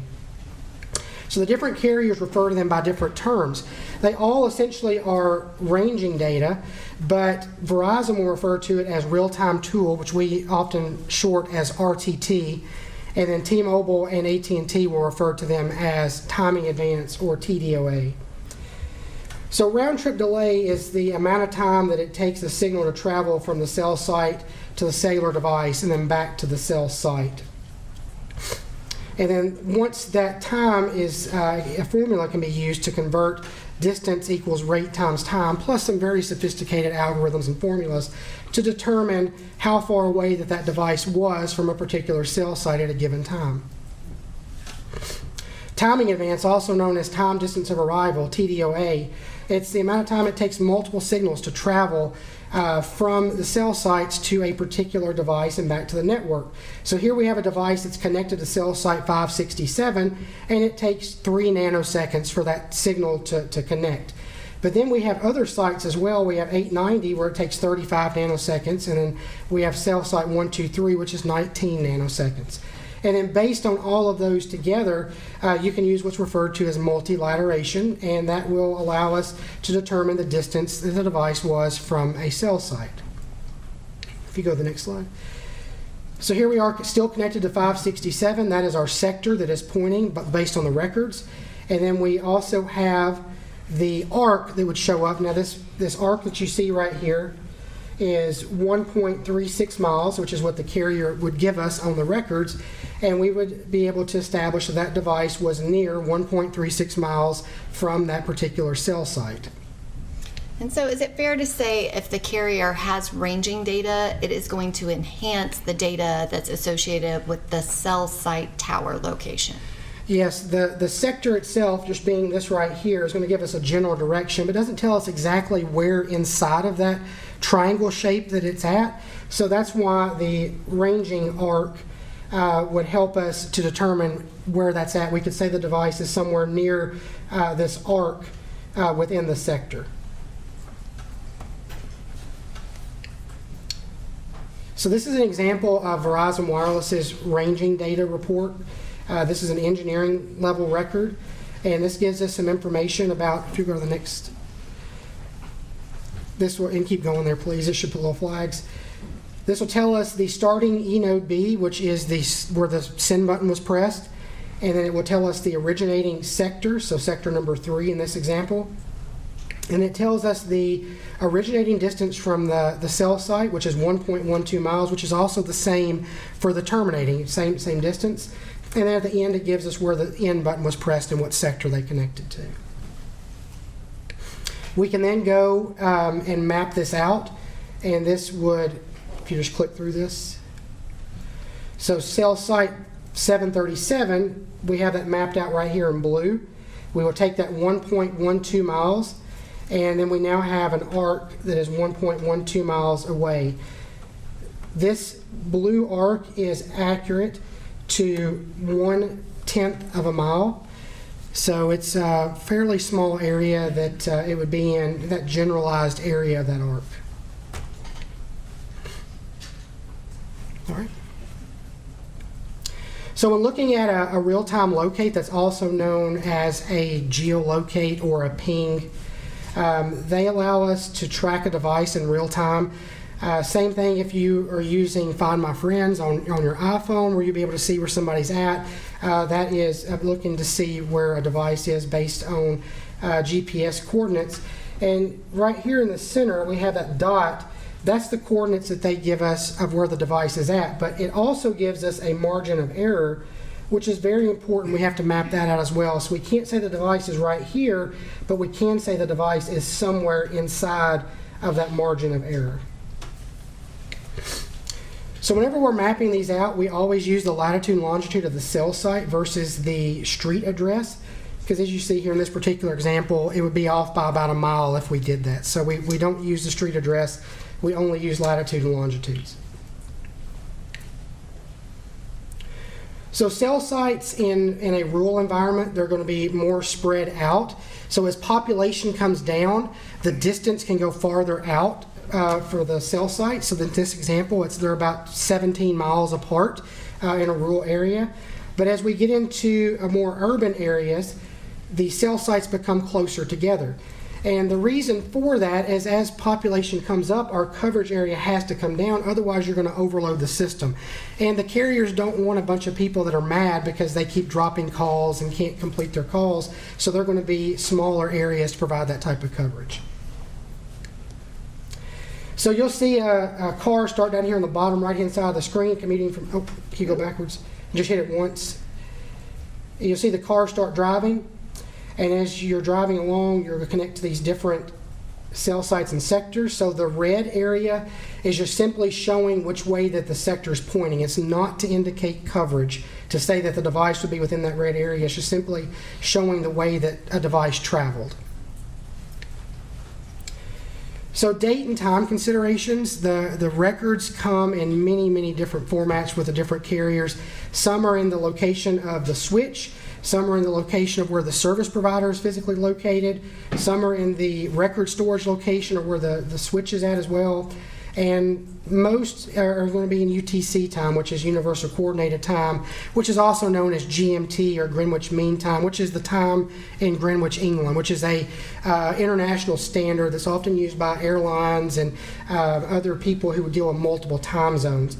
So the records must be analyzed correctly to make sure that we're getting them into the correct local time for us to understand. So everything that you'll see going forward on the actual records are going to be converted to Central Time. And everything prior to this was nothing related to this case. It was all general system information. So now we'll get into actual case data. And Special Agent Valley, you've gone into a lengthy explanation of the records and the analysis that you do, and also an explanation so that all of the arcs are explained as to how you obtain that information in the coverage area. But if you could please still kind of as we go explain some of that just to ensure that it kind of circles back to the explanation that you just gave. Yes, ma'am.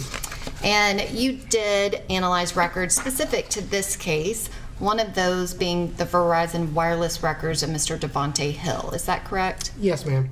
And just for the record, that phone number is 629-224-7903, and these records are included in the previously introduced Exhibit 23. And can you describe what information did you obtain related to the subscriber data for Mr. Devontae Hill's records of 629-224-7903? So this would be the subscriber page that we received from Verizon Wireless, and it doesn't have much information here. It just tells us that it is a track phone wireless. So this would be one of those MVNOs that we talked about that operates in our virtual world and purchases minutes and data from the major carriers, in this particular case being Verizon Wireless. And can you describe what is shown here on this page that is Devontae Hill frequency report? This would be a frequency report which takes and looks at all of the calls that are made by a particular device and analyzes the top records that were communicated with. And is this something that you ran and provided to Sergeant Dickerson during the investigation into this particular case? Yes, ma'am. And just to point out that as part of these records, the number 615-477-8664 actually made it to this frequency report. Is that correct? Yes, ma'am. If you go to the next slide, that should be highlighted. No. And the next slide relates to the T-Mobile records of that very phone number, 615-477-8664, that belong to Mr. James Cowan. Yes, ma'am. And what, if any, subscriber data were you able to obtain? T-Mobile did not send any subscriber data back with that particular set of records. And did you run this same frequency report for Mr. Cowan's 477-8664 number? Yes, ma'am, I did. And it does not appear that Mr. Devontae Hill's number is in this frequency report. Is that correct? No, ma'am, that number's not in here. And is part of that to do with how many calls are included in any separate frequency report? Yes, ma'am, that'll be the next slide. Should have that. It'll be the 615-734-7072. And did you identify that number as Ms. Demonisha Carter? Yes, ma'am. And are those another set of records that you also analyzed related to this investigation? Yes, ma'am. And as it relates to Mr. Cowan's records, did you also analyze the T-Mobile records of 733-5312 with an area code of 615? Yes, ma'am. And can you describe what, if any, subscriber information that you obtained for the 615-733-5312? This would be the subscriber data that was returned by T-Mobile for this number. It does show an activation date of 12/11/2020, and it tells us the subscriber's name and address right here along with the effective date that it was started. It also tells us the information about the device itself along with identifiers that would be used to talk to the cellular network. And specifically, the phone model related to the 733-5312 number is a Revel 4 Plus. Is that correct? Yes, ma'am. That's indicated right down here. And this next slide is again the same frequency report for that specific phone number. Is that correct? That is correct. And again, Ms. Demonisha Carter is the #1 most frequently contacted number. That is correct. The next slide shows the AT&T records of Ms. Demonisha Carter, that's DIMNESHIA, for 615-734-7072. Did you also analyze these records? Yes, ma'am, I did. And specifically for the subscriber data for 615-734-7072, can you describe what information was T-Mobile able to provide you with? It would be AT&T here. I'm sorry, It was AT&T. a track phone. Again, so track phone utilizes multiple carriers. It just depends on who has the contract for a particular number. And in this particular case, it's going to be AT&T and track phone. It does not list any type of particular name here because it is a MVNO and you're not required to provide a name, address, things like that, like you would with a postpaid account. And could you describe what is shown in this image? So this is an overall base map of all the locations related to the records.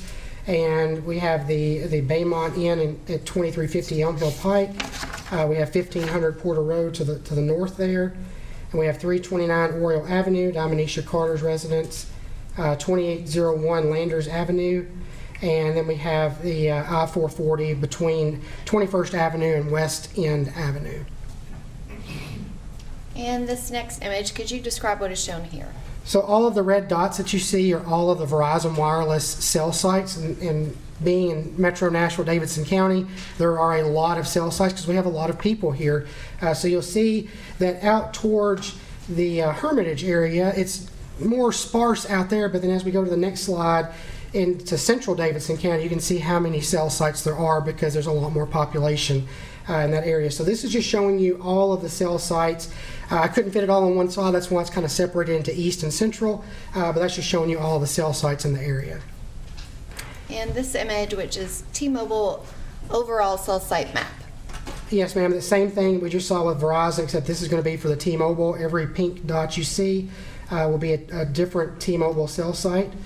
And then we have central Davidson County as well.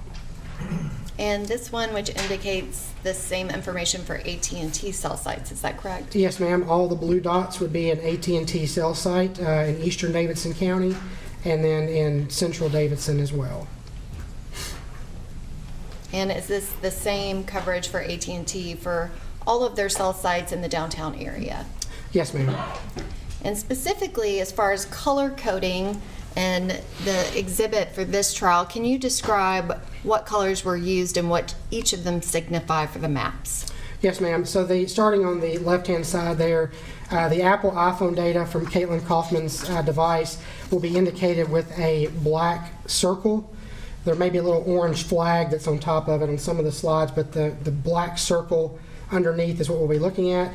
The AT&T CDRs for Dominisha Carter are going to be indicated in blue. The Verizon Wireless CDRs for Devontae Hill will be indicated in red. And finally, the T-Mobile CDRs for James Cowan will be indicated in the pink color. And did Detective Chagish provide you with the Apple iPhone data related to Caitlyn Kaufman's cell phone, her actual iPhone device? Yes, ma'am. And so that is GPS data as opposed to the carrier CDR cellular network data? That is correct.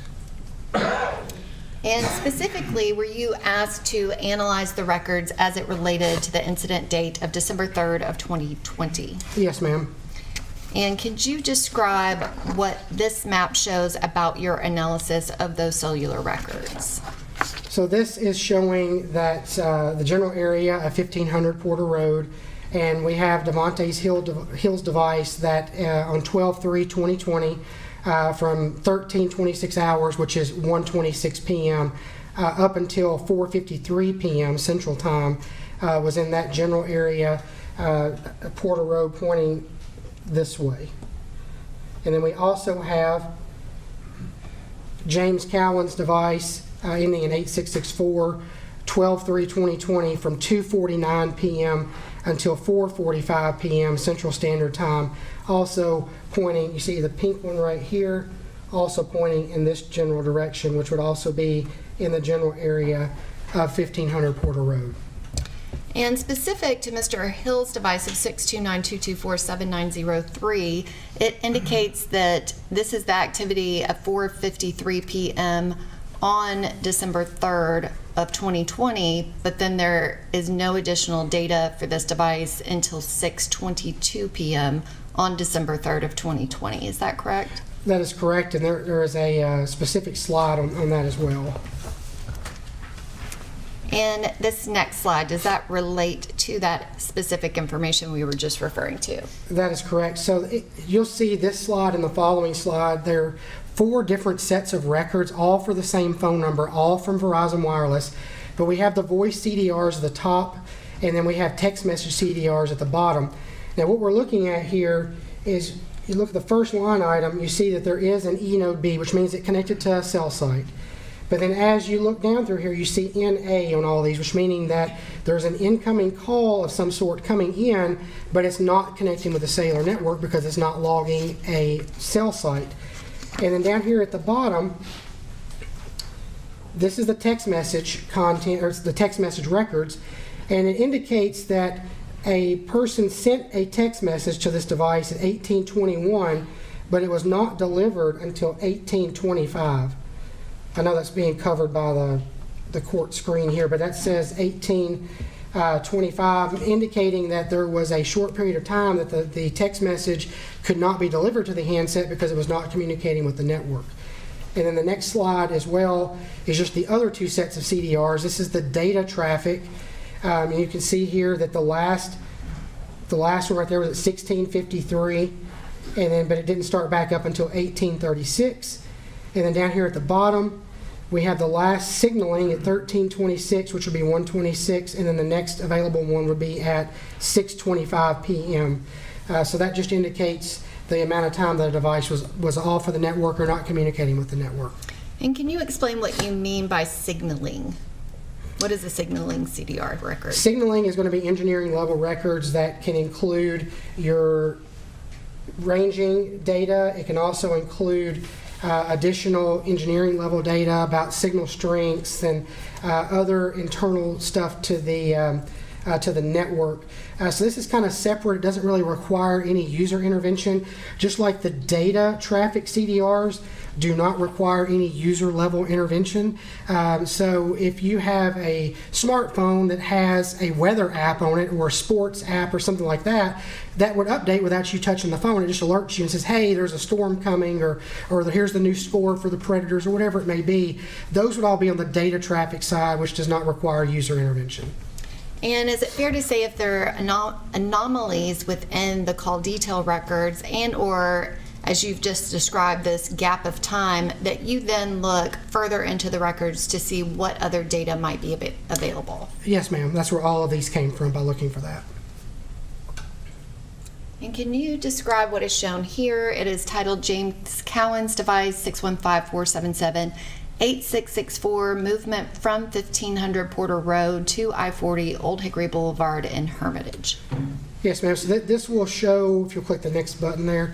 So the device is in the general area of 1500 Porter Road from 2:49 p.m. up until 4:45, and then it will start moving. You see here, again, the red triangles are just simply showing the direction. Doesn't mean the device was inside of that red area. So at 5:02 to 5:04, it'd be up in the general area of Briley Parkway, heading southbound. We have 5 o'clock to 5:05. And then right here, you see there's two red ones. That would be because it started on this one and terminated on this one. So it would indicate southern type movement. And then we have 5:09 to 5:10 down in the area, general area of Briley Parkway and Lebanon Pike. And then 5:27 to 5:52 is out in the general area of Hermitage. And then we also have 5:17 to 5:56. And both of these are pointing in the same general area right there during those time periods. And can you explain kind of your assessment of those last two cell tower locations of the 5:27 to 5:52 that kind of overlaps with the 5:17 to 5:56 time frame? Does that necessarily indicate movement to you, or what, if anything, does that indicate? So based on the amount of time that's elapsed here, I would say that the device is probably somewhere in this area between both of them, and it would be flip-flopping between those two, or there is some movement back and forth during that time period, but it would be generally between those two cell sites. And the previous towers that you described from the 445 going to the 510, can you explain, or what does that tower movement and those time frames indicate to you? That this would indicate movement. So somebody traveling from one location to another? Yes, ma'am.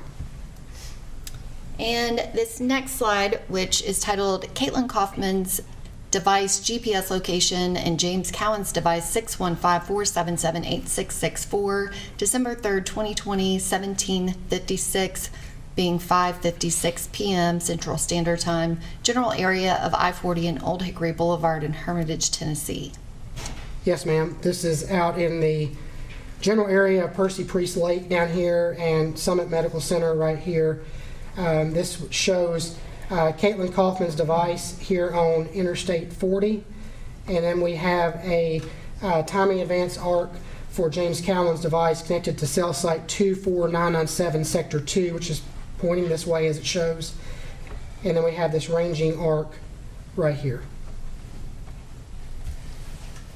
And this next slide, which is entitled Caitlyn Kaufman's device GPS location, James Cowan's device, 615-477-8664, December 3rd, 2020, 1758 being 5:58 p.m. Central Standard Time, general area of I-40 in Stewart's Ferry Pike in Donaldson, Tennessee. Can you describe what is shown here?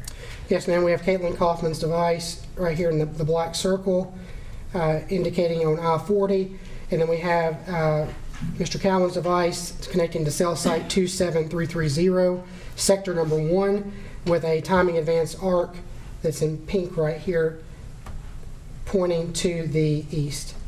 And are you familiar with this area of Davidson County? Yes, ma'am. And have you actually driven that route from Ms. Kaufman's apartment to the scene where her vehicle last stopped? No, ma'am, I did not drive from her apartment. Not timing or anything, at least.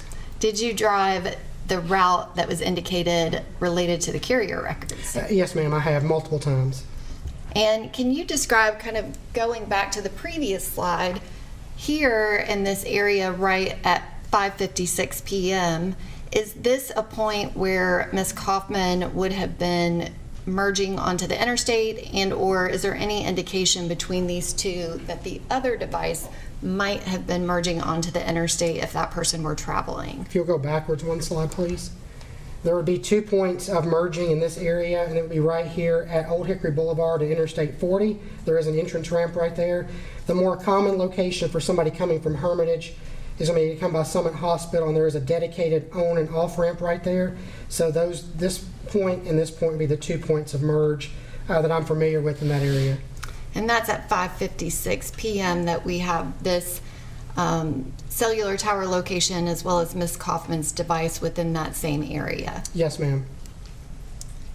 And again, you've gone over the 5:58 p.m. The next slide is Caitlyn Kaufman's device and James Cowan's device, December 3rd, 2020 at 18:01, which would be 6:01 p.m. Central Standard Time, general area of I-40 and Briley Parkway. Yes, ma'am. We have Briley Parkway that's running right through there. And then we have Interstate 40 running through that area. We have Caitlyn Kaufman's device right here, and then we have it again right here, right at Briley Parkway. And with Mr. Cowan's device, we have connecting to cell site 24936, sectors 2 and 3. So this is going to be number 2, and this is going to be sector number 3. So indicating a westerly movement because it went from 2 to 3. And again, we have a timing advance arc on sector number 2, and we have a timing advance arc on sector number 3 there as well. And the next map is Caitlyn Kaufman's device, James Cowan's device, December 3rd, 2020, 18:02 at 6:02 p.m. Central Standard Time, general area of I-40 and I-24 Eastern Split. Can you describe what is shown here? Yes, ma'am. We have Interstate 40 that if you were getting on to 24 or 440, you would come right through this area to connect in. So we have Caitlyn Kaufman's device right here on the ramp to enter that stretch to get to I-440. And then we also have a T-Mobile cell site 34941, sector number 6, pointing in this direction with a timing advance arc of 0.34 miles pointing back to the west. And being familiar with this area and this route, is this another point at which vehicles would be merging from one interstate to another? Yes, ma'am. You have a point of merger that's going to be right here, which is where the flyover would happen coming off of 40 to get onto 24, as well as those lanes all merge together from 3 down to 2 down to 1 right through here. And that's at 6:02 p.m. on December 3rd. Yes, ma'am. And the next image has Caitlyn Kaufman's device as well as James Cowan's device, December 3rd, 2020 at 18:03, which would be 6:03 p.m. Central Standard Time in the area, general area of I-24 and I-440 Split. Can you describe what is shown here? Yes, Caitlyn Kaufman's device was right down here, which would be the entrance ramp coming off of 24 onto 440. And then we have Mr. Cowan's device connecting to T-Mobile cell site 100397, sector number 3, and a timing advance arc of 0.73 miles from the cell site. And is this another point on that route in which cars would be merging from one interstate point to another? Yes, ma'am. This is the area where it goes from 3 lanes to 2 lanes down to 1 lane if you're going on to Interstate 440. And that is at 6:03 p.m. Yes, ma'am. And this next image, can you describe what is shown here?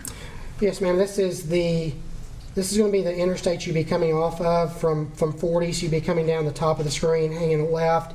And then as you come right down through here, this is where it will split off into 2 lanes into 1 lane and then bring you down to Interstate 440. And is that related to the previous slide of 6:03 p.m.? Yes, ma'am. That's looking at this area right there. And the next slide, which is Caitlyn Kaufman's device and James Cowan's device, December 3rd, 2020 at 18:07 hours. That would be 6:07 p.m. Central Standard Time, general area of I-440 and Belmont Boulevard in Nashville, Tennessee. Can you describe your analysis as it relates to this slide? Yes, ma'am. We have Caitlyn Kaufman's device right here again. And then we have Mr. Cowan's T-Mobile 24921 Sector 3 with a timing advance arc of 0.10 miles right there on the pink arc. And can you explain the arc that you have here is 0.10 miles? That seems like a smaller area than some of the previous arcs. Yes, that'd be very close to the cell site. And so this is even more precise. Yes, because the closer that you get to the site, the arc gets smaller versus the farther you go out, the wider that it gets. So the closer, it's going to be a smaller arc. And the next image and map is Caitlyn Kaufman's device, James Cowan's device, December 3rd, 2020 at 18:08 and 13 seconds. That would be 6:08 and 13 seconds p.m. Central Standard Time. General area of I-440 and 21st Avenue South in Nashville, Tennessee. Can you describe your analysis as it relates to this data? Yes, ma'am. We have Caitlyn Kaufman's device right there with that black circle. And we also have Mr. Cowan's device connecting to T-Mobile cell site 24969, sector number 3, with a timing advance arc of 0.24. And again, that 0.24 just relates to the distance from the actual cellular tower. Yes, ma'am. That's the number that's given to us by the carrier. And the next slide, which is Caitlyn Kaufman's device, James Cowan's device, December 3rd, 2020 at 18:08 and 42 seconds, which would be 6:08 and 42 seconds p.m. Central Standard Time. General area of I-440 and Sherrondale Drive in Nashville, Tennessee. Can you describe your analysis as it relates to this image? So we have Caitlyn Kaufman's device right there in black. And we have the start of the crime scene and the end of the crime scene indicated by these two icons. And then we have a timing advance arc here of 0.63 miles connected to cell site 24969, sector number 3, which would be pointing in this general direction. And again, the information related to the crime scene begin and crime scene end was that information that you obtained from Detective Gish that he retrieved from Caitlyn Kaufman's iPhone device and her very specific GPS locations that was recording every second. Yes, ma'am. And the next image, which is titled Dominant and Overall Coverage for T-Mobile Cell Site 24969 Sector 3, Caitlyn Kaufman's device, James Cowan's device at 6:08 p.m., specifically 6:08 and 42 seconds p.m., general area of I-440 and Sherrondale Drive. Can you describe the analysis that's shown in this image? So this is the same image from the previous slide, just adding in the GAR data where we went out and did a drive test to show the coverage area of this particular cell site and sector. And we have this timing advance arc right here, but you can see that the coverage is limited to certain areas right through here based on our drive test. And that drive test, is that something that you did yourself? It is. And when did you do that? It would have been very soon afterwards. I don't know the exact date. I could have to go back and look that up. But was it within days of December? Yes, 3rd it was very quick. Yes, ma'am. And is that important anytime that you're using the GAR device and doing a drive test as to the time frame of when the drive test is done as compared to the incident itself? Yes, ma'am. We want to do it as close as we can to the time that something occurred to make sure that the network is in the same condition that it was. We go through, we do make sure that no cell sites were turned on or turned off that could affect that drive test, and make sure that the network conditions are the same as what we're looking at.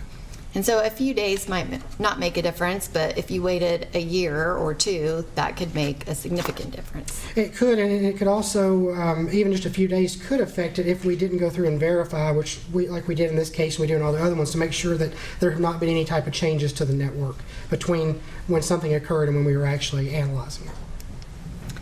And the next slide is labeled Caitlyn Kaufman's device, GPS locations, James Cowan's device, December 3rd, 2020, 18:08 and 43 seconds, which is 6:08 and 43 seconds Central Standard Time, general area of I-440 and Sharondale Drive in Nashville, Tennessee.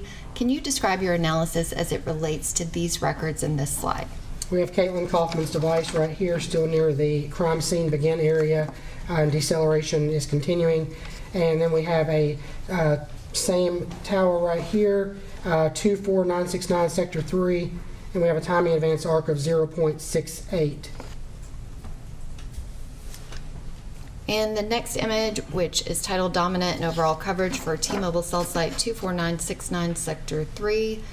It is for the same two devices previously stated at 6:08 and 43 seconds p.m. Central Standard Time. Can you describe what is shown here? This is the previous slide, just overlaying the GAR data there as well, which you can see the coverage area that was analyzed based on that drive test. And the next image is Caitlyn Kaufman's device, James Cowan's device, December 3rd, 2020 at 18:08 and 52 seconds. That would be 6:08 and 52 seconds, general area of I-440 and Sharondale Drive. Can you describe your analysis as it relates to this slide? So we have Caitlyn Kaufman's device right here, which would be near the crime scene end. And then we have Mr. Cowan's device on T-Mobile 24969 sector 3, pointing in this general direction. And we have a timing advance arc of 0.87. And based on your analysis and expertise, does that indicate that his device should be somewhere within that arc? Yes, ma'am. And the next slide is dominant and overall coverage for T-Mobile cell site 24969 sector 3 at 6:08 and 52 seconds p.m. on December 3rd, 2020. Can you describe your analysis as it relates to this? This is the previous slide again with the GAR data overlaid on top of it, which would show the coverage area right through here as well of where the cell site has coverage and that sector has coverage. And the next image is the signal contours for T-Mobile cell site 24969 sector 3, which has been the cell site utilized on the previous 6 slides. Can you describe your analysis of this image? This is just showing that the previous 6 slides, there is very strong coverage in that purple and blue area that you see right through there. And the next image is Caitlyn Kaufman's device, James Cowan's device, December 3rd, 2020 at 18:09 and 07 seconds. That would be 6:09 and 07 seconds, general area of I-440 and West End Avenue. Can you describe this image and your analysis of these records? Yes, we have Caitlyn Kaufman's device down here at the bottom, indicating that movement had stopped. And then we have Mr. Cowan's device connected to 24930. Pointing down in this general direction with a timing advance arc of 0.53 miles. And the next image is the dominant and overall coverage for that T-Mobile cell site 24930 for the previous time frame of the previous slide, 18:09 and 07 seconds. Yes, ma'am. And the next slide, it is labeled signal contours for T-Mobile cell site 24930 sector 2. Are these the signal contours for the previous 2 slides? Yes, ma'am, they are. And that is that time frame of 6:09 p.m. Yes, ma'am, and we have a very strong signal right here in green, and also right over in here, very strong signal from that cell site and sector. And the next image is titled Devontae Hill's device, 629-224-7903, and James Cowan's device, 615-477-8664, on December 3rd, 2020 at 18:22, which would be 6:22 p.m., to 18:34, which would be 6:34 p.m. Central Standard Time, general area of Woodmont Boulevard and Harding Pike in Nashville, Tennessee. Can you describe the data and your analysis for this image? Yes, ma'am. The red is indication of Devontae Hill's device pointing in this general direction. And then we also have Mr. Cowan's device connected to 24941 Sector 2, pointing down in this direction. So we have a timing advance arc of 0.15 to 0.24 miles over this time period. And we also have one in red right here for Mr. Hill's device of 0.34 miles on the Verizon RTT arc. And there's a location of Park Manor Boulevard in Nashville, Tennessee. What information did you have related to that location? That's the location I was given that Dominisha Carter worked at.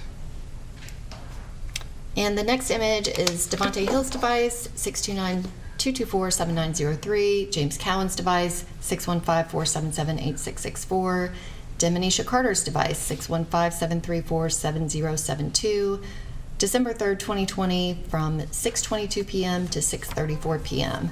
Can you describe the data and your analysis related to this image? Yes, ma'am. This is the previous data from the previous slide. Just adding in Dominisha Carter cell sector M, which would be this AT&T sector pointing down this way. And just to clarify, the majority of this analysis is related to Mr. James Cowan's cellular records as it relates to the location of Caitlyn Kaufman on December 3rd, 2020, and that time frame before and after 6:08:41 p.m. Mr. Devontae Hill's records only started back up at 6:22 p.m. Can you specifically explain why there were no records during that previous time frame for Mr. Hill's device?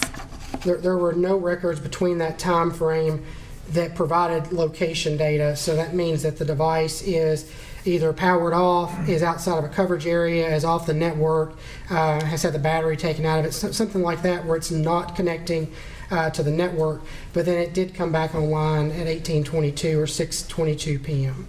And so if that device, if the power had died on the device, but it was plugged into a charging cable at that point, would that create the records that you're seeing here where all of a sudden you're getting tower information? Yes, ma'am. If the device had gone offline for a power issue and once it was plugged in and come back on, it would start generating those records again. And the next image is related to your analysis for records for December 6th of 2020. Can you explain what information you had and what your analysis was related to this particular date? Can you go to the next slide? So this was Devontae Hill's device on 12/6 from 3:42 up until 8:42 p.m. Connecting to this Verizon cell site and sector pointing in this general direction. And then we also have a Verizon RTT arc right here of 0.10 to 0.15 miles, and that's the general area of 1500 Porter Road. And is that the time frame that Mr. Hill's device was in that area of 1500 Porter Road for that Sunday, December 6th of 2020? Yes, ma'am. And the next image is James Cowan, 615-477-8664, December 6, 2020, from 5 p.m. to 6:41 p.m. Central Standard Time. Yes, ma'am. And is that the time frame that his device was in the general area of 1500 Porter Road on that Sunday, December 6th of 2020? Yes, ma'am. He connected to multiple sectors in that area around that time frame. And the next analysis relates to records for December 11th of 2020. Can you describe what, if anything, you were able to determine related to Mr. James Cowan's phone records and that date of December 11th, 2020? So this shows that the device was stopped being used for 8664 at 3:54 p.m. on the 11th. That's this top one right up here. And down at the bottom, this would be started using 733-5312 approximately 1:50 p.m. on the 11th of December as well. And we would look at this bottom room right down here that says completed successfully, and that would have been at 13:50 hours because this is in UTC time. And the next analysis relates to the time frame between December 12th and December 13th of 2020. And this next image is related to a Nashville Fire Department vehicle fire report. Were you provided this information and asked to analyze the records related to this particular time frame? I was, particular 12/12/2020 at 01:31 or 1:31 a.m. And the next image indicates James Cowan, the number 615-733-5312, and Demonisha Carter, 615-734-7072, on December 12th, 2020, at 01:25, which would be 1:25 a.m., to 01:52, which would be 1:52 a.m. Central Standard Time. Can you describe the data and analysis related to this slide? Yes, we have Demonisha Carter here in blue. This would be her house. And then we also have James Cowan's device connecting to T-Mobile 24944, sector number 3, pointing back into a westerly direction. We also have a handoff right here, which is where it went from this cell site to this cell site. And there's also another one that didn't make it on the slide that was for a connection right here at 202 for a T-Mobile connection for James Cowan's device as well. And we have the location of the vehicle fire down here. We have Demonisha Carter's residence right here. And that's the 329 Oriole Avenue address, correct? That is correct. And specifically, do you have any of that overlay of the GAR drive test data related to this location and these dates? No, ma'am, there's not a slide for that. Was that something that you did specifically for the crime scene of I-440 where Caitlyn Kaufman and her vehicle were found on December 3rd, 2020? Yes, ma'am. And the next image indicates James Cowan and Demonisha Carter with their respective phone numbers of 733-5312 and 734-7072. It indicates that both devices arrived in the general area of the Baymont Inn on that December 12, 2020, between 2:11 a.m. and 2:25 a.m. Central Standard Time. Can you describe your analysis as it relates to this slide? Yes, ma'am. We have Demonisha Carter's pointing in this general direction right here is the Baymont Inn. And we also have James Cowan's device connecting to 24936 Sector 1 pointing towards the north. And then we also have two timing advance arcs that are from 0.68 to 0.73 miles from the cell site. And the next records were related to January 12th of 2021. And this next slide indicates James Cowan with 733-5312 and Demonisha Carter 734-7072. It indicates the La Quinta Inn at 4311 Sidco Drive. Can you describe your analysis as it relates to this date and time in these records? So this was a cell site and sector pointing this way for Demonisha Carter, and this was a T-Mobile locate 28 meters, meaning the device is somewhere inside of that pink circle, which is right at the La Quinta Inn, which is where the cell phones were recovered at as well. Special Agent Valley, did you provide your analysis and all of this information to Sergeant Dickerson as well as Detective Chad Gish while they were investigating the homicide of Caitlyn Kaufman? Yes, ma'am. Thank you, Special Agent Valley. I don't have any other questions. Okay. Ladies and gentlemen, we're going to take a short recess. If you want to stretch your legs, get some water. All right.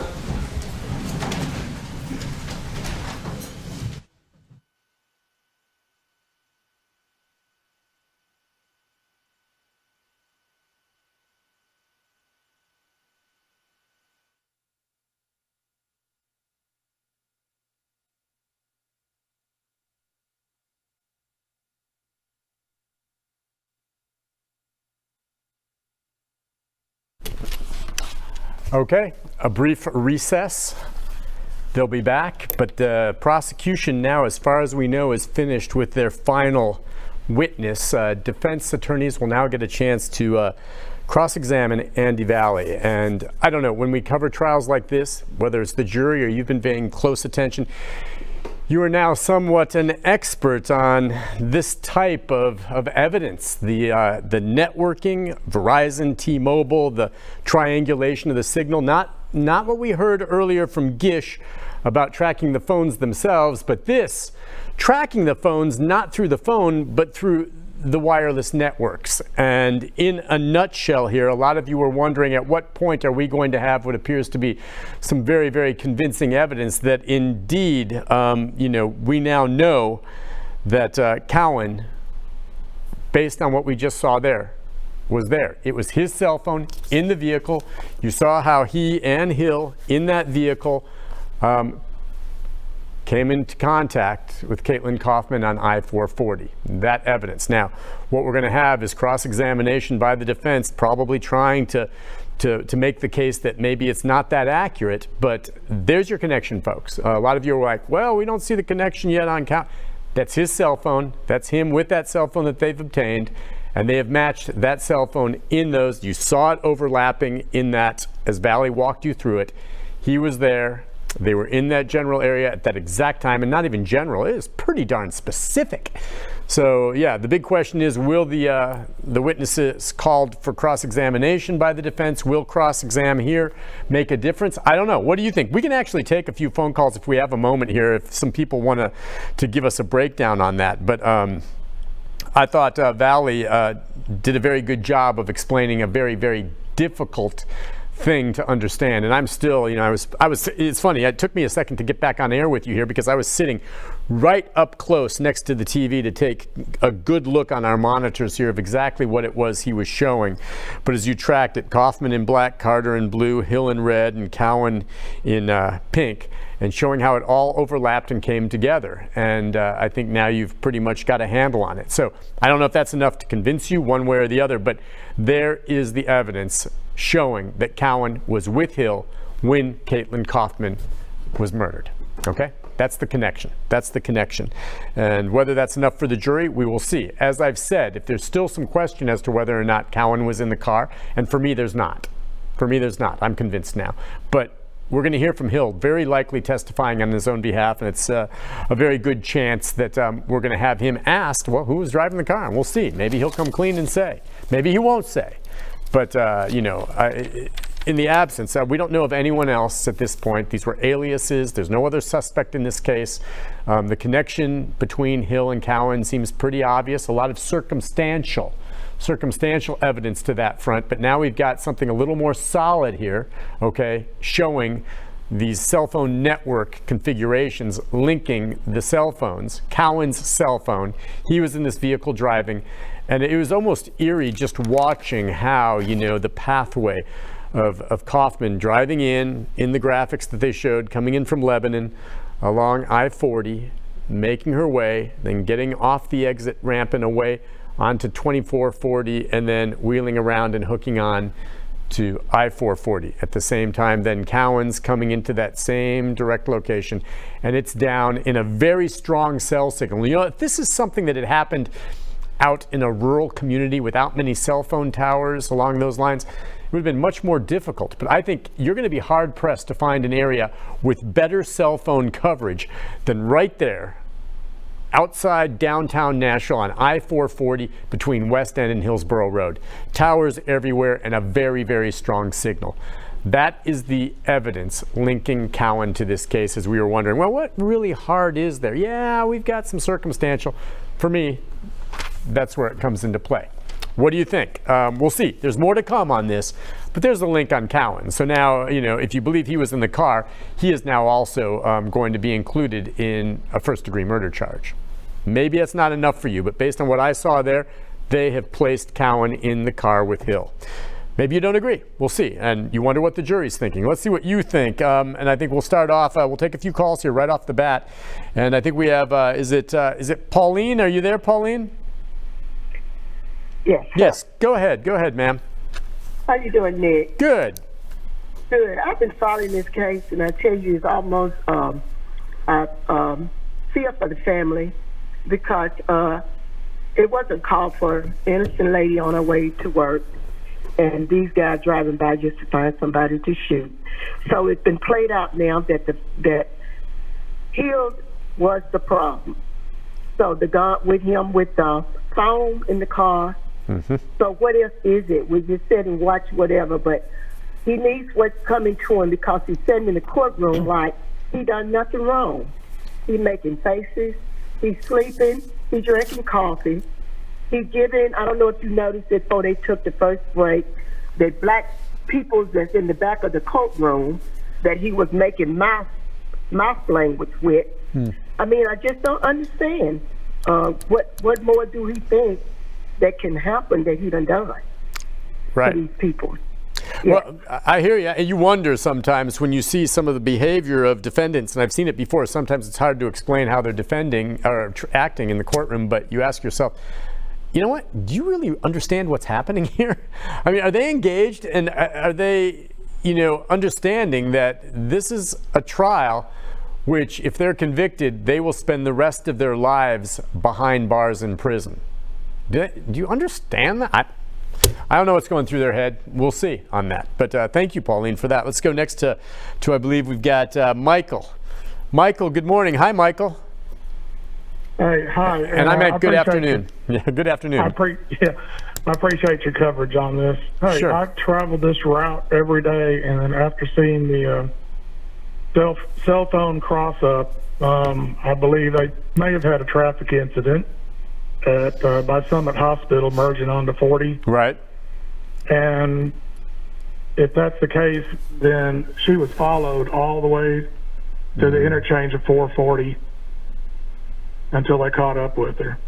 You know what? Which is a shame. I think you just hit right on it. And this is interesting. What I took from it was the exact same thing Michael just said. Michael, I'm like you. I've driven that route often. I live in Lebanon myself too, but I come in 40, and when I have to get onto 440, you know how it is where you get off 40 and you're winding around on there on the interchange, which will take you to 24 heading toward Murfreesboro, or you cut off and get on to 440. When you do that and you cut off onto 440 and then you make your way over to that, the merge sometimes can be pretty congested there. It can be tricky at that point. There's already traffic flowing, you're merging in, and it can be kind of tight. It's not a wide open area with a ton of lanes. And that is possibly where the cutoff happened. We don't know for sure, but that seems like where they merged. And then it appears then that maybe she's in head and they follow her for a period. And that's, I don't know, how far did they say that is? A mile and a half until you get to that point between Hillsborough Road exit and West End exit. So they may have followed and said, wow, this person cut us off. Let's follow, let's accelerate, let's get up there, and then pow, pow, pow. And if that's the case, then that shows premeditation, okay? They actually gave chase as opposed to an instantaneous, darn it, that person cut me off, boom. Was it instantaneous, or was it more, yeah, they followed a ways, and that also means the person behind the wheel was party to this because they followed and accelerated. And as you heard earlier in testimony, those shots were fired as both cars were traveling at an estimated 70 miles per hour. 70 miles per hour firing. So they were going at quite a clip, and one had to catch up to the other if they were caught up. So Michael, really good observation on your part there. I'm inclined to agree with you. Let's go next to Ann. Ann, good afternoon. Hi, good evening. I called it at the very beginning that Gish would be the one that lined this all up. And there's no doubt, I think right now they're trying to decide if someone's going to take the witness stand or not, because now they know what cards have been played. And I bet he doesn't want his client on the stand, and somebody's saying we do, and that's what's being discussed right now. And I'll let you get to another call. Interesting, thank you. Well, it's not the defense's turn yet to present their evidence. They have a chance now to cross-examine Andy Valley, the TBI special agent. So that cross-examination, if they choose to do it, will. If not, I think the prosecution will rest and then the defense will start. And I think you're absolutely right. I've said all along, and so has Nick Leonardo, who, by the way, had to step out for some business. He'll be back to join us hopefully before things conclude today. But that we both think that without question, Hill is going to testify. I mean, I'm quite sure that he will, especially based on the fact that his attorney at the beginning of this trial conceded that he shot and killed Caitlyn Kaufman. As for whether or not James Cowan does, now that he seems to have been definitively linked as being there at the scene when she was shot and killed, does he testify? Maybe he does. Now, the difference is Nick Leonardo has said, unlike Hill, who doesn't have, a rap sheet, okay, that's very deep as an adult. There aren't many crimes on his past there. Cowan has a number of crimes that could, depending on how he testifies, be brought up, which would damage him more if the jury hears that he's wanted on gun charges, he's served time for burglary and all those types of things. So would you think Cowan might benefit from testifying? Perhaps, if he got up there and said, yeah, well, you know what, I was there, but, Hill stunned me when he picked up the gun and shot. I didn't know it was going to happen, and I didn't know what to do, and I was terrified and I panicked. I mean, maybe he says that. I don't know if the jury will buy it, but I'm not so sure Hill will testify, but he might have to now after this evidence we just saw to help explain. Now that we know he was there based on that cell phone and the wireless configuration, he may have no choice but to get up there and try to explain, okay, I was there, but yeah, I didn't have the gun. I wasn't the one that shot, and he did it all on his own. Of course, then the next question is, if that's the case and you were so horrified, why didn't you drop him off later and go directly to police? Instead, you tried to cover this up. You hid, you disappeared, you participated, it appears, in starting the fire on the vehicle to cover up the evidence. Not a good place for him either. So, all right, let's go next to Camille, I believe. Or let's see, no, we think we got T. We lost Camille. T, are you there? Hi, T. Can you hear me, ma'am? You go ahead. Yes, I can hear you. I'm sorry. That's all right. So, my name is T. I have like 5 different things that I want to say. So I'm looking in the comments and I see that they keep on mentioning that they were both gang members, but so was Jacquees. So was Jacquees Mira Odom. And let's see, Caitlyn doesn't have to unlock her phone in order for her to access her messages. Did she not have an Apple Watch? And also, they're speaking of their body language. They've been in court for almost 8 hours. That's kind of, not interesting. And one more thing I do want to ask, so being that he got the reward money, and I'm not sure how the reward money works. Now, is there conditions on the reward money as far as him testifying? So was it already spent? Did he have it? Or, I kind of wanted that. And also, if they were going to charge Cohen with anything, the right charge to put on him would be arson, being that they're saying that he allegedly burned the car. Mm-hmm. And that's all. Yeah, okay, thank you. Was a lot. No, that's all right. That's all right. A bunch of good questions. I'll try to hit on a few of them anyway. I don't know about whether or not she had an iPhone watch. I don't know. Maybe I missed that. I don't know of that. They worked with her phone, and that seemed to help. The fact that there was whether or not, they're gang members or not, at this point, I'm not sure that's important. I think if the jury hears it and thinks they're gang members, it makes them look, even worse, perhaps, and that's why that was brought up. But yeah, and I don't know whether or not Odom, whether he's a gang member or not, the confidential informant that provided the tip, he received that reward money not long after he provided the tip, and it was confirmed he was the person that provided that information. He got $50,000. Not long after he received that money, he was arrested on drug charges and has been incarcerated for almost 2 years since he was arrested. As I've said, he's been incarcerated pretty much about the same, a little shorter time than the two defendants. Over here at the Davidson County Jail, all three of them are over there. Sheriff Darren Hall told me he's worked hard to make sure that Odom remains separate. They all remain separate, and that he has special protection because some word may have spread that he's an informant in this case. And body language, you're right. Look, in fairness, these guys have been in court all this time. They've been moved. They're over at the Davidson County Jail. They're not, back and forth. You don't know what's going on. I don't make judgments on whether or not they're slouching or sitting up or drowsing off. I mean, the jury's going to notice that. I don't know, as a juror, I might notice it and think, gosh, that guy should be more engaged. But I'm still going to make my decision on guilt or innocence on the evidence I hear in court, not whether or not the defendant's falling asleep. you know. The viewers will pick up on it, and you sure have, but I don't think that's a big deal, or it shouldn't be. That should have, the bottom line is that should have no bearing on the debate. That no one in the jury room, when they start deliberating, should say, well, yeah, I think he's guilty because he was falling asleep. No. The guilt or innocence has to be based on the evidence presented at trial, and that's not someone falling asleep. That means nothing. Let's go next to, I think, Johnson. Hi, Johnson. Hi, Johnson. Hi, Johnson. Hi, Johnson. Woo, Johnson hung up. I got feedback. Let's go to Lisa next, I think on 8. Are you there, Lisa? Hi, Lisa. Lisa? Yes, Nick. Yes, go ahead, ma'am.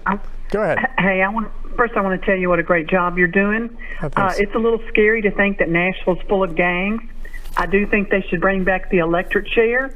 And what is so sad, this little girl's going to work at her job, and they're out doing nothing. That could have been me or you or anybody on that road. That's what makes it particularly terrifying. I mean, it's awful enough that it happened to Caitlyn Kaufman. Horrible. And the truth is, that could. She's absolutely right. Any one of us could have been in that spot. I was imagining that because I drive that way in. Now I keep going straight into town, but I come in I-40 all the time. And here she is going to work. And the irony here is, you know, she's going to work and is shot and killed. And then the two of them are going to pick up Cowan's girlfriend from work. You know, I mean, just so much of this is just disturbing, and I understand what you're saying. That is truth. Anyone watching this right now, that could have been you. You could have been Caitlyn Kaufman. Let's go next to Donald, I believe on line 10, right? Hi, Donald. Are you there, Donald? Hey, how are you? Good. How are you doing? Good. What's on your mind? Got a question. Can they reverse that her being in jail, them being in jail for life, to the death chamber? Can they change it? No.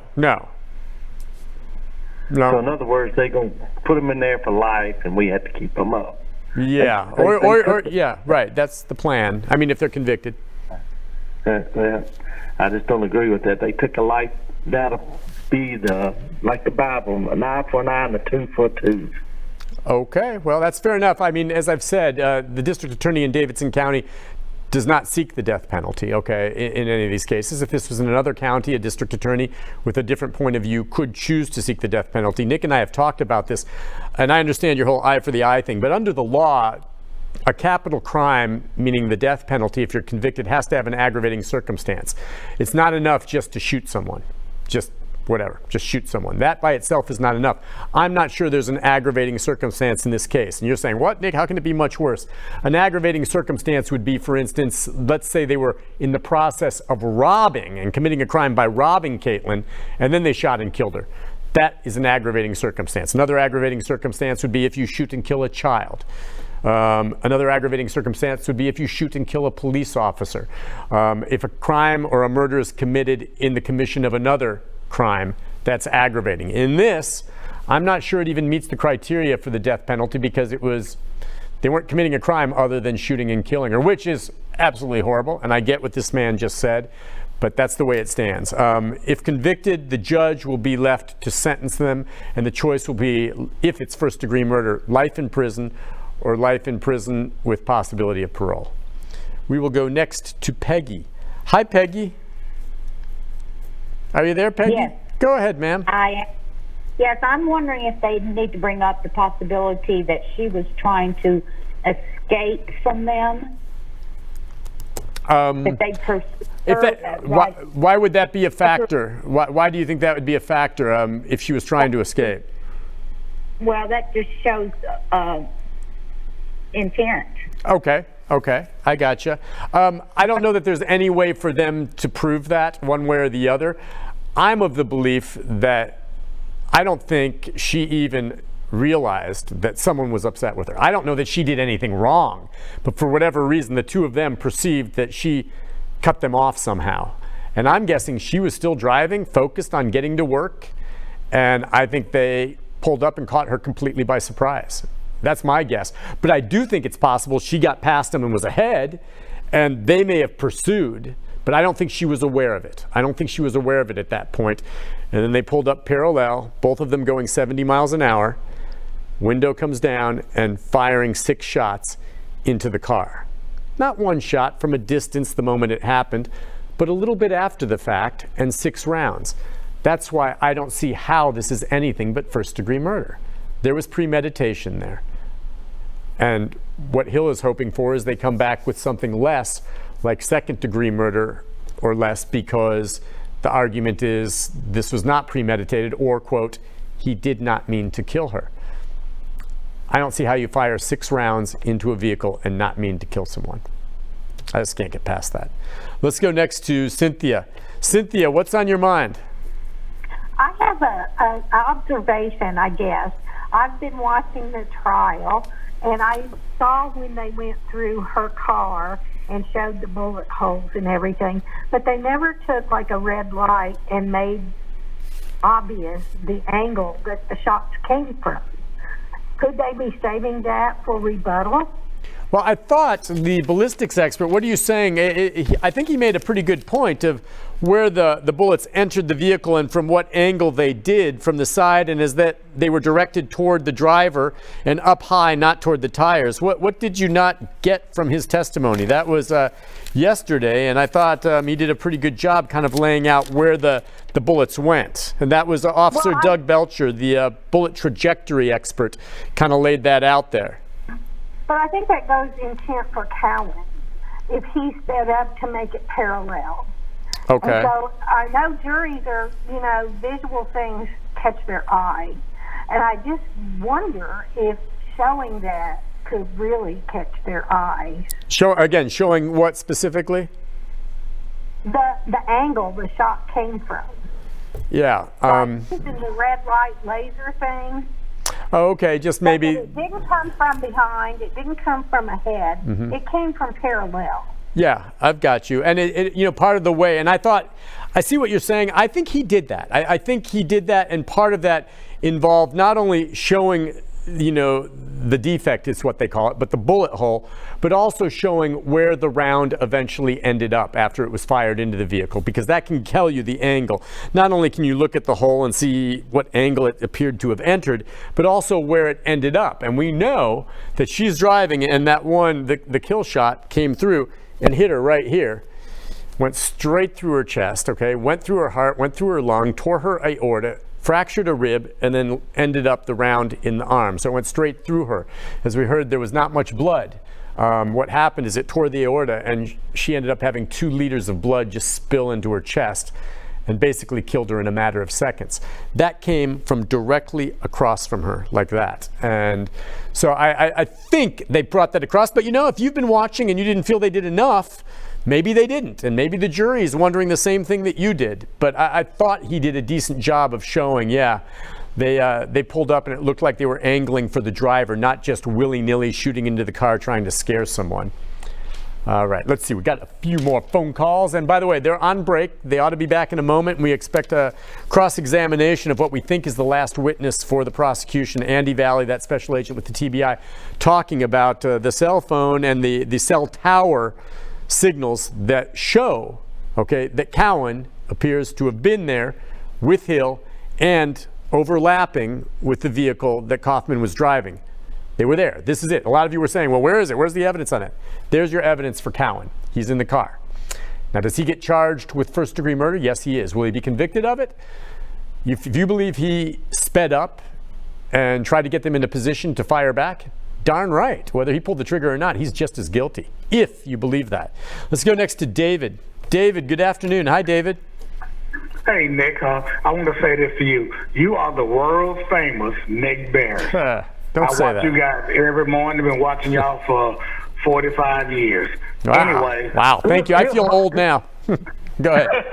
Hey, I'm 59, so I know you ain't my age. Right. Anyway, here's my observation. It appears that they followed that girl from when she left her apartment all the way going to work, and then all of a sudden they decided to pull up on her. Maybe they got cut off in the process and pulled up on her and started shooting. Here's what I think. Bring back the old school firing squad. All these young folks is out there shooting and killing other folks. Bring back the firing squad. Hey, David, I understand your anger, my friend. A lot of people, the electric chair, I understand everyone's anger. Totally understand it. We just have to talk about what we really have on the table. And they're looking at life in prison without possibility of parole. Now, I see your point. keep in mind, it's real important to acknowledge the fact that the two did not know Caitlyn Kaufman. They did not know each other whatsoever. So I don't think they were kind of watching for her and followed her in. Now, they didn't know who she was. In fact, they might have thought it was someone else behind the wheel when they started shooting. They didn't know. But I do think you're right. At some point, they perceived she cut them off, as we saw, in this evidence just recently. They're right there behind her, and then pull up, I think, and then fire. But they did not know each other. Just keep that in mind. They were not targeting Caitlyn Kaufman specifically. She was a victim of circumstance in that moment. Either they were going after a driver they thought made them mad. They were going after a driver who they thought might have been in a rival gang. I don't know. But it does appear as though they pursued and shot and killed her, which would be premeditation, which would be first-degree murder. We'll go next to Steve. Steve, good afternoon, Steve. Hey, how are you doing? Good. How are you? I am very impressed with law enforcement, and I think everybody should be the same thing. And bad guys should be very scared in the future. But a couple things, like the speed limit there is 55, I think and so. We're hearing 70 miles an hour. Mm-hmm. And so either she was trying to get away, speeding, or they caught up with her, one of the two, like you've been talking. I think the bad guy, Mr. Odom, who testified yesterday, as far as the reward thing goes, he hopefully declared it on his income taxes. Secondary to that, he needs to move away, like you said yesterday. And I did have two other questions. The girlfriend, who was probably there when they burned the Cadillac, is she going to be charged? And have they really searched down the alias for the rental cars? And I'll let you go. Listen, we think they've tried to search down those aliases, and we haven't heard any connection. It's like the aliases they think belong, in this case, to Cowan. There's no evidence right now or no indication that they're bringing any criminal charges against the girlfriend. You wonder maybe if she was there when they burnt the car. That certainly would be party to an arson, but have not heard that. You said Odom, bad guy. He's the confidential informant. Yeah, the guy's not a good dude. He's serving time right now, waiting trial for drug charges and the like, but he's a good guy in that he came forward with the evidence that led to this arrest, received the reward money, which, by the way, would be at the very least some type of capital gains, and yes, he would have to claim that on his taxes. As for the speed limit, you make an excellent point on that, but keep in mind, I don't know how many of you, and you're right, I believe the speed limit on I-440 around the city, that beltway, is 55. If I'm wrong, correct me. But I take that all the time, and if you go 55, people are zipping by you and honking horns at you, okay? No one drives 55 on I-440, okay? So the two of them were going faster, but trust me, they weren't the only ones going above the speed limit that day. I-440, unless the limit's higher than I think, but trust me, very few people drive the limit on that. They're always going faster. And part of the reason, it's not like some intentional thing, it's because you're just getting off one interstate where the speed limit is 70, and then all of a sudden you're getting onto this loop, which is still an interstate, but because it's close into the city, it drops down to 55. I don't think people all necessarily realize what the speed limit is there. Yeah, but they were going faster than the speed limit as far as I know, but all we do know is that both of them were going 70 miles an hour when those shots were fired. Next up is, I believe, Shirley. Hi, Shirley. Is that you, Shirley? Yes. Go ahead, ma'am. I just would like to say, two things. People are, yes, this is a case that everybody would have been put in the position that they were in. It could have been anybody. At the same time, everyone's talking about this electric chair and all this extreme. This is not back in the day. I don't care what goes on. People don't just decide to just say, oh, you get the electric chair, you get the electric chair, because I'll boil down to it, like, even just killing somebody, yes, you're wrong, yes, you go to jail, but you got people just talking about the electric chair and shit, like it's excuse my French, but yes, this is a case that is serious. Yes, they deserve time. Whatever goes wrong, whatever happens. But the electric chair? Well, listen, and we're not going to debate, death penalty on this. That's not an issue in this case. It's certainly something worth talking about, but not here. Hey, you know as well as I do when it comes to the death penalty in Tennessee, it's a mess. The Department of Corrections has made a mess of it, and they've had to change the commissioner in the Department of Corrections, and the execution formula for lethal injection has been messed up. You know, you got to first get a system that works. And yeah, maybe the electric chair, as you say. Someone else suggested the firing squad. How about the guillotine? No. None of those are on the table here. You know, with regard to, you know, road rage shootings and the like, here we are sitting here covering this horrible incident involving a young woman who shot and killed with what might have been some type of road rage thing that led to the shooting. And this just breaks. The police in Spring Hill just sent this out right now, okay? This happened last night around 10 o'clock. A dark-colored SUV shooting at another vehicle close at it, okay? This is over off of Port Royal Road. Officers could not locate any victims, but then a short time later, the subject in the car being shot at returned to the scene, spoke to officers. They found his car full of bullet holes. They collected other evidence at the scene, and that's it. The shooter remains at large. This stuff still happens. It can happen almost every day. Who knows what precipitated that, but that's last night in Spring Hill, some idiots pulling a gun and shooting up a car. Fortunately, in this case, it doesn't look like anyone was hurt. But this kind of crap happens all the time. It's awful. I mean, we're doing this trial, and this happens last night. Not a good thing. Let's go next to Bonnie. Bonnie, good afternoon. Hi, Bonnie. Hi, Nick. Hi there. Listen, I got a few things I'd like to say. First, thank you for what you do. Hang tight right there. I apologize, Bonnie. I know you waited, but they're back in court. We don't want to miss a moment of it. Let's listen in. I don't think she left. Well, I hope she didn't. I hope she didn't make it.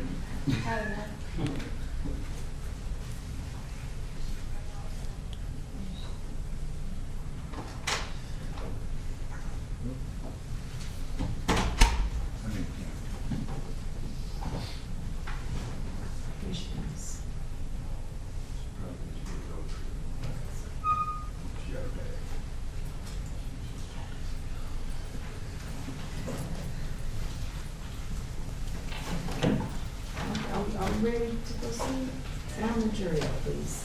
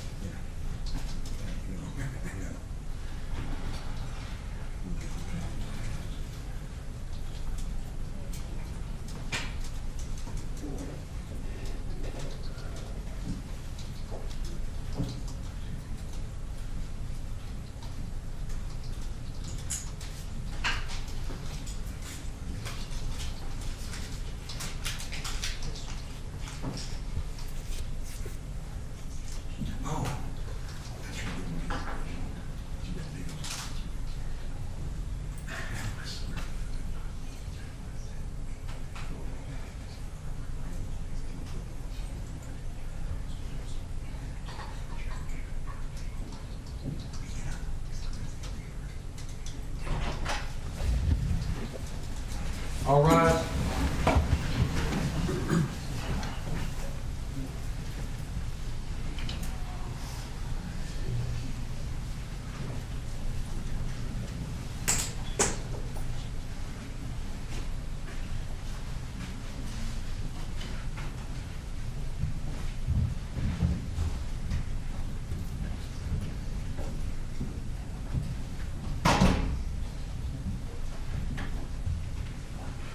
Okay, we may all be seated. Let the record reflect what the jury.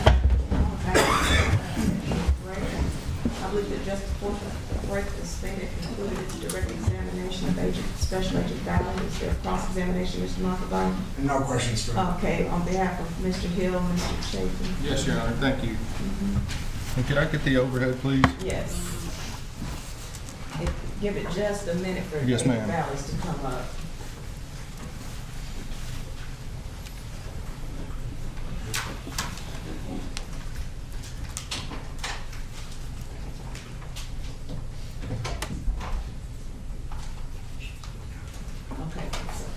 Ready to go, sir? It's up, yes, sir. Okay.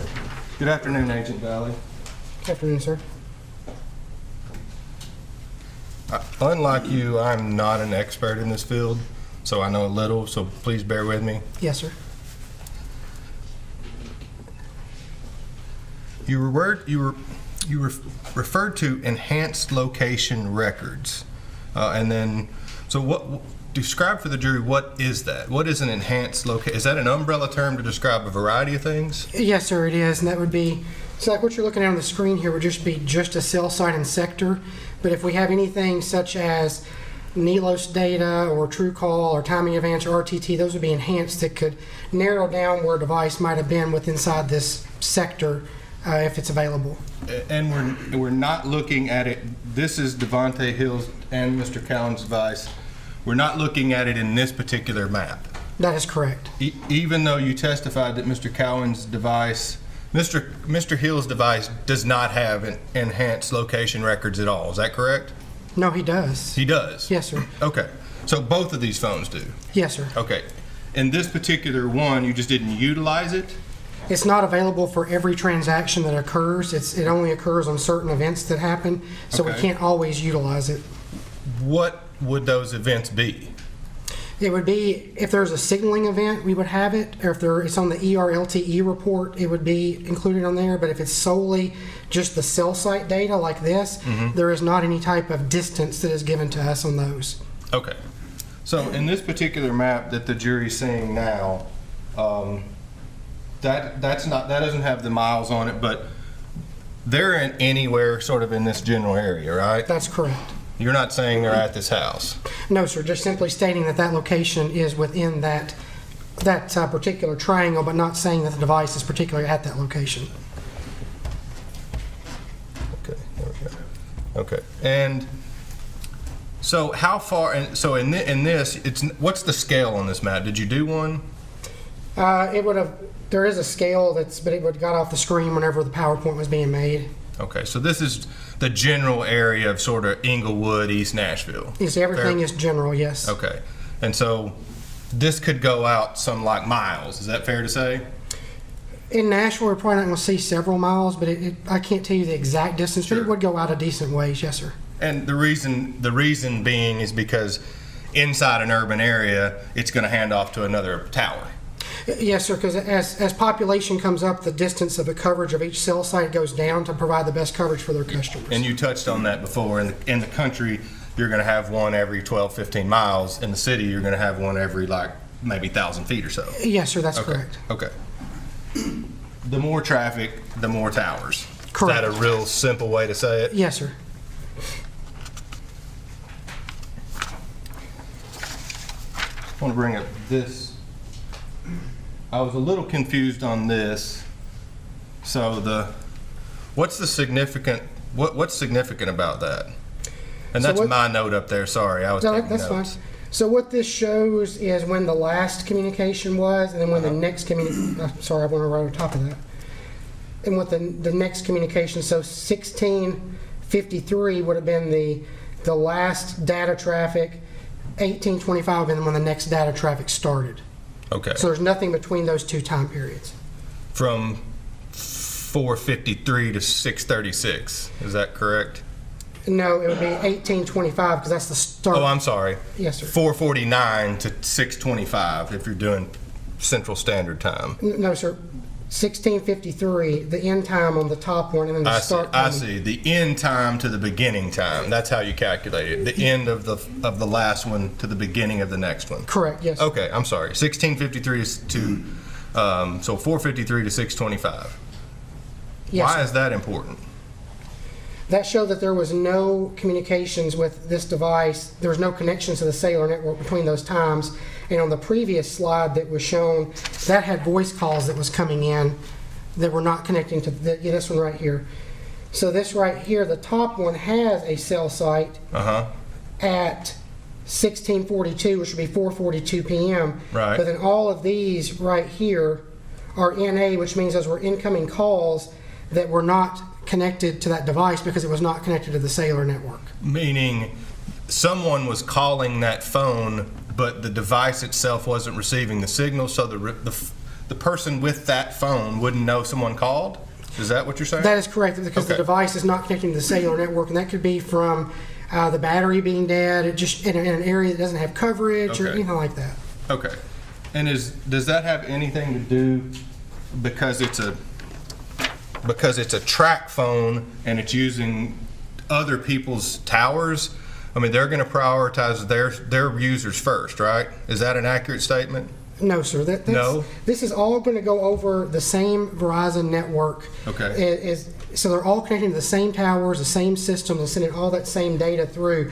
We're just looking at 4 different sets of records for the same phone number. I just put all 4 sets on these slides to show the whole picture. And what you said is you don't know why there's no activity on the phone for that period of time. No, sir. I can only tell you there was no activity during that time period. And if someone's not using it, that's a reason why there's no activity, right? No, sir. That if you go back to the previous slide. Okay. These right here would indicate that the device is receiving information. Somebody's trying to call that device, but it's not being received by the network. So it would mean that the device is not currently connected to the network. Okay. And what are the reasons? Battery could be taken out of it. Phone could be powered off. It could be off the network. Any of those number of things that could happen. It died? Yes, sir. When you say off the network, what does that mean? So if you were to go into a bunker, or if you were to destroy the phone, if you were to take the battery out of the phone, anything like that where it's not actually connecting to the network. Or you're in a place where it's not getting good cell service. Yes, sir. If you're in an area that does not have the proper service, in a rural area that doesn't have a lot of service, yes, sir, that would be a case. Or, for example, if you're in a really low spot. Didn't you have a map where you were talking about where the river was? There's really no service there? But that would be covered by another cell service sector. I see. Yes, sir. I got you. So there's a variety of reasons why there's no information there, and you don't know why? No, sir. It does not tell me that on the records. Fair enough. I want to talk to you about some terms that I'm not too familiar with, but I'm trying to clarify some things. You've mentioned the term timing advance, time distance of arrival, multilateralation, and triangulation. Can we break those down? So your timing, those all essentially are the same thing with ranging, which is the distance that a device is from a particular cell site based on how long it takes a signal to arrive at that particular device, and then that can be converted into a distance to determine a general area of how far away from the site that particular device is. So they're all the same? General concept of all of ranging data overall. There are different technologies under different providers, but in general, ranging would mean that distance from the tower or the cell site to the device. Okay. So I have a question. So timing advance is the time it takes for a signal to go from the tower or from the phone to the tower and then back again. Is that correct? In opposite direction, yes. From the tower to the phone and then back again? Yes, sir. And that's like at the speed of light? Yes, sir. And if you've got one of those, that gives you one piece of information, correct? If you have one of what? If you have one tower information, that's going to give you one packet of information, correct? Correct, yes, sir. And if you have 2 towers, you could make it go to 2 towers, right? Yes, sir. You have overlapping arcs. And et cetera, et cetera, et cetera. Correct. That's what multilateralation means, right? Yes. Meaning more than one. Correct. So triangulation means 3. Correct. Multilateralation means more than 3. Multilateration would be more than 2. Triangulation would be what we use to narrow down specifically where a device was, like with GPS coordinates, things like that. Okay, so multilateralation is more than 1, and triangulation would fit under that umbrella. Correct. The more towers, the more packets of information from each tower that you have, the more accurate your information is, correct? It can be, yes, sir. What do you mean it can be? I said it can be, yes, sir. Yes, it can be. Yes, sir. It's definitely going to be more accurate than 1. Absolutely, yes, sir. Okay, so if you have 1, it's going to give you some information of accuracy. 2 is going to be more. 3 is going to, et cetera, et cetera. Yes, sir, that is correct. And multilateralation is what the E911 or ECC uses to locate people. In some circumstances, yes. They typically will utilize the GPS chip of the device to send the signal to the 911 center to determine where that's at. But there are fallbacks where if the 911 can't read the chip for whatever reason, can't get the signal, it could fall back to that to be able to determine where a device was at. Okay. And that gets really accurate. The more towers that you have and the more packets of information you have, the narrower that gets, right? That is correct. Okay.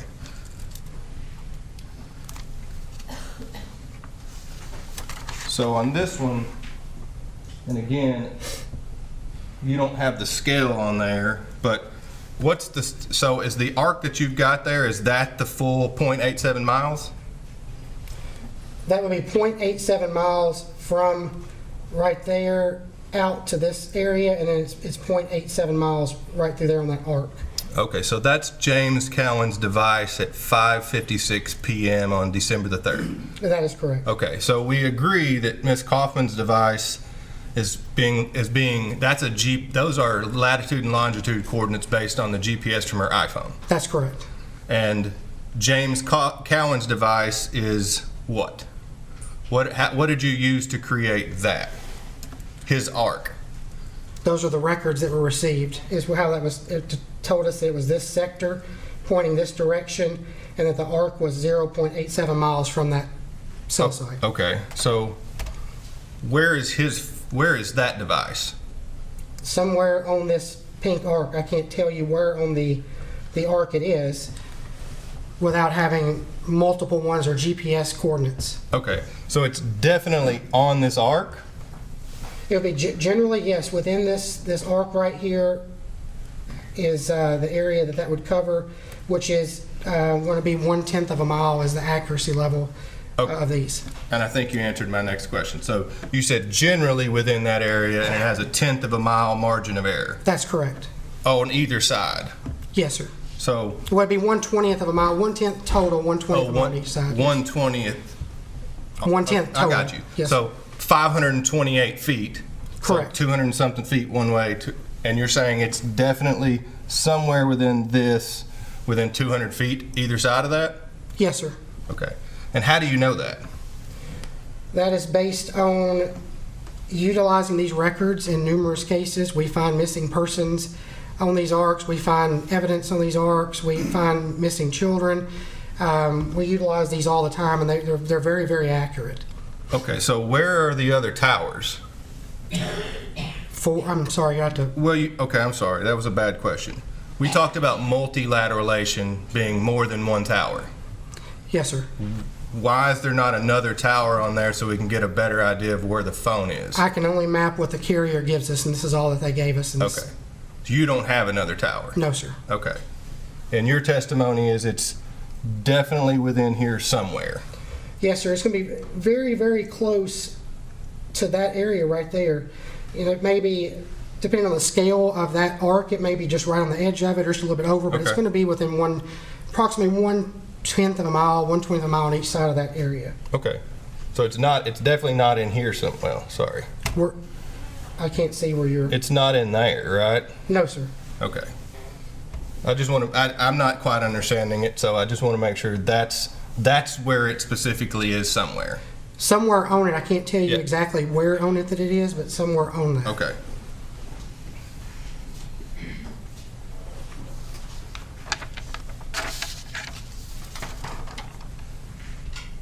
And again, to this one, can you see that one okay? Yes, sir. So we agree that Ms. Kaufman's device by her GPS coordinates, latitude and longitude up from her phone, she's right there on that black dot. Yes, sir, in the area of I-40 and Stewart's Ferry. That's highly accurate. Correct. Down to like 4 to 5 meters. Yes, sir. She's definitely right there on the interstate. Correct. Okay.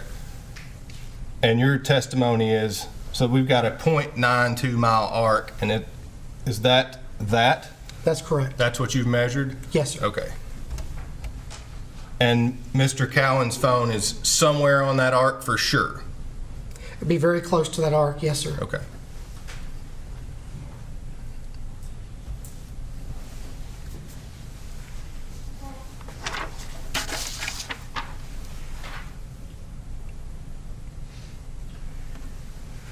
So now we go to 601 So you've got two arcs. Okay, this is two different times. Is that what we got here?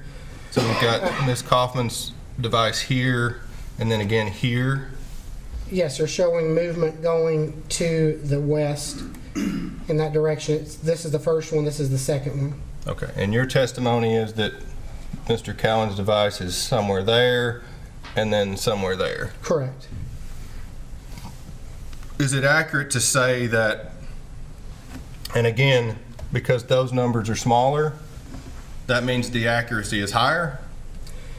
The closer that you get to the cell site, so this one here, because it's closer, is, if you'll notice, it doesn't have as much area because it's right here next to the cell site versus this one is further out, so therefore it has a wider distance, and so therefore it'd be more area that the device could be in. Understood. And just to be clear, if you had more, are you able to get more tower information from the carrier? Could No, you sir, have asked for more? I can only get what they give me. That we asked for everything, and some systems don't keep all that, and we can only map out what's given to us. No, I understand. And even if you asked them for more, if you would have been like, where are the rest of your towers and where is the information for those, they don't have it. No, sir. It's all dependent on what was stored at that particular time in the switch. Okay.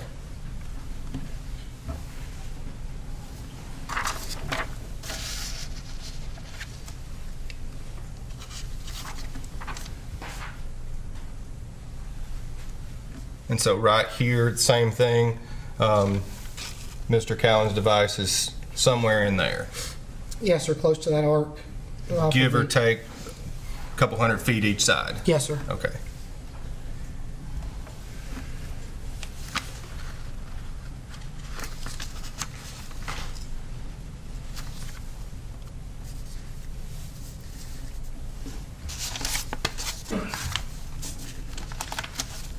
Is it accurate to say that if you had multiple towers on here and had information for multiple towers, would you be able to put Mr. Cowan's device in more like a dot spot versus an arc? So for example, if we had another connection that the carrier gives us for right here, we'll extend that out, and then we take and put an arc right there, and where they overlapped, that would be the area. I got you. Okay. And the more you have, then the more overlaps there would be, the more you can narrow it down to a smaller area. So if you had something like that, it would be an even smaller area. Yes. I got you. And just so the jury's clear, this is not to scale, where I don't know what the scale is, but we're dealing with like hundreds of feet here. Is that correct? Yes, sir.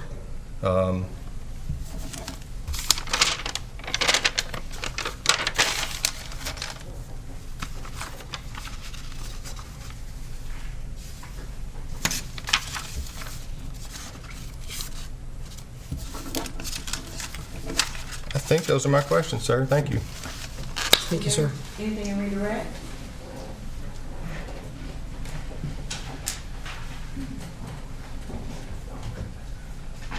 I'm sorry, Your Honor. Yes. I told a fib. Don't do that.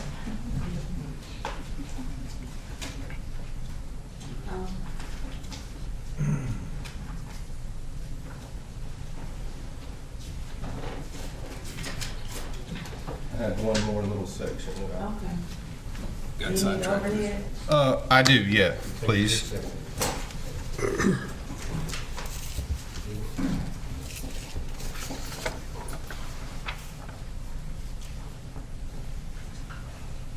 Okay. This is the map that you did. This is jumping to the December 6th sequence of the maps. Yes, sir. And this is 1542, which is 3:42 p.m. to 8:42. Where did you get the information to pull that? Who gave you the data on up here? This is from the cell carrier. This would be from the records themselves. Right. My question is, who asked you to create a map with this date and time and that range of hours on there? That'd be the Metro Nashville Police Department. The police department did? Yes, sir. You don't know what the relevance is to them? No, sir. Okay. And when were you asked to do that? I'm not sure. I'll just be honest with you. I don't remember when that was. Was it early on in the investigation or recently? I really don't remember on that slide in particular. I've been working on this for 2 years now. Okay. You have no idea? I don't remember, no, sir. I was just curious because you had presented an amended report, and this wasn't at your preliminary hearing, right? No, sir. We didn't have everything done at the preliminary hearing. Okay. And is it the same answer if the time range there that you pulled from the records, but you didn't just pull that out? Somebody asked you to do that? That's correct. A member of the investigation team from the police department? Yes, sir. It'd be sometime after the preliminary hearing, I can tell you that. Sometime after the preliminary hearing? Correct. And before today, obviously? Yes, sir. Those are my questions. Okay, redirect. No, Your Honor, we don't have to redirect. Okay, thank you, Agent Brown. Thank you, ma'am. Step down. Am I keeping Agent Brown on the screen?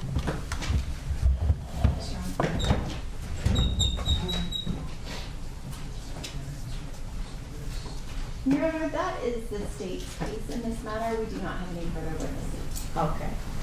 Ladies and gentlemen, this is the part of the case when the state has rested. We're got to take up some issues outside of your presence. Y'all go back to the jury room and get you some snacks or water or something. All right. Don't discuss the case on the plate.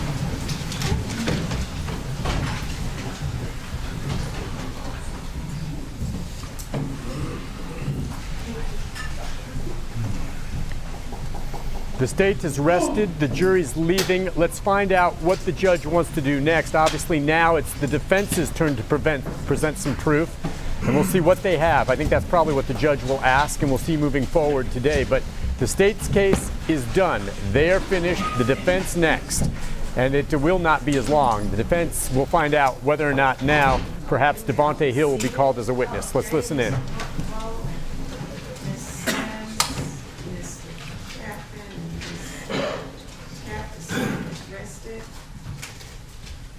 There are a couple of things that we need to address.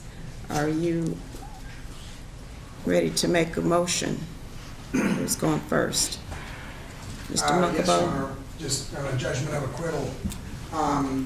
As Your Honor is aware, Rule 29, the evidence is insufficient to sustain a conviction for the offense charged, which in this case is first-degree murder. That is, after viewing the evidence in the light most favorable to the state, no rational trier of fact could come back with a verdict of guilty or convicted beyond a reasonable doubt.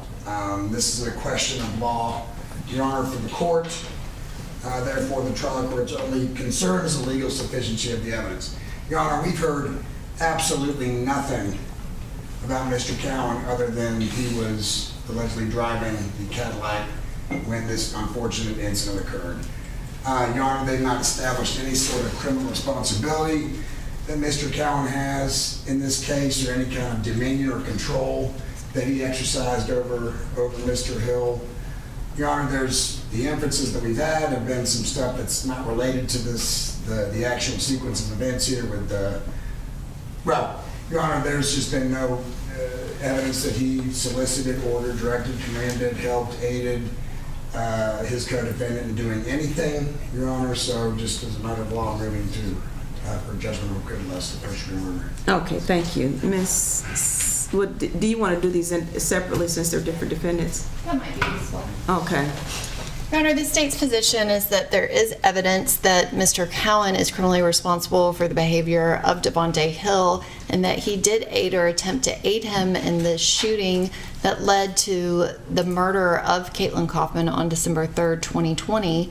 The evidence in the testimony that we've heard this week is that Ms. Kaufman's vehicle was definitely traveling over 70 miles an hour at the time that her vehicle was fired upon and struck 6 separate times by bullets, one of them entering the driver window, striking her body striking both of her lungs and her heart and ending her life on that night. It would be impossible for the passenger of a vehicle to have fired that minimum of 6 rounds that hit her vehicle without the driver obviously driving the vehicle itself, but that the driver would absolutely know that the passenger is shooting at another driver. Additionally, we have testimony of Jacquez Merrill Odom where there were specific statements made that this was done because Ms. Kaufman cut them off when she was entering or merging on the interstate. That specifically involves the driver, which is alleged to be Mr. Cowan, in that he would have been the person that she would have cut off. Also, the evidence shows that Ms. Kaufman's vehicle was towards the right side of the road, as well as where the casings are located and her vehicle's located, and the directionality of the gunfire that struck her vehicle. The other vehicle would have to be on her left driver's side so that the passenger could shoot at her, which again indicates that the driver is participating in the shooting and he is aiding or assisting to aid the shooter in accomplishing this goal of firing upon her vehicle and killing her. Okay. Well, looking at the evidence in the light favorable to the state, the court finds that the evidence is sufficient to present the case to the jury. The court considers the testimony from Jacquez Merrill Odom, and I'm paraphrasing, I don't have it specifically what he said, but it was something to the effect of she should not have done that and used an expletive, indicating that, I think inferring that Ms. Kaufman cut him off or did something in her driving pattern that resulted in him making that statement. The court also considers the driving sequence based on the testimony of a number of witnesses, including Agent Valley's most recent testimony with regarding to the cell phone, the locations of the phones. The court also considers the ballistics testimony that's also been presented with as it relates to the pattern of the. I look at that concomitant with the driving sequence because it is alleged that Mr. Cowan was in fact the driver. So I look at the pattern of the bullets that entered the car in conjunction with the driving pattern. So I think that there is sufficient evidence for the jury to consider, and so I'll deny the motion for judgment of acquittal on behalf of Mr. Cowan. Anybody making the motion on behalf of Mr. Mr. Montefiore laid out the standard. I won't belabor that. What I do want to talk about is, as a matter of law, what our courts have held as sufficient evidence for premeditation. Those circumstances and factors the jury can consider, those are summarized in a line of cases that include Bland, Adams, Davidson, Larkin, Lewis, and Leach. Several of those circumstances the state has put on no proof whatsoever of. For example, a declaration by the defendant of an intent to kill, evidence of procurement of a weapon, the cruelty of the killing. A single gunshot wound that results with death within seconds is not particularly cruel in this, in a legal manner speaking. Preparation before the killing to conceal the crime, there's been no evidence of that. Mutilation of the body, there's certainly been no evidence of that. The remaining factors are as follows. A deadly weapon was used on an unarmed victim. That is a factor the jury can consider. However, State v. Jackson holds that this factor, standing alone, is, as a matter of law, insufficient to support a conviction for first-degree murder. If that is the only factor in the state's proof has established. And so even in the light most favorable to the state, if that's the only factor established, the state has not proven, as a matter of law, a first-degree murder charge here. Infliction of multiple wounds. State v. Jackson does not find, there are 2 separate gunshot wounds in State v. Jackson. That was not sufficient for that court to find the evidence of multiple wounds as a factor in that case. In the present case, we only have 1 wound. I understand what the court said in response to Mr. Montefiore, and I certainly expect the state to argue that the 6 strikes to the vehicle should be considered, but the case law references a wound, not number of attempts. Failure to render aid. as a matter of law, we would submit that this factor also we have not heard any proof of this. This is not a situation where there's an allegation that an altercation occurred in a face-to-face way, where Mr. Hill would have known necessarily that his actions had caused some type of injury. Shooting at a car on a dark interstate certainly is not a good idea, but it's not a situation where somebody is face-to-face and shoots a gun and knows that an injury has been inflicted. Again, in Jackson, which again was found not to be a premeditated murder by the Tennessee Supreme Court, the defendant shot somebody in the back of the head, took the body, and put it in the trunk. And that did not rise to the level of first-degree murder. I think the actions that, even in the light most favorable to the state, that we have heard here certainly don't rise to that level of action. I would submit that that factor is more relevant in a case where there is an injury that turns out to be fatal, but that some intervention could have prevented that injury from becoming fatal. That is not the situation we have here today. We've heard the testimony of Dr. Carney, where that gunshot wound resulted in Kaufman's death very, very quickly. And so we submit that failure to render aid is not a factor as a matter of law that supports a conviction for first-degree murder here. Another factor is the calmness immediately following the killing. We have heard no proof regarding Mr. Hill's state of mind immediately following the killing. Now, we spent most of today and yesterday hearing from various witnesses about what he did or said in hours, days, even week after. But immediately after the killing, we have no proof. The closest thing we have is a text message at 6:39, so 20 minutes after the fact, that just simply says, "I'm fixing to head to PA, what's up?" And I submit to the court, as anyone who's ever gotten a text message or responded to a tweet because they interpreted a tone from a short communication that was written, it is very difficult to make any determination about state of mind, intent, emotion from that type of communication. And there's nothing in that written message that would suggest one way or the other calmness or lack thereof. Using the internet to search for Nashville shooting an hour and a half later, again, that is not immediate. Second, that's a search that could have been done in panic as opposed to calmness, right? And so the only witness who has described Mr. Hill at all, has just given us any information about Mr. Hill's state of mind, is Jacquez Merrill Odom. That description comes days after this incident. And Mr. Merrill Odom actually describes Mr. Hill as being nervous, which is not a calm state of mind. And so I would submit that in the light most favorable to the state, the proof does not establish calmness immediately after the killing. Another factor is the nature of the killing or evidence establishing a motive for killing. This certainly is not present here, Your Honor. All the I'm sorry, this certainly what? Not present here. All the testimony that we have heard, even in the light most favorable to the state, again, is that this was an incident of road rage. That is every witness we have heard from the state that has talked about a reason for the shooting has used the term road rage, which is, I would submit, undercuts the argument for premeditation as it relates to motive.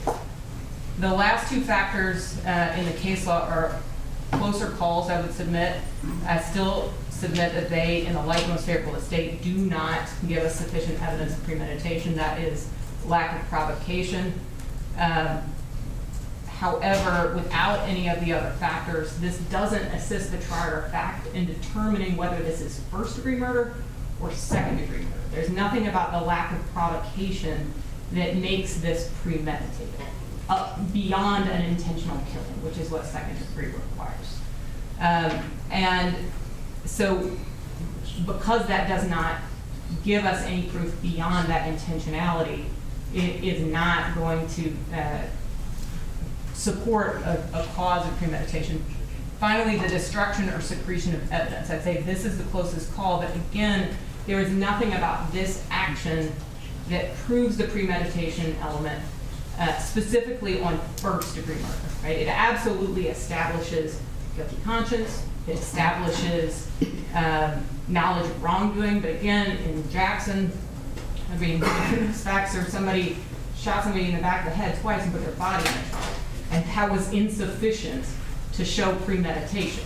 Now, the Jackson court, when it overturned the conviction for first, because the only bland factor present was the use of a deadly weapon, the court concludes that the concealment of a crime was not alone sufficient to establish premeditation, and notes the defendant attempted to conceal commission of the crime, but his sloppy, incomplete efforts actually appear to undercut rather than support premeditation. And so I submit again, the proof here is even less indicative of premeditation than that proof. We have similarly sloppy and incomplete efforts to conceal the crime. And we know also from State v. West that concealment of a crime in and of itself is insufficient to prove premeditation. Our Supreme Court, Court of Criminal Appeals, they have repeatedly rejected finding such premeditation based solely upon concealing evidence after the fact. The facts in West were that the defendant in that case waited an hour and a half before calling the police, during which time he hid the weapon and went about his business. That was insufficient to establish premeditation. State v. Long hid the victim's body, lied to the victim's family and the police about her whereabouts, and then went and shot pool with his friends after the murder. That did not establish premeditation. And the last thing I want to clarify is we talked about State v. West and State v. Brown and that line of cases on Monday in one of our motions in limine. And I want to clarify because West is based on an old version of the homicide statute. And I don't think I was clear about why I think West applies now with this new version of the statute. So West and sort of the line of cases outline all sorts of circumstances where actions after the fact are insufficient to establish that state of mind before what happened. I mean, things like multiple blows, lying to police, hiding evidence, concealing bodies. The concealment piece is what is still relevant. So even though the statute changed and deliberation was taken out of the first-degree murder statute, and that's how the statute changed, deliberation is no longer required as an element. That law and those findings around concealment is still really relevant from those West line of cases. That has not been, that's still good law, essentially. And so, cases like Jackson cite West for the idea that the concealment of evidence may be associated with the commission of any crime and the accompanying fear of punishment. One who kills another in a passionate rage may dispose of the weapon when reason returns just as readily as a cool, dispassionate killer. And so, Your Honor, even in the light most favorable of the state, the evidence does not establish any of these factors that as a matter of law, the jury can find that Mr. Hill has acted with premeditation, acted with the exercise of judgment and reflection that the law requires. So for that reason, we ask the court to dismiss this charge. Okay. Does the state care to respond? Your Honor, Ms. Sims is arguing about upholding a conviction versus a motion for judgment of acquittal. The court's determination is whether or not the state has presented enough evidence for this issue to go to the jury. The list that Ms. Sims read off and conceded that there were several of the factors present in this case is not even an exhaustive list. Those are some of the factors. She argued that there were a lack of provocation didn't exist. Caitlyn Kaufman did nothing to bring this upon herself. She was driving on the interstate. Ms. Sims says it was not a good idea for Mr. Hill to shoot into her car multiple times, killing her, and that there was no motive because this was road rage. Ms. Sims misconstrues that someone saying road rage is motive. The statements in the witness testimony is that this was done purposefully, intentionally, because Ms. Kaufman cut them off. Special Agent Valley's evidence and testimony today shows that there is a lot of time that occurs for premeditation, for reflection, for judgment, not to mention it's not one shot, it's 6 shots fired at her car. Just because she was only hit one time, those 6 shots in and of itself would be enough for the court to allow this to go to the jury as a first-degree premeditated murder. But there are multiple other factors that the evidence has borne out this week, and the state asks that their motion be denied. Okay.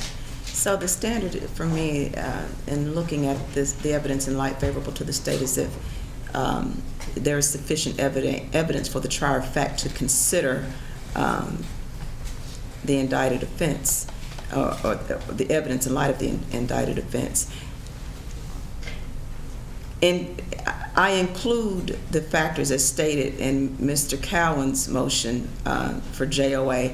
Including those factors, I will add to that in denying Mr. Hill's motion for JOA. I think that when you look at each of those factors that Ms. Sims pointed out, when you look at this was an incident of road rage and how that and I can't read my notes, tried to write down what she said, it undercuts the argument for premeditation. I think that actually supports the argument for premeditation. If someone does something to you, not to mention when you look at the time based upon Agent Valley's testimony, the time frame from the point where the vehicles merged up until the point where Ms. Kaufman's vehicle stopped, that was sufficient time to consider whether road rage would be something that would result in premeditation. I also consider the concealment of the weapon, particularly Mr. In addition to the other factors, based upon the evidence that was presented, not only the testimony was presented that Mr. Hill traded weapons with Mr. Merrill Odom, but there was also an attempt in a text message of him seeking to trade with someone else. I think that when you look at that in conjunction with the other factors, and then you also include in that, and I think that this is the one that is probably the most overwhelming for the court's consideration when determining whether or not the evidence is sufficient for the trier of fact, for the case to go, for the trier of fact to consider this, and that is that there were 6 shots fired into Ms. Kaufman's car. So in looking at all of this evidence, the court denies Mr. Hill's motion for judgment of acquittal. All right, now, we still have some unresolved issues. I told counsel for Mr. Hill, and I yesterday made the comment to Mr. Munkabo as well, that at the conclusion of the state's proof, that I would allow for Dr. Warren to present a proffer. And let me say this, I think that it would only be fair for absent, because there was no report, and both sides are going to argue different points as to whether or not a report is required. I don't think that there is conclusive law to support a report to be required, but in light of the fact that Dr. Warren's potential testimony, expert testimony, is something that the state would need an opportunity to rebut, I think that they're entitled to at least have a proper testimony to determine whether or not it's something that they can be prepared to rebut. So where do we stand as it relates to that? Dr. Warren should be on his way or here. I'm just checking with him to see if he is outside. Okay. Well, the same goes with Mr. Morris. Your Honor, I wasn't unsure about what he's here, he submitted a report. I don't know what more you need from that. Like I said, the report that he gave, once again, with the caveat that he said that he couldn't really, he did the best he could with that report, and that might not have been as all-inclusive as Your Honor wanted. Yes, but it's not. Based on what... I looked at his report, and I don't, and I think that the other thing was I thought that, similarly to Dr. Warren, that the concern was that Mr. Morris wouldn't know he would have to hear testimony from Agent Valley and Detective Gish to determine, I guess. So, you ready to make a proffer? Sure.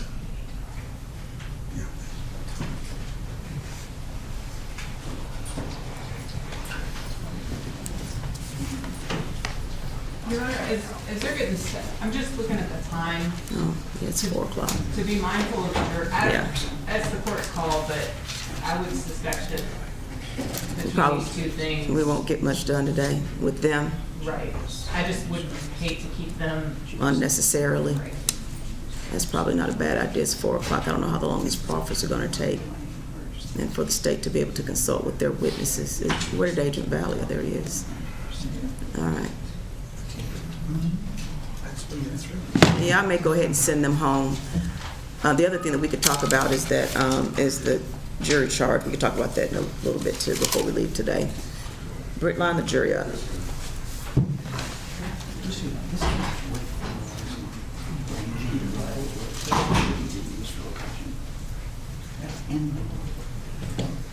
And I might have some questions for Mr. Morris as well, since he's sort of jointly working for defense.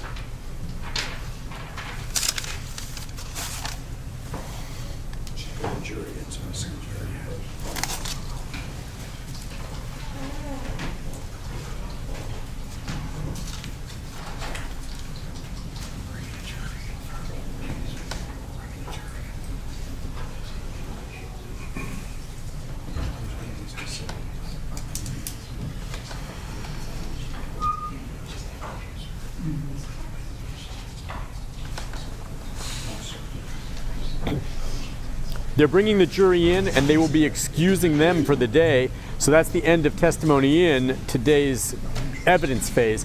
The defense, though, and the prosecution are now doing a proffer on 2 defense witnesses that will be called tomorrow. Eric Warren and John Morris. A proffer will be establishing them as experts, giving the prosecution a chance, an idea of what they're going to testify to so they can prepare to cross-examine them. But these are experts, Eric Warren and John Morris, who will, I believe, be looking at evidence with regard to the cell phone and where they were when the crime was committed. Let's listen in as she's going to dismiss the jury now.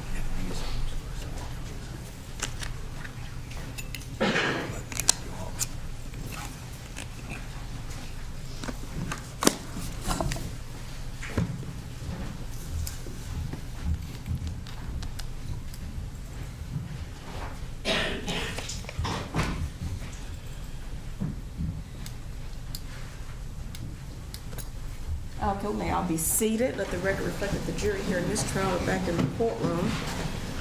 Ladies and gentlemen, we still have some things that we need to work out that you don't need to be concerned with, but looking at the hour, I doubt that we'll be able to get all of it done and do much meaningful work with you before a reasonable time. So I'm going to go ahead and you get to go home again early today.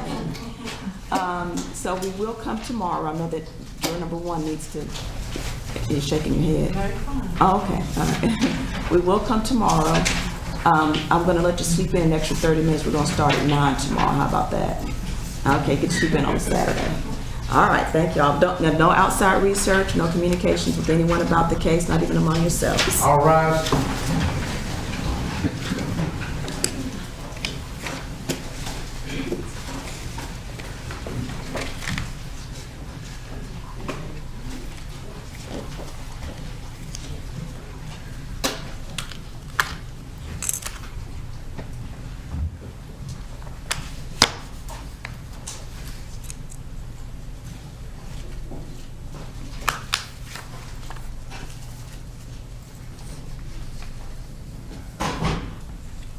Okay, may all be seated. Okay, are you all ready to proceed with the proffer, Mr. Morris? I'm going to need 5 minutes just because I haven't had a gap between Ms. Agent Valley's testimony and speaking to Mr. Morris. I'm not quite sure what he agrees and disagrees with. Okay, well, go ahead and talk with him real quick.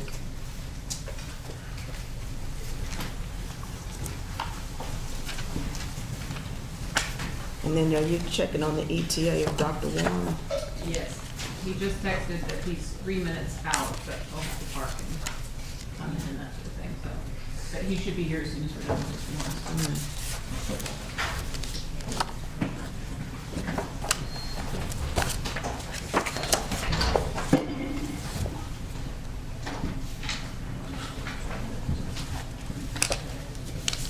Okay, we're just going to wait until they bring in John Morris. And as you heard, these are two defense witnesses which will be called to try to challenge some of the testimony that we've heard from the prosecution witnesses. This is part of their defense. And the judge just leaving the chambers while she waits for them to come in. I think John Morris, an expert, and I think he'll try to go back and maybe contradict some of what we heard from TBI Special Agent Andy Valley, as well as Chad Gish.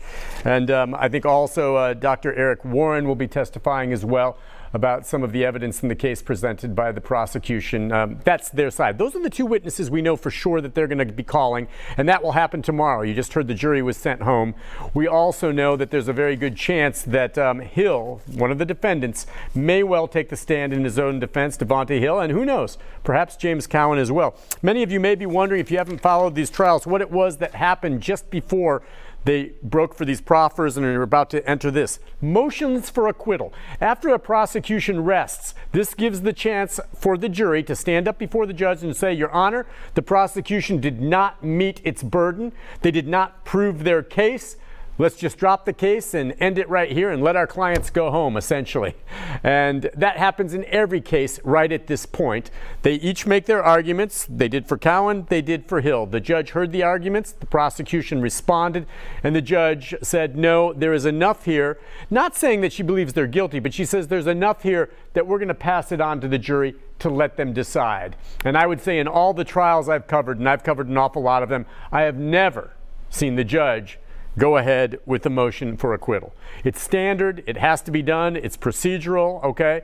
You know why the defense did it. The defense knew the answer before they offered it up. And that's what happened there. You heard in the case with Cowan, they're saying, oh, there was no evidence of accountability, no control over what Hill did. The state countered, no. He accelerated. We know now that they may have chased her down. He was part of it. He pulled up evenly. The judge agreed. There's enough there for the jury to consider. Judge isn't saying he's guilty. Enough to consider. Same thing, obviously, with Hill. She's saying, oh, there's no evidence that he intended to kill, all of this.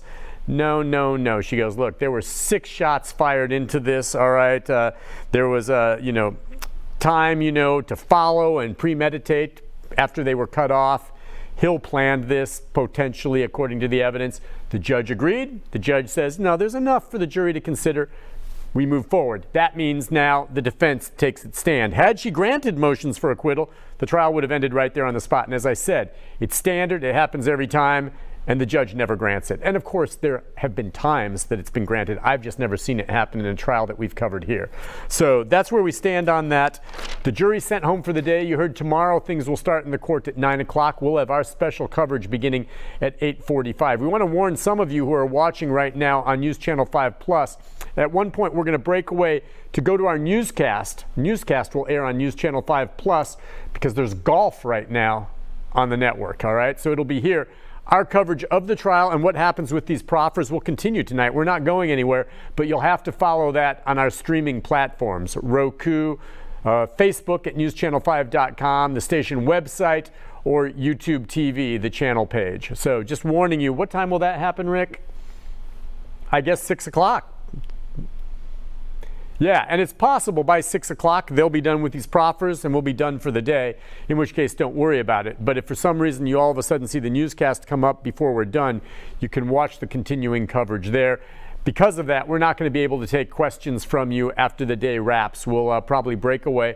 We'll be back with you tomorrow at 9 o'clock. And I should say, tomorrow, with these two experts to be called by the defense, maybe Hill testifies, and if he does, that'll take a while. I don't think Cowan will, but I think there is a very, very good chance tomorrow the jury will get its charge. We will have closing arguments, and they will begin deliberating tomorrow. We could have a verdict before tomorrow evening. That is my take on this, and we will see. Nick Leonardo, again, not with me right now. He had to step away. Is anticipated back here. If he's here while we're still on air, I'll certainly have him come on and give his 2 cents worth. He would have done a better job, I think, describing motions for acquittal. But I remember the first time I saw that, I was like, wait, what? She's standing up and saying, Your Honor, you didn't prove the case? Now, what's that all about? And as I said, it's standard. They make that argument, say the evidence isn't there. Of course, 99.9% of the time, there's enough evidence there to say, no, the jury heard it. Let's let them decide. I think the only time really motions for acquittal are granted are when just something very strange happens, or the evidence just simply is not there whatsoever. And usually that's not the case, or the DA wouldn't have moved forward to prosecute a case if they have no evidence, right? So that's where we stand on this. With the prosecution resting, they called a total of 17 witnesses over basically the past 3 days. Remember, Monday and Tuesday was jury selection. Wednesday, Thursday, and Friday today was all the prosecution. Very rarely,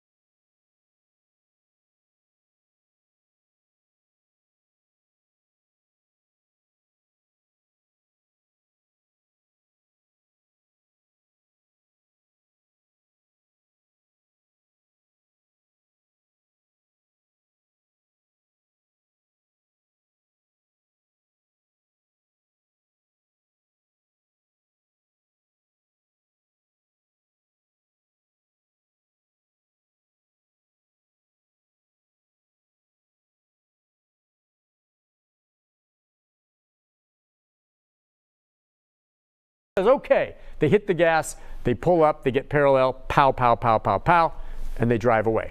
That's the scenario I think that the prosecution would want to say.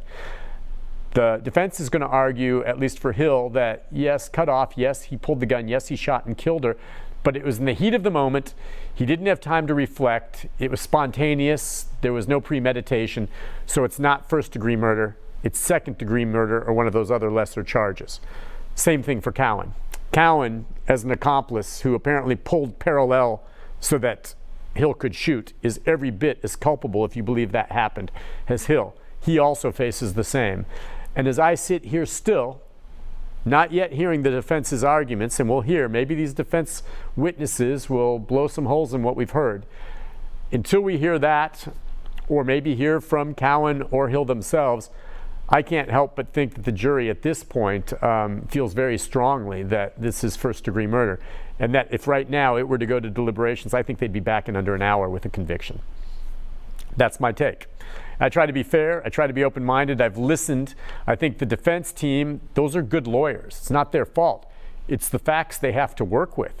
And some of you are saying, look, the evidence was this overwhelming. Why did we even go to trial? Because there was no plea deal offered to these defendants. Glenn Funk, the district attorney, was not going to offer them anything to lessen the punishment for such a horrible crime. So, they have a choice. They have a choice. Go to trial or take life in prison without parole. What would you do? You'd go to trial. Take your chances with a jury. Let's listen in. Would you like Mr. Moore should take the stand, Your Honor? Yeah, it'd be fine. Your Honor, the state would like to renew our objection to his qualifications to testify on this topic. Okay, the court has to make a couple of rulings, so. Raise your right hand. Do you solemnly swear or affirm that the testimony you give to be the truth, the whole truth, and nothing but the truth, so help you God? I do.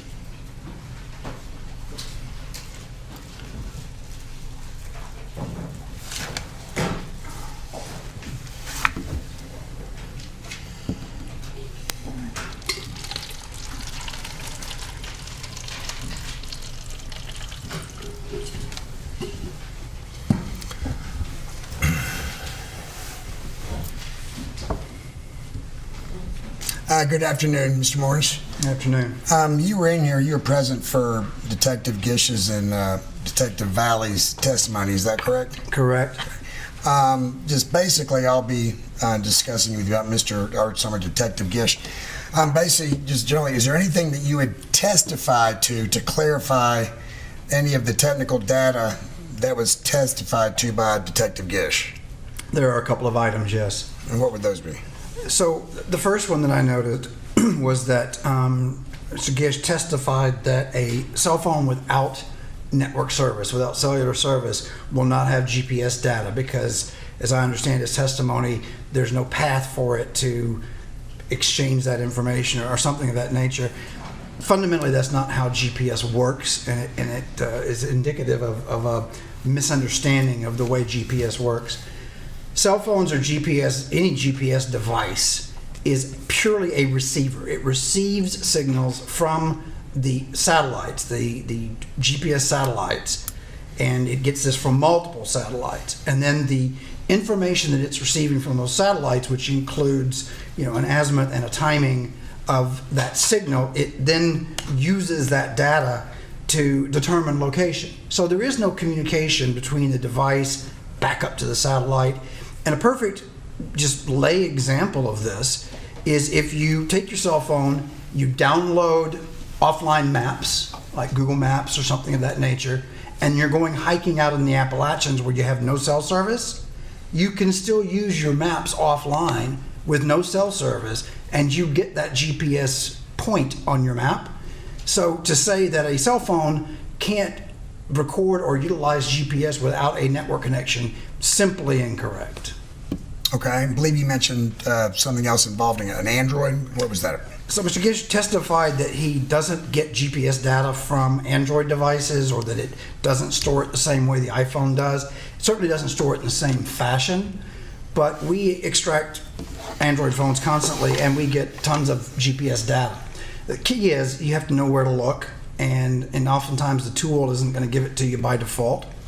And you also, for Android devices, depending upon what apps are on it, sometimes have to get what we call a root extraction for the device. So on an Android device, there are two files, cache.wifi and cache.cell, that if you have a root or a physical extraction, those record GPS data.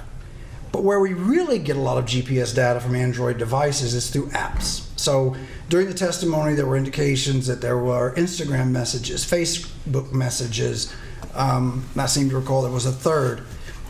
Most of these applications record location data as well. I heard a mention of like a weather app, right? Or your maps, right? So on Android devices, just like on iPhones, we're going to get a lot of GPS data from app databases. Now, whether your tool is parsing those or not is another story, but what we always look for, if the tool doesn't give us those location data points, we dig in and look for those databases and see if we can get that data. Furthermore, if I'm truly interested in GPS data from an Android user and that Android device is utilizing a Google account, these Gmail accounts, that on the Google Android side, they store far more of the location data in the cloud.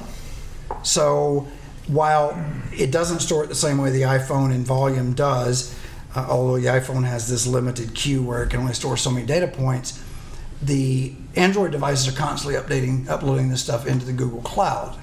And a lay example is when you get that monthly email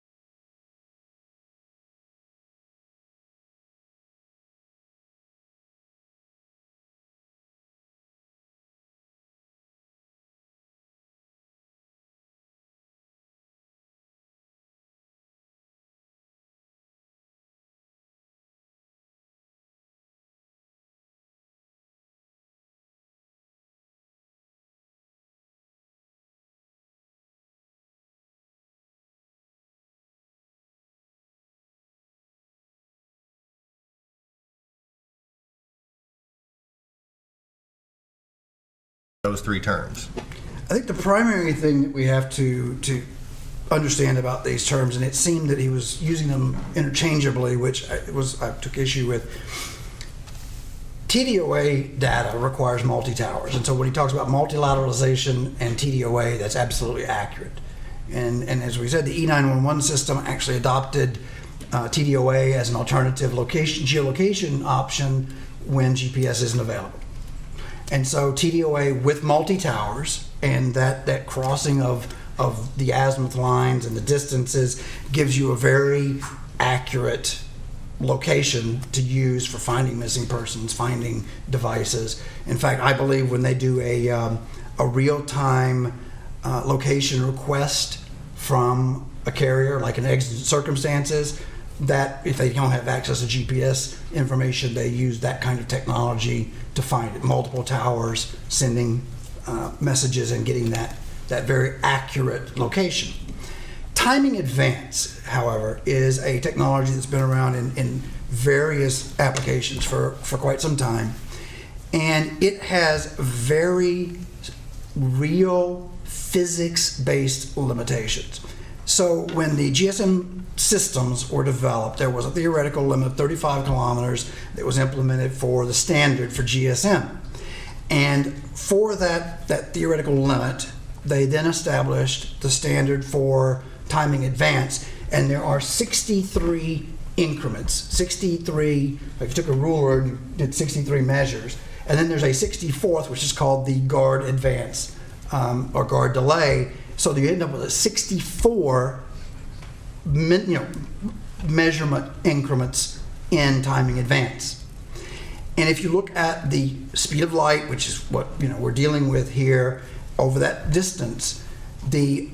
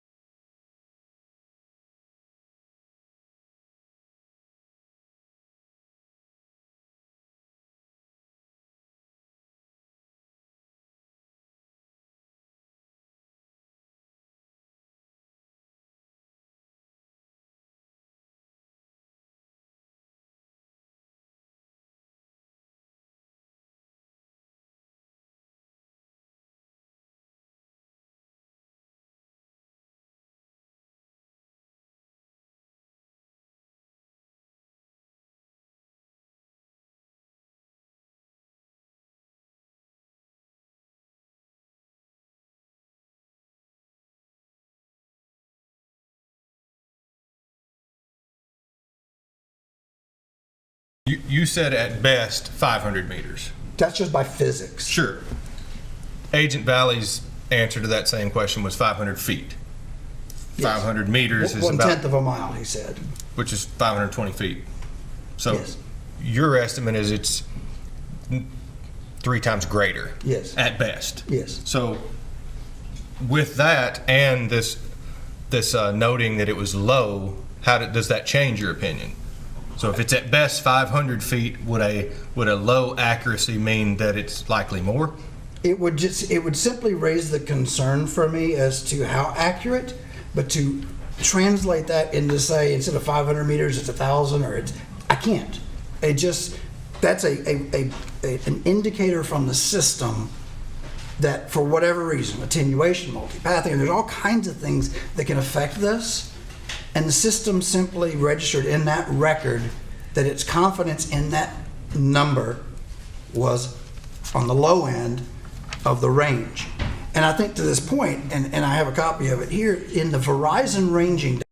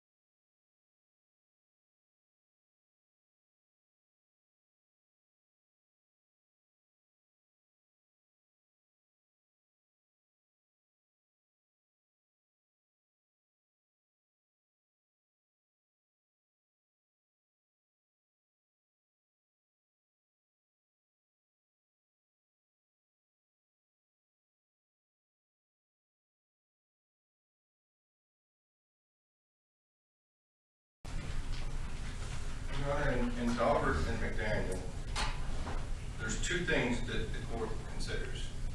It's either one, that the data that the court's being questioned, whether it's going to send to the jury or not, whether that data is reliable. The state is not questioning the data because it's their data.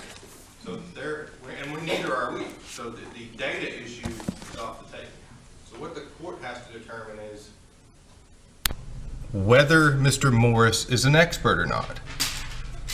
He testified for an hour a couple days ago, and I don't want to go over all that, but as the cases say, it's training, education, or experience. It's true that he doesn't have the training certificates, but it's pretty clear that he has the education and experience to discuss these matters. It's complicated. We're not challenging Agent Valley's qualifications. He's clearly an expert. All that's been going on this evening are matters for the jury to decide. This is impeachment.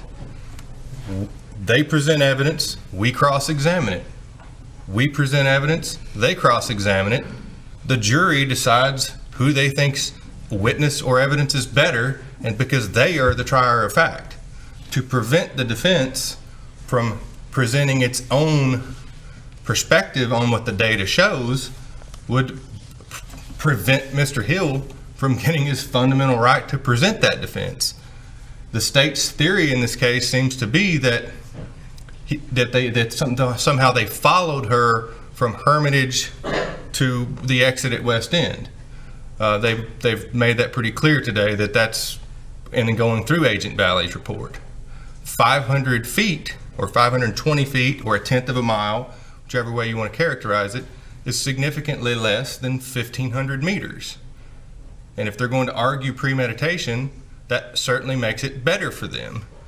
1/4 of a mile is a lot different, and that just appears that cars are traveling down the same highway at the same time as they always do, and that's very significant, and that's something that the jury should decide, not the court keeping them from hearing it. You have an argument? Yes, Your Honor. It's the court's duty to ensure that any witness testimony that goes in front of the jury is qualified witness testimony.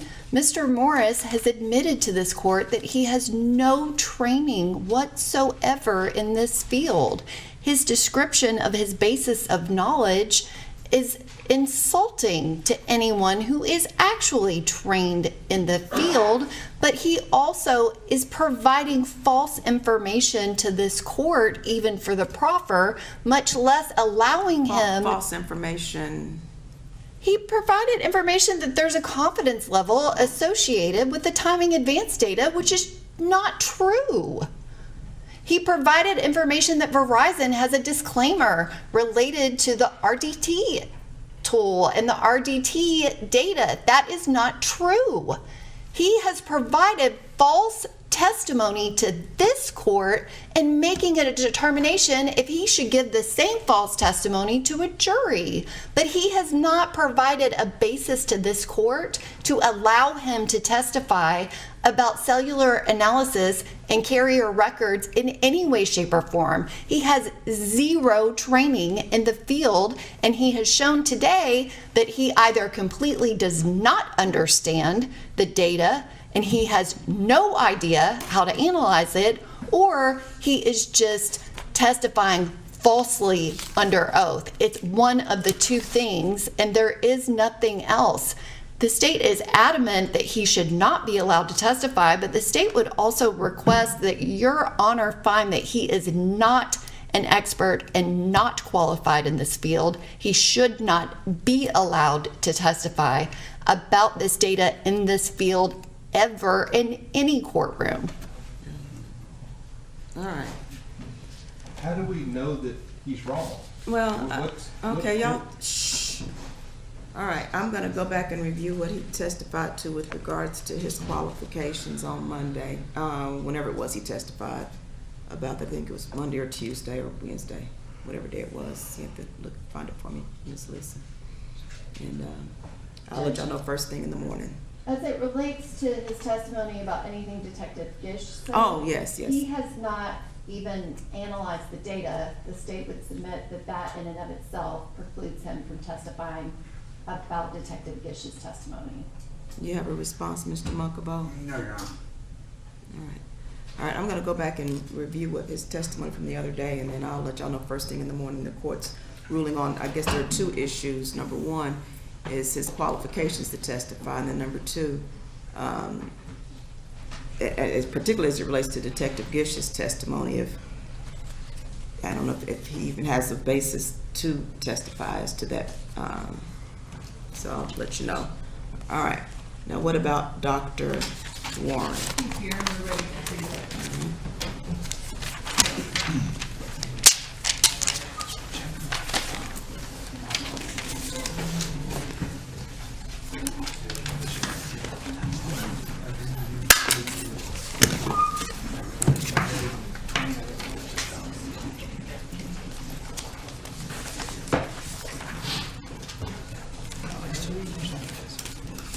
You raise your right hand, please. Do you solemnly swear or affirm that the testimony you give to the truth, the whole truth, and nothing but the truth, so help you God?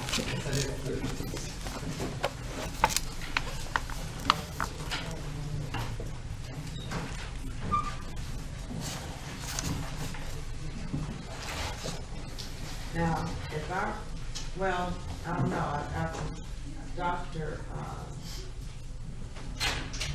Warren testified the other day, I got like 3 notepads up there, I don't know what I did with my notes from this testimony from the other day. There were, I think, 3 areas, I'm trying to recall correctly. I think that the parties may have agreed that it was not necessary to qualify him as an expert in crime scene processing. And then I don't think that the state was challenging his qualification in firearm and tool mark identification. Was that accurate? That's correct, Your Honor, and the state's recollection of, again, I'm not sure which day it was either, I think Wednesday, that Ms. Sims said that he would be called to rebut Lisa Whitaker, which would be firearms and tool mark identification, or Doug Belcher with the Ferocian, his testimony. Right. What I'm trying to do is map out the issues that I need to make sure that I need to be certain that I'm addressing, and if the other area that I believe Ms. Sims was tendering Dr. Warren as an expert was in shooting incident reconstruction. Yes. Now, was the state challenging his qualifications to testify in that area? Yes, Your Honor. Okay. So. Okay. So, and that's what I'm trying to. There are a number of issues that I'm trying to iron out as it relates to any of the experts' testimony, obviously, because I have to. If there's a challenge to his qualifications, then I need to address that. But I understand what you're saying, that he was going to be called to rebut Firearm and tool mark or the Ferocian. Yes. All right. But you were not challenging his qualifications in firearm and tool mark. Correct. Okay, just as to shooting incident reconstruction. Yes, Your Honor. Okay. Based upon what little tiny bit of information with 2 articles that have to do with police shooting. So there would also be certainly a relevant. All right. So I think where we're at procedurally, if I recall, we walked through Dr. Warren's qualifications related specifically to shooting incident reconstruction last time we were here. Does the court want me to go back through that? No, I can review that. Okay, and that's also on his curriculum vitae, which the court has. Okay. I guess I will ask one question, Dr. Warren, and it's okay if the answer is no, but did you happen to go back and look at the number of times that you have been qualified specifically in shooting incident reconstruction as an expert witness in courts in Tennessee? No, I have not. Okay. You have not you don't have a number for me. Have you ever been qualified as an expert in shooting incident reconstruction? Yes, somewhere in the neighborhood of 10 to 20 times. I'm not sure of the exact number. In Tennessee courts or in courts? In Tennessee courts, in addition to other courts, Arizona, Kentucky, and Alabama as well. And have you ever been qualified as an expert in shooting incident reconstruction in Davidson County, Tennessee? Yes, in state and federal court. Okay. I'm going to move on and ask Dr. Warren questions related to the testimony we would be offering, because I think that's the court's question about relevance.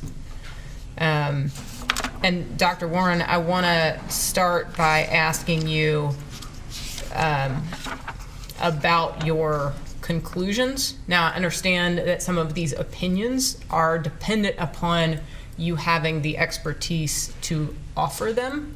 And so we're kind of in this weird little procedural place where you haven't been tendered as an expert in shooting incident reconstruction, but in order for the court to make that determination, I need to ask you these questions about your opinions, and then we're going to go backwards so that you can explain how you get to those opinions. Okay. Okay. In your opinion, Dr. Warren, how quickly could 6 shots have been fired from a Springfield XD? So that's going to depend on the individual and the particular firearm. Specifically, if we're talking about this Springfield XD with a 4 3/4 pound trigger pull, which is right kind of in the middle or a little on the light side for the typical Springfield XD from the factory. Again, according to peer review literature and as a firearms instructor, you're looking at a matter of a few seconds. Would be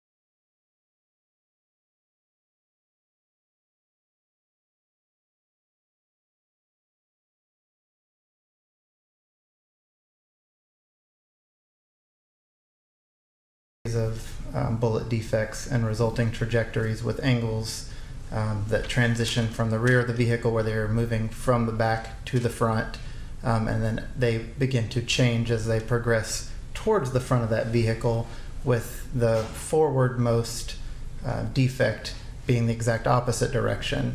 That is indicative of motion. And that motion could be one car slowing down or the other car speeding up, or a combination of those two. So it would be indicative of motion. There are a number of different scenarios that could contribute to that. It could be the target being stationary and the shooter moving past. It could also be consistent with both moving but again, the shooter passing the target. Essentially, all that the shooting trajectories can tell you is that there's relative motion. So again, a stationary and somebody moving, or something moving but another object moving faster past it. And before I ask this question, I want to ask, what materials did you review to come to your conclusions or make any determinations in this case? So I was provided to review, which I did, crime scene photographs, a crime scene diagram. I was provided a Pharaoh scene to go package for the scans that were done on the interstate at the crime scene. Metro Nashville Police officer supplements describing what they did at the scene or what their particular role was for this case. I believe I reviewed the SISU or the digital evidence, the cell phone evidence report by Mr. Gish, the medical examiner's report, autopsy photographs, photographs taken by Metro Nashville Police of the vehicle in this case, the Mazda, and the vehicle bay, as well as the Pharaoh scans, the actual raw data for the 7 scans that were taken of the vehicle inside of that vehicle bay, as well as the Metro Nashville Police Department Crime Laboratory firearms case file. You reviewed quite a bit of information. Yes, I did. Okay. In your opinion, did Caitlyn Kaufman react to shots being fired at her? So I do not believe it. Again, in my opinion, at least the first 2, so what Metro Nashville police officers labeled as D1 and D2, or defect 1 and D2, I do not believe that she had yet reacted. Why do you think that? So again, the first shot in the order of sequences would have been D1. It's the only shot moving from the rear to the front. The D2 would be the shot into the driver's side, the front driver's side glass, the side window. And the trajectory of the bullet that passed through her body, according to the medical examiner, is only slightly front to back, and essentially from one side of the body all the way to the other. So that in combination with the bullet defect in that side window suggests that there was no movement of the body, no rolling or dodging or twisting at the time of that shot.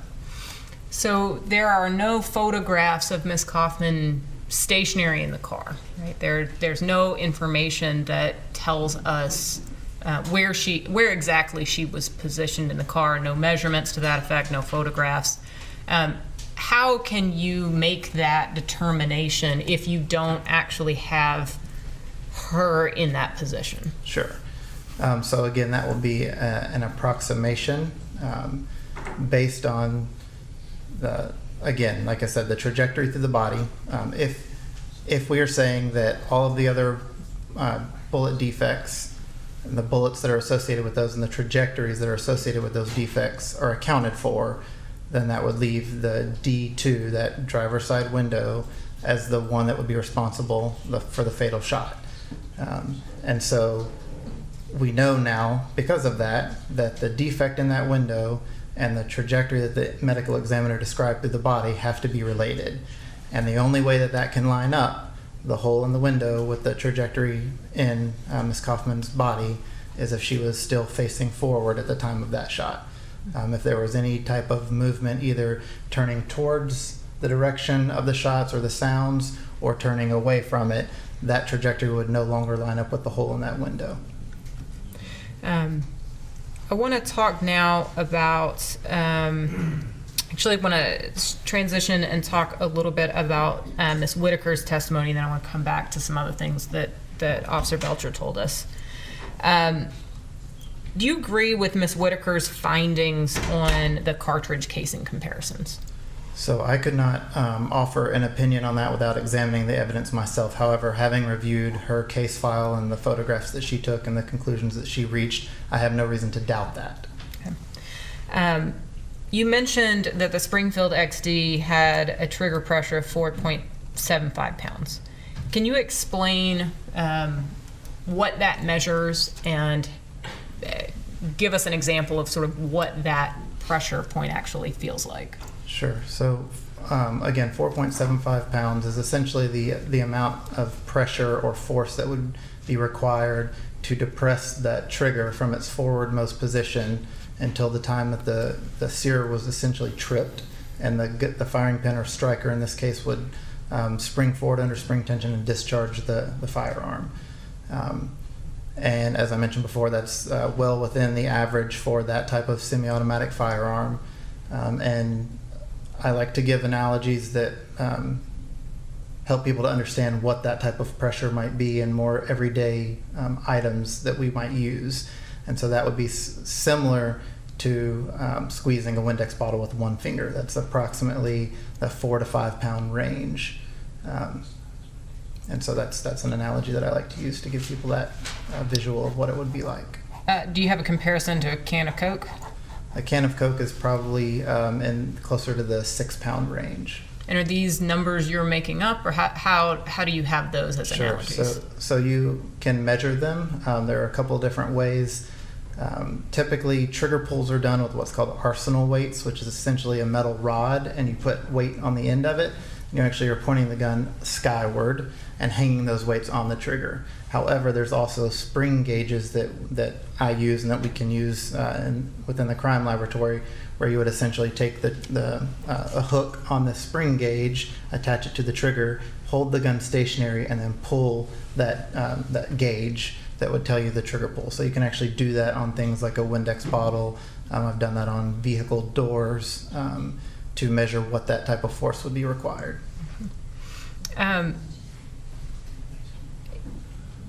Is the trigger on, and sorry, it's been a long day, my vocabulary is not great. Does the trigger have to return all the way to that frontwards position on the Springfield XD before it can be fired again?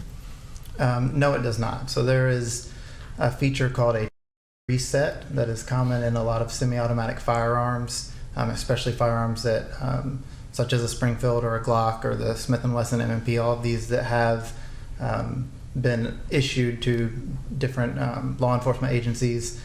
The trigger reset essentially of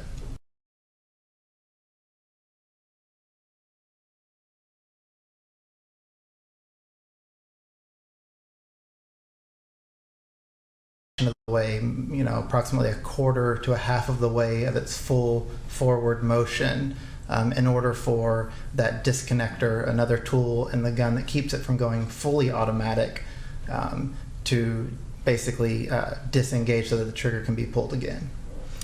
Does it require less pressure to pull the trigger if it doesn't have to return all the way to the frontwards position? It does not, but there can be a perceived lighter trigger pull simply because there's not as much what's called take up. So if the trigger is fully forward, as you're pulling it backwards, you're removing some of the play there, and it actually doesn't really start to engage to trip the sear or the striker until it begins to get more rearward. However, when you've just fired it and you're starting to release it, you don't have to remove that take up. You only have to release the trigger until you hear an audible click, which is that disconnector allowing that trigger to be pulled again. So in more simple terms, does that make it easier to fire the gun quickly? The point of the trigger reset is to allow for faster follow-up shots, yes. Okay. Miss, let me see. So when we're talking about sort of this speed to fire guns, are there any studies that have been done on the type of gun that the Springfield XD is to determine how quickly it can be fired? Yes, there has been. Can you tell us about that? So that is one of the articles that I believe General Moore had mentioned, that I had written in my own personal notes to myself, where he did a study and looked at multiple different types of shooters, from people that had never fired a gun before to experienced shooters, including some world record holder shooters, and timed the amount of recorded the amount of time that it would take for each of these different types of individuals to pull the trigger, and to see how many rounds per second or cartridges per second they could discharge. Yeah. And what were the findings? Your Honor, perhaps I misunderstood. I thought the question was studies about the XD9 and how quickly it could be fired, not how quickly different people could fire a weapon. I mean, I can clarify. Yeah, could you? So before I ask you for that conclusion. The weapon at issue is the Springfield XD. Correct. Okay. So does that study particularly look at the Springfield XD? No, it does not. Okay, what guns does it examine? Or gun or guns? So the main gun of focus was a Glock firearm, which would be very similar in the design and the functioning to a Springfield XD or a Smith & Wesson M&P.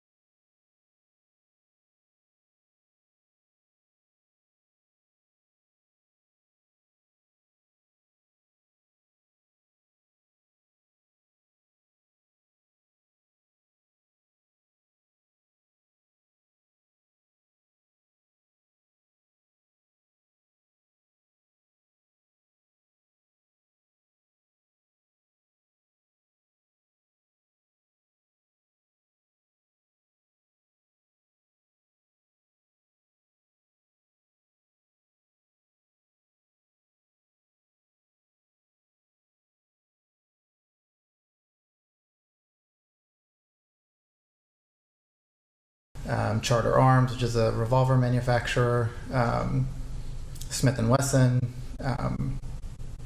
Marlin, Remington. Those are the first ones that come to mind, but I know there are others. And those are on your CV as well? Yes, they are outlined on the CV. And why do you include those as part of your training and experience on your CV? Sure. So there are two.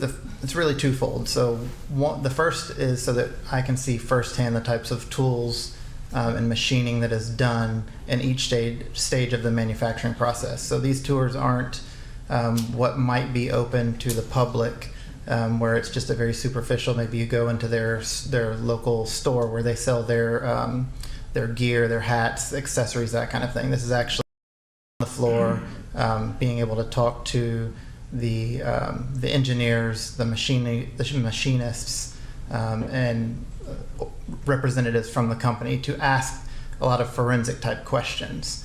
And so, again, to see those processes and to get that firsthand feedback on how they were made and how they function, that's one of the reasons. The other one is to make connections so that in future casework, if there is something that comes up and I have a question about the functionality of a firearm, or is something malfunctioning, or why it might be, I have those connections that I could reach out to and have that kind of conversation, that dialogue. So the study we were talking about related to how quickly guns that are like the Springfield XD could be fired. I think you already told us, but in your opinion, it is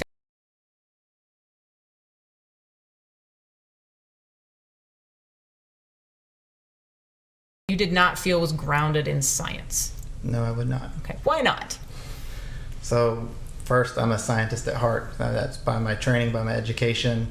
That's my passion, is to do research, to read the literature, to take that in and apply it to the current body of knowledge that I have and try to expand that.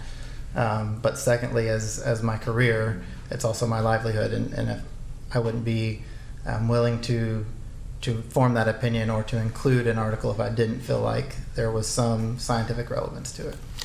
And your consulting business, are you consulting and working exclusively for the defense side these days? No, I'm not. What percentage of your practice is working for the prosecution? So currently the caseload that I have is approximately half and half prosecution, half defense. Okay. Would you ever change your opinion based on who hired you? No, I would not. So again, back to the study.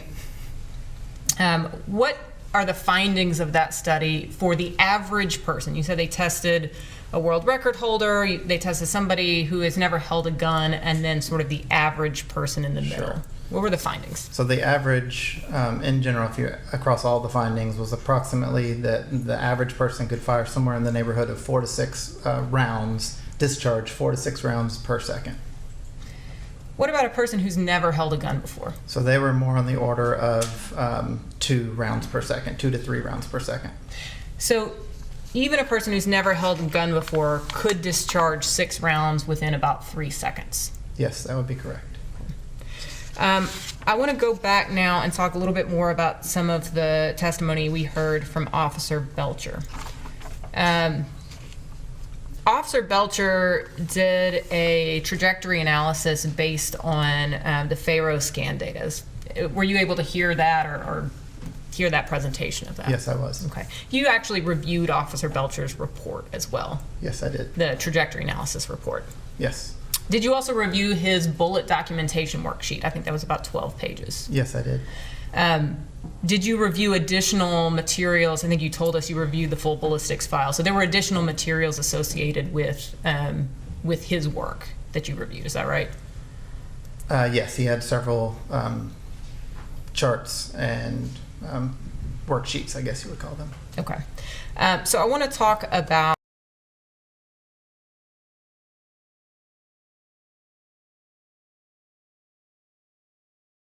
at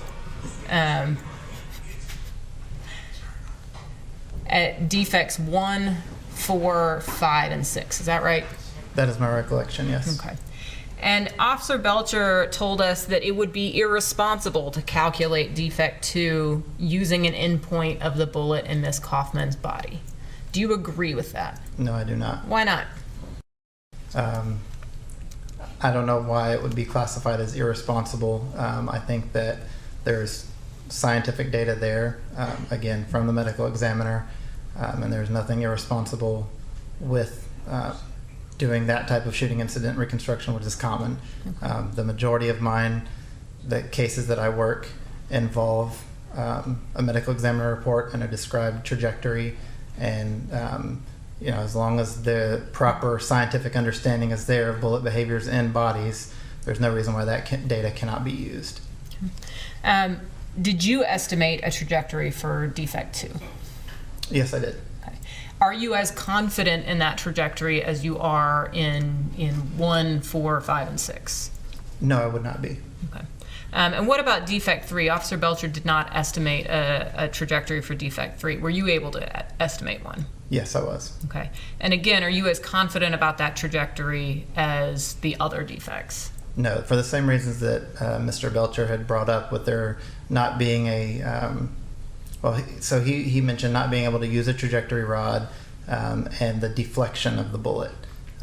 So I was able to still estimate that due to the damage to the underside of the A-pillar and the damage to the glass. So while there was deflection, that's going to affect, because of that curved surface, the vertical angle more than it would the horizontal. So you can still determine the azimuth angle pretty accurately. And in the Faro software, you can actually just change the shape of the cone, the error cone. So I could, leave the horizontal or the azimuth at 5% and increase that vertical error to, let's say, 7 or 10% to account for some of that uncertainty due to the deflection. But again, there's no reason why you still could not determine a trajectory. You would just have a little less confidence in the accuracy of that. Is there any, so the method that you used, were you relying on the Faro scanner software to calculate for you for defects 2 and 3? Yes, I am. So not only the scan data, but also the placement of the rods. Okay. Are there other methods to calculate a trajectory analysis besides using the trajectory rods? Yes, there are. And are those accepted in your scientific field? Yes, they are. Is there any, is one better than the other? No, it really is dependent on the scene and the specific evidence. So you can do a photographic method, you can do a manual measurement, or you could do the laser scanning or virtual measurement. Is there something called a trigonometric method? Yes, that is another method. Okay. And is that possible on the defects in 2 and 3? Yes, that would be possible. Okay.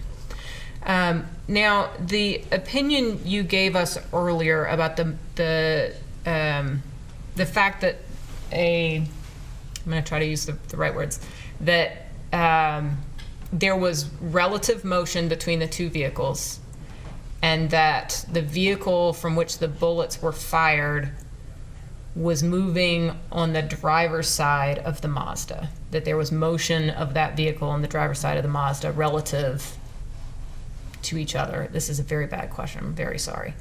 I guess what I'm asking is, those opinions you gave us earlier about the possible scenarios, if you did not have those two angles from defect 2 and defect 3, would that change your opinion about the scenarios that were possible based on your shooting reconstruction? No, it would not. Why not? So the shots or defects 2 and 3 are, again, they're occurring roughly in the middle of that sequence. And even with the uncertainty there, you can still look at the defects and tell that they're not from an extreme angle that's different, that varies wildly from the remaining 3 or 4, excuse me. So there would be no reason to think that those weren't part of that same sequence, even though you may not have the same confidence in measuring the trajectory from defects 2 and defects 3. And I want to be clear, you reviewed Officer Belcher's trajectory report, but you also did your own calculations from the raw data, right? Yes, I did. And were your calculations to the defects that Officer Belcher examined, were your calculations consistent with what his findings were? Yes, they were. Okay. Now, we talked with him about the plane he chose to use for the very last defect, defect 6. Did you use, actually, if I could have the overhead, I think it'll be easier than me trying to use my words.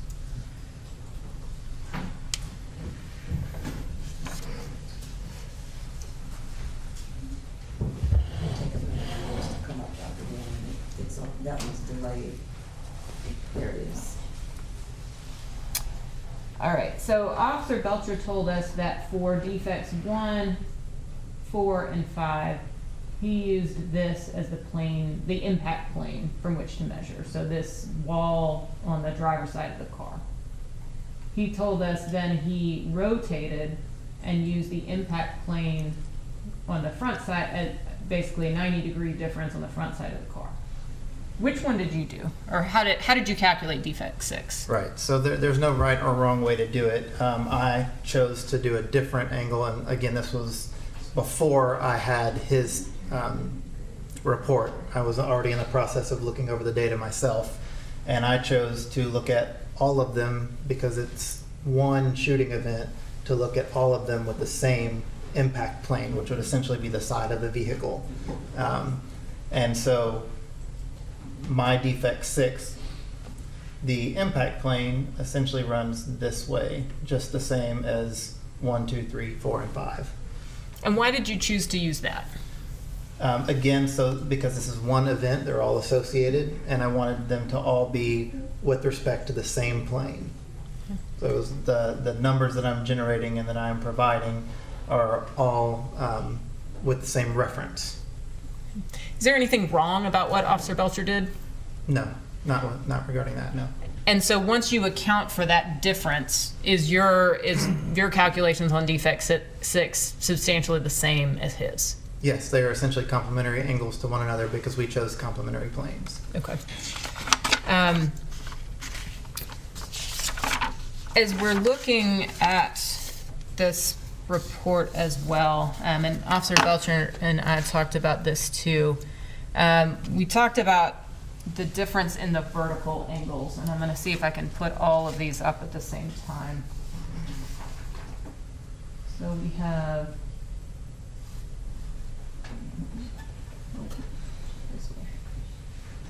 all right. So for defect 1, we have an inclination angle of negative 10.94. For defect 4, we have an inclination angle of negative 10.81. For defect 5, we have an inclination angle of negative 16.3. And for defect 6, we have an inclination angle of negative 15.46. In your opinion, what do these vertical angles, well, are these vertical angles consistent with each other? That's part of the question. Yes, they are all consistent with each other. Okay. And there's about 5 degrees difference between 5 and 6 from 1 and 4. Is that significant in any way? No, it is not. Because of the accepted error in the field and in the Faro software, if you've got plus or minus 5 degrees for each shot, they're easily within 10 degrees of one another. So they're all, for intents and purposes, regarding trajectory analysis, they're the same vertical. And so the second part of that question is, what do those angles, in your opinion, tell us about how the shooting event occurred? Sure. So with the, essentially, so a inclination angle or a vertical angle is the angle of the trajectory relative to gravity. So is it an upward shot or is it a downward shot? Having all the same, essentially, vertical angles would, to me, again, it indicates that the shooter had a consistent hand position throughout this entire process. There wasn't any repositioning of the shooter to change the angle that was being fired from. And I want to ask you essentially the same questions related to the azimuth angle. So with this change, so we see 83.31 for D1, negative 56.64 for D4, negative 77.22 for D5, and then 39.55, which if we rotate the plane would be negative 50.45. What does that azimuth angle change tell you? So this is the indicator of the relative motion. So you have angles that start from, let's say this is the driver's side of the vehicle that the vehicle is facing towards you, Your Honor. The angles coming, the first one coming from being a positive 83.31 is coming slightly from the rear to the front. And as they progress towards the front of the car, the angle progressively changes until it's very steeply from the front to the rear. And so that's that indication of relative motion.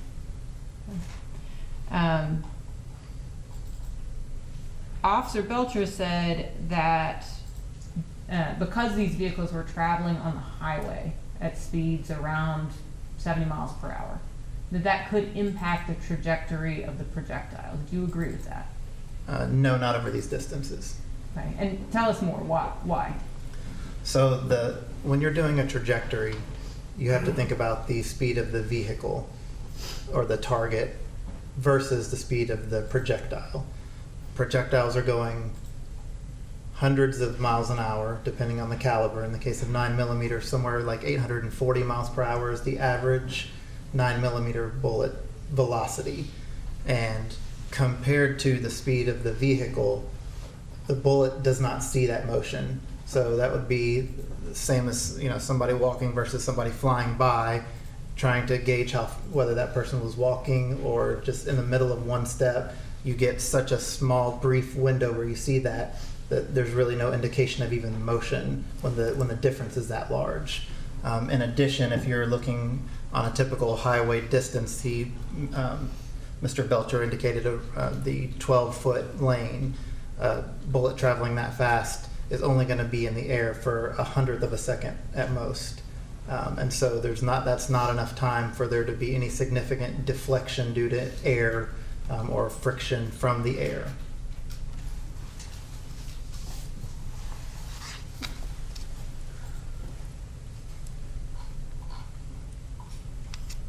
Can you tell, based on the angles and the trajectory analysis, can you tell how fast one car was going versus the other? Can you repeat that question, Yeah, please? fair enough. Can you tell, based on the trajectory analysis that you did, and that even just relying on Officer Belcher's trajectory analysis, can you tell how fast one car is going compared to the other? No, you cannot. Okay. Why not? Again, because the bullet does not really see, if we're thinking from the perspective of that bullet that created that trajectory or that defect and the trajectory associated with it, the bullet's not seeing any speed at that point. So the trajectory, therefore, cannot tell you what the speed was. Yes. And you told us, in your opinion, there was a change of motion, or there was motion, relative motion between the two vehicles. Is that right? Yes, that is correct. Okay. And can we tell if the gray Mazda is slowing down while the silver Cadillac is speeding up? Can we tell that based on on what we have here? No, we cannot. Okay. Can we tell whether both are changing speeds? No, we cannot. Can we tell whether just one is changing speeds? No, we cannot. Is there some way to calculate how much speed was changing? Like, does that scientific method exist somewhere? Yes, so there is. You can use calculus. Actually, there's a calculus formula called relative velocity, but we would have to know the acceleration and deceleration of both vehicles. So essentially, you're integrating a velocity function with respect to time, and you have to know both vehicles, what speed they were going, and at what rate they are accelerating or deceleration in order to calculate the time that they would have taken to overtake one another. So even though we know the speed of the Mazda, we would not be able to calculate, we don't know the other factors that we would need in order to do that calculation. That is correct. You told us that, in your opinion, the 6 rounds were fired rapidly. Why is that your opinion? So even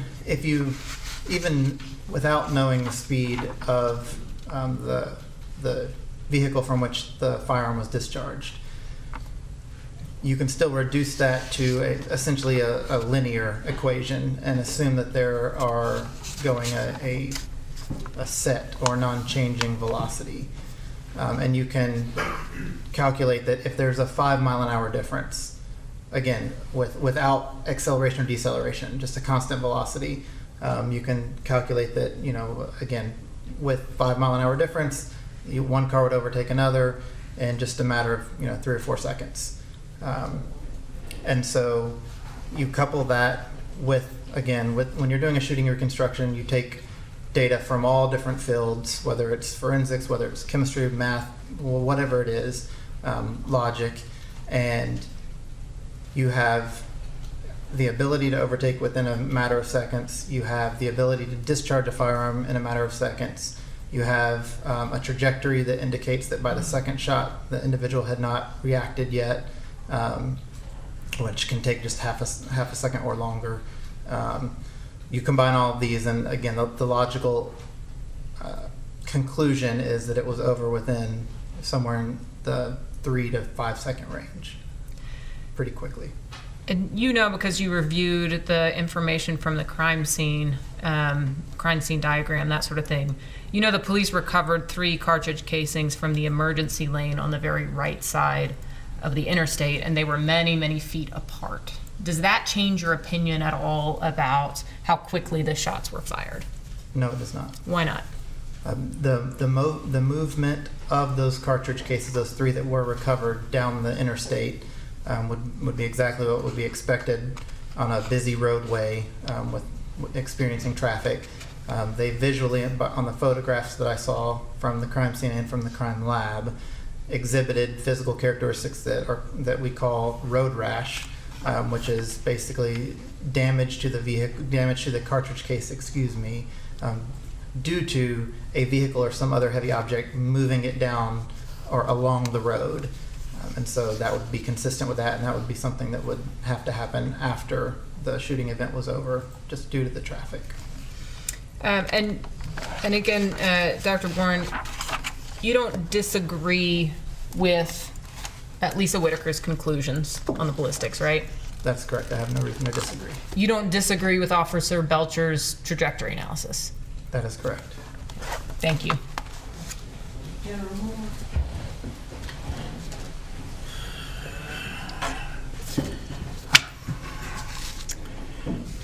Dr. Warren, you did not examine the Springfield XD9, correct? That is correct. I did not. But you could have had you wanted to, correct? I would assume so. You know from your experiences, former TBI agent and in this field, that had you requested to examine that particular firearm, that it would have been made available for it too. I would certainly hope it would be, yes, sir. Yes. And you heard Ms. Whitaker testify that she could not tell about the trigger pull or would not give an opinion because she hadn't examined it. But yet you believe you know what the trigger pull is on that weapon? No, I don't believe that I made any kind of assumption or guess. I'm going off of what was in the documentation that I reviewed, which was 4.75 pounds. Okay. And there is a range for the Springfield XD9s, correct? Yes, sir, that is correct. There's a factory setting. That is correct. And then it can be manipulated, correct? The trigger pull can be manipulated. That is correct. And you don't know whether that occurred in this case or not. That is correct. It would have been noted by Ms. Chambers if she had observed any type of alteration to it. Okay.